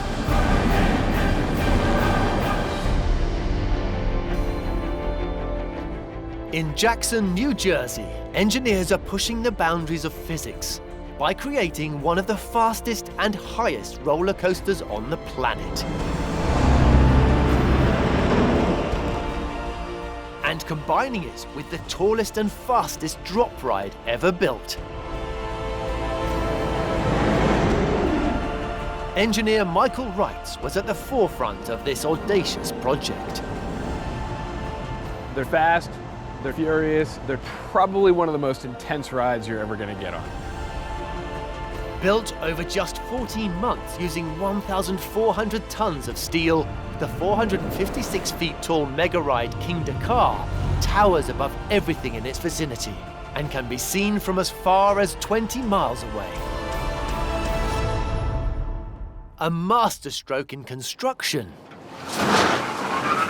This accelerator coaster is precisely engineered to exploit nature's gravitational forces whilst keeping the train on the tracks. In a sense, what the rider feels, the train also feels.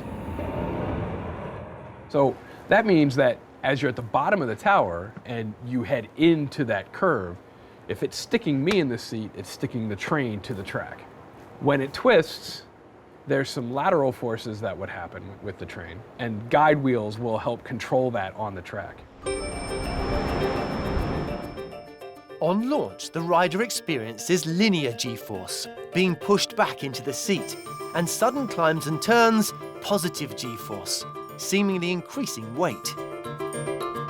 As the train is subjected to the same forces, making sure it remains firmly connected to the track is a design challenge. But perhaps the most problematic G-force to reckon with, but also the most fun, is zero or negative G. One of the track elements that we like to include in rides is, people often refer to it as an airtime hill. And it could be a 0 G hill, or it could be a negative G hill. That's all a result of the shape of the track, or the shape of the curve. Negative G gives riders an exciting feeling of momentary weightlessness, which for the train poses a huge problem. Again, what the rider feels, the train also feels. So the train wants to come off of the track. So that's what we have to design for in controlling the train with respect to those G-forces. So how do you prevent a 22,000-pound fully loaded ride car from leaving the track in a state of negative G? Engineers would once again look to history's greatest innovators.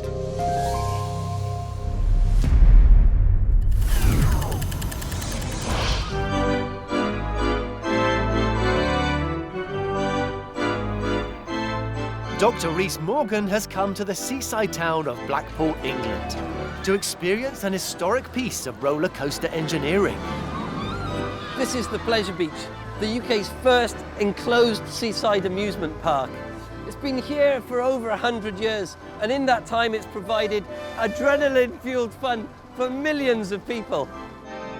Looking to emulate the success of New York's Coney Island amusement parks, in 1896, local entrepreneur William Bean started importing rides from around the world. Those early rides were ingenious pieces of engineering, and some still remain today. But there's one ride in particular here that features a game-changing innovation.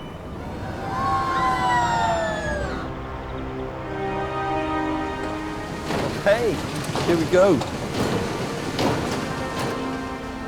I have to say, it's about 10 years since I've been on a roller coaster. I'm really quite nervous. This is the Big Dipper, a wonderful piece of historic engineering genius. The wooden track is 1,000 meters long. The cars travel up to 35 miles per hour, and at its height, it's 20 meters. Here we go. Oh, oh, oh, oh.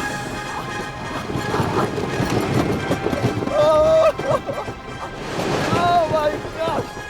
It went faster and had bigger hills than any roller coaster previously. Oh. It's all because of one man and his genius design.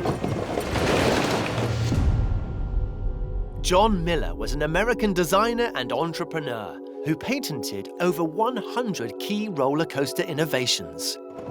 Wow, for 100 years old, it still really packs a punch. Prior to Miller's design, engineers faced a problem. They could only design rides with relatively small hills, because as the trains accelerated down and then uphill, the high speed would cause them to lift off the track. To overcome the problem, an ingenious solution was found. Oh wow, this is really exciting. So here we are underneath the roller coaster itself. And this is what it's all about. This is Miller's innovative design. These are the under friction or up-stop wheels. They go underneath the track. Here's the track over here. You've got the running wheels on top. And then as the cars go up to the top of a hill, to prevent the cars from flying away, these up-stop wheels just push against the bottom of the track. It's such a simple and elegant solution, and it absolutely revolutionized the way roller coasters were designed for the future. The Big Dipper remains an icon of roller coaster engineering.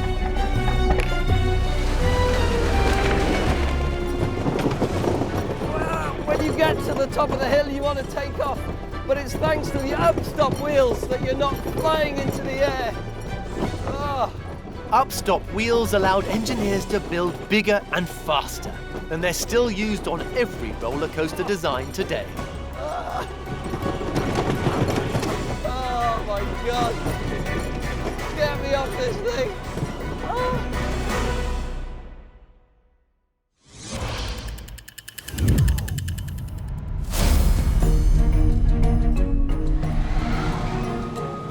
Back in New Jersey, an ingenious combination of guide wheels, including Miller's up-stop wheels, are crucial to the safety of the mega ride King Dakar. This is one of the trains, and we're gonna have a look at the wheels, which are controlling the motion of the train. And up top, what you'll see is, we call this a road wheel or a load wheel. Those are the wheels that the train runs on all the time. These are called the guide wheels. And they sit to the side of the track and they control the left-right motion of the train. These are called the upstop wheels. Made of ultra-smooth and durable low-friction polyurethane, the upstop wheels make or break the coaster's success. To demonstrate their importance, Michael is once again taking to the coaster.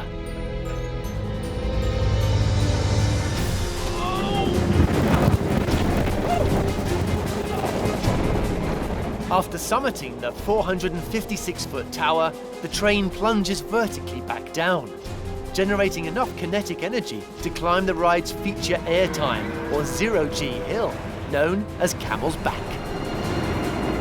These upstop wheels are in contact with the track all the time, but they really don't come into play until the train feels a 0G or a negative G, an area where the train wants to come off. When it wants to come off, these wheels engage hard and stop the train from lifting off the track. As the 22,000-pound ride car crests the camel's back, both the rider and the train momentarily experience negative G. Into the brakes! Wow. The upstop wheels must stop the equivalent to the weight of 2 adult elephants from flying off the track. There we are. Back home again. These upstop wheels are extremely important. That allows us to go faster, it allows us to go taller, it allows us to do the things we want to do, because without them, there's really no way this train is going to stay on the track.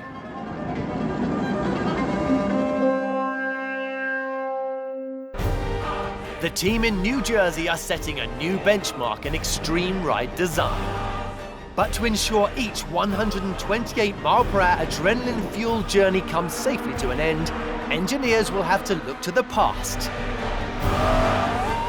It's putting lots of toll on the steering system, on the suspension, but above all the brakes. To produce more impossible engineering.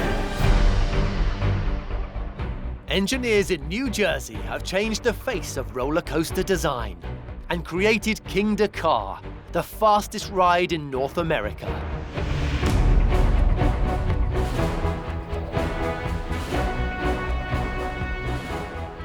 However, for Michael Wrights and the team, the record-breaking ride doesn't end there. We are standing in the station of Zumanjaro, the tallest drop ride in the world. 415 feet tall, 90 miles an hour. Ingeniously built within the roller coaster's top hat tower, the so-called drop of doom is driven by gravity alone.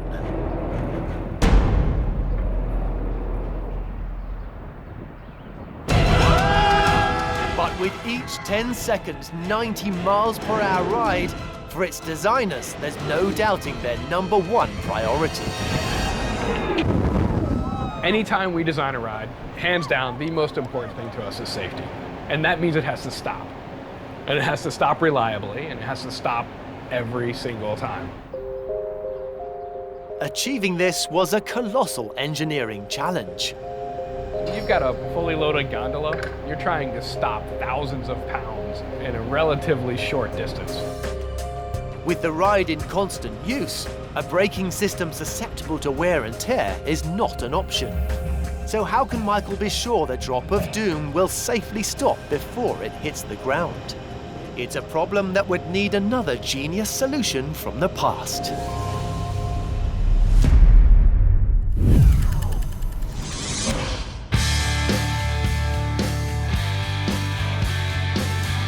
This is awesome! These souped-up pickup trucks are going at incredible speed! Science communicator Kate Mulcahy is at Rockingham Racetrack in Northamptonshire, England, discovering the pitfalls of braking in the most demanding of environments. When you've got vehicles travelling at such huge speeds, it's putting lots of toll on the steering system, on the suspension, but above all the brakes.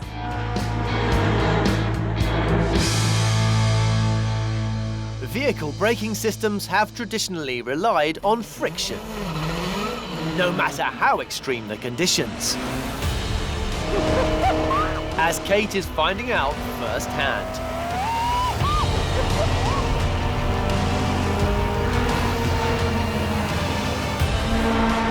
The way the brake system works is when the driver presses on the brake pedal, the brake pads press against the disc and that friction slows us down. But that same friction also has adverse side effects.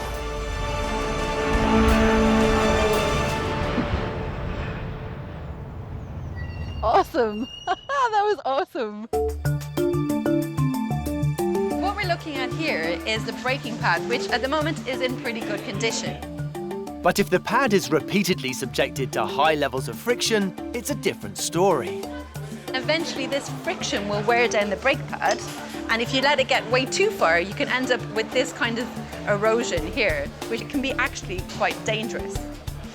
Racing teams have the luxury of changing their pads after every outing. But if a vehicle has to rely on extreme braking for months on end, they need a different solution. Over 150 years ago, French physicist Léon Foucault made a discovery that would offer an ingenious alternative. He'd identified a peculiar phenomenon known as eddy currents, produced when a non-magnetic metal like copper was moved quickly through a magnetic field. To demonstrate how eddy currents work, I'm going to do a very simple experiment using this apparatus here. First thing I have is a metal plate. It's made of copper. It's able to move freely on this slider, so it can slide up and down. And I have a little mount. By introducing an egg, we can demonstrate the forces at work. What I'm going to do is I'm going to release my plate, send it down and see what happens next. There it goes, it gathers speed. Ah! So now, this time I'm going to repeat the experiment, but I'm just going to introduce this very powerful magnet. So it's hovering over my metal plate. As the copper is non-magnetic, when stationary, it's not attracted to the magnet. So if I move my plate back up to the start, I'll add my second passenger. But when it travels at speed, something magical happens. We'll let it go, and hopefully we should see a difference. Wow, so there you have it. It slowed right down, and the question is why? Despite the copper being non-magnetic, when in motion, the metal's electrically conductive qualities come into play, creating the eddy currents. When my copper plate passed underneath the magnet, it was in a changing magnetic field. This induces circular currents, also known as eddy currents, and the magnetic force of those pushes against the magnetic force of the magnet, and that slows the plate down. And when Foucault's amazing discovery is scaled up, it creates a brilliant braking solution, which can be used everywhere from high-speed trains to power tools.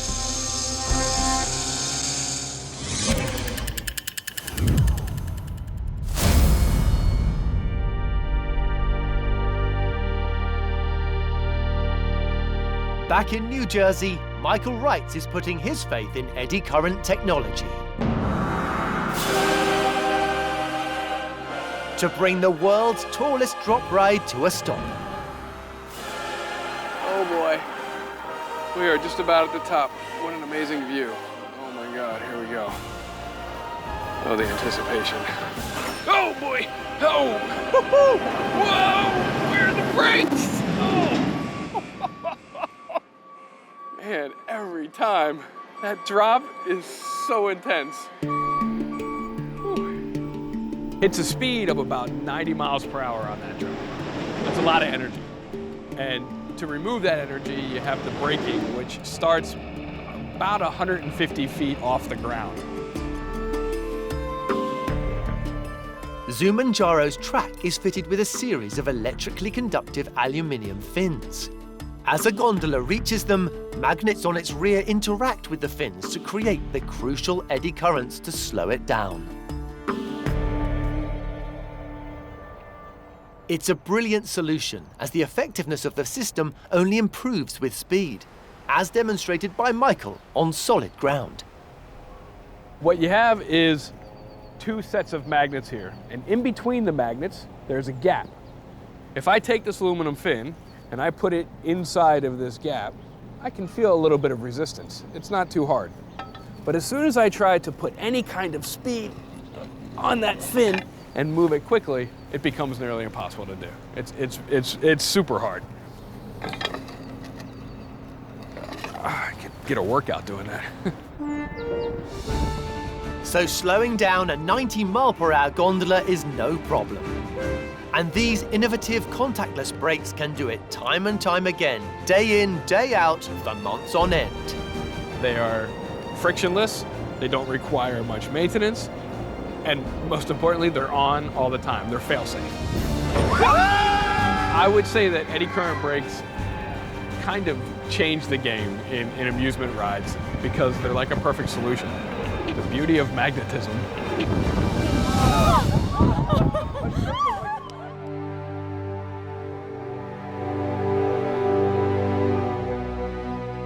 With over 150 years of roller coaster development, for some, thrill ride design was reaching its limits. But with Zumanjaro and King Dakar, Michael Wright and his team have pushed the boundaries once more.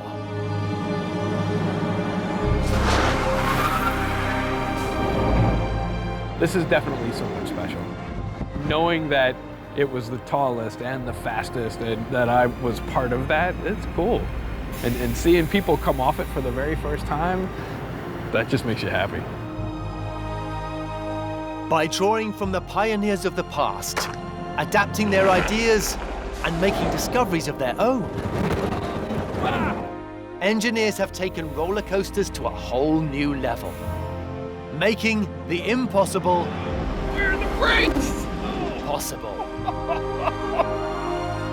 Looking back down on this ride from above, I remember when we built it, and that kind of takes you back to all the challenges and all the time spent making it a reality. You just get a little proud. You're proud of what you create.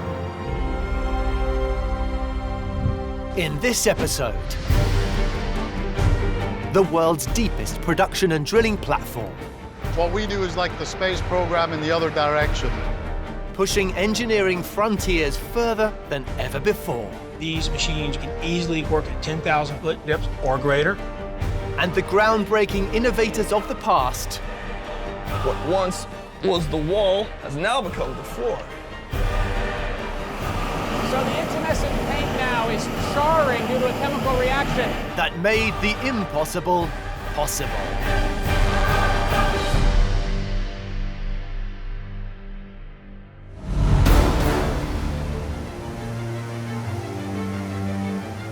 Since the 1940s, the Gulf of Mexico has provided a vital source of energy for the US.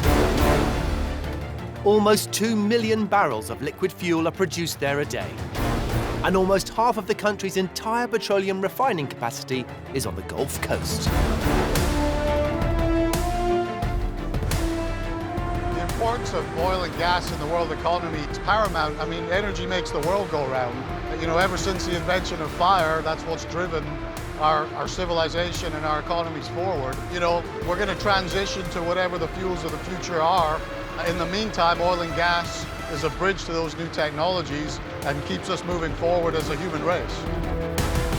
As the search for fuel in the Gulf of Mexico extends ever further and ever deeper, engineers face their biggest ever test.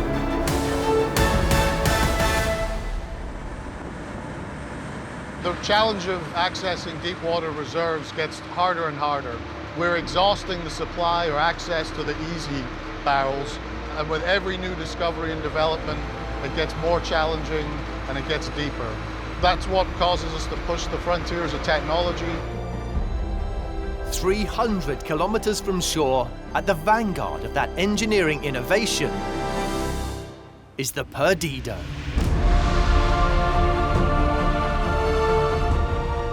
The deepest production and drilling facility in the world. A $3 billion engineering colossus. The structure itself stands as tall as the Eiffel Tower, from the bottom of the spar all the way up to the top of the drilling rig. And it's floating there in 8,000 feet of water, designed to accommodate hurricane-force winds, what we call the 1,000-year storm. To give you a sense of how much Perdido contributes, one day's production from Perdido could power 500 cars for 15 years.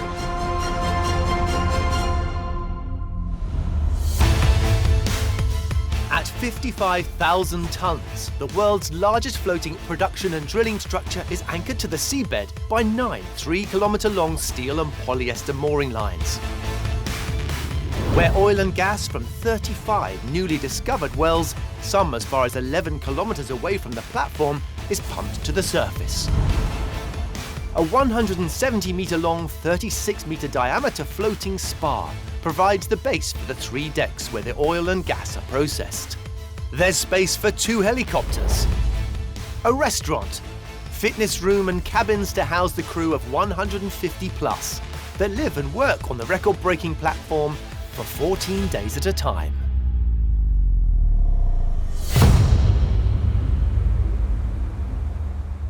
It's an engineering achievement once thought impossible. You were going into a frontier area in what we called the ultra-deep water.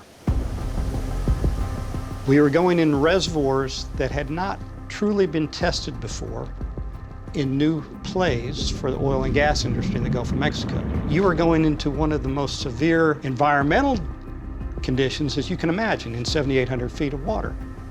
Making Perdido possible would take a giant technological leap.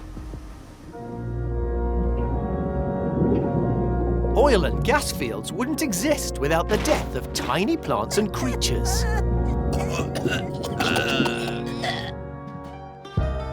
While dinosaurs roamed the Earth, gazillions of dead plankton and algae built up on the seabed. Oh, crikey. Before a crust of rock formed over the top. Millions of years of pressure and the Earth's heat essentially cooked this into an energy-rich soup.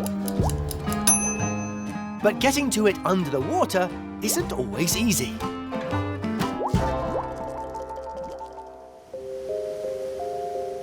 Operating at a never-before-attempted almost 2,500-meter depth meant it would be impossible for Perdido to have legs like a standard oil rig. The reason we couldn't use a conventional tension leg platform was because the water depth was so great that those tension legs would be too heavy for any structure to be able to support. To find a futuristic solution, Perdido's designers would have to draw on technology pioneered in the past.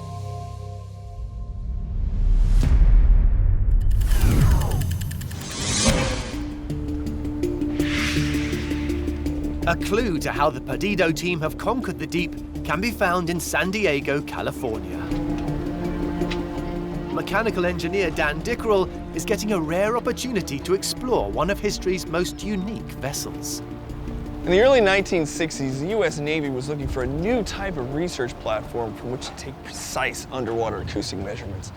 Now, the submarines they'd been using previously were deemed unstable due to their shape. They would yaw in the water, making it impossible for the scientists on board to take the precise measurements they needed. Oceanographer and underwater explorer Fred Speece was the man tasked with coming up with a solution. After months of testing various designs, Speece and his team came up with this, the RP Flip, or Floating Instrument Platform. But Flip earns its name in another quite extraordinary way.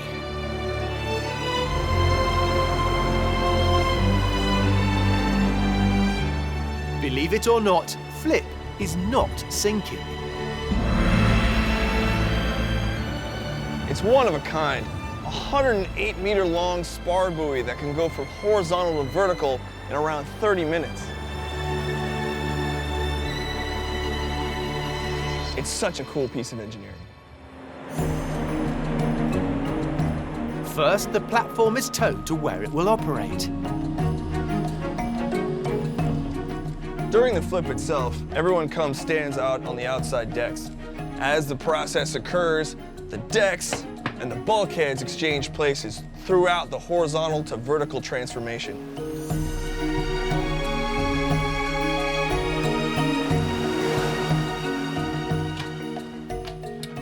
Most rooms on board have 2 doors. One, horizontal orientation, and another door for the vertical orientation of the platform.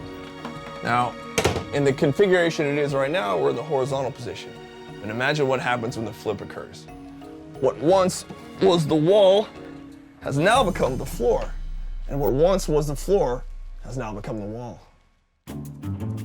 Everything on the flip is designed in 2 configurations. Look at this. It's a sink. It's a bathroom sink. But, it pivots. How bizarre is that? From rotating condiment racks in the galley to tables on the walls. To maintain its stable position in the horizontal, there are huge concrete blocks underneath what is now the floor. But when it's time to change and flip from horizontal to vertical, tons of seawater are pumped into those ballast chambers slowly. That changes from horizontal to perfectly vertical. It's so cool. The science behind flip is as simple as it gets.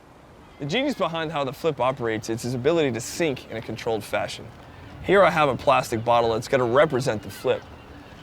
Now, I've taped some washers at the bottom to help with stability when we make the transition from horizontal to vertical. If I place it in the water, we can see it floats in a horizontal configuration as we would expect. But as I fill the bottle with water, what we're going to do is going to have a transition from horizontal to vertical.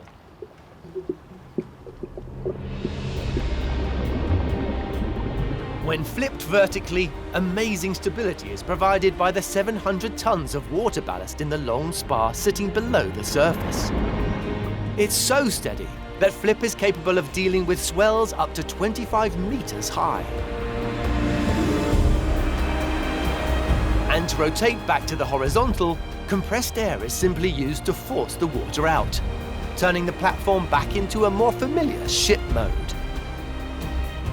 These huge generators can also pivot by design.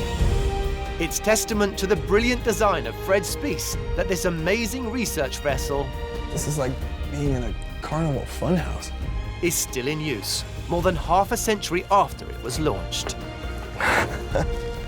Oh, this platform is too crazy.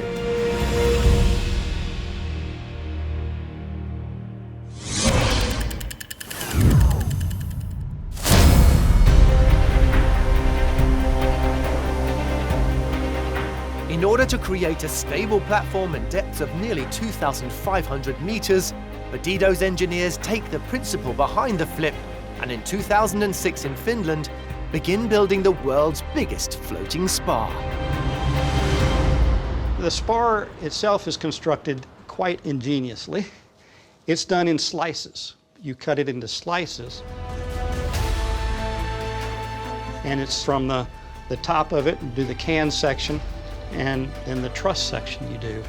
And then it's welded together, slice by slice. Each of the 7 ring sections has 12 compartments, each self-contained. So if disaster strikes and a compartment is punctured, then only that compartment would take on water. On the end of the giant can-like section, an open truss of pipeworks and ballast area is added to complete the unprecedented structure. Perdido's spar is about 550 feet. In diameter, it's 118 feet. In 2008, the spar is delivered to the Perdido site in the Gulf of Mexico.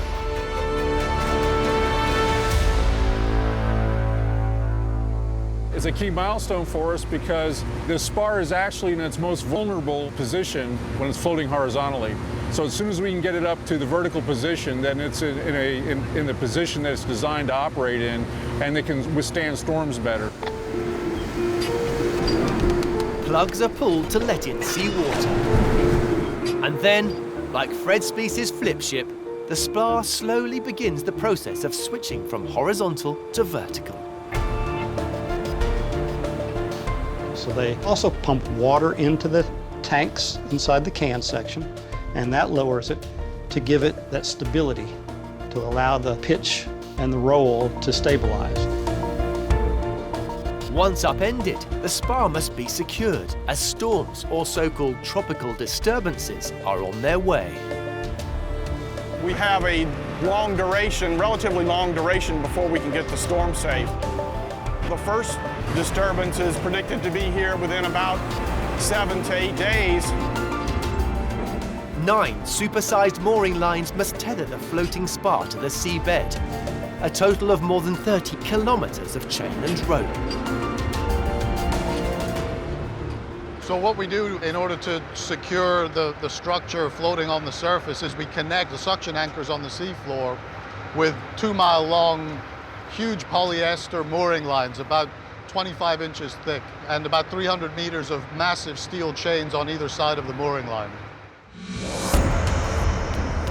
For maximum protection from storms, the lines fan out for more than 2.5 kilometers around the spar. Now it's still sitting pretty high in the water, so they put a weight in the bottom, essentially iron ore. They pump into a tank at the bottom of that truss section, so you have a lot of weight at the bottom tank. With the additional weight in the mooring lines, the spar is storm safe.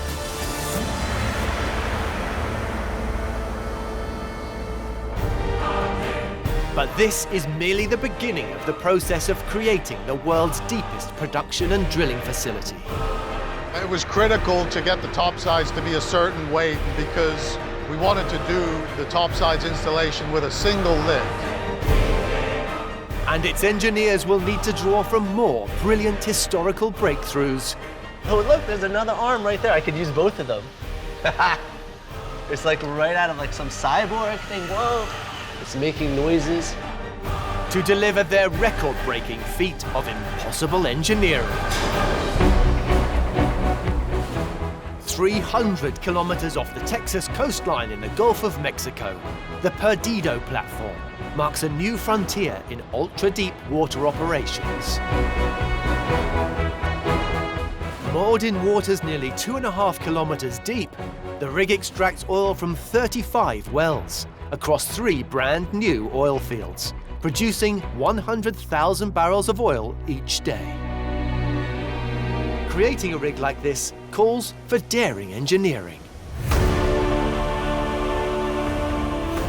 Having anchored the world's biggest spar, the next step is fitting the all-important topside. What we call the topsides is all of the equipment that sits on the structure in the water that allows us to produce the oil and gas.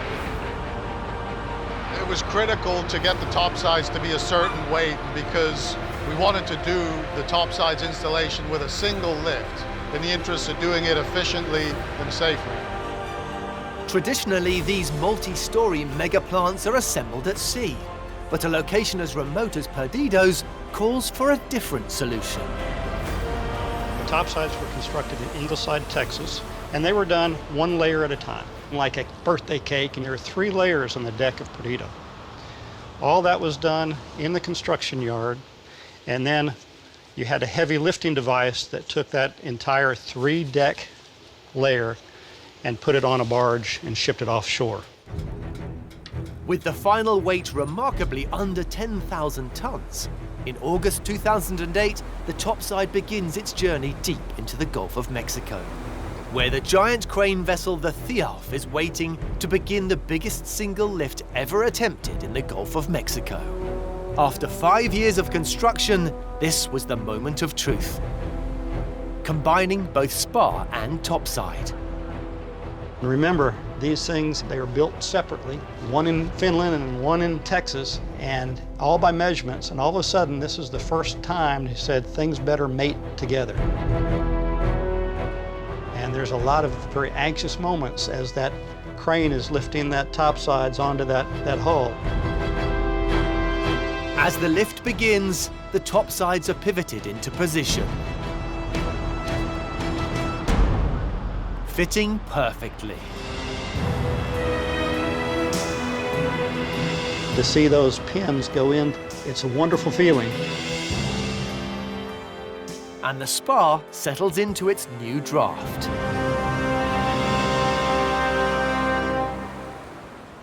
With this mammoth milestone complete, the Perdido team must focus on installing production equipment on the seabed.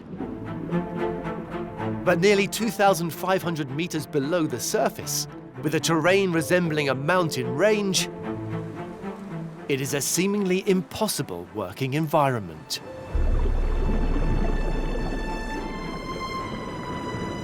The conditions at the water depth at Perdido and 7,800 feet of water, it's extreme amount of pressure. In addition to that, it's really, really cold down there. So you're talking temperatures in the order of 38 degrees Fahrenheit. So very, very cold, and there's no light. So it's very hostile conditions in terms of the pressures we have down there. With sophisticated deep-sea hardware needed on the seabed, physically interacting with it is impossible.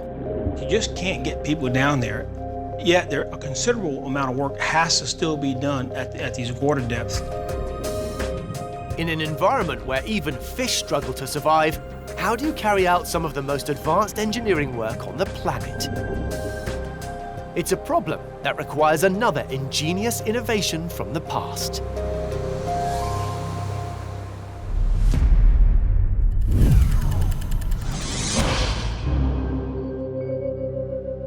The 1950s America was at the forefront of developing nuclear power for peacetime use.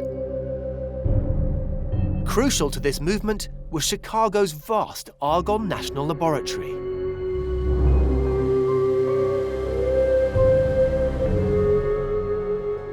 With special access, Professor Eric Lima has taken to three wheels to explore this extraordinary 1,500-acre site. It's very cool. Discovering how this era of hazardous research spawned a game-changing innovation. This absolutely enormous laboratory was used to test the actual materials coming out of the reactors. Now, of course, those materials are highly radioactive. So how can technicians manipulate those materials without exposing themselves to radioactive contamination? That was the challenge.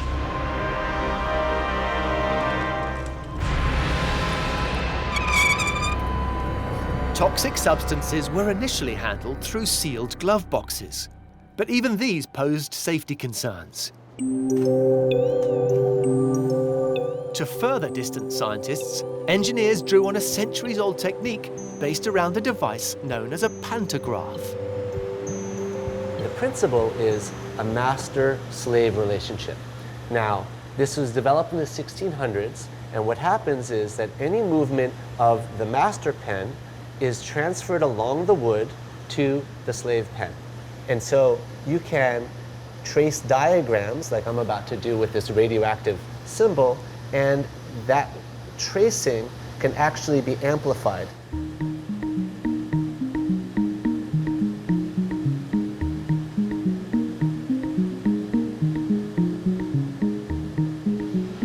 And so here it is, the original and the drawing. Using this principle, early mechanical master-slave manipulators, MSMs, allowed technicians to transfer basic movements to a second arm from behind the safety of a glass wall. But their dexterity and strength was still limited.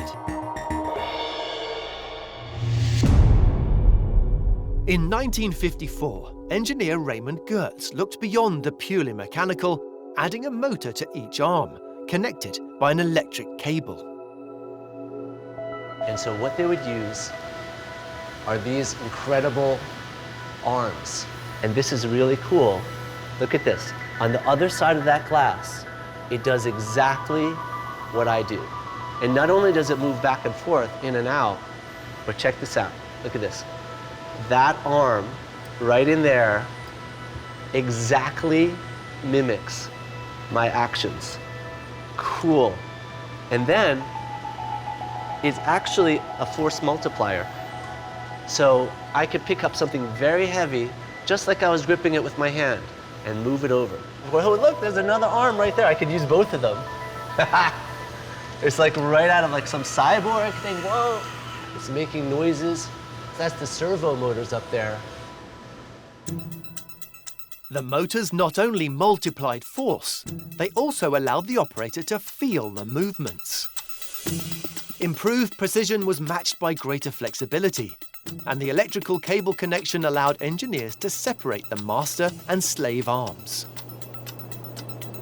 Goertz was able to decouple the arms, and what that means is they can be as far apart and in any location that we want.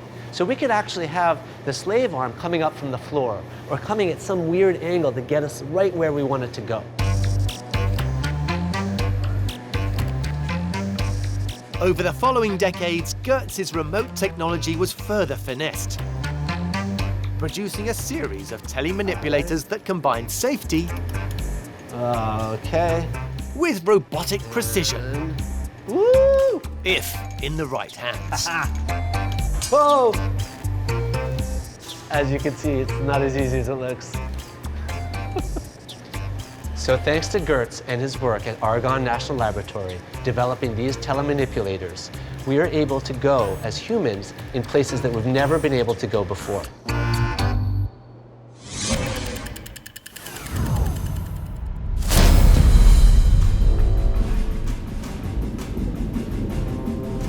Resembling a scene from a sci-fi novel, engineers at Perdido are using telemanipulator technology to work at depths that were once thought impossible. This fleet of remote-operated vehicles, or ROVs, sweep the ocean bed that lies almost 2.5 kilometers beneath the platform. This is exactly the type of ROV that we would use on Perdido.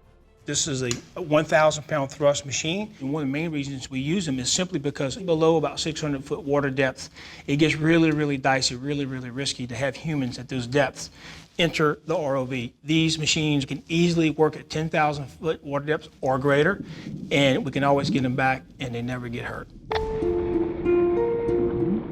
These sub-aqua robots are equipped for serious work. These are our hands to actually connect and attach all the different equipment we need. And here is our eyes. This camera, this high definition camera, is how we see what we have going on down there. A leap forward from Gertz's telemanipulators. These ROVs can be operated via a joystick using a fly-by-wire system that originates on board the rig. The way these machines operate, they're actually tethered back to Perdido. Is actually an umbilical line that runs the entire water depth, all 7,800 feet. And from there, there's an additional 600 feet or so of umbilical that allows the ROV to fly out on excursions and move about the well pattern to go from one well to the next so they can survey the entire subsea system. Installation, drilling, and maintenance can all be achieved remotely. But there was one ROV-driven task that would be the crowning glory of Perdido's success. So you're 150 miles offshore of the coast of Texas, and you had to get that oil and gas back to the beach. Most of the oil pipelines that you have in the Gulf of Mexico start in the less than 5,000 feet of water depth. So we had to connect from Perdido's location to oil pipelines and gas pipelines that are further up in the shallower water.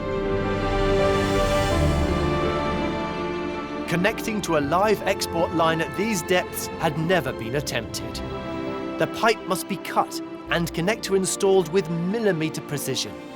And at nearly 1,500 meters, it was completely out of human reach. Over a 2-year period, the Perdido team designed and rehearsed an ROV-driven system. When they eventually made the attempt, it worked perfectly. To be able to do all that with remote-operated vehicles. And the water depth that they did that at Perdido was world-class, never been done before.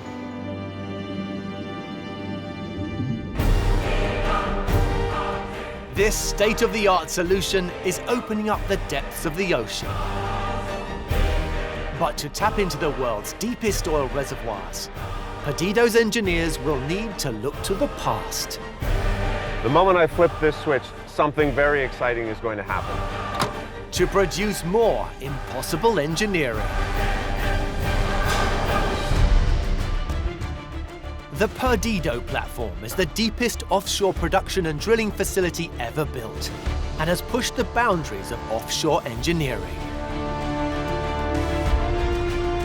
This deep-sea hub has 22 wells directly underneath its structure, and its reach is far greater. A further 13 wells across 3 oil fields, transporting crude through nearly 300 kilometers of pipeline web. But creating ultra-deep offshore wells is no easy task. So when you're offshore, drilling's a little bit different than if you're on land. In Perdido's wells, the total well depth was somewhere around 17,000 feet. But almost half of that, 7,800 feet of it, was just the water column. Not only are the reservoirs ultra-deep, They sit in a previously untapped ancient rock layer. We were pushing the boundaries of not only technology, but actually a new frontier in terms of the geology of what we were tapping into. And there was a lot of excitement, uncertainty around how it was going to produce. Each new well must be drilled with precision, keeping the water out and the oil in, or the project and the environment will be permanently damaged. To find a solution, engineers must look to the pioneers of the past.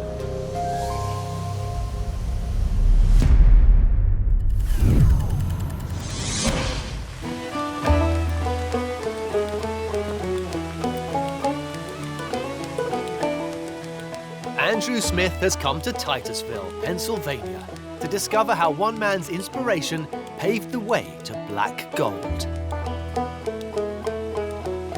The moment I flip this switch, something very exciting is going to happen. Here it comes, you can see it. Pennsylvania crude. Before the mid-1800s, salt brine was the area's biggest commodity. But efforts to extract it from the ground were blighted by another substance, a smelly black goo. To begin with, oil was touted as a medicinal product, capable of curing burns, cholera, asthma, indigestion, and even blindness. But its smell and its healing properties were questionable. But the real breakthrough was when it was discovered that oil could be distilled to burn as fuel for lamps. Sensing a fortune, engineers needed to get the oil out of the ground fast. It was here, in the small town of Titusville, that the hunt for oil took off at a scale never before seen, and all because of one man's simple innovation. In 1859, railway worker Edwin Drake gambled his life savings on a small stake of the newly formed Pennsylvania Rock and Oil Company. Drake, as a stakeholder and now employee, was sent here to this very site where he began his search for oil. But early attempts were met with mixed results. So at the time, the practice in drilling was to use something called percussion drilling, where the drill is just hammered down through the soil until you reach your oil. Drake had some success with his technique, but Titusville's water-sodden ground was scuppering his plans. As you withdrew the drill, the problem would be that the water would rush into that space and contaminate the oil he was trying to pump out. To overcome this problem, Drake and his assistant, Billy Smith, came upon the idea of connecting lengths of cast iron pipe to encase the freshly dug hole, preventing the ingress of the water. With the cast iron pipe in place, they continued to drill through this now watertight space, through the ground, the bedrock, and down to the oil reservoir. After drilling 69 feet, they waited.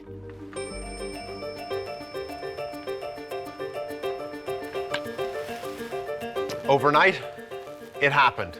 Clean oil had risen up through the pipe to a point which it could now be collected. Drake's plan had worked. By the following year, oil wells using Drake's innovative technique had sprung up all over the region, producing several 100,000 barrels. The nation's oil bonanza had begun, and huge fortunes would be made from what was once a smelly goo that was simply a nuisance.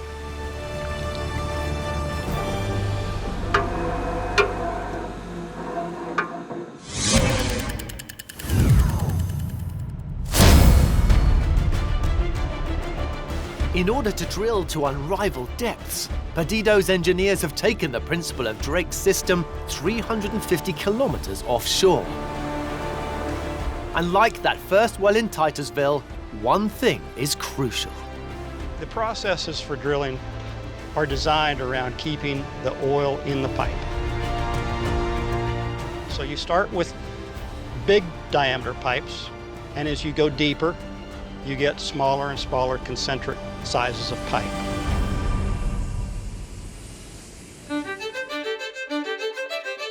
To begin, a hole's drilled for a conductor pipe.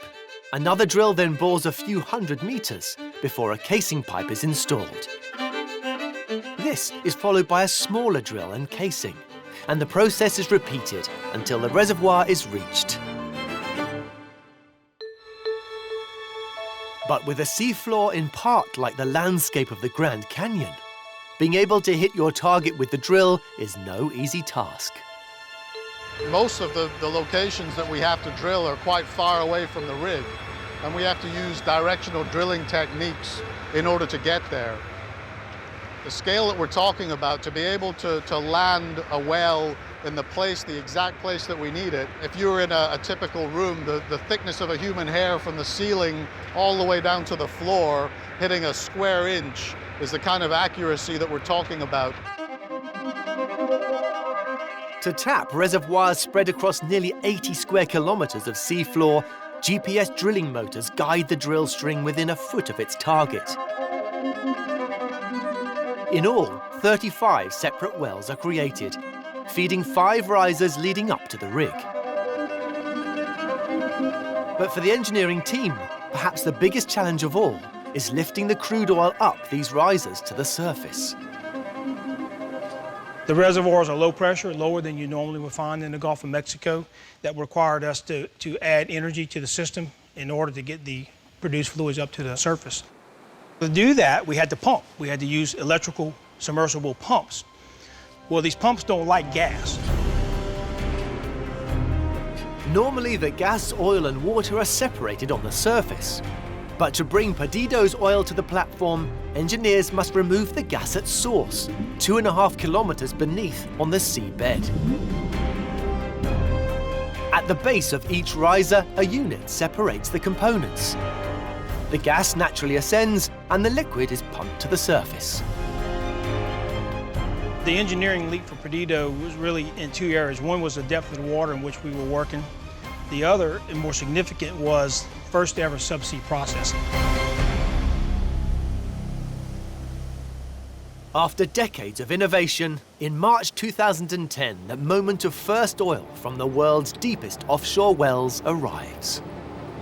We are all piped in via camera to the guys who are actually offshore doing it. And then you start watching the pressure in the pressure gauges. And you see the pressure start falling, meaning that it's starting to flow. It's been a long road, boys. You know, you've just done something that, in Perdido's case, nobody had ever done before. We were pumping and separating on the subsea floor from day one, and it all worked, and you know, that was incredible. Perdido's engineers are succeeding in producing oil from deep within the Earth's crust. But to ensure this operation remains safe, engineers need to look to the past. So the intumescent paint now is charring due to a chemical reaction and swelling and turning into a thick char. To create more impossible engineering. In 2010, the Perdido Oil Platform began production, making it the first of its kind to operate in ultra-deep water depths of almost 2,500 meters. A team of 172 workers spend 2 weeks at a time extracting enough oil to fill more than 6 Olympic-sized swimming pools each and every day. As you fly up to Perdido, it's 200 miles away from the coast. There's pretty much nothing around it. And it's almost a 2-hour flight on the chopper. And as you get into the range of where Perdido is, you see this monument to what's possible out in the middle of nowhere. And it's really satisfying to land on that and see what we've accomplished. Perdido's isolation creates logistical challenges. It's a 24-hour boat journey. So whilst much of the resupplying happens by ship, the fortnightly turnover of staff needs to be carried out by helicopter. We're flying these really large helicopters like this S-92 you have, which can hold up to 19 passengers, although we'll fly it with about 15 or 16. In the event that helicopter goes down, that's a lot of people that we need to take care of. The Robert Training Center in Louisiana is where Perdido staff, along with other oil and gas workers, are trained for worst-case scenarios. So we're training these people how to safely egress that helicopter should the unfortunate happen. In case it does go into the water, we want them to be able to get out of the helicopter and wait for survival. But when you're potentially processing more than 100,000 barrels of oil a day, one hazard above all others is at the forefront. Fire protection on an offshore installation is of paramount importance. We design for safety. It's the #1 thing we have to get right. The worst thing that could happen on a rig or production facility in the event of a fire is it gets out of control. It gets to be very large and very catastrophic. In that event, we're going to abandon the facility. We're going to put people in lifeboats that they've been trained to use, and we'll put those lifeboats in the water and get people away from the fire and abandon the platform. Fire isn't just a hazard for the workforce. A hydrocarbon blaze can reach such high temperatures it has the potential to deform or destroy even solid steel. As we become more complex and remote with these types of developments, the safety systems that we need in order to support them become ever more critical. So, how can you protect Perdido's vast surface areas against the threat of extreme heat? The solution, surprisingly, has its roots in historical show business.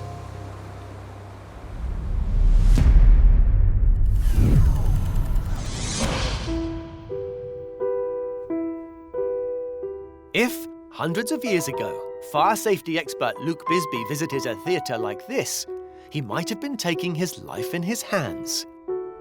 Because oil lamps were used for lighting, curtains and fabrics were frequently set ablaze. In 1786, French chemist Joseph Gay-Lussac was tasked with fireproofing France's theatres following a string of tragedies. Gay-Lussac set to work trying to find an invisible, non-toxic compound that he could use to coat fabric, curtains, and scenery. He began experimenting with boron, a compound now used in detergents and cosmetics. And to demonstrate how effective it is, I'm going to do an experiment.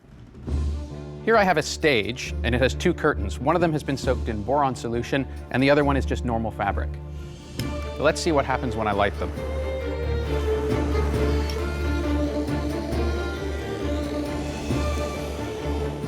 And you can see that the curtain on the right-hand side is burning quite vigorously, whereas the one on the left, you can clearly see the effect of the boron, which is helping the curtains to prevent flaming. I mean, I'm impressed, and I'm a fire safety person.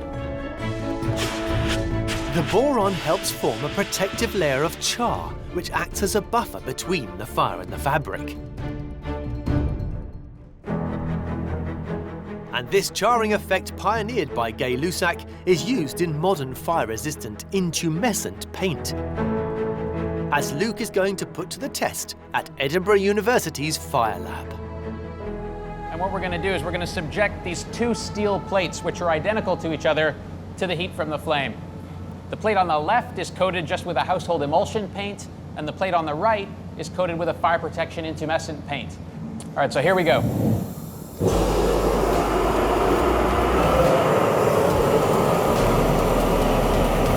So the intumescent paint now is charring due to a chemical reaction and swelling and turning into a thick char.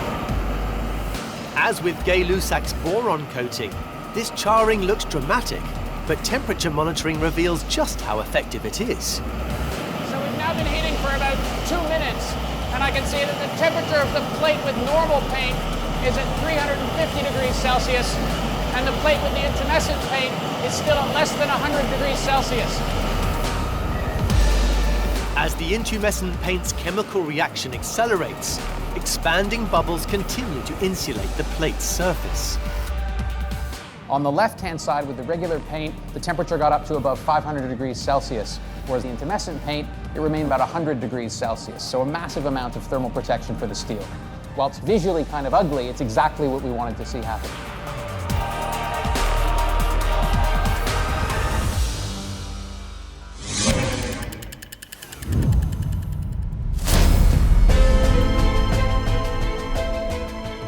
In the Gulf of Mexico, the Perdido Oil Platform has its key components coated in an intumescent paint product born out of the space race. First developed as a protection for spacecraft facing the extreme temperatures of re-entry, it can withstand heats of up to 400 degrees Celsius for up to 90 minutes, along with protecting the rig from saltwater corrosion.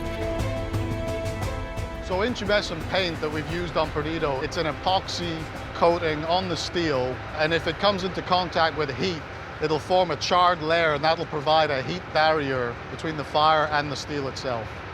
So the intumescent paint system buys you time to either fight the fire and get it under control, or protect people to the point where if you need to get off the platform and evacuate, you've got that time. Above all, the platform and its workforce are geared up for stopping the fire breaking out in the first place. What we do to train our people to combat a fire, it starts with prevention. It's always about prevention, just like you learned in school. Prevent the fire to start with. We do lots of things and work very, very hard to prevent fires from ever starting. We have a ton of monitoring equipment out there to always be on watch 24 hours a day, watching for fires or potential sources of fires like a gas leak. Perdido is covered by hundreds of sensors and alarms and is fitted with twin 5,000 gallon per minute firewater pumps and an automatic foam system that covers the entire platform, including the heliport. All designed to protect the environment, the workers, and this remarkable engineering pioneer.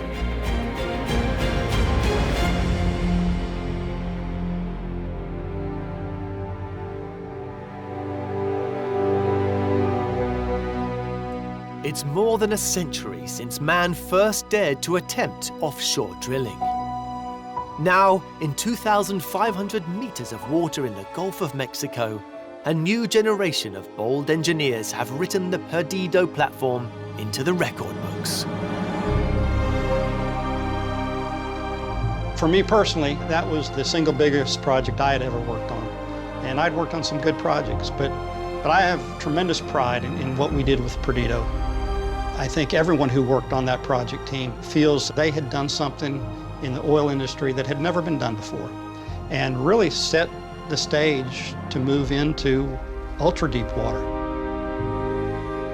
By taking history and turning it into high-tech, the team behind the Perdido platform are rewriting the map and exploring brand new frontiers.